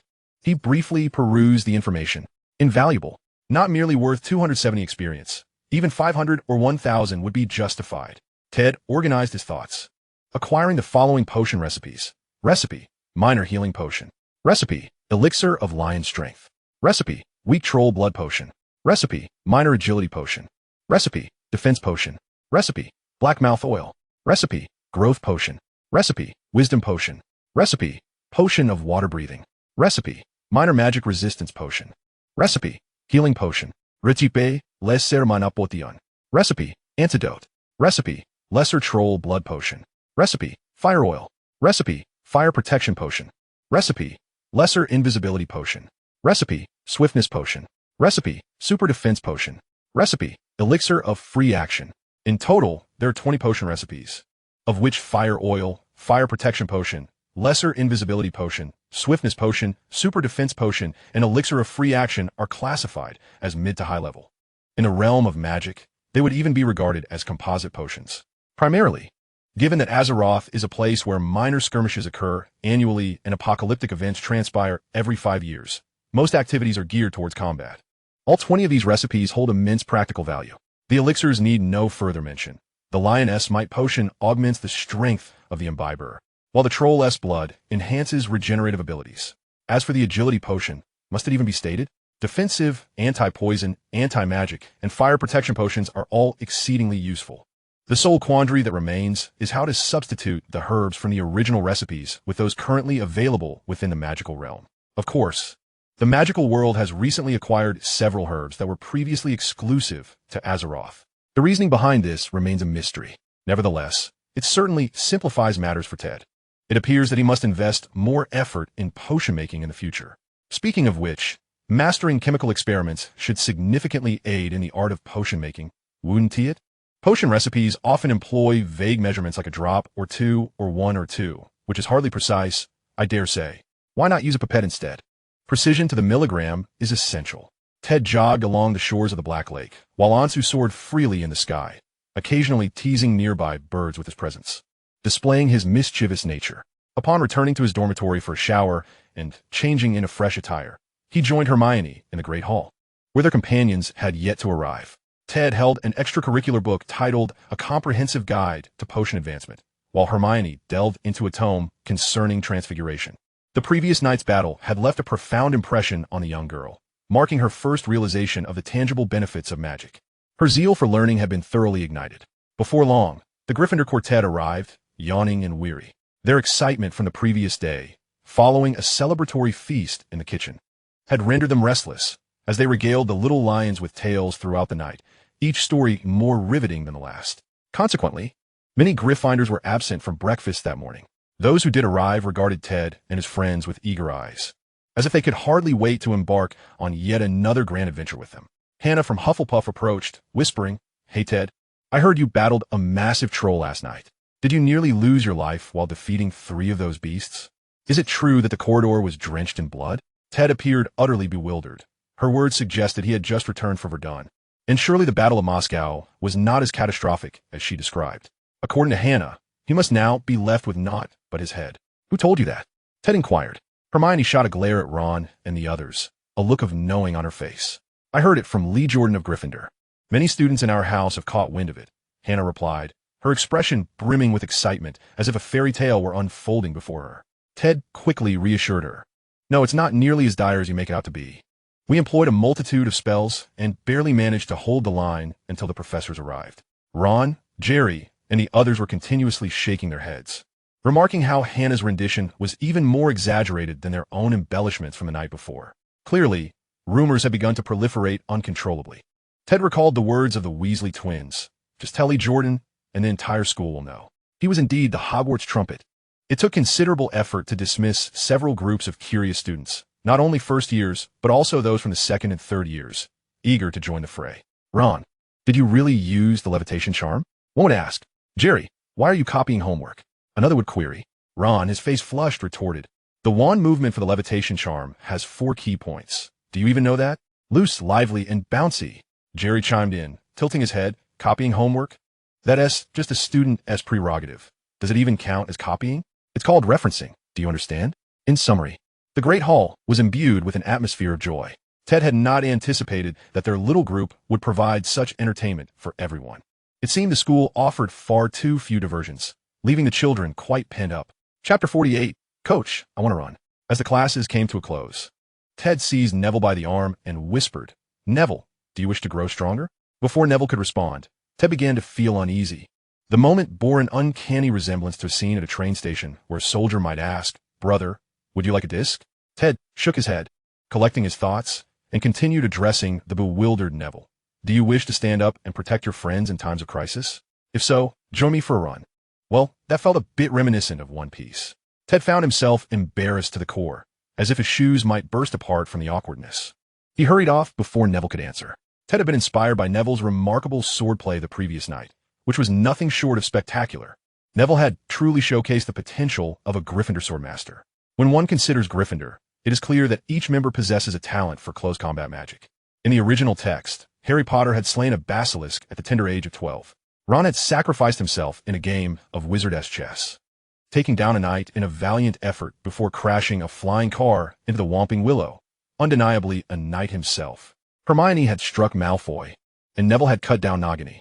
Were they not all brash warriors? It seemed that Neville had merely found himself among the wrong crowd. Had he not come to Hogwarts, but instead followed Gandalf, he surely would have become a legendary battle mage. However, it is not too late. With careful nurturing, he could wield a wand that glows like a lightsaber, master intuitive foresight, and effortlessly deflect spells, becoming a Jedi wizard in no time. Though Neville appeared somewhat clumsy, he proved to be remarkably dependable.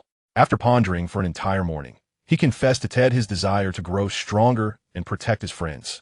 He wanted to run alongside Ted. Neville's determination in this endeavor was truly commendable. Over the course of the following week, come rain or shine, he remained steadfast. One day, amidst torrential downpours, he even rose early to wait for Ted at the entrance. Consequently, he inspired his roommates as well. Previously lethargic and prone to procrastination, Ron and Jerry hesitantly joined in, declaring, "Coach, we want to play basketball." No, they too wished to grow stronger. Running to gain strength was not merely a ruse on Ted's part. In truth, physical fitness is the foundation for any wizard, especially for young witches and wizards, whose magical abilities are still developing. Physical prowess significantly influences their capacity for magic. To put it plainly, if Stephen Hawking were a wizard, he might only have been able to engage in theoretical pursuits. Casting spells requires the mobilization of magical energy, which can impose a burden on the body. Thus, while theoretically one could manage with minimal exertion, many spells cannot be employed without regard to magical consumption, as continuous usage can overwhelm the body. The growth of a young wizard's magical prowess is largely contingent upon innate qualities, with a minor influence from external factors. Innate qualities refer to bloodlines, and Ted remains uncertain about the origins of the first-generation wizards. Where did their magic stem from? However, pureblood families have their own narratives. Many descendants of ancient bloodlines do not fall short in magical ability. Consider the Weasley family, the Potter lineage, and the Longbottoms. Thus far, there appears to be little discernible difference. Yet Ted has begun to perceive a slight disadvantage in Jerry regarding this aspect. Magic, after all, is fundamental. The disparity in proficiency will only magnify with age and development. By the time they reach the 5th and 6th grades, the gap will be exceedingly vast. However, this is not to suggest that the theory of pure bloodlines holds any merit. European nobility has spent centuries proving that so-called pure blood ultimately yields only a plethora of imbeciles and congenital disabilities. The hereditary ailments of various royal families in Europe could easily fill an A4 page. Moreover, wizards of mixed heritage or those hailing from Muggle families, such as Voldemort and Hermione, have often demonstrated extraordinary talents. The advantages of mixed blood have been scientifically validated. If those pure-blood families were indeed as intelligent as they claim, they ought to incorporate the elite from among the mixed blood and Muggle wizards into their ranks, much like in America, where they maintain their class superiority, rather than emphasizing bloodlines and fostering division, which only leads to their own demise. Returning to the matter at hand, Ted encourages them to engage in running, which is beneficial for physical development. This will stimulate the growth of their magical abilities, while it may not allow them to surpass the limits of their bloodlines. It will enable them to approach those limits more closely. Furthermore, Ted's regimen is not limited to mere running. He employs the exercises outlined in the strengthening manual to train his companions. Not to mention, their physical constitution is bound to improve. While they are still young, the advantages they gain through years of training will become apparent, particularly as they tower over their peers, making it a breeze to outmatch the likes of the Malfoy trio. Additionally, their control over their magical abilities will become more robust, allowing for smoother and more casual spellcasting. With Hermione's presence, the timely completion of their assignments is assured, lest they face her relentless barrage of reminders. On this particular day, after finishing their homework in the library, Ted and his friends departed for their secret base in the abandoned classroom. Due to their differing houses, their communal time was typically spent in the Great Hall, the library, or this deserted classroom. Along the way, Harry brought up the incident George and Fred had mentioned the previous day. It turned out that on the night before Halloween, it was just Ted and the others who had sneaked away. The twins and Lee Jordan were also quite the troublemakers. They intended to return to the third-floor room housing the three-headed dog, convinced that it concealed a significant secret and had been diligently investigating it. However, on their return, they nearly encountered Snape, who had also ventured into that room, although he merely opened the door and glanced inside before leaving. Harry was puzzled. Did Snape have such a keen interest in the three-headed dog? Hermione attempted to elucidate. Could it be that the dog's fur is a rare ingredient for potions? Jerry chimed in. So Snape is after dog fur? Ron was equally agitated, exclaiming that Snape was utterly shameless. If professors could steal, so could students. In that moment, he and Jerry seemed to envision the three-headed dog as a glittering treasure. For these two, galleons held an irresistible allure. Everyone was aware of Ron's financial situation. His savings had barely accumulated to 2 silver sickles over the past year. Jerry was in a similar boat, having been helping his family with work even before school started. Both the house elves and half-breeds were still struggling to integrate into the wizarding world and were far from affluent, although Ted remarked that Snape was quite wealthy. With an abundance of potion ingredients at his disposal, Ron remained fixated on the notion that Snape had unleashed the monster to divert everyone's attention. Intending to seize the opportunity to harvest the dog's fur, Ted could not help but muse, "You really have a low opinion of Snape, don't you? Is that all the ambition you ascribe to him?" Ron continued, "Just think about those specimens in the jars in the dungeon. They must be experiments involving monsters. Snape is conducting some nefarious experiments." Ted understood why Ron harbored such disdain for Snape, even more so than Harry and Neville, as Snape seemed to target him mercilessly in class.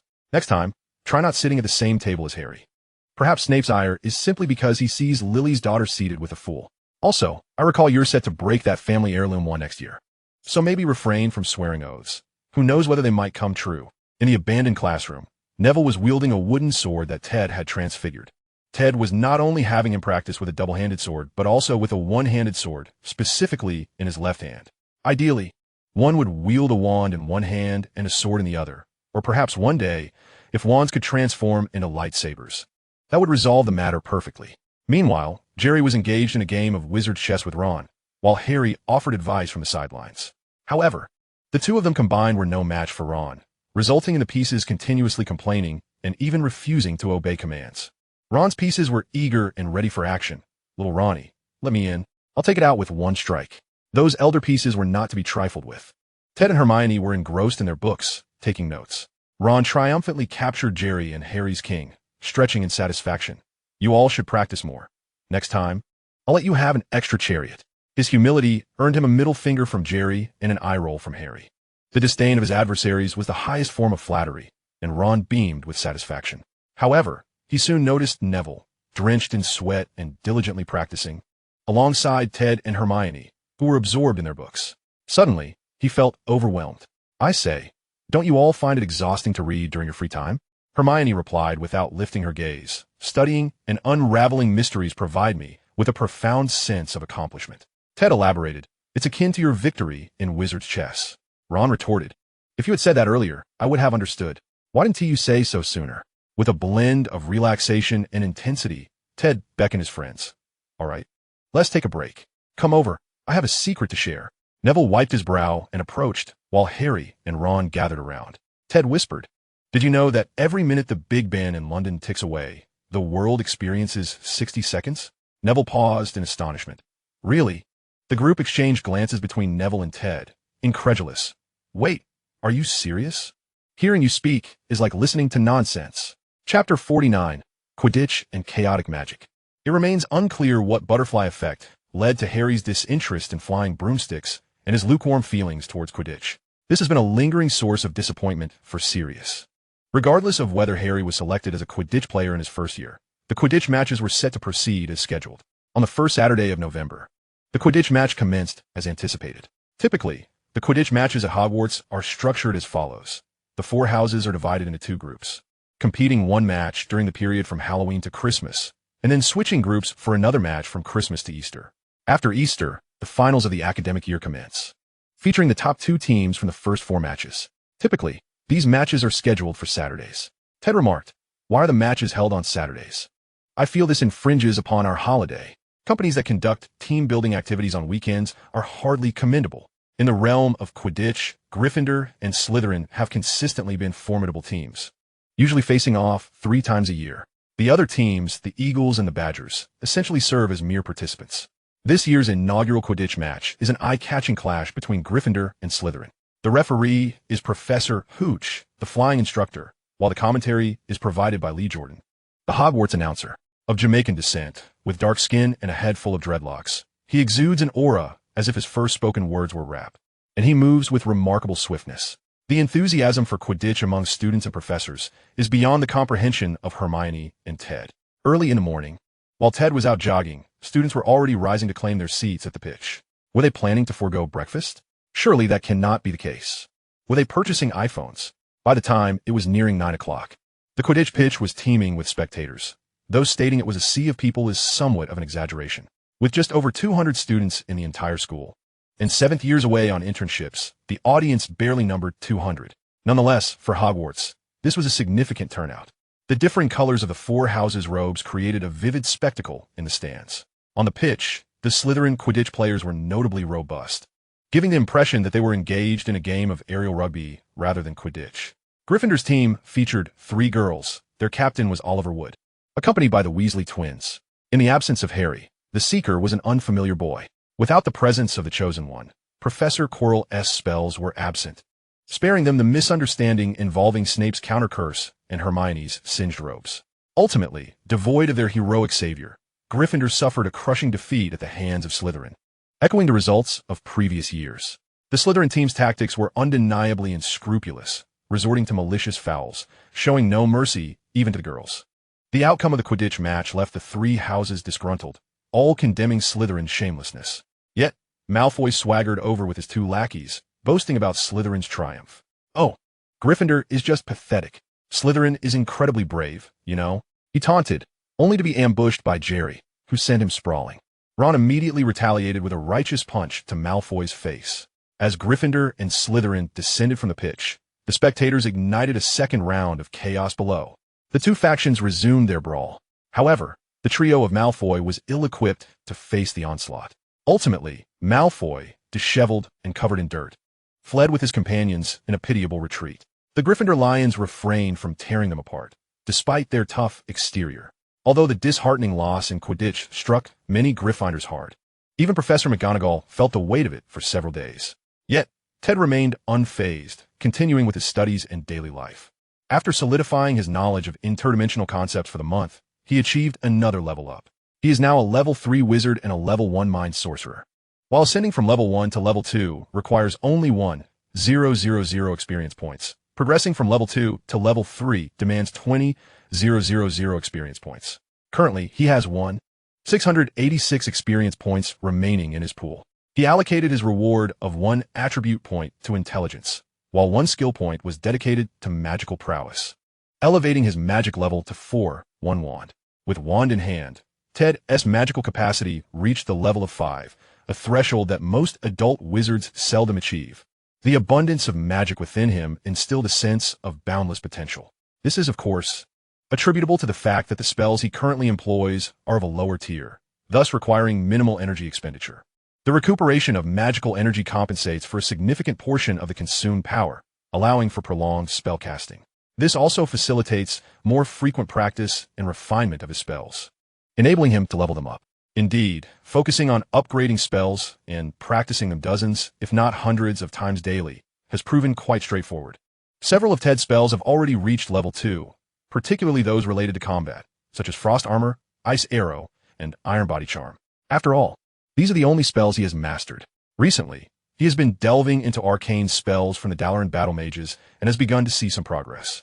He feels it will not be long before he learns his first arcane spell. One day, he stumbled upon a peculiar tome in the library, a handwritten manuscript titled The Joy of Chaos. This magical book was authored by the Muggle Austin Osmond Spare in the 1970s. Although he was a Muggle, he had a witch as a neighbor and was exposed to magic from a young age, eventually marrying her. This book presents magic from a Muggle's perspective, even exploring the potential of Muggle spellcasting. Spare later became a renowned mystic in the Muggle world, founding a magical school of thought known as Chaos Magic. This chaos magic is not the kind that requires righteous judgment or leads to obliteration, but rather emphasizes the absence of regulations, organization, or laws, prioritizing individual will and practicality. Chaos practitioners believe that magic is a science born from the fluctuations of will, and that magic is merely the art or craft of consciousness influencing matter. Within other mystical organizations that engage in witchcraft or magic, it is believed that reckless use of magic will incur triple the consequences. This faction posits that the phenomenon of triple compensation is not an objective law. Rather, its emergence is merely a byproduct of the user's own feelings of guilt and unease. In essence, if I do not acknowledge the notion of triple compensation, then I can indulge freely. Thus, I am entitled to my unearned gains. What I believe is indeed reality. Consequently, the ideology within this school of thought flourishes, even going so far as to elevate characters such as Doraemon, Spider-Man, an Ultraman to the status of deities, employing them as practical instruments in their endeavors, which have proven effective in practice. They create figurines and incessantly pray to them, treating them as their gods. This mindset ultimately evolves into a form of power that subtly guides outcomes in alignment with their prayers. Coincidentally, a similar concept exists within psychology, known as the law of attraction, which suggests that a person's thoughts invariably attract corresponding realities, or in other words, the idea that one's desires manifest into existence. Ted's possession of the manuscript The Joy of Chaos, originally penned by Spell, meticulously elucidates the potential of will-based magic. Upon perusal, Ted felt a moment of disorientation. Can this truly work? The prevailing belief within the realm of magic is that magic necessitates power and will. Now, to simply assert willpower, how credible is that? After all, this world is material. If mere idealism could alter reality, then in a fit of extreme anger, I might very well punch through a 50-meter steel plate. However, setting magic aside, if we consider psychic phenomena, this notion appears to hold some merit. Chapter 50. The Librarian's Legacy. This concept of free idealism proves quite practical for mentalists. Ted contemplates utilizing this philosophy to develop psychic abilities. His daily routine consists of early morning runs, attending classes to complete tasks and gain experience, and when not in class, he either attempts magic or researches in the library. Organizing notes. His leisure activities involve engaging in conversations with friends and participating in group activities. One day, while Ted and Hermione peruse books in the library, Harry and Ron have long since completed their assignments and slipped away. Although the tasks are finished, Ted has developed a habit of extensively cataloging books to facilitate his mental reference. His reading speed is so rapid that while Hermione has yet to finish a single book, he has already amassed a stack beside him. What does he have?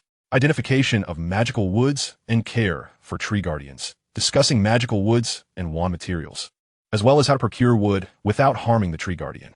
Do not forcefully ride a unicorn, recounting the tale of a wizard obsessed with unicorns who, after failing to approach them, ultimately suffered a broken leg when he attempted to ride one. Unexpected potion awards, detailing a plethora of mishaps where wizards brewed faulty potions, resulting in bizarre reactions ranging from levitation to colorful fountains spewing from their mouths. Compilation of transfiguration errors, documenting 12 cases where wizards failed at transfiguration, with 11 unable to fully revert. Compilation of useless spells, cataloging over 20 spells that serve no practical purpose, including a flatulence charm that produces peculiar sounds akin to passing gas, truly a spell of no utility.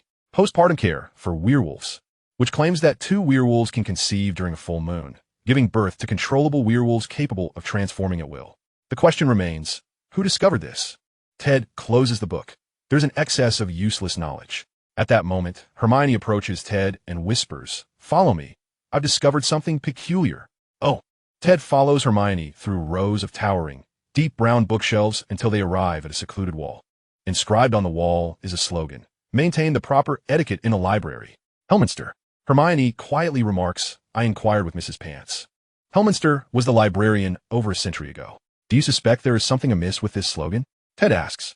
Hermione nods, asserting that it makes little sense for such a slogan to remain in such an obscure location for a century. That is a valid point.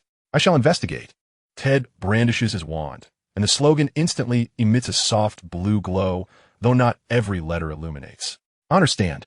Within mere seconds, Hermione deduces the riddle.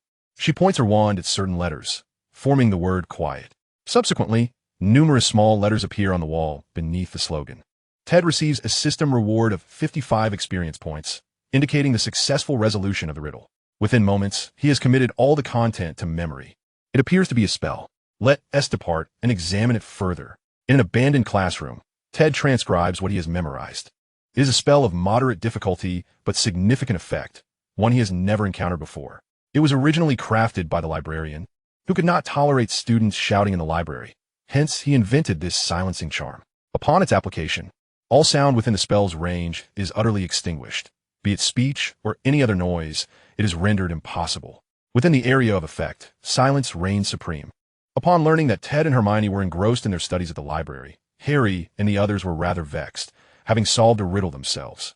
After all, the entertainment options at school are rather limited, and unraveling mysteries is one of the most engaging activities available. Mastering spells is secondary. The thrill of solving puzzles is truly the most enjoyable experience. By late November, Ted finally succeeded in casting arcane wisdom, for which 6 brave little white mice made the ultimate sacrifice. After being rendered bewildered by magic, they would not affect the flavor and would ultimately be savored by Ansu. Let's remember their noble contribution.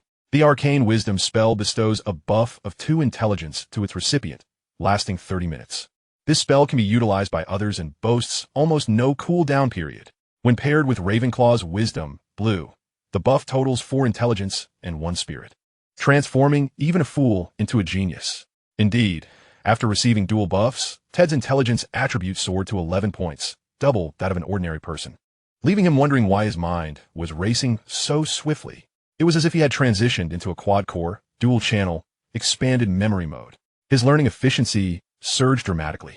Previously, his magical studies felt cumbersome and slow, with significant progress taking days.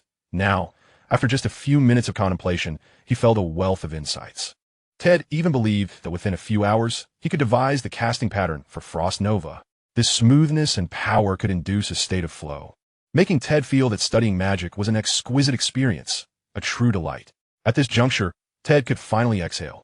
He understood that he was not truly a scholarly prodigy. At best, he was simply mature-minded, diligent, and supported by external advantages. In reality, he could not match Hermione's study efficiency, nor could he rival Harry's innate talent. Once one becomes complacent and fails to keep pace with the accumulation of experience points, it is certain that such rapid progress cannot be sustained. During the 3rd to 5th grades, young wizards experience their most significant growth. As evidenced in the original text, where Harry learned a series of advanced spells, such as the Patronus Charm, the Shield Charm, and the Summoning Charm within these years, Ted is acutely aware that he is but a faux academic overachiever, and the looming possibility of having to confront Voldemort and his Death Eaters fills him with a genuine sense of pressure. However, he has now relaxed, feeling a notable lightness. He has come to realize that he has indeed entered the realm of true academic excellence, capable of standing out among his peers without reliance on the system. Moreover, he possesses knowledge from another world. Confidence has blossomed within him. The subsequent days saw Ted's newfound ease being palpable to his friends. Harry remarked, "I suddenly feel that Ted has become significantly more relaxed.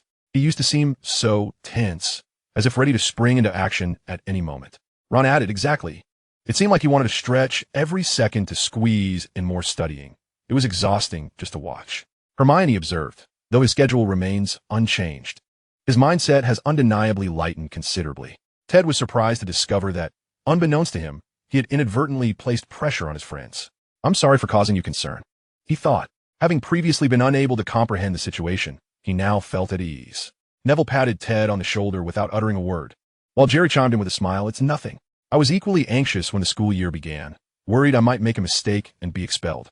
But spending time with you all has helped me relax. You've merely taken a bit longer to unwind." Their friends believed that Ted had suddenly transitioned from a Muggle orphanage straight into Hogwarts, struggling to adjust mentally. With a newfound boost, Ted's studies became both effortless and efficient. He also ventured into his previously researched model for the development of chaotic spiritual energy, yielding promising results. Drawing from the recently learned silencing charm, he successfully developed several related types of spiritual energy. Phantasmal sound controls spiritual energy to emit illusory sounds within a certain range. Whispering message allows for quiet communication with a target over a distance, inaudible to others. Mimicry disguises the target or other sounds. This spiritual energy requires neither magical power nor a wand, rendering it exceedingly discreet. As November passed without significant events, the end of the month arrived swiftly. On December 1st, Ted received a timely notification from his system. Ding. Talent, Otherworldly Knowledge, Gold. Activated, discovering Spellbook of the Three-Ring Red Robe, Wizard Penny, Blue. Spellbook of the Three-Ring Red Robe, Wizard Penny, Blue. Contains the magical research materials of the Three-Ring Red Robe, Wizard Penny. Requires 550 experience points to exchange. A Three-Ring Red Robe Wizard. Could it be magic from the D&D world? He exchanged the points. After consuming the 550 experience points, Ted's mind was flooded with intricate spell models and information. Chapter 51. Spellbook of the Three-Ring Red Robe, Wizard Penny, Blue. D&D is a vast cosmology with multiple worlds under similar premises. The Red Robe Wizard is a member of the Red Robe Wizard Society, specifically hailing from the world of Faerun. In this realm, wizards are constrained by a system known as spell slots. It is not merely a limitation, Rather, the magic web and spell slots serve to simplify the learning and casting of spells, acting as tools. Many powerful legendary wizards have devised numerous methods to circumvent the constraints of spell slots, and the existence of legendary spells, superior in nature, renders them no less formidable than wizards from other worlds. Indeed, they may be considerably stronger. Many wizards from that world have ascended to godhood. According to their standards, the majority of wizards in the magical realm are akin to sorcerers. Only those who have mastered all information and nuances of spells through study and research can be deemed true wizards. Sorcerers, by contrast, rely on innate abilities and hereditary bloodlines. Wizards inherently possess magical bloodlines, categorizing sorcerers as such. However, many renowned wizards in the magical realm, including figures like Dumbledore, are also scholars, thus embodying both wizardry and sorcery. In the D&D worlds, a wizard's capabilities hinge on intelligence, while sorcerers are dictated by bloodline. For instance, the archmages of Nesseril are considered to have a minimum intelligence of 17, which is regarded as subpar. The intelligence of renowned archmages exceeds 20, some even reaching 22 or 24. Translated into contemporary Muggle IQ tests, where the average score ranges from 90 to 110, individuals scoring between 120 and 140 are deemed intelligent, while those surpassing 140 are labeled geniuses, with higher scores reflecting greater intelligence, maxing out at 200. The intelligence of archmages likely exceeds the testing limits, perhaps reaching 220 to 240. Ted believed that after receiving a boost, his IQ would fall between 150 and 180. Without the boost, however, his intelligence would limit him to mastering spells only up to the third ring, where he would only grasp entry-level spells like invisibility and fireball, rendering him an unremarkable wizard with little future. As for spells below the third ring, they would barely qualify him as a wizard, thus hardly worth mentioning. Of course, Ted could enhance his intelligence upon leveling up, leaving his future prospects bright. He briefly reviewed the spells documented in the spellbook and was pleasantly surprised by the unexpected bounty. Although this 3-ring red robe wizard Penny was merely a 3rd-ring wizard, the spells he had compiled for study were surprisingly numerous, exceeding 60 spells ranging from a 0 to the 3rd ring. Good heavens, was this fellow extraordinarily affluent? It is known that studying magic on the continent of Faerun is exceedingly costly. Even if one learns under a teacher, fees are incurred. Alternatively, purchasing scrolls for research is equally expensive. Moreover, the vastness of the spell system in that world is akin to a multitude of stars. One cannot simply learn any spell at will. One must have access to it. Some wizards residing in remote areas may never learn more than 20 spells in their entire lives. Based on Ted's understanding of the Red Robe Wizard Society, it is an organization notorious for its malevolence and oppression. Wizards are effectively the rulers of that nation. All activities revolve around the wizards, who even manipulate the weather through spells to enhance agricultural yields. The oppression faced by lower-tier wizards is formidable, emphasizing mass cultivation followed by cruel elimination, fostering a vicious competition among apprentices, where the fallen are forgotten, leaving only the elite. They have even established an assembly line for the production of magical items. Thus, this nation is renowned for exporting both food and magical artifacts. In this context, a 3rd-ring wizard would merely be brushing the surface of the organization's inner circle. Yet, this individual managed to compile such an extensive collection of spells. Impressive. Ted even suspected that this wizard might have been a paramour of a senior wizard within the upper echelons, acquiring spells through favoritism. This individual appears to have dabbled indiscriminately across various schools of magic. Prophecy, transmutation, enchantment. Don't red robe wizards typically specialize in a singular school?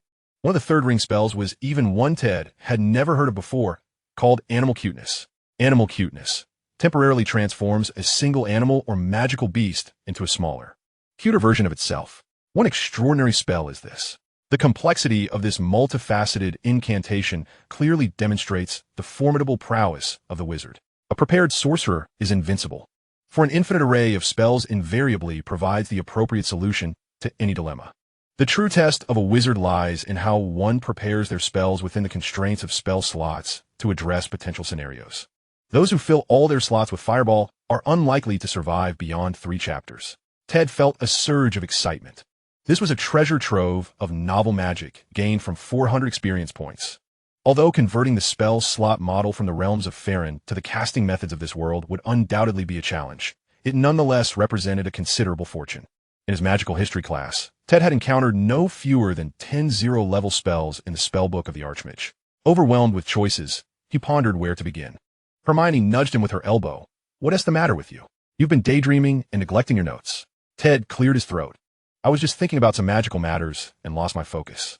Hermione cast a puzzled glance at Ted, recalling that he had exhibited the same absent-mindedness last month and the month before that.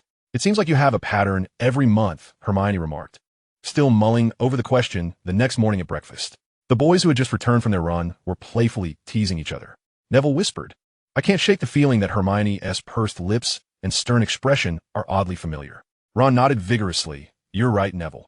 Hermione is affectionately known as Little McGonagall." Jerry interjected, "You're mistaken. It's Professor McGonagall who is referred to as Big Hermione."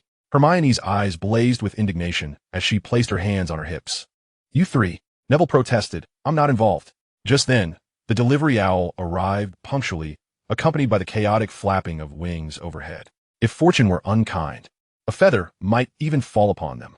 Ted suddenly brandished his wand, casting a levitation charm, Wingardium Leviosa.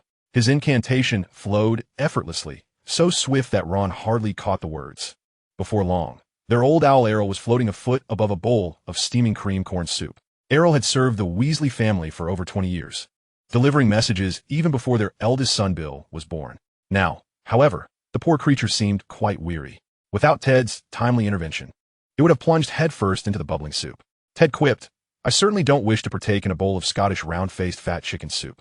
Hermione gently moved the old owl aside, feeding it some pumpkin juice to restore its strength, and lamented, "Ron, your family ought to let it retire.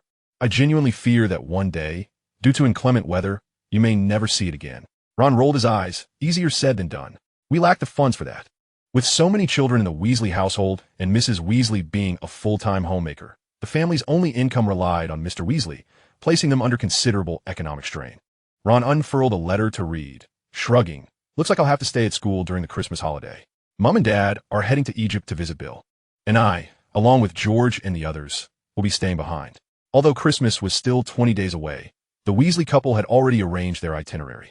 Christmas. The friends immediately launched into a lively discussion about the holiday. Ted, of course, had nowhere to go and would remain at school. Jerry felt the same. Staying would alleviate some burden for his mother. Ron had no choice but to stay as well. The only ones returning home for the festivities were Hermione, Harry, and Neville.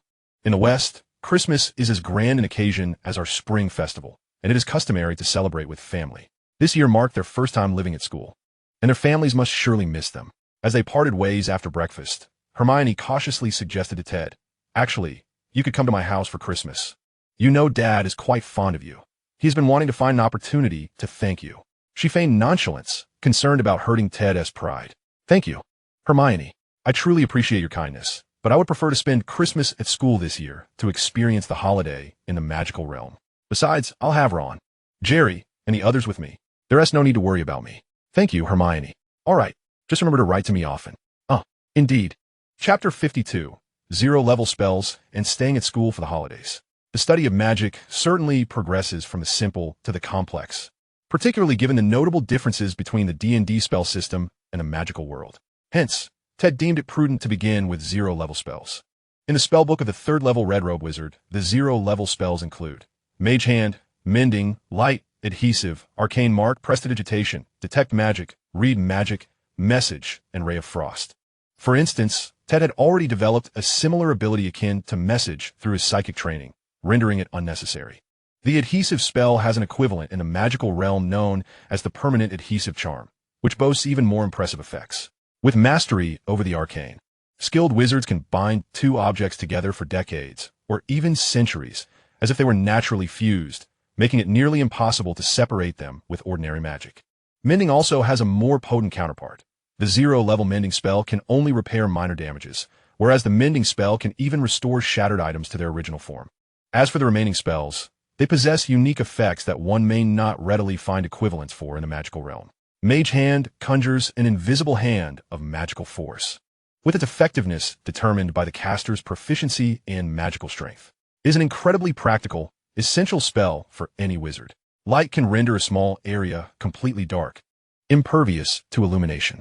Arcane Mark is also a vital tool for spellcasters, as each individual possesses a unique arcane mark, akin to a magical fingerprint. Detect magic is employed to discern magical effects. For instance, if one encounters a magical item and wishes to ascertain its consequences, this spell allows one to investigate. It can also detect whether an area has been enchanted. Read magic enables the interpretation of magical inscriptions on objects, scrolls, weapons, and so forth. This interpretation generally does not trigger any magic contained within the text. For example, a cursed tome of dark magic may blind anyone who merely gazes upon it. But using read magic allows one to discern the true text without invoking the curse. Ray of Frost releases a beam of frost, causing the target to suffer frostbite or even freeze solid. It is akin to a weakened version of the ice arrow, while it lacks penetrating power and deals diminished damage. It retains the freezing effect and is simple to cast, requiring only a single word or gesture. Ted ultimately decided to embark on mastering the frozen ray first, as he had become exceedingly proficient in ice-related magic. After all, he had previously delved into both frost armor and ice arrow, making the initiation of frozen ray a relatively straightforward endeavor. Once he achieved a breakthrough and successfully understood the casting patterns for spell slots, exploring other spells would become significantly easier. The spell model for Frozen Ray was a simple, three-dimensional construct, primarily focusing on how to harness magical energy and swiftly activate it in the absence of a magic network. After 2 days of diligent effort, Ted succeeded in casting the Frozen Ray, though it was far from a triumph, as the incantation took a full 8 seconds, rendering it nearly useless. The next step was to streamline the process, optimizing the flow of magical energy and the construction of the spell model. Within approximately 5 days, Ted completely deciphered and localized the Frozen Ray spell. With just a flick of his finger and a simple tonal incantation of ice, he could unleash a blue-white beam that reached up to 7 meters, capable of coating a wooden post in a thin layer of frost. While its practical combat value was minimal, the journey of learning and unraveling the spell was invaluable. Following his success with the Frozen Ray, Ted turned his attention to the deciphering and development of other magical incantations. Remarkably, he managed to master the Secret Mark and the Mage's Hand in just 4 additional days. This exhilarating experience of acquiring and mastering magic was utterly addictive. However, his studies were soon interrupted by the arrival of his ghostly friend. Helena? What brings you here? Upon seeing Helena materialize through the wall into the abandoned classroom, Ted set aside his wand. The last time they had met was, it seemed, quite a while ago, 2 weeks. To be precise, he had been so engrossed in his research that he completely forgot about their interaction. How remiss of him. Noticing the chaotic array of books, notes, and training dummies strewn across the table before Ted, Helena nodded slightly. I have perused some of the materials left by my mother, and it seems she may have indeed left behind something significant in her final days. A statue? Ted inquired. Yes, she confirmed. My mother must have enchanted her statue with a unique magic, one related to thought and the soul. She scrutinized Ted's expression carefully, leaving no detail unnoticed. In truth, she had uncovered numerous clues about a week prior, but had hesitated for several days before seeking Ted out. She recognized his exceptional qualities, his empathy, intelligence, and eagerness to learn. Yet, this also posed a dilemma for Helena. The last boy who had exhibited similar traits had deceived her to a great extent, leaving her with post-traumatic stress. This was also why, for the past 30 to 40 years, many Ravenclaw students perceived the resident ghost, Ms. Grey, as unapproachable. At that moment, she observed Ted intently, concerned that she might glimpse the ambition and fervor she had witnessed in another's eyes. Nevertheless, while the thought magic that Ms. Ravenclaw had researched intrigued Ted, he felt that the ever-changing wonders of magic he encountered each month rendered such studies less compelling. He certainly did not share Voldemort's obsession with the fear of death, nor was he inclined to delve into Horcrux magic at such a tender age. So, is it possible that your mother left something within her statue? Ted asked. Helena sighed. Perhaps, but I do not know. I feel a sense of trepidation. Her emotions were a complex mix of longing for her mother and guilt over unresolved issues. The unspoken apology that had lingered for a millennium weighed heavily on her heart. They conversed for quite some time before resolving to unravel the mystery left by Ms. Ravenclaw, to discover what she had bequeathed in her final moments. Due to the constant bustle in the common room during the day, it was rather inconvenient. Thus, Ted and Helena decided to venture out by night. To prepare, Ted even researched the basic detection spell. However, the fact that Ms. Ravenclaw's magic had been concealed within the statue for a millennium indicated a deeper issue. This was not merely a matter of general magical will. It belonged to a completely different paradigm. At least concerning the statue, aside from the castle's magic maintaining its cleanliness and integrity, no other magical traces could be detected. Helena informed Ted, in her final years, my mother began exploring concepts derived from ancient magic, territories that had never before been touched. She spoke of topics concerning thought and the soul. Helena produced several notebooks from Ms. Ravenclaw, ancient tomes written even in archaic English. Ted could only comprehend them through the use of reading magic. The notes contained Ms. Ravenclaw's thoughts and inspirations. Yet they failed to specify the exact methods and principles of casting, instead mentioning various related effects. After perusing them, Ted discerned that Ms. Ravenclaw had abandoned the path of magical casting in favor of probing the depths of the soul, focusing on the powers of thought and will. However, he had no idea what this entailed or how it was accomplished. Currently, using his telepathy, he could vaguely sense a faint swirl of thoughts, but beyond that, no magical means could reveal any anomalies within the statue. The research stagnated, which was to be expected, as Ted was merely a first-year student with limited depth of study in magic. It would indeed be peculiar if he were to unravel the mystery immediately. After a day or two of impatience, Helena also found her composure. A millennium had passed, and for her as a ghost, time held little value. Patience was essential. As mid-December approached, Professor McGonagall and the other heads began to circulate a parchment to record the names of students who would remain at Hogwarts over the holiday season. With only a week until Christmas, the heads of houses would note which students would stay at school instead of returning home. The upcoming holiday break would last until early January, providing a half-month respite. Most students and teachers would return to their respective homes. Hermione once again urged Ted, "Are you truly not coming to spend Christmas with my family?" Ted expressed his gratitude once more. "Thank you, Hermione. If the opportunity arises in the future, I will certainly visit. For now, I prefer to celebrate here." Very well then. Chapter 53. Malfoy's sore spot again? Somehow, Malfoy had caught wind of Ted and Ron's plans to remain at school. Prior to a potions class attended by all four houses, he began his taunting in the corridor. With a mockingly cheerful demeanor, he turned to his lackey, Goyle, and lamented, "I truly feel sorry for those poor souls." He pretended to wipe a tear from his eye. Feigning sympathy, they have to spend Christmas at Hogwarts because their families don't want them anymore. His insincere grin and sarcastic tone made him resemble a spoiled child in desperate need of a reality check. Ted shot him a glance, indeed. For instance, our dear young Malfoy can return home and throw himself into his mother's arms, weeping as he recounts tales of being beaten at school. He continued, "And let us not forget his cowardly behavior of shying away from engagements, bringing shame to Slytherin. Perhaps his mother might offer him a pacifier for comfort." "Ha ha ha, Ron, Jerry." And the others laughed uproariously, their laughter exaggerated and boisterous, as they sought to humiliate Malfoy. Poor Malfoy, who had come in search of superiority, was deeply perturbed by the opinions of others. This incident shattered his composure. He charged directly at Ron, igniting yet another fistfight in the corridor. Alas, they were outnumbered, and in the end, Malfoy, sporting a black eye, was escorted away by his two henchmen. Jerry rubbed his foot, sore from the kick, while Ron touched the swollen corner of his mouth, wearing a triumphant expression. Harry stood with hands on her hips, grinning proudly, and Neville beamed as well. Only Hermione bore an expression of exasperation at their childish antics. Even Ted's Ansu appeared victorious, crouched on the windowsill, shouting, "Arrogant brat manure."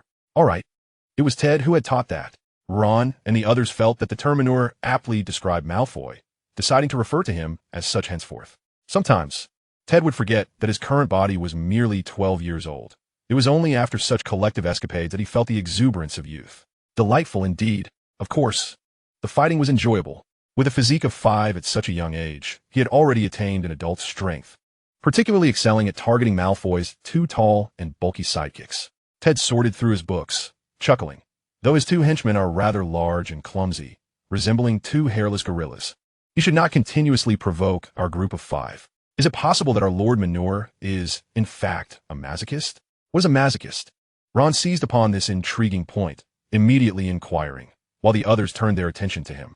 Ted hesitated momentarily before elaborating. A new door to a fascinating world slowly opened to them. The aftermath of this skirmish led Malfoy to report to Snape. Although Hermione had not engaged in the fray, Snape penalized Ravenclaw, whose only participant was Ted, with a deduction of 20 points. Despite Malfoy's black eye being the result of Harry's punch, Snape docked 30 points from the Gryffindor quartet. The favoritism was blatant. With Christmas approaching, Ron and Neville wrote letters home, mentioning the orphan Ted and the mouse-eared Jerry. Neville's grandmother responded with a modicum of praise, stating that associating with talented wizards would yield benefits. If one found his character admirable and shared similar interests, it was best not to dwell on his peculiar ears. The old lady demonstrated considerable insight, though it would be preferable if she were less stringent with Neville. Ron's mother, Molly, expressed deep sympathy for their circumstances and warmly invited them to visit her home in the future. Christmas was just around the corner, and with no classes scheduled for the afternoon, students preparing to return home busily organized their belongings. Especially the first-year students who were eager to reunite with their families after being away for nearly half a year. Outside the main hall, Ted spotted Hagrid, who was straining to drag 4 or 5 small pine trees toward the castle. Every Christmas, Hagrid would bring several trees to the Great Hall, which would be used to decorate the festive tree. Ted extended his wand, using the levitation charm to assist Hagrid in lifting the trees. Hagrid, holding one of the small trees with one hand, swung it with ease, creating a gust of wind, and exclaimed joyfully, "Ted, this is far more effective than a wand." Ted and the others quickly ducked, realizing that this was far more dangerous than the club wielded by a troll. Just as they were enjoying the moment, Malfoy unexpectedly reappeared, loudly bantering with his 2 lackeys. "I suspect certain individuals wish to work for the gamekeeper to earn some pocket money for Christmas." This little scoundrel had recently taken to loitering near Ted's group, seemingly eager for trouble, yet fearful of a beating. Hermione and the others were incensed, ready to show Malfoy the strength of their numbers once more. However, Ted restrained them, as Filch lurked in the shadows, waiting to catch them in the act. Yet, Ted did not let Malfoy off the hook. Instead, he tossed something at Malfoy's head as they turned a corner. Malfoy yelped, clutching his head in agony, but could not identify his assailant. Curiously, Hermione asked, "What did you hit him with?" Ted revealed a rock cake. Harry looked astonished. "You kept that?" Ted chuckled. "I knew it would come in handy eventually." With the holiday break upon them, on a chilly morning shrouded in a slight fog, Ted and the others bid farewell to Hermione and Harry at the school lesson trance. Only the first-year students arrived by boat. Thereafter, they would use the main entrance and board the Thestral-drawn carriages. While others could not see the Thestrals, they bore no skepticism regarding the enchanted carriages, as it was the magical world. However, Ted could see them. They were gaunt, unattractive creatures that appeared rather docile. He pondered, had he never truly witnessed death? Could it have been during a past life? Did he see himself perish? How peculiar. Waving goodbye to Hermione and her friend, he watched them disappear into the carriage. They would travel along the road outside Hogsmeade, eventually arriving at the Hogsmeade station to catch the train home. The day prior, 2 employees from a Ministry of Magic had presented a stack of parchment for the first years to sign. Ted sensed a magical aura emanating from it. It was not a typical legal document. Although it was labeled regulations on underage wizards' use of magic outside school, Ted perceived it as a contract. After signing it, he felt a subtle, invisible magic enveloping his wand, which then vanished. Later, he inquired with Professor McGonagall, who confirmed that it was indeed a contract spell. After signing, a tracking charm would monitor the wand, alerting the ministry if magic was used nearby. Each year's first year signed before the holiday break, with the effects lasting until they turned 17. However, the charm had its loopholes. In areas with a high concentration of wizards, it could not discern who cast the spell. Thus, wizarding families were effectively exempt from restrictions, and places like Diagon Alley would not trigger the ministry's regulations. In essence, it was a means of limiting the use of magic by young witches and wizards from Muggle families outside of school. The Christmas break arrived splendidly, and the students felt liberated as if they had been set free. Even the professors were few and far between. Without Neville's urging, Ron and Jerry, the 2 lazybones, abandoned their morning jogs, claiming they deserved a Christmas break for their legs. Ron and Jerry reasoned, "We've studied hard for half a year. Can't we enjoy ourselves a little?" As for the library, they preferred to avoid it entirely. Whoever mentioned it would find themselves in a heated debate. The library was off-limits during the Christmas holiday. Consequently, Ted ventured to the library alone, eager to expand his knowledge of spells and seek information regarding the thought magic left by Ravenclaw. Although Hogwarts is renowned as the largest magical library in Great Britain, boasting over 100,000 tomes across 2 levels and hundreds of towering bookshelves that reach the ceiling, complete with a restricted section, Ted still found himself at an impasse, unable to uncover any pertinent information. It seems that this particular branch of thought regarding magic may have been an original creation of Ravenclaw, with no subsequent scholars delving into its depths. After all, the founding quartet of the school were the pinnacle of the magical world at that time, and their studies were undoubtedly of an exceptionally advanced nature. While the magical community has made strides over the past millennium, the regressions have been more pronounced than the advancements, leading to the loss of much ancient knowledge. Today, ancient magic has become a rare term, with ancient runes relegated to a niche elective course. In such a sparsely populated, technically inclined society, the obsolescence of such skills seems almost inevitable. What to be done about it? On that day, while Ted was perusing books in the library, two individuals suddenly took a seat across from him. Upon glancing up, he recognized a pair of twins. They were not the Weasleys. George and Fred typically avoided the library unless absolutely necessary, but rather another set of female twins, Parvati Patil and her sister Padma Patil. Both girls, of Indian descent, were strikingly beautiful, with dark hair and fair skin, unlike the portrayal in the films that depicted them with darker complexions. They exemplified the fair skin characteristic of a high caste. In the original novels, they were regarded as the belles of their respective houses. It seemed that the filmmakers had opted for typical Indian actors for the sake of representation. "Hi, Ted," Padma greeted with a wave, while her sister nodded in acknowledgement. Ted had garnered a notable reputation among the first years, not only due to his impressive grades in various subjects, but also for his audacious interactions with Snape, often returning the points he had earned. While the first years harbored a strong aversion to Snape, they were far more intimidated by him. Yet, Ted was genuinely unafraid. Just recalling his performance during the school song at the entrance ceremony, a rendition of Hogwarts, was enough for most students to remember him. Furthermore, his Halloween escapade had left many students in a state of fright that lingered in their memories. "Are you both staying at school for the holidays?" Ted inquired quietly, seizing the opportunity to converse while Madame Pants was absent. The Patil twins' family still resided in India, and although they were British citizens, they remained at Hogwarts for the festivities due to family obligations back home.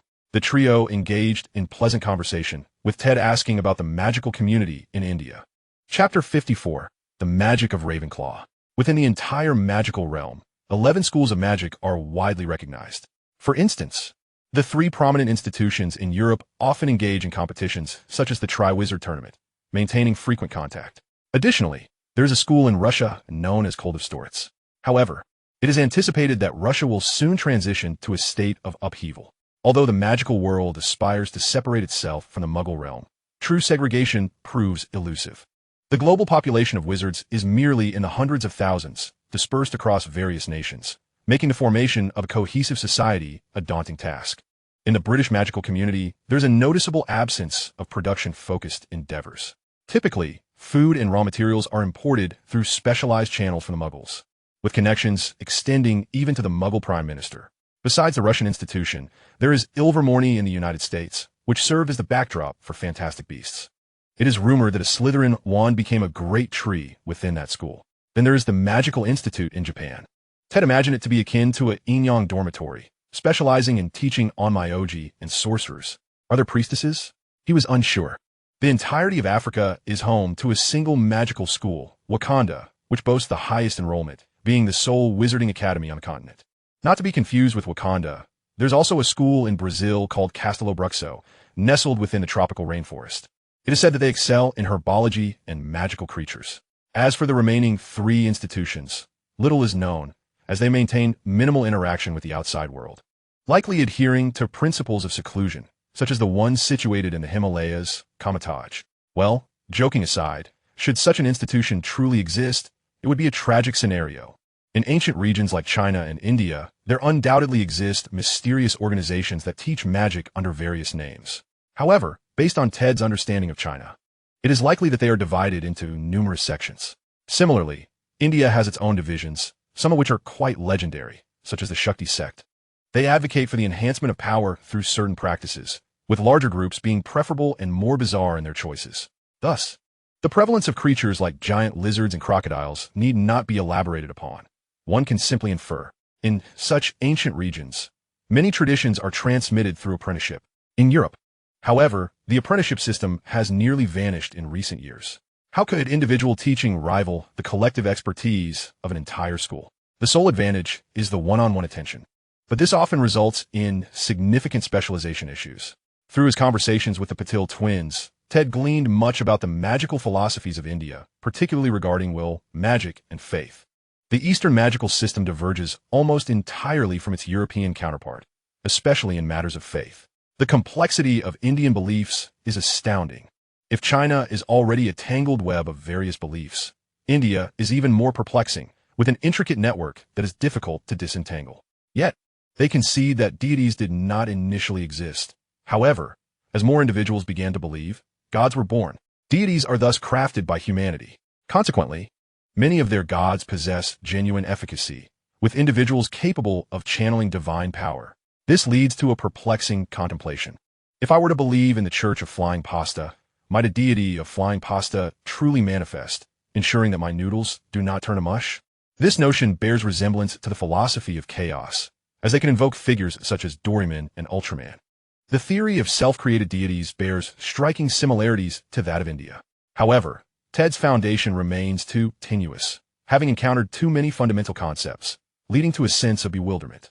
Yet, even without contemplating the issues of faith and deities, the emergence of magic alone provides ample fodder for Ted's musings. In fact, within the library, Ted had already encountered 3 or 4 hypotheses regarding the origins of magic. For centuries, many wizards have pondered the question, from whence does magic originate? What is the source of the magic within a wizard? Some propose that it stems from lineage, as bloodlines pass down magical prowess. This explains why, in the vast majority of cases, a wizard's offspring are also wizards. Even a squib may eventually have descendants who possess magical abilities. However, a pressing question arises. From whom did the first wizard inherit their magical bloodline? And where did this magical lineage originate?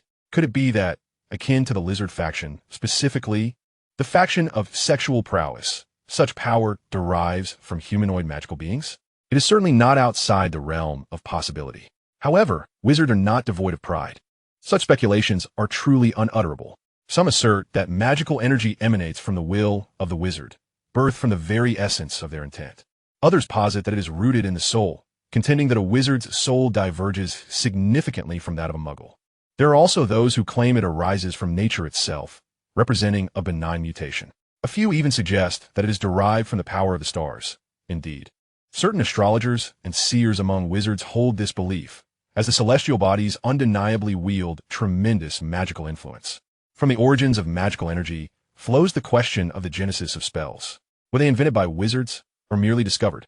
After a thorough comparative analysis of existing data, Ted concluded that spells are indeed a wizard's invention. It is noteworthy that novice wizards can trigger various phenomena during magical surges without the need for incantations or even wands. This implies that the earliest wizards may have cast spells silently and wandlessly. Subsequently, in pursuit of more intricate and elaborate effects, and to ease the complexity of spell casting and learning, spells were codified over extended periods of use. Ted perceives spells as a form of self-suggestion for the wizard, instilling in them the firm belief that the actions and words they employ will yield specific outcomes. It is even conceivable that spells serve as a form of self-affirmation regarding their own magical prowess.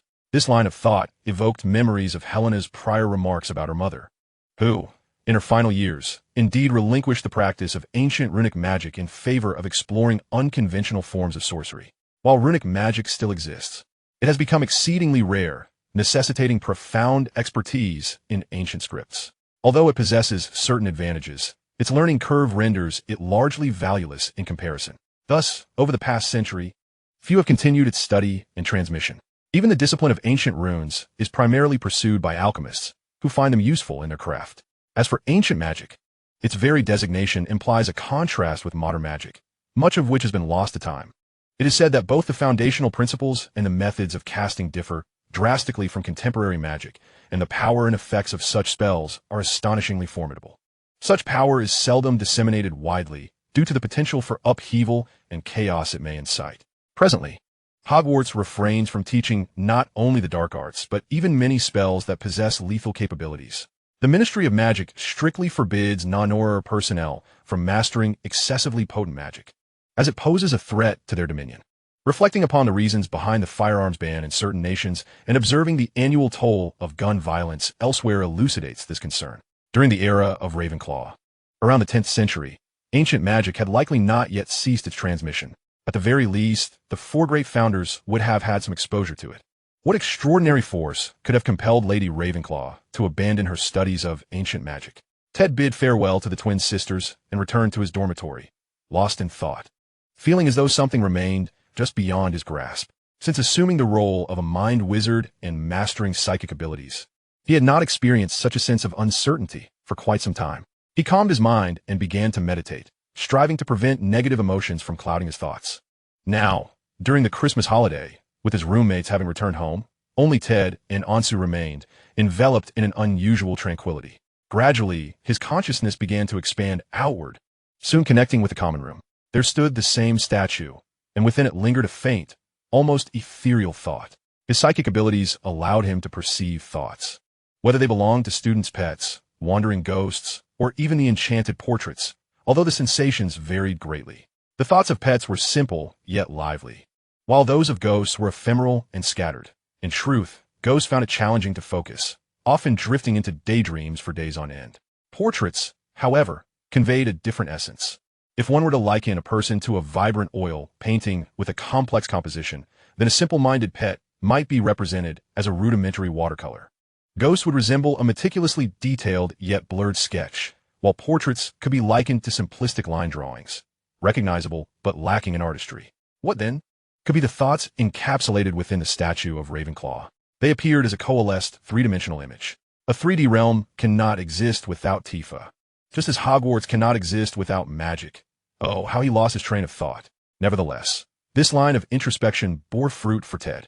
Observing this unique state of thought, it became evident that Ravenclaw's final research must have yielded some success. Yet time was not on her side. She ultimately succumbed to a grave illness, never having had the chance to see her daughter.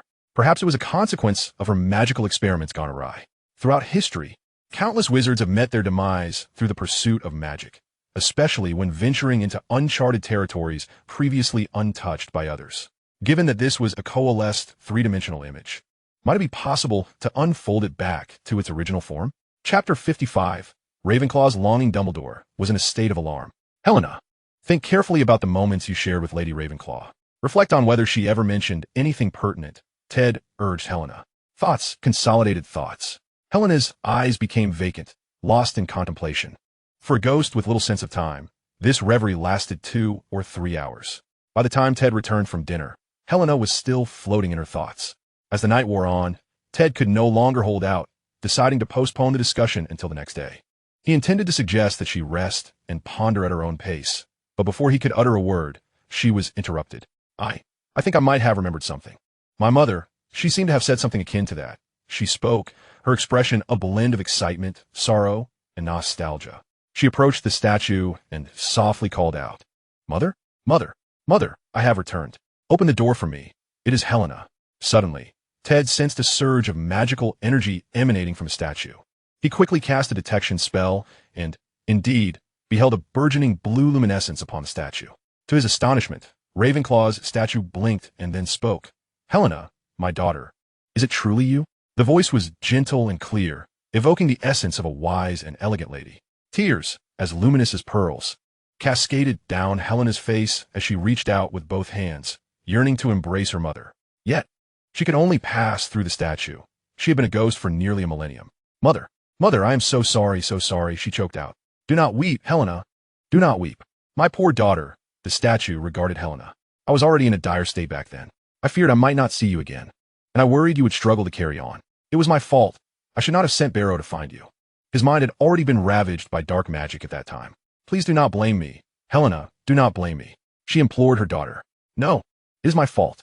Mother, it is all my fault. Had I not stolen the diadem, distracting you, you would surely not have perished. Mother, forgive me. Helena was utterly inconsolable. The statue of Ravenclaw extended its hand, as if to embrace its daughter, one a statue incapable of shedding tears, the other a ghost unable to connect, together expressing a millennium-late apology. After a considerable time, Lady Ravenclaw managed to soothe Helena, and they finally found some measure of peace. When I received the harrowing news, I could scarcely bear it. Yet I worried for you, Helena. I feared you might be paralyzed by the dread of death and unable to move forward. It seems my concerns were indeed justified. However, in my haste, I could only cast an incomplete spell upon this statue, which rendered me unable to awaken by my own volition. Fortunately, I had left sufficient magical energy within the chamber. Do not fear, Helena, follow me. With that, a glowing orb, no larger than a fist, emanated from the statue of Lady Ravenclaw. It floated ahead, leading the way, with Helena trailing behind. Not far from their departure, Helena waved to Ted. Ted, thank you, please come with me. I may need to continue onward. I hope you can bear witness to my final journey. Ted bowed slightly, remaining silent, and followed suit. The glowing orb hovered ahead, and the entire castle seemed to come alive. The portraits appeared to lose their self-awareness, remaining motionless within their frames, while the animated suits of armor saluted on their own accord, and the moving staircases floated into place, forming a clear path. This was far more impressive than the usual castle, resembling a shape-shifting building block. Soon, they emerged from Ravenclaw Tower and crossed the bridge to the main tower. In a corridor on the 8th floor, the orb halted before tapestry. This tapestry is rather intriguing, the Ravenclaw orb remarked. It depicted the tale of a giant who, in a fit of impatience, struck a wizard named Barnabas who had attempted to teach the giant ballet. Suddenly, a door appeared on the wall opposite the tapestry. A grand solid wooden door, standing 3 meters tall, adorned with gilded edges and emblazoned with the image of a raven. The door swung open, and the orb entered. While Lady Ravenclaw's voice beckoned, "Come in, Helena and that little fellow. This is my former study." Ted was taken aback to find that Ravenclaw had led them to the Room of Requirement. He was aware of this place, but had never intended to venture here in his first year. To his astonishment, Ravenclaw had indeed left a hidden chamber here. Upon entering, the scene was not as Ted had envisioned. There were not shelves of books or tables strewn about. Rather, the space was somewhat sparse, featuring only a large curved table and a few chairs, alongside an antiquated sofa and a bookcase. However, on the opposite wall, numerous, faintly glowing blue lines converged into an exceedingly intricate geometric pattern. The orb of light flew into the wall, and all the blue lines connected, beginning to spread rapidly toward other areas of the room, extending into the unseen magical veins within the walls. Suddenly, the slumbering Dumbledore awoke with a start, tearing off his pointed sleeping cap, grabbing the crescent-shaped glasses from the table, and gazing around in a daze. He reached out as if to do something, but no response came. Observing his hands, he quickly descended from his bed, still clad in his starry pajamas, and hurried down the stairs to the headmaster's office. He glanced at the wall filled with portraits of former headmasters, all of whom were snoring and drooling, and a wave of dread washed over him. His headmaster privileges had vanished. However, before he could contemplate his next move, his privileges unexpectedly returned. From a moment he was jolted awake until he confirmed the theft of his privileges and contemplated a course of action. The entire episode lasted less than a minute. What on earth happened? He murmured to himself. Meanwhile, within the Room of Requirement, in Ravenclaw's hidden chamber, a powerful blue magic coalesced, ultimately forming the visage of a middle-aged woman clad in a blue robe, Lady Ravenclaw herself. She extended her hand, gently grasping Helena's. "You have made contact with a ghost." Ted and Helena were both taken aback. Lady Ravenclaw chuckled softly. "Do not be overly astonished. While ordinary means cannot touch a ghost, certain advanced magics can indeed influence them. I merely borrowed the headmaster's privileges to channel the castle's magic, crafting this temporary form that can interact with Helena." Ted, bewildered, could scarcely comprehend what he was hearing. Contacting a ghost, advanced magic headmaster privileges, forming a body? Was it truly so extraordinary? "Then you..." Ted swallowed hard, struggling to articulate. "I am not resurrected, nor am I truly Lady Ravenclaw. I am merely a fragment of her emotions, a longing. No one can live for 1,000 years, nor can anyone be resurrected a millennium later." She glanced at her daughter. "Time is short. Helena, are you ready?" Helena looked up at her mother and nodded. "Mother, I'm no longer afraid." Turning to Ted, she added, "Ted, thank you." Ted bowed slightly, offering a farewell. "May your journey be smooth." Helena smiled and nodded. Lady Ravenclaw also smiled. "Thank you, little one, for your assistance. I hope this proves beneficial to you." A book appeared on the curved table and automatically opened its pages, revealing a myriad of text and illustrations. A gentle but brilliant white light enveloped the mother and daughter. Helena waved to Ted. "Goodbye, Ted." "Farewell." Ted waved back. "Goodbye. Farewell, Helena." "Farewell, Lady Ravenclaw." As the white light dissipated, everything vanished. The hidden chamber remained unchanged. Yet the blue lines on the wall had disappeared. Ted surveyed the space briefly, eyeing the bookcase and flipping through the hefty tome left by Lady Ravenclaw, which was sufficiently thick to be lethal. He glanced in the direction where Helena had vanished, realizing that he had lost a friend so swiftly to the other side. Though he should have felt happiness for Helena, a complex emotion stirred within him. At that moment, the system chimed in. Ding! Hidden task completed. Ravenclaw's hidden chamber, purple. Reward, 3,000 experience, random card. A purple task, 3,000 experience, a random card. This was indeed a delightful surprise. Ted stole another glance at the spot where Helena and Lady Ravenclaw had disappeared. He resolved to remain calm, deciding not to disturb the space just yet. He would return later to contemplate his next steps. Given Lady Ravenclaw's final actions, Ted had acquired access to this hidden chamber. He would return in due time. For now, he simply needed to return and reflect. As Ted exited the room of requirement, he soon encountered Dumbledore in the corridor, clad in pajamas and a nightcap. Behind his crescent-shaped glasses, an inquisitive gaze was evident. "Mr. Epiphany, is something amiss?" he inquired. Chapter 56. The Room of Requirement and the Ravenclaw Chamber with the Egg. "Oh, Headmaster." Ted never anticipated that upon stepping out, he would encounter such an individual. It was utterly unexpected. He recalled the moment in the chamber when Ravenclaw mentioned temporarily borrowing the headmaster's authority. Surely this would stir the headmaster's attention. "Madam Ravenclaw, you left in quite a hurry and left behind a significant hole." Ted's mind raced, and he resolved to confess, albeit with some reservations. "Good evening, Headmaster. I hope you aren't here to reprimand me for my nocturnal escapades," Ted remarked. Dumbledore chuckled, adjusting his crescent-shaped glasses. "Well, that depends on your explanation. Although the penalties for night wandering during the holidays are not particularly severe." "Oh, I jest." Ted shrugged, feigning a sense of being startled. To understand the present circumstance, one must trace back several months.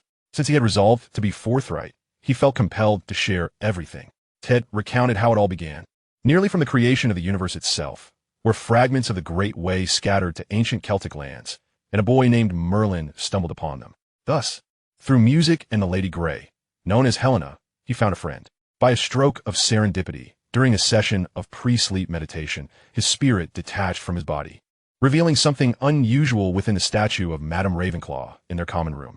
This very night, they had finally awakened the memories that Madame Ravenclaw had left encased within the statue, and she had guided them to this place. A research chamber she had established during the founding of the school. She stated as much. Now, Helena had finally gathered the courage to move forward and had ventured into another realm. Madame Ravenclaw had bequeathed her research chamber to Ted. Ted boldly asserted his claim. "This is a strong assertion. What manner of man is Dumbledore? The greatest white wizard of this century, vanquisher of 2 Dark Lords, headmaster of Hogwarts, founder of the Order of the Phoenix, president of the International Confederation of Wizards, chief warlock of Wizengamot, and a venerable elder of over 100 years. Surely, he possesses an acute understanding of subtle nuances." He immediately expressed his astonishment. "Remarkable. It has been many years since anything has managed to startle this old man. Today, I must admit, I am indeed surprised. Mr. Epiphany, you have done splendidly. I did not expect you to assist Ms. Helena in overcoming her fears and forging ahead. It is a beautiful thing for Madame Ravenclaw's legacy to be entrusted to her students." This served to affirm the nature of the events, providing Ted with a sense of reassurance. Madame Ravenclaw's magical research would, indeed, be left to Ted as per her wishes. In truth, for Dumbledore, few matters held significant allure any longer. The only one who remained etched in his mind and compelled him to act was the wayward student Tom. Once Dumbledore comprehended the full extent of the situation, his mind calmed. If it were one of the founders of the school, then her authority would indeed surpass that of the headmaster. Receiving Dumbledore's validation, Ted reciprocated by extending an invitation to the headmaster to visit Madame Ravenclaw's laboratory. However, contrary to expectations, while Dumbledore was keen to witness what a magical laboratory from millennium ago entailed, Madame Ravenclaw ultimately granted access solely to Ted, permitting only him to enter. Ted opened the door to the room of requirement and stepped inside, only for Dumbledore to find himself in an entirely different abandoned classroom. After 2 attempts, Dumbledore relinquished his efforts. "It appears you are the sole one permitted entry. Mr. Epiphany, I trust you will judiciously utilize this inheritance." "Well, it is growing late. This old man must return to his rest. Farewell."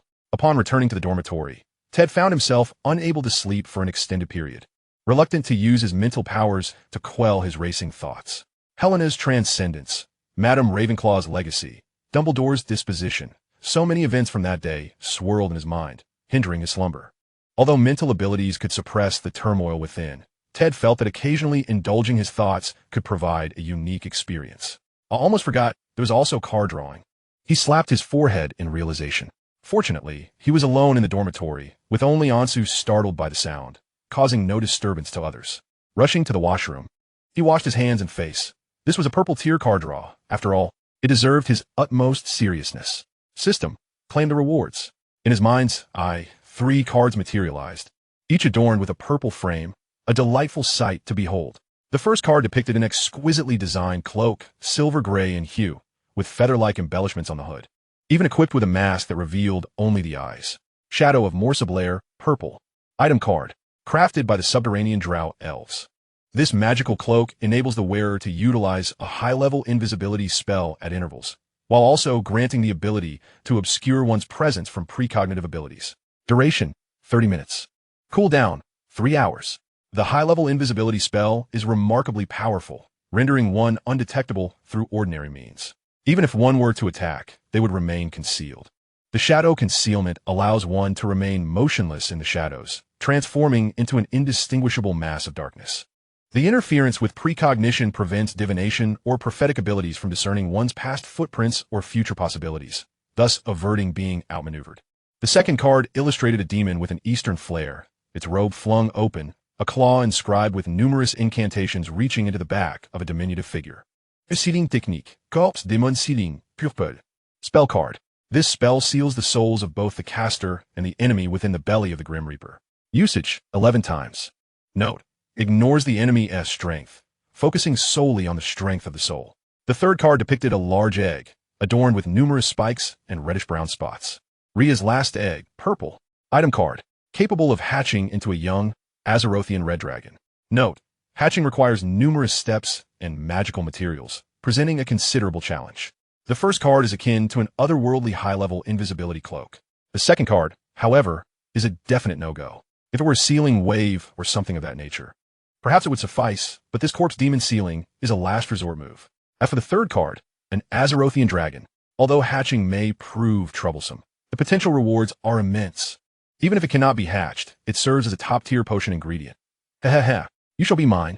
Upon acquiring the cards, Ted became aware of the materials required for hatching the dragon egg. One must say, the system is entirely truthful.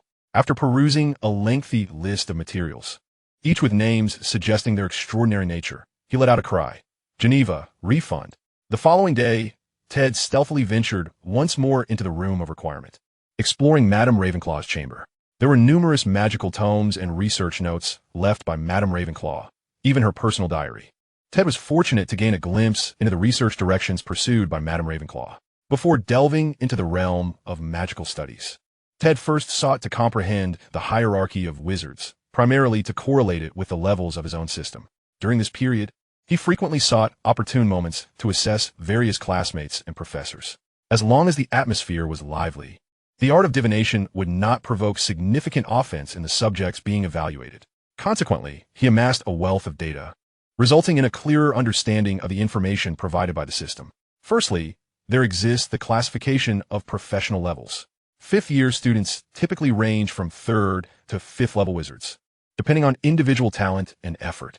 For instance, someone like Hermione is certain to attain level 5 in her 5th year, with even the possibility of reaching level 6. 7th-year students, on the brink of graduation, generally fall between levels 5 and 8. A 5th level wizard is considered rather mediocre, while those excelling in 7 or 8 subjects can achieve level 8. Of course, this classification excludes extraordinary entities such as Voldemort, who had already unlocked the Chamber of Secrets and created the first Horcrux by his 5th year. Such comparisons are hardly valid. Professors typically range from 11th to 15th level wizards. However, peculiar instructors like Trelawney from Divination or Madame Hooch from Flying do not fall within this categorization. They're specialized educators. Professors McGonagall and Flitwick are both 15th level wizards. While Snape has reached an impressive 17th level, it is presumed that Dumbledore stands at a 20th level wizard, a designation marked as legendary within the system. It is likely that only Grindelwald, Dumbledore, and Voldemort have attained this illustrious level worldwide. Within the essays of Madame Ravenclaw, Ted discovered her evaluations of the other 3 prominent figures transcended that threshold. He suspects she was referencing the challenge of reaching level 20.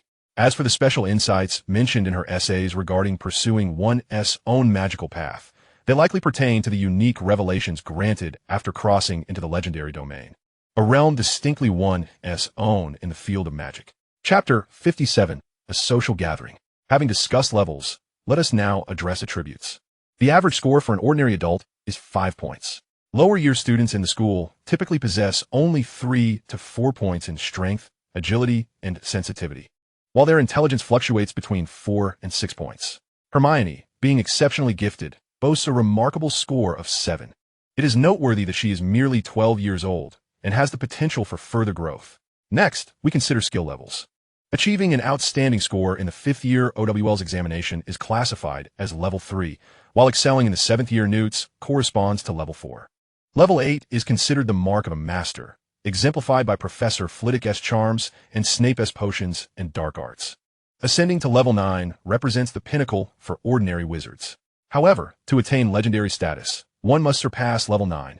Only Dumbledore's Transfiguration and Voldemort's dark arts are believed to reach such heights. Ted even suspects that Nicholas Flamel's alchemy merely qualifies as level 9. Beneath skills lies the essence of magic. The level of magic is contingent upon the wizard's mastery. Generally speaking, similar spells are constrained by skill limitations, though some may transcend these boundaries. Take Gilderoy Lockhart, for instance. His memory charm undoubtedly reaches level 8, allowing him to erase the experiences of numerous accomplished wizards without detection. Yet, this specialization has led to the neglect of his other spells, rendering him ineffectual. Perhaps his expertise in the memory charm has caused a regression in his other magical abilities?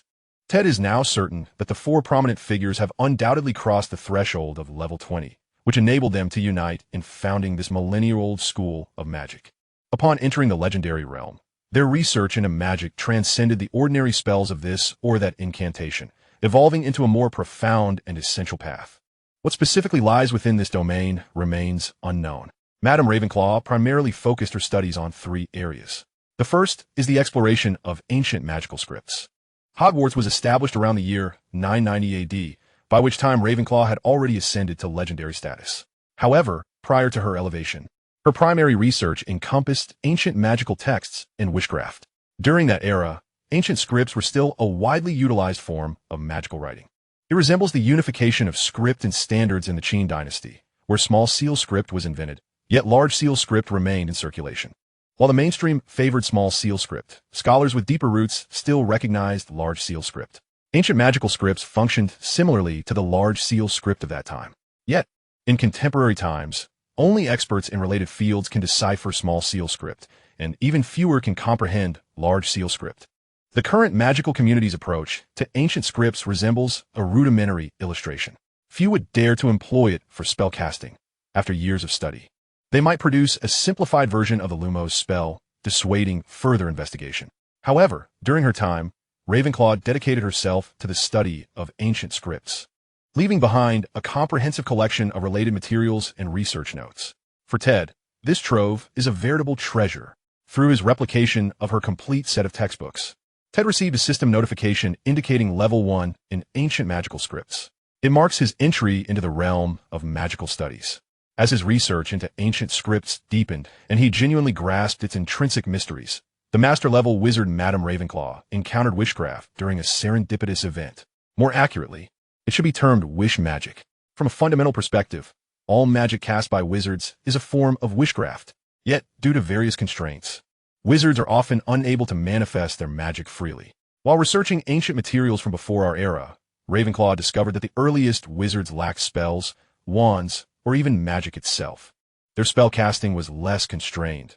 Their magical energy would fulfill their desires. Many protagonists in fairy tales often pray for spring to arrive or flowers to bloom, and their wishes are invariably granted. This ability is likely analogous. However, due to the influence of the subconscious, there are generally limitations, such as magic ceasing to function at midnight, reverting to the form of a dust-covered maiden, and so forth. It was through her exploration of witchcraft that Ravenclaw ascended into the legendary realm. In truth, the core mechanism of Hogwarts Castle is rooted in witchcraft, representing the collective, subconscious desires of countless wizards who have studied there. The Room of Requirement was established by Ravenclaw to harness magical energy in response to the wishes of students and teachers. It facilitates numerous magical functions within the castle, which is why the room can fulfill requests.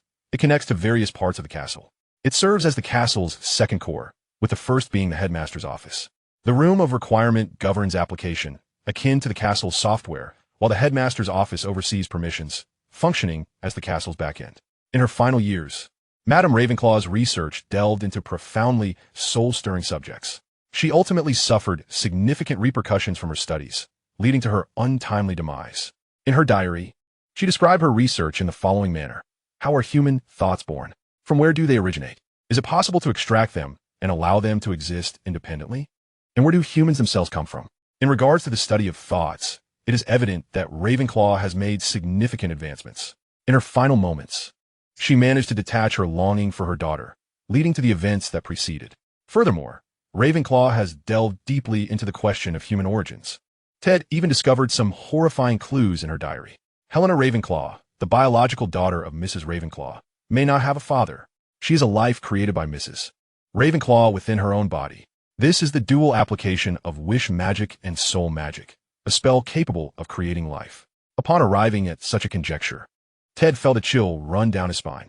Such research surely falls into the realm of the forbidden, does it not? Mrs. Ravenclaw is undeniably brilliant, renowned even among the 4 founders for her wisdom. Yet, the tenacity of intelligent minds can be frightfully perilous, as countless scientific monstrosities have emerged from such pursuits.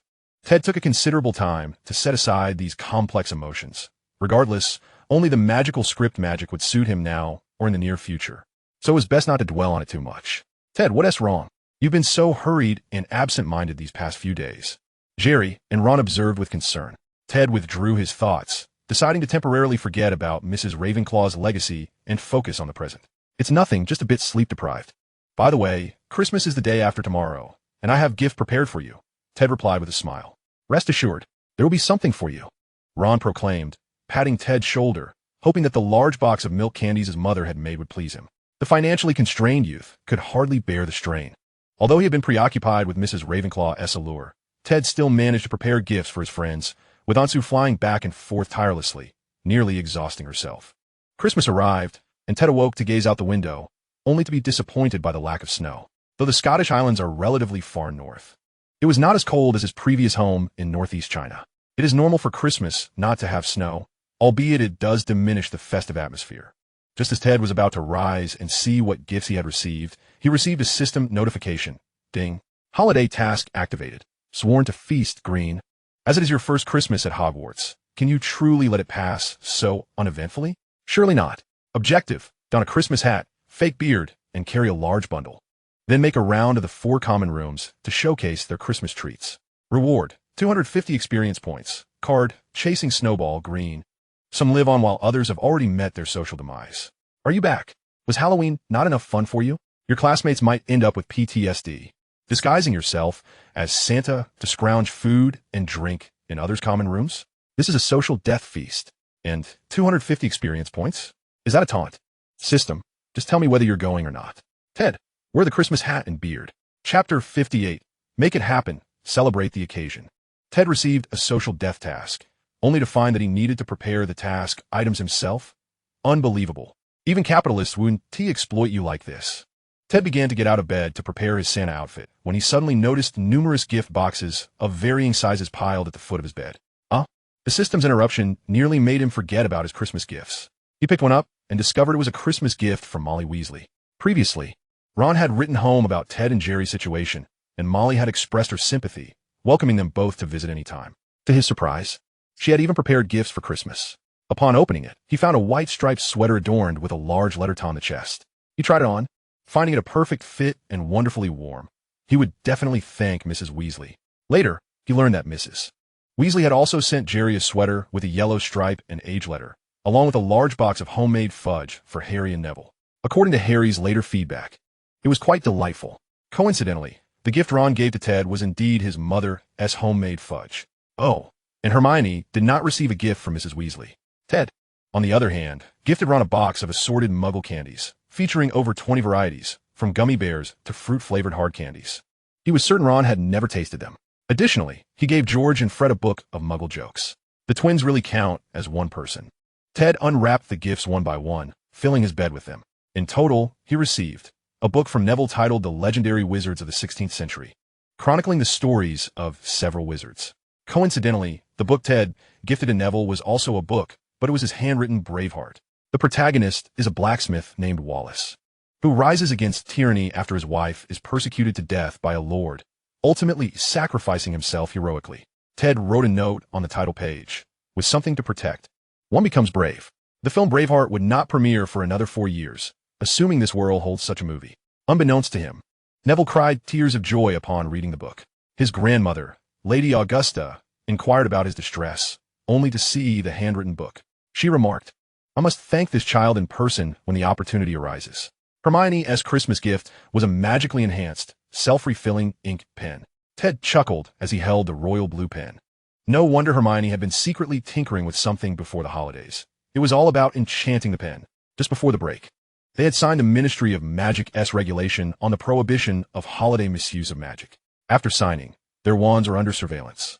Any nearby magic would alert the ministry. Upon returning to school, Ron learned that Hermione had given Ted a pen as a Christmas gift and expressed his confusion. Try to console him. "Ted, don't be upset. I believe Hermione didn't mean any harm." In Ron's view, such a gift was truly dreadful.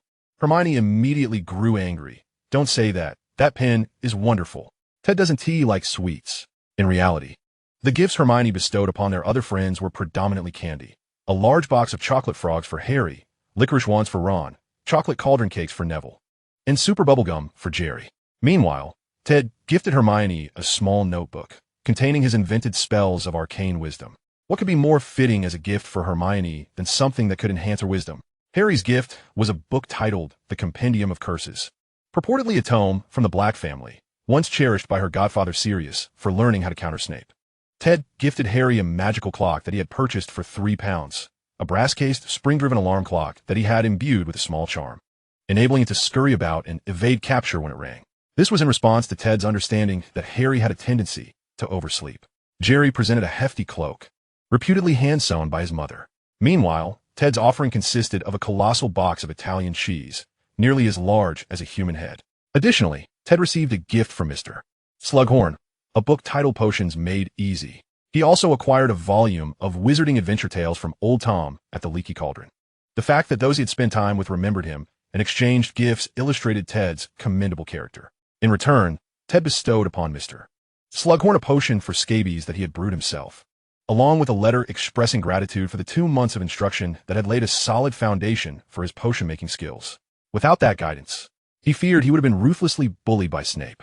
To Old Tom, he gifted a small bottle of fire whiskey, quite potent, hoping he would exercise moderation. Furthermore, Ted presented a blue feather quill to Hannah, the granddaughter of Old Tom, known as the Hat Lady. Ted was particularly astonished to discover 2 gifts from Professor McGonagall, one being a new wizarding robe. He glanced at his own second-hand attire, worn and surprisingly snug.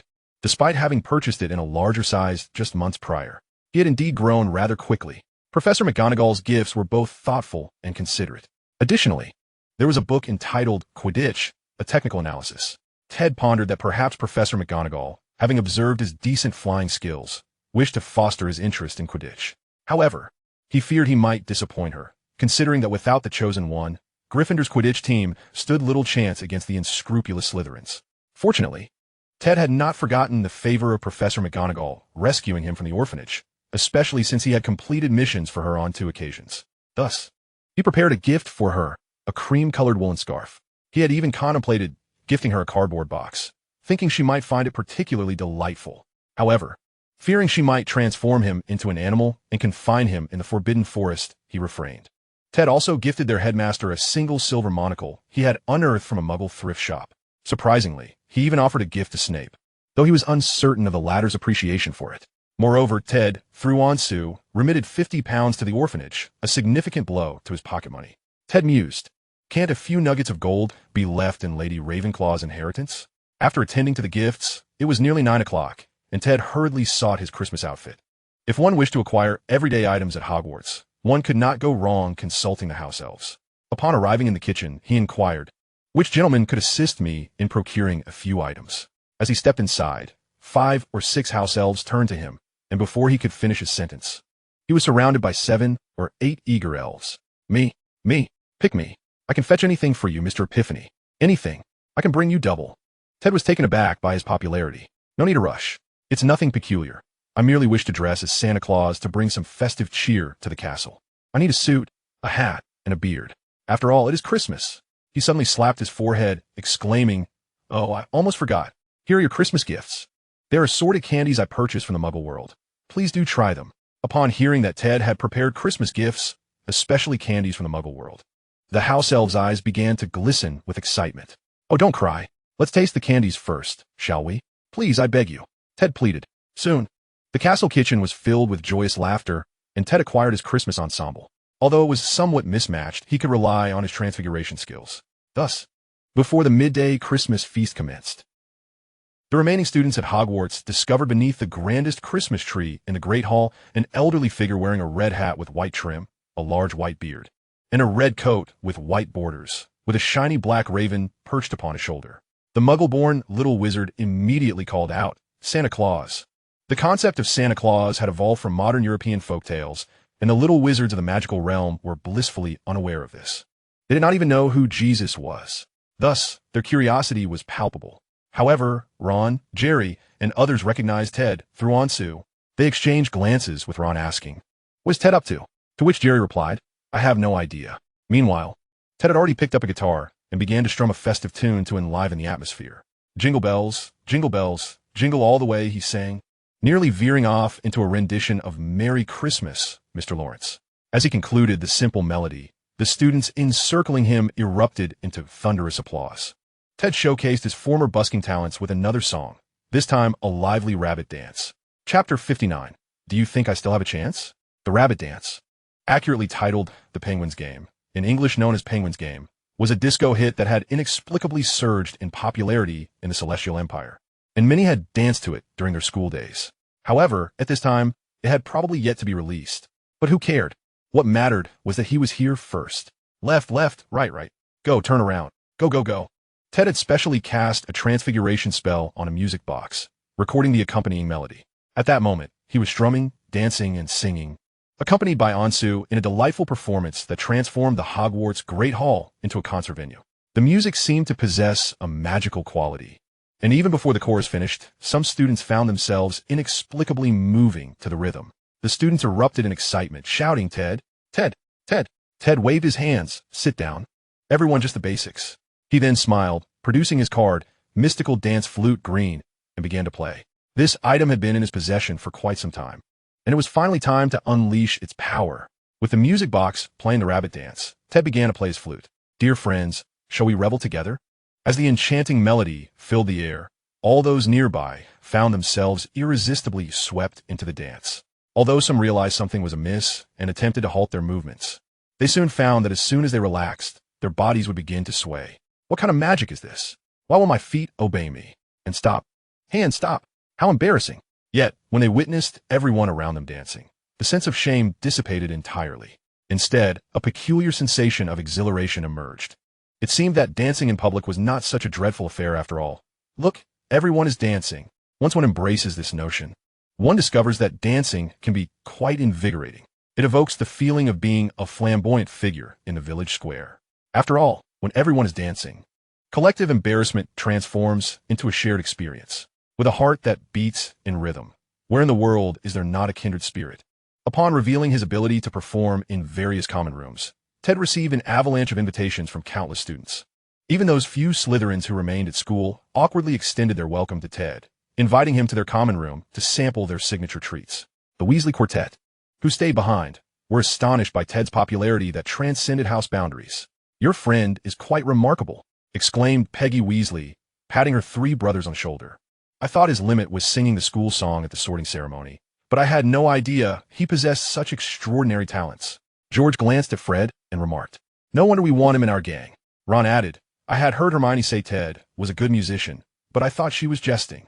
She even claimed he had a good sense of humor. Is it truly the case? Jerry chimed in, Ted, you must share your flair with me. The professors who remained at school were equally taken aback. What is happening? Did Dumbledore invite a performance troupe for Christmas? It appears rather festive. Dumbledore replied, Don't look at me. I'm not responsible. Thus, after dinner, Ted spent less than 2 hours performing in all 4 common rooms, indulging in food and drink along the way. He sang several classic pieces, including Do Re Mi, Spanish Bullfight, and Jasmine Flower. The task was completed. Feast until death, green. Reward, 250 experience points. Card, Chase the Snowball, green. He departed amidst a cacophony of applause. Ron and Jerry, who had been following him for free food and drink, stood in stunned silence as the flash of red disappeared from view. And so the Christmas little old man, Epiphany Ted, arrived amidst the astonished gazes of many and departed while they remained in a state of bewilderment. The deed done, he slipped away leaving behind his accolades. Call me the living Merlin. Following this event, news spread throughout the school that Ted was a gifted singer and dancer, excelling in the bunny dance, a sight to behold. Chase the snowball, Green. Item card. Upon usage, it transforms into an automatically flying snowball that pursues its target. Pursuit duration, 3 minutes, cooldown, 10 minutes. The Christmas dinner that evening was exceedingly lavish, with tables nearly overflowing. Everyone reveled in a sea of culinary delights. However, no special performances were organized. Many remarked that, compared to Ted, the performers on stage were rather mediocre. The next morning, after his morning exercise, Ted arrived early in the Great Hall for breakfast. As students trickled in, they regarded Ted with an odd gaze, as if to say, "We have danced together." In short, Ted inexplicably became everyone's dance partner. To his surprise, Ron, unusually early for a holiday, sat beside Ted, awkwardly spreading butter on his bread while stealing glances at him. Ted felt a chill at Ron's peculiar behavior and quickly inquired, "Ron, is something the matter?" Ron nodded, saying, "Thank you for the candy. It tastes wonderful and quite novel.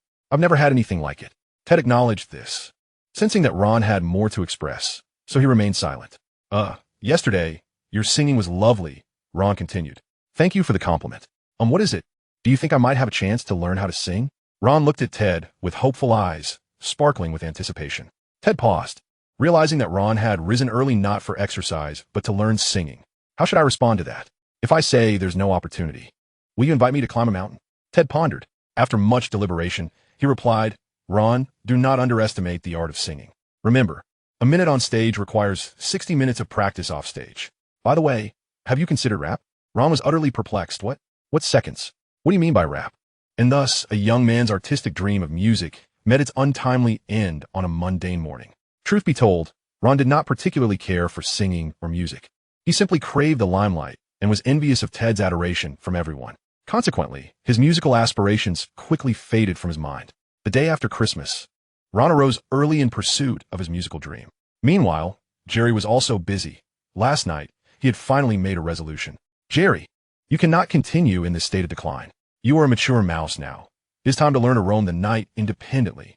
He cast a glance at Ron, who was sleeping soundly, and lightly got out of bed, leaving the Gryffindor common room. The entire castle opened its arms to him. The night was a realm for this mouse, and he was ready to revel in the nocturnal adventures.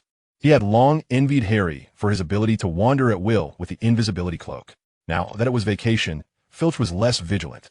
The opportunity had finally arrived. Jerry stealthily slipped into the darkness, a smile gracing his face. Do, it's me." The next morning at breakfast, Jerry shared with Ron and Ted that he had discovered something remarkable the previous night. Ron exclaimed, "You took advantage of my slumber." Before he could finish, Jerry covered his mouth. "Is that something to announce in the Great Hall?" Nearby, a small group of students leaned in, eager to hear, "Hurry up and tell us. What did he do while you were asleep?" They were anxious with anticipation. After breakfast, Jerry led Ted and Ron to find this intriguing discovery. The Weasley twins quietly followed suit. "Friends, you cannot leave us behind," George urged. "We are part of the same crew." Fred added, "Hurry up and follow. Stop talking nonsense." Ron urged. Ted had already guessed what it was. The moment Jerry mentioned a mirror that displayed different images, Ted knew. Sure enough, in a secluded, abandoned classroom, a massive floor-length mirror stood before them. "This is it. I saw the three of us in the mirror," Jerry exclaimed, his expression a mix of excitement and melancholy. It had been mentioned before that he had accidentally entered this world when his mother was pregnant with him due to his celestial alignment. Thus, he had never seen his father. However, in this mirror, he finally caught a glimpse of the father his mother had described. The tall, floor-length mirror stood at 2.5 meters. Its dark, unknown wooden frame intricately carved with many peculiar patterns, exuding an air of nobility and elegance. The base was sculpted in the shape of claws, rather odd indeed. Above the mirror, inscribed on a beam, were a series of letters. Ron quietly read aloud, "The Mirror of Erist?" Ted examined the mirror, realizing that it could reflect the desires of one's heart. Truly a magical artifact. Ted pointed at the letters above and said, "Erist spelled backward is desire. This mirror ought to reflect the desires we hold dear in our hearts. What I reveal is not merely your visage, but the innermost yearnings of your soul. As the mirror manifests, so do the thoughts of the heart." The Weasley brothers hastily gathered around, peering into its depths. "George, Freddie, what do you see? Freddie, what do you think?" "A shop. Indeed, a joke shop." The two exchanged a high five in a moment of mutual understanding. Meanwhile, Ron stood gazing at the mirror with a foolish grin. Little Ronnie, what do you see? George inquired. Ron, unable to tear his gaze from the glass, replied, I see myself holding a guitar, surrounded by a throng of admirers. Beside me is a brand new broomstick, and Charlie's inviting me to join the Quidditch team. Ted, too, was curious about what he might behold. He leaned closer, staring into the mirror. What might it reveal? What do I yearn for? He glimpsed a new magical realm. What does this mean? Do I still long to traverse different worlds? Ted was utterly perplexed.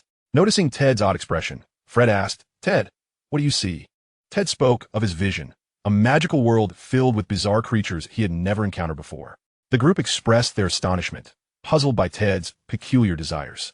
Ted could only shake his head. I'm not quite sure myself. By the way, I've heard of a dark creature called a boggart that transforms into what people fear. I'm curious to know what I fear. If only someone would give me a boggart for Christmas. At this, the others regarded him with bemusement. Fred patted Ted on the shoulder. My friend, I must say, your interests are rather peculiar. Chapter 60. Physical Transformation? What on earth? Though Ted had explained that the mirror merely lured individuals into the intoxicating illusions of their hearts. For children of 12 or 13, the allure of such dreams was nearly irresistible. Consequently, in the days following the Christmas holiday, Ron, Jerry, and their companions frequented that classroom, spending hours gazing into the mirror with unending laughter. This simply could not continue. To be entranced by illusions without taking action would only squander their time. Ted, having experienced this himself, understood that a healthy dose of daydreaming could be beneficial, but excessive reverie was detrimental to one's life. Thus, he compelled his two companions to embark on a physical transformation. You love to fantasize, don't you? With all this energy, come train your bodies with me. Each morning, we shall run 3 kilometers, followed by an hour and a half of practical spell casting after breakfast. Ted rigorously trained his two friends, pushing their resilience to the limit. With the spells of Leglocker Curse, Jellylegs Jinx, and the like, the duo endured a grueling session that was nothing short of exhilarating. After a brief respite and some theoretical study, it was time for lunch. Following lunch, Ted led them on a beneficial adventure through Hogwarts, exploring hidden rooms and magical puzzles alongside the twins. It was remarkable how effective their thorough search proved. They uncovered 3 magical puzzles in a hidden room, all of which Ted successfully solved. Even the progress on the task Explore Hogwarts, Red, reached 286. Before dinner, Ted took Ron and Jerry to the Black Lake, where the ice had thickened enough to support their weight. Ron eyed the ice skates Ted had conjured from metal and shoes, swallowing hard. Ted, I think it's rather dangerous to be active on the ice right now. He nudged Jerry. What do you think? Yes. Jerry nodded vigorously. I believe we should return to the warmth of the castle, play a few rounds of wizard's chess to stimulate our minds. My scalp has been itchy lately. Perhaps I'm growing a brain. Ted nodded. Well done. You've even learned the term stimulate the mind. It seems our cultural enrichment classes are yielding results. But now, it's time for physical training. Today's lesson is skating. As they hesitated to put on their skates, Ted began explaining the fundamentals. First, find your balance. Position your feet to form 8 to prevent falling. Once you're steady, you can attempt to glide with your feet angled outward. All right, that's all. Begin, Ron and Jerry exclaimed. Ted had specifically learned a cushioning charm, which slowed their descent. Similar to the spell Professor Dumbledore used to catch Harry during the Quidditch match when he fell from the sky. This would ensure that when they fell, they wouldn't hit the ice too hard. After dozens of tumbles, the two finally managed to move slowly across the ice. Though they still fell occasionally, the cushioning charm softened their landings, and their enthusiasm began to soar. Anyone familiar with such activities understands the thrill of rising after a fall. An hour later, Ted led the 2 boys, whose hair was now frosted with ice, back home. On the way, Jerry asked, Ted, shall we come back tomorrow? Ron looked at Ted. This Muggle activity is quite enjoyable. Absolutely. Practice diligently, and you'll master the art of skating in no time. Once you do, you'll be able to combine it with the glide charm for rapid movement. As he spoke, Ted demonstrated extending his wand to make the ground exceptionally smooth, then gliding effortlessly across it at an astonishing speed. Wow, the two exclaimed in awe. Before they could master apparition, this was the most convenient means of transportation Ted could devise. Time swiftly passed, and on January 1st, as Ted opened his eyes, a message from the system arrived punctually. Ding! Talent knowledge of Otherworlds, gold, activated. Discovered soft body modification technique, green. Soft body modification technique, green. Recorded the experimental data of Orochimaru from the Sound Village regarding the soft body modification of ninjas. It requires 180 experience points for redemption. Technique from Orochimaru? No, thank you. Ted regretfully declined. This was utterly useless. It could not be applied to himself, and using it on others would undoubtedly label him a dark wizard. While it could not be deemed valueless, it was entirely unsuitable. What a wasted opportunity. Having previously completed the hidden task, the Chamber of Ravenclaw, Ted had amassed a considerable amount of experience, which he had yet to utilize. Simply wishing to see what the new month might bring. To his disappointment, it offered no surprises. The problem now was the experience required to level up his wizarding rank. Advancing from level 3 to level 4 demanded 10, 000, 20, 000, 30, 000, and eventually 60, 000 experience points. Ted currently had over 500 points, still falling short. Although Ted had accumulated experience rapidly upon entering school, the required experience for each level up increased exponentially. Henceforth, sourcing experience would pose a significant challenge. Merely attending classes and completing assignments is far from sufficient. On January 5th, the new semester commenced, and the students once again boarded the Hogwarts Express to return to school. "Hello, Ted," Hermione called out from a distance, rushing over to embrace him, then whispered, "Thank you for your Christmas gift. It was absolutely splendid. You are truly a genius." She then hugged Ron and Jerry, inquiring, "How was your holiday?" Ron beamed with pride, exclaiming it was fantastic. Jerry nodded in agreement. Indeed, it was quite fulfilling. Hermione scrutinized the two of them, sensing something was amiss. "You both seem to have grown taller, especially you, Jerry." Hermione gestured to indicate that Jerry, who previously only reached her neck, now stood at her chin. Jerry feigned annoyance, turning his head away while secretly reveling in the compliment. For children in their growth phase, proper nutrition and exercise are beneficial for height development. Remarkably, in just 2 weeks, both had sprouted several centimeters. Incredible. Perhaps the nourishing cuisine at Hogwarts plays a role in their growth? Tomorrow, I shall visit the kitchens and inquire with the house elves about some magical growth-enhancing meal plans. "Hey, Hermione, Ted," Ron and Jerry called out as another carriage arrived, and Harry jumped out, rushing to embrace everyone. "Oh, I miss you all so much. Why didn't you write me more letters? I was nearly going mad at home." As she spoke, she grandly removed her scarf, releasing a puff of warm air. Ted, Hermione, Harry, Ron, and Jerry all gathered together. Even Neville disembarked, having grown a bit taller as well. It seems the dietary conditions in the wizarding world are indeed advantageous. "Thank you, Ted. I truly love the gift. I will be brave," Neville declared, clenching his fist with determination, leaving his friends bewildered. "What's going on? Is it too early in the term for such enthusiasm?" The 6 friends reconvened, their joy palpable. Even before dinner commenced, the great hall was already filled with students. Ted found himself surrounded by friends, not just his companions, but also the Weasley twins, Pansy, the Patil twins, Hannah, and many others eager to chat. Ted's Christmas cosplay had spread like wildfire, and everyone was keen to hear him perform a song or play a tune on his flute, prompting a lively dance. However, Ted only engaged in casual conversation, speaking freely without any obligations to perform, as there were no tasks to complete and no rewards for singing. As a writer accustomed to online banter, he found it effortless to engage in spontaneous discussions. Ted seamlessly transitioned from astronomy to geography, from cultural studies to culinary delights, and from the animal kingdom to the wonders of rocket launches. The children of the 1990s had never encountered such a display. Moreover, the majority were young wizards who had grown up in a rather insular environment, left utterly astonished by the breadth of Ted's knowledge. Ted raised a glass of orange juice, taking a sip to soothe his throat, and Jerry was quick to refill it. Ron, who was a moment too slow, glared in annoyance, "You sycophant." Realizing that he couldn't monopolize the conversation, Ted initiated a dialogue-style stand-up routine, inquiring about everyone as holiday experiences and weaving topics around their tales and opinions.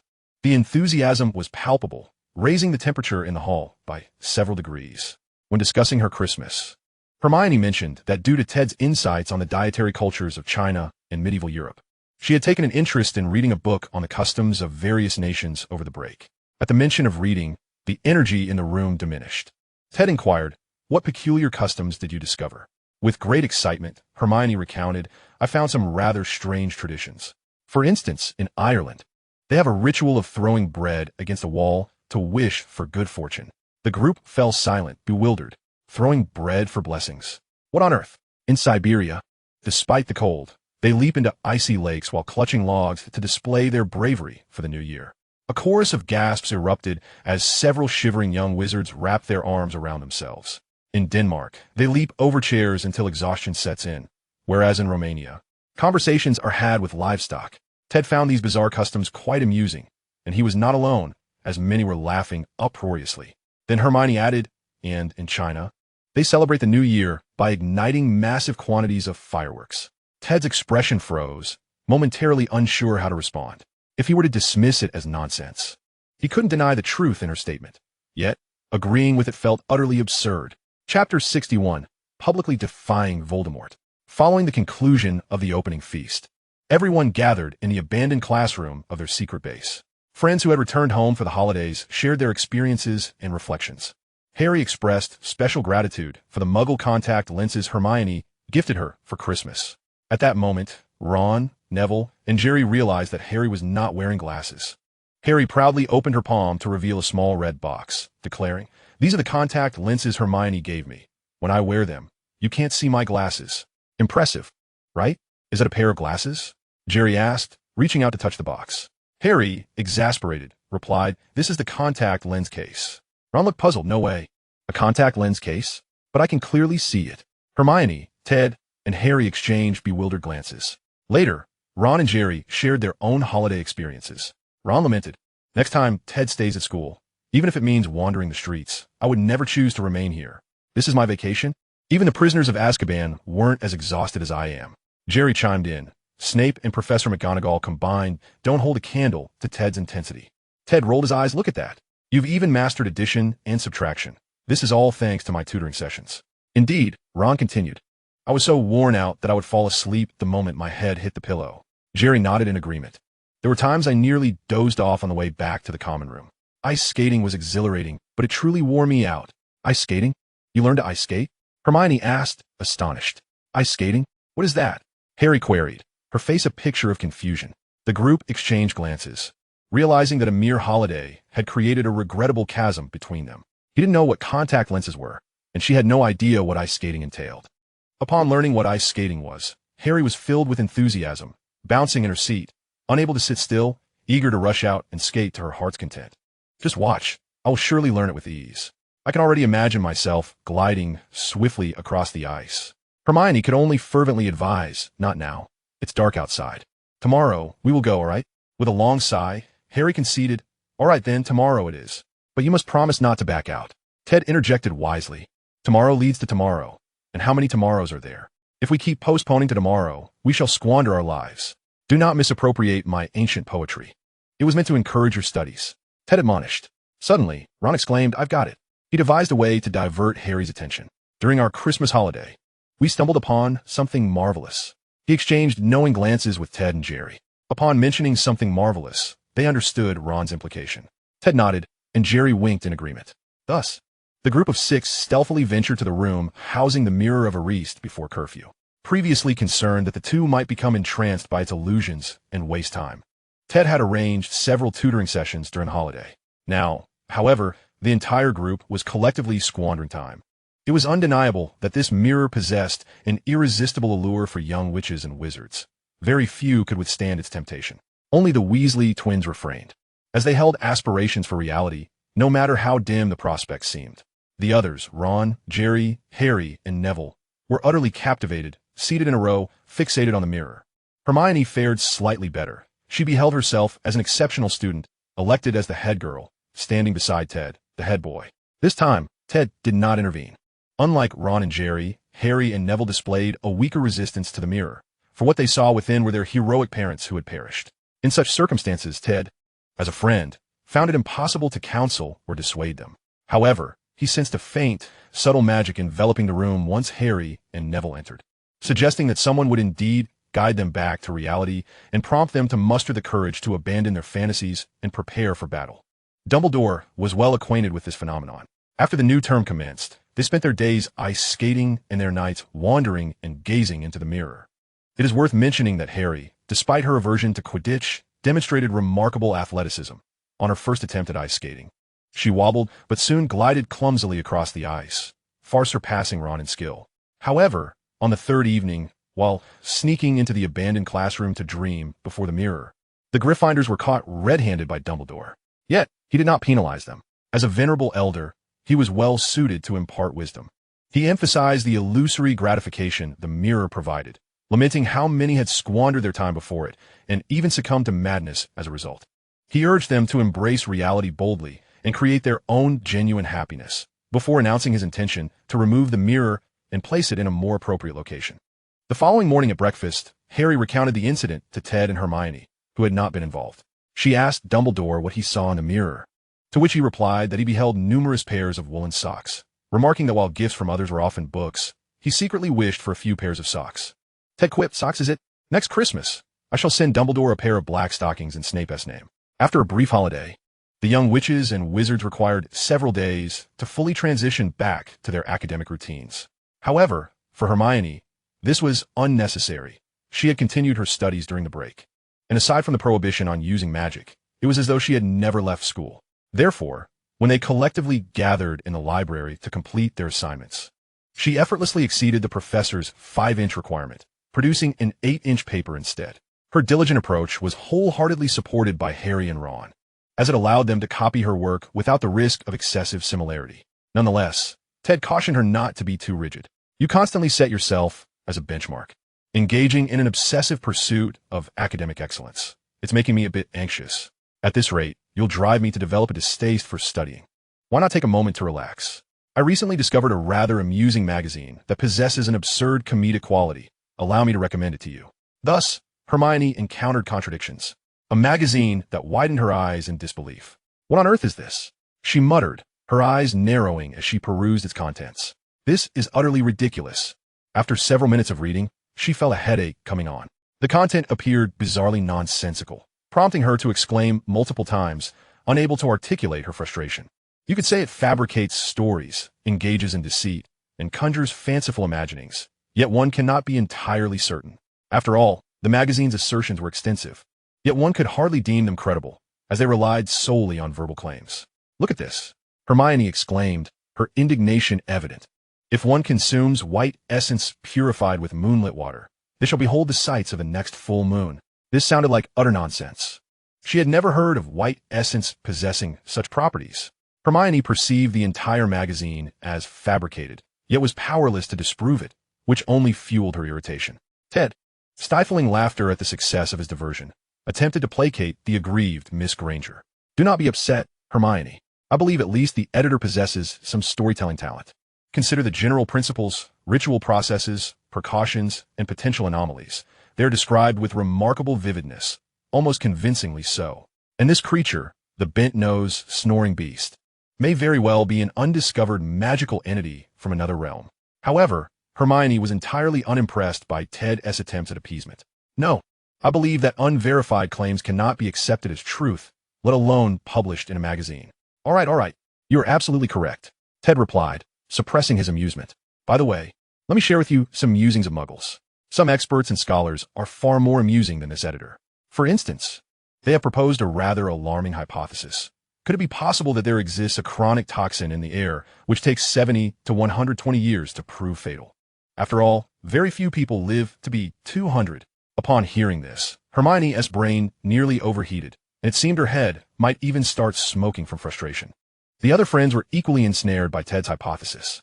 Neville and Harry pondered the veracity of the claim, while the astute Ron and Jerry began to hold their breaths. As the new term commenced, a heavy snowfall blanketed the castle.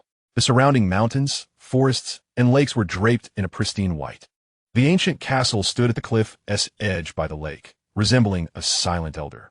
Were it not for the lively students, the school would be engulfed in solitude. However, the exuberance of students was somewhat excessive, causing headaches for the professors. The snow sent the students into a frenzy. They built snowmen and engaged in snowball fights. Not content with mere snowplay, they also employed magic. After several months of study, they had encountered numerous spells, and some quick learners had even secretly mastered a few minor hexes. As the saying goes, with a heart full of weapons, the desire to kill arises. If one can learn spells yet refrain from utilizing them, can they still be considered a mere fledgling wizard? Ted, as a mature adult, naturally could not indulge in frolicking in the snow with them, casting spells upon snowmen to chase after students. Instead, he observed the joyous antics of the students in the snowy expanse from his elevated vantage point on the corridor bridge, exclaiming, "Youth is truly delightful." It was then that he caught sight of Professor Quirrell, swathed in a purple turban, bundled up like a ball, exuding an aura of frailty and cold aversion. At that moment, the system sprang into action. Ding. Task activated. It's merely Voldemort. What of it if I strike your face? Green. This fallen Dark Lord had reached such a state, yet still dared to stir trouble at Hogwarts. If he were not shown a taste of reality, he might believe himself invincible. Engage him. Objective. Strike Voldemort's face with a snowball in a public setting. Reward. 300 experience. Card. Fire dragon fireworks. Green. Voldemort? I shall indeed strike down Voldemort.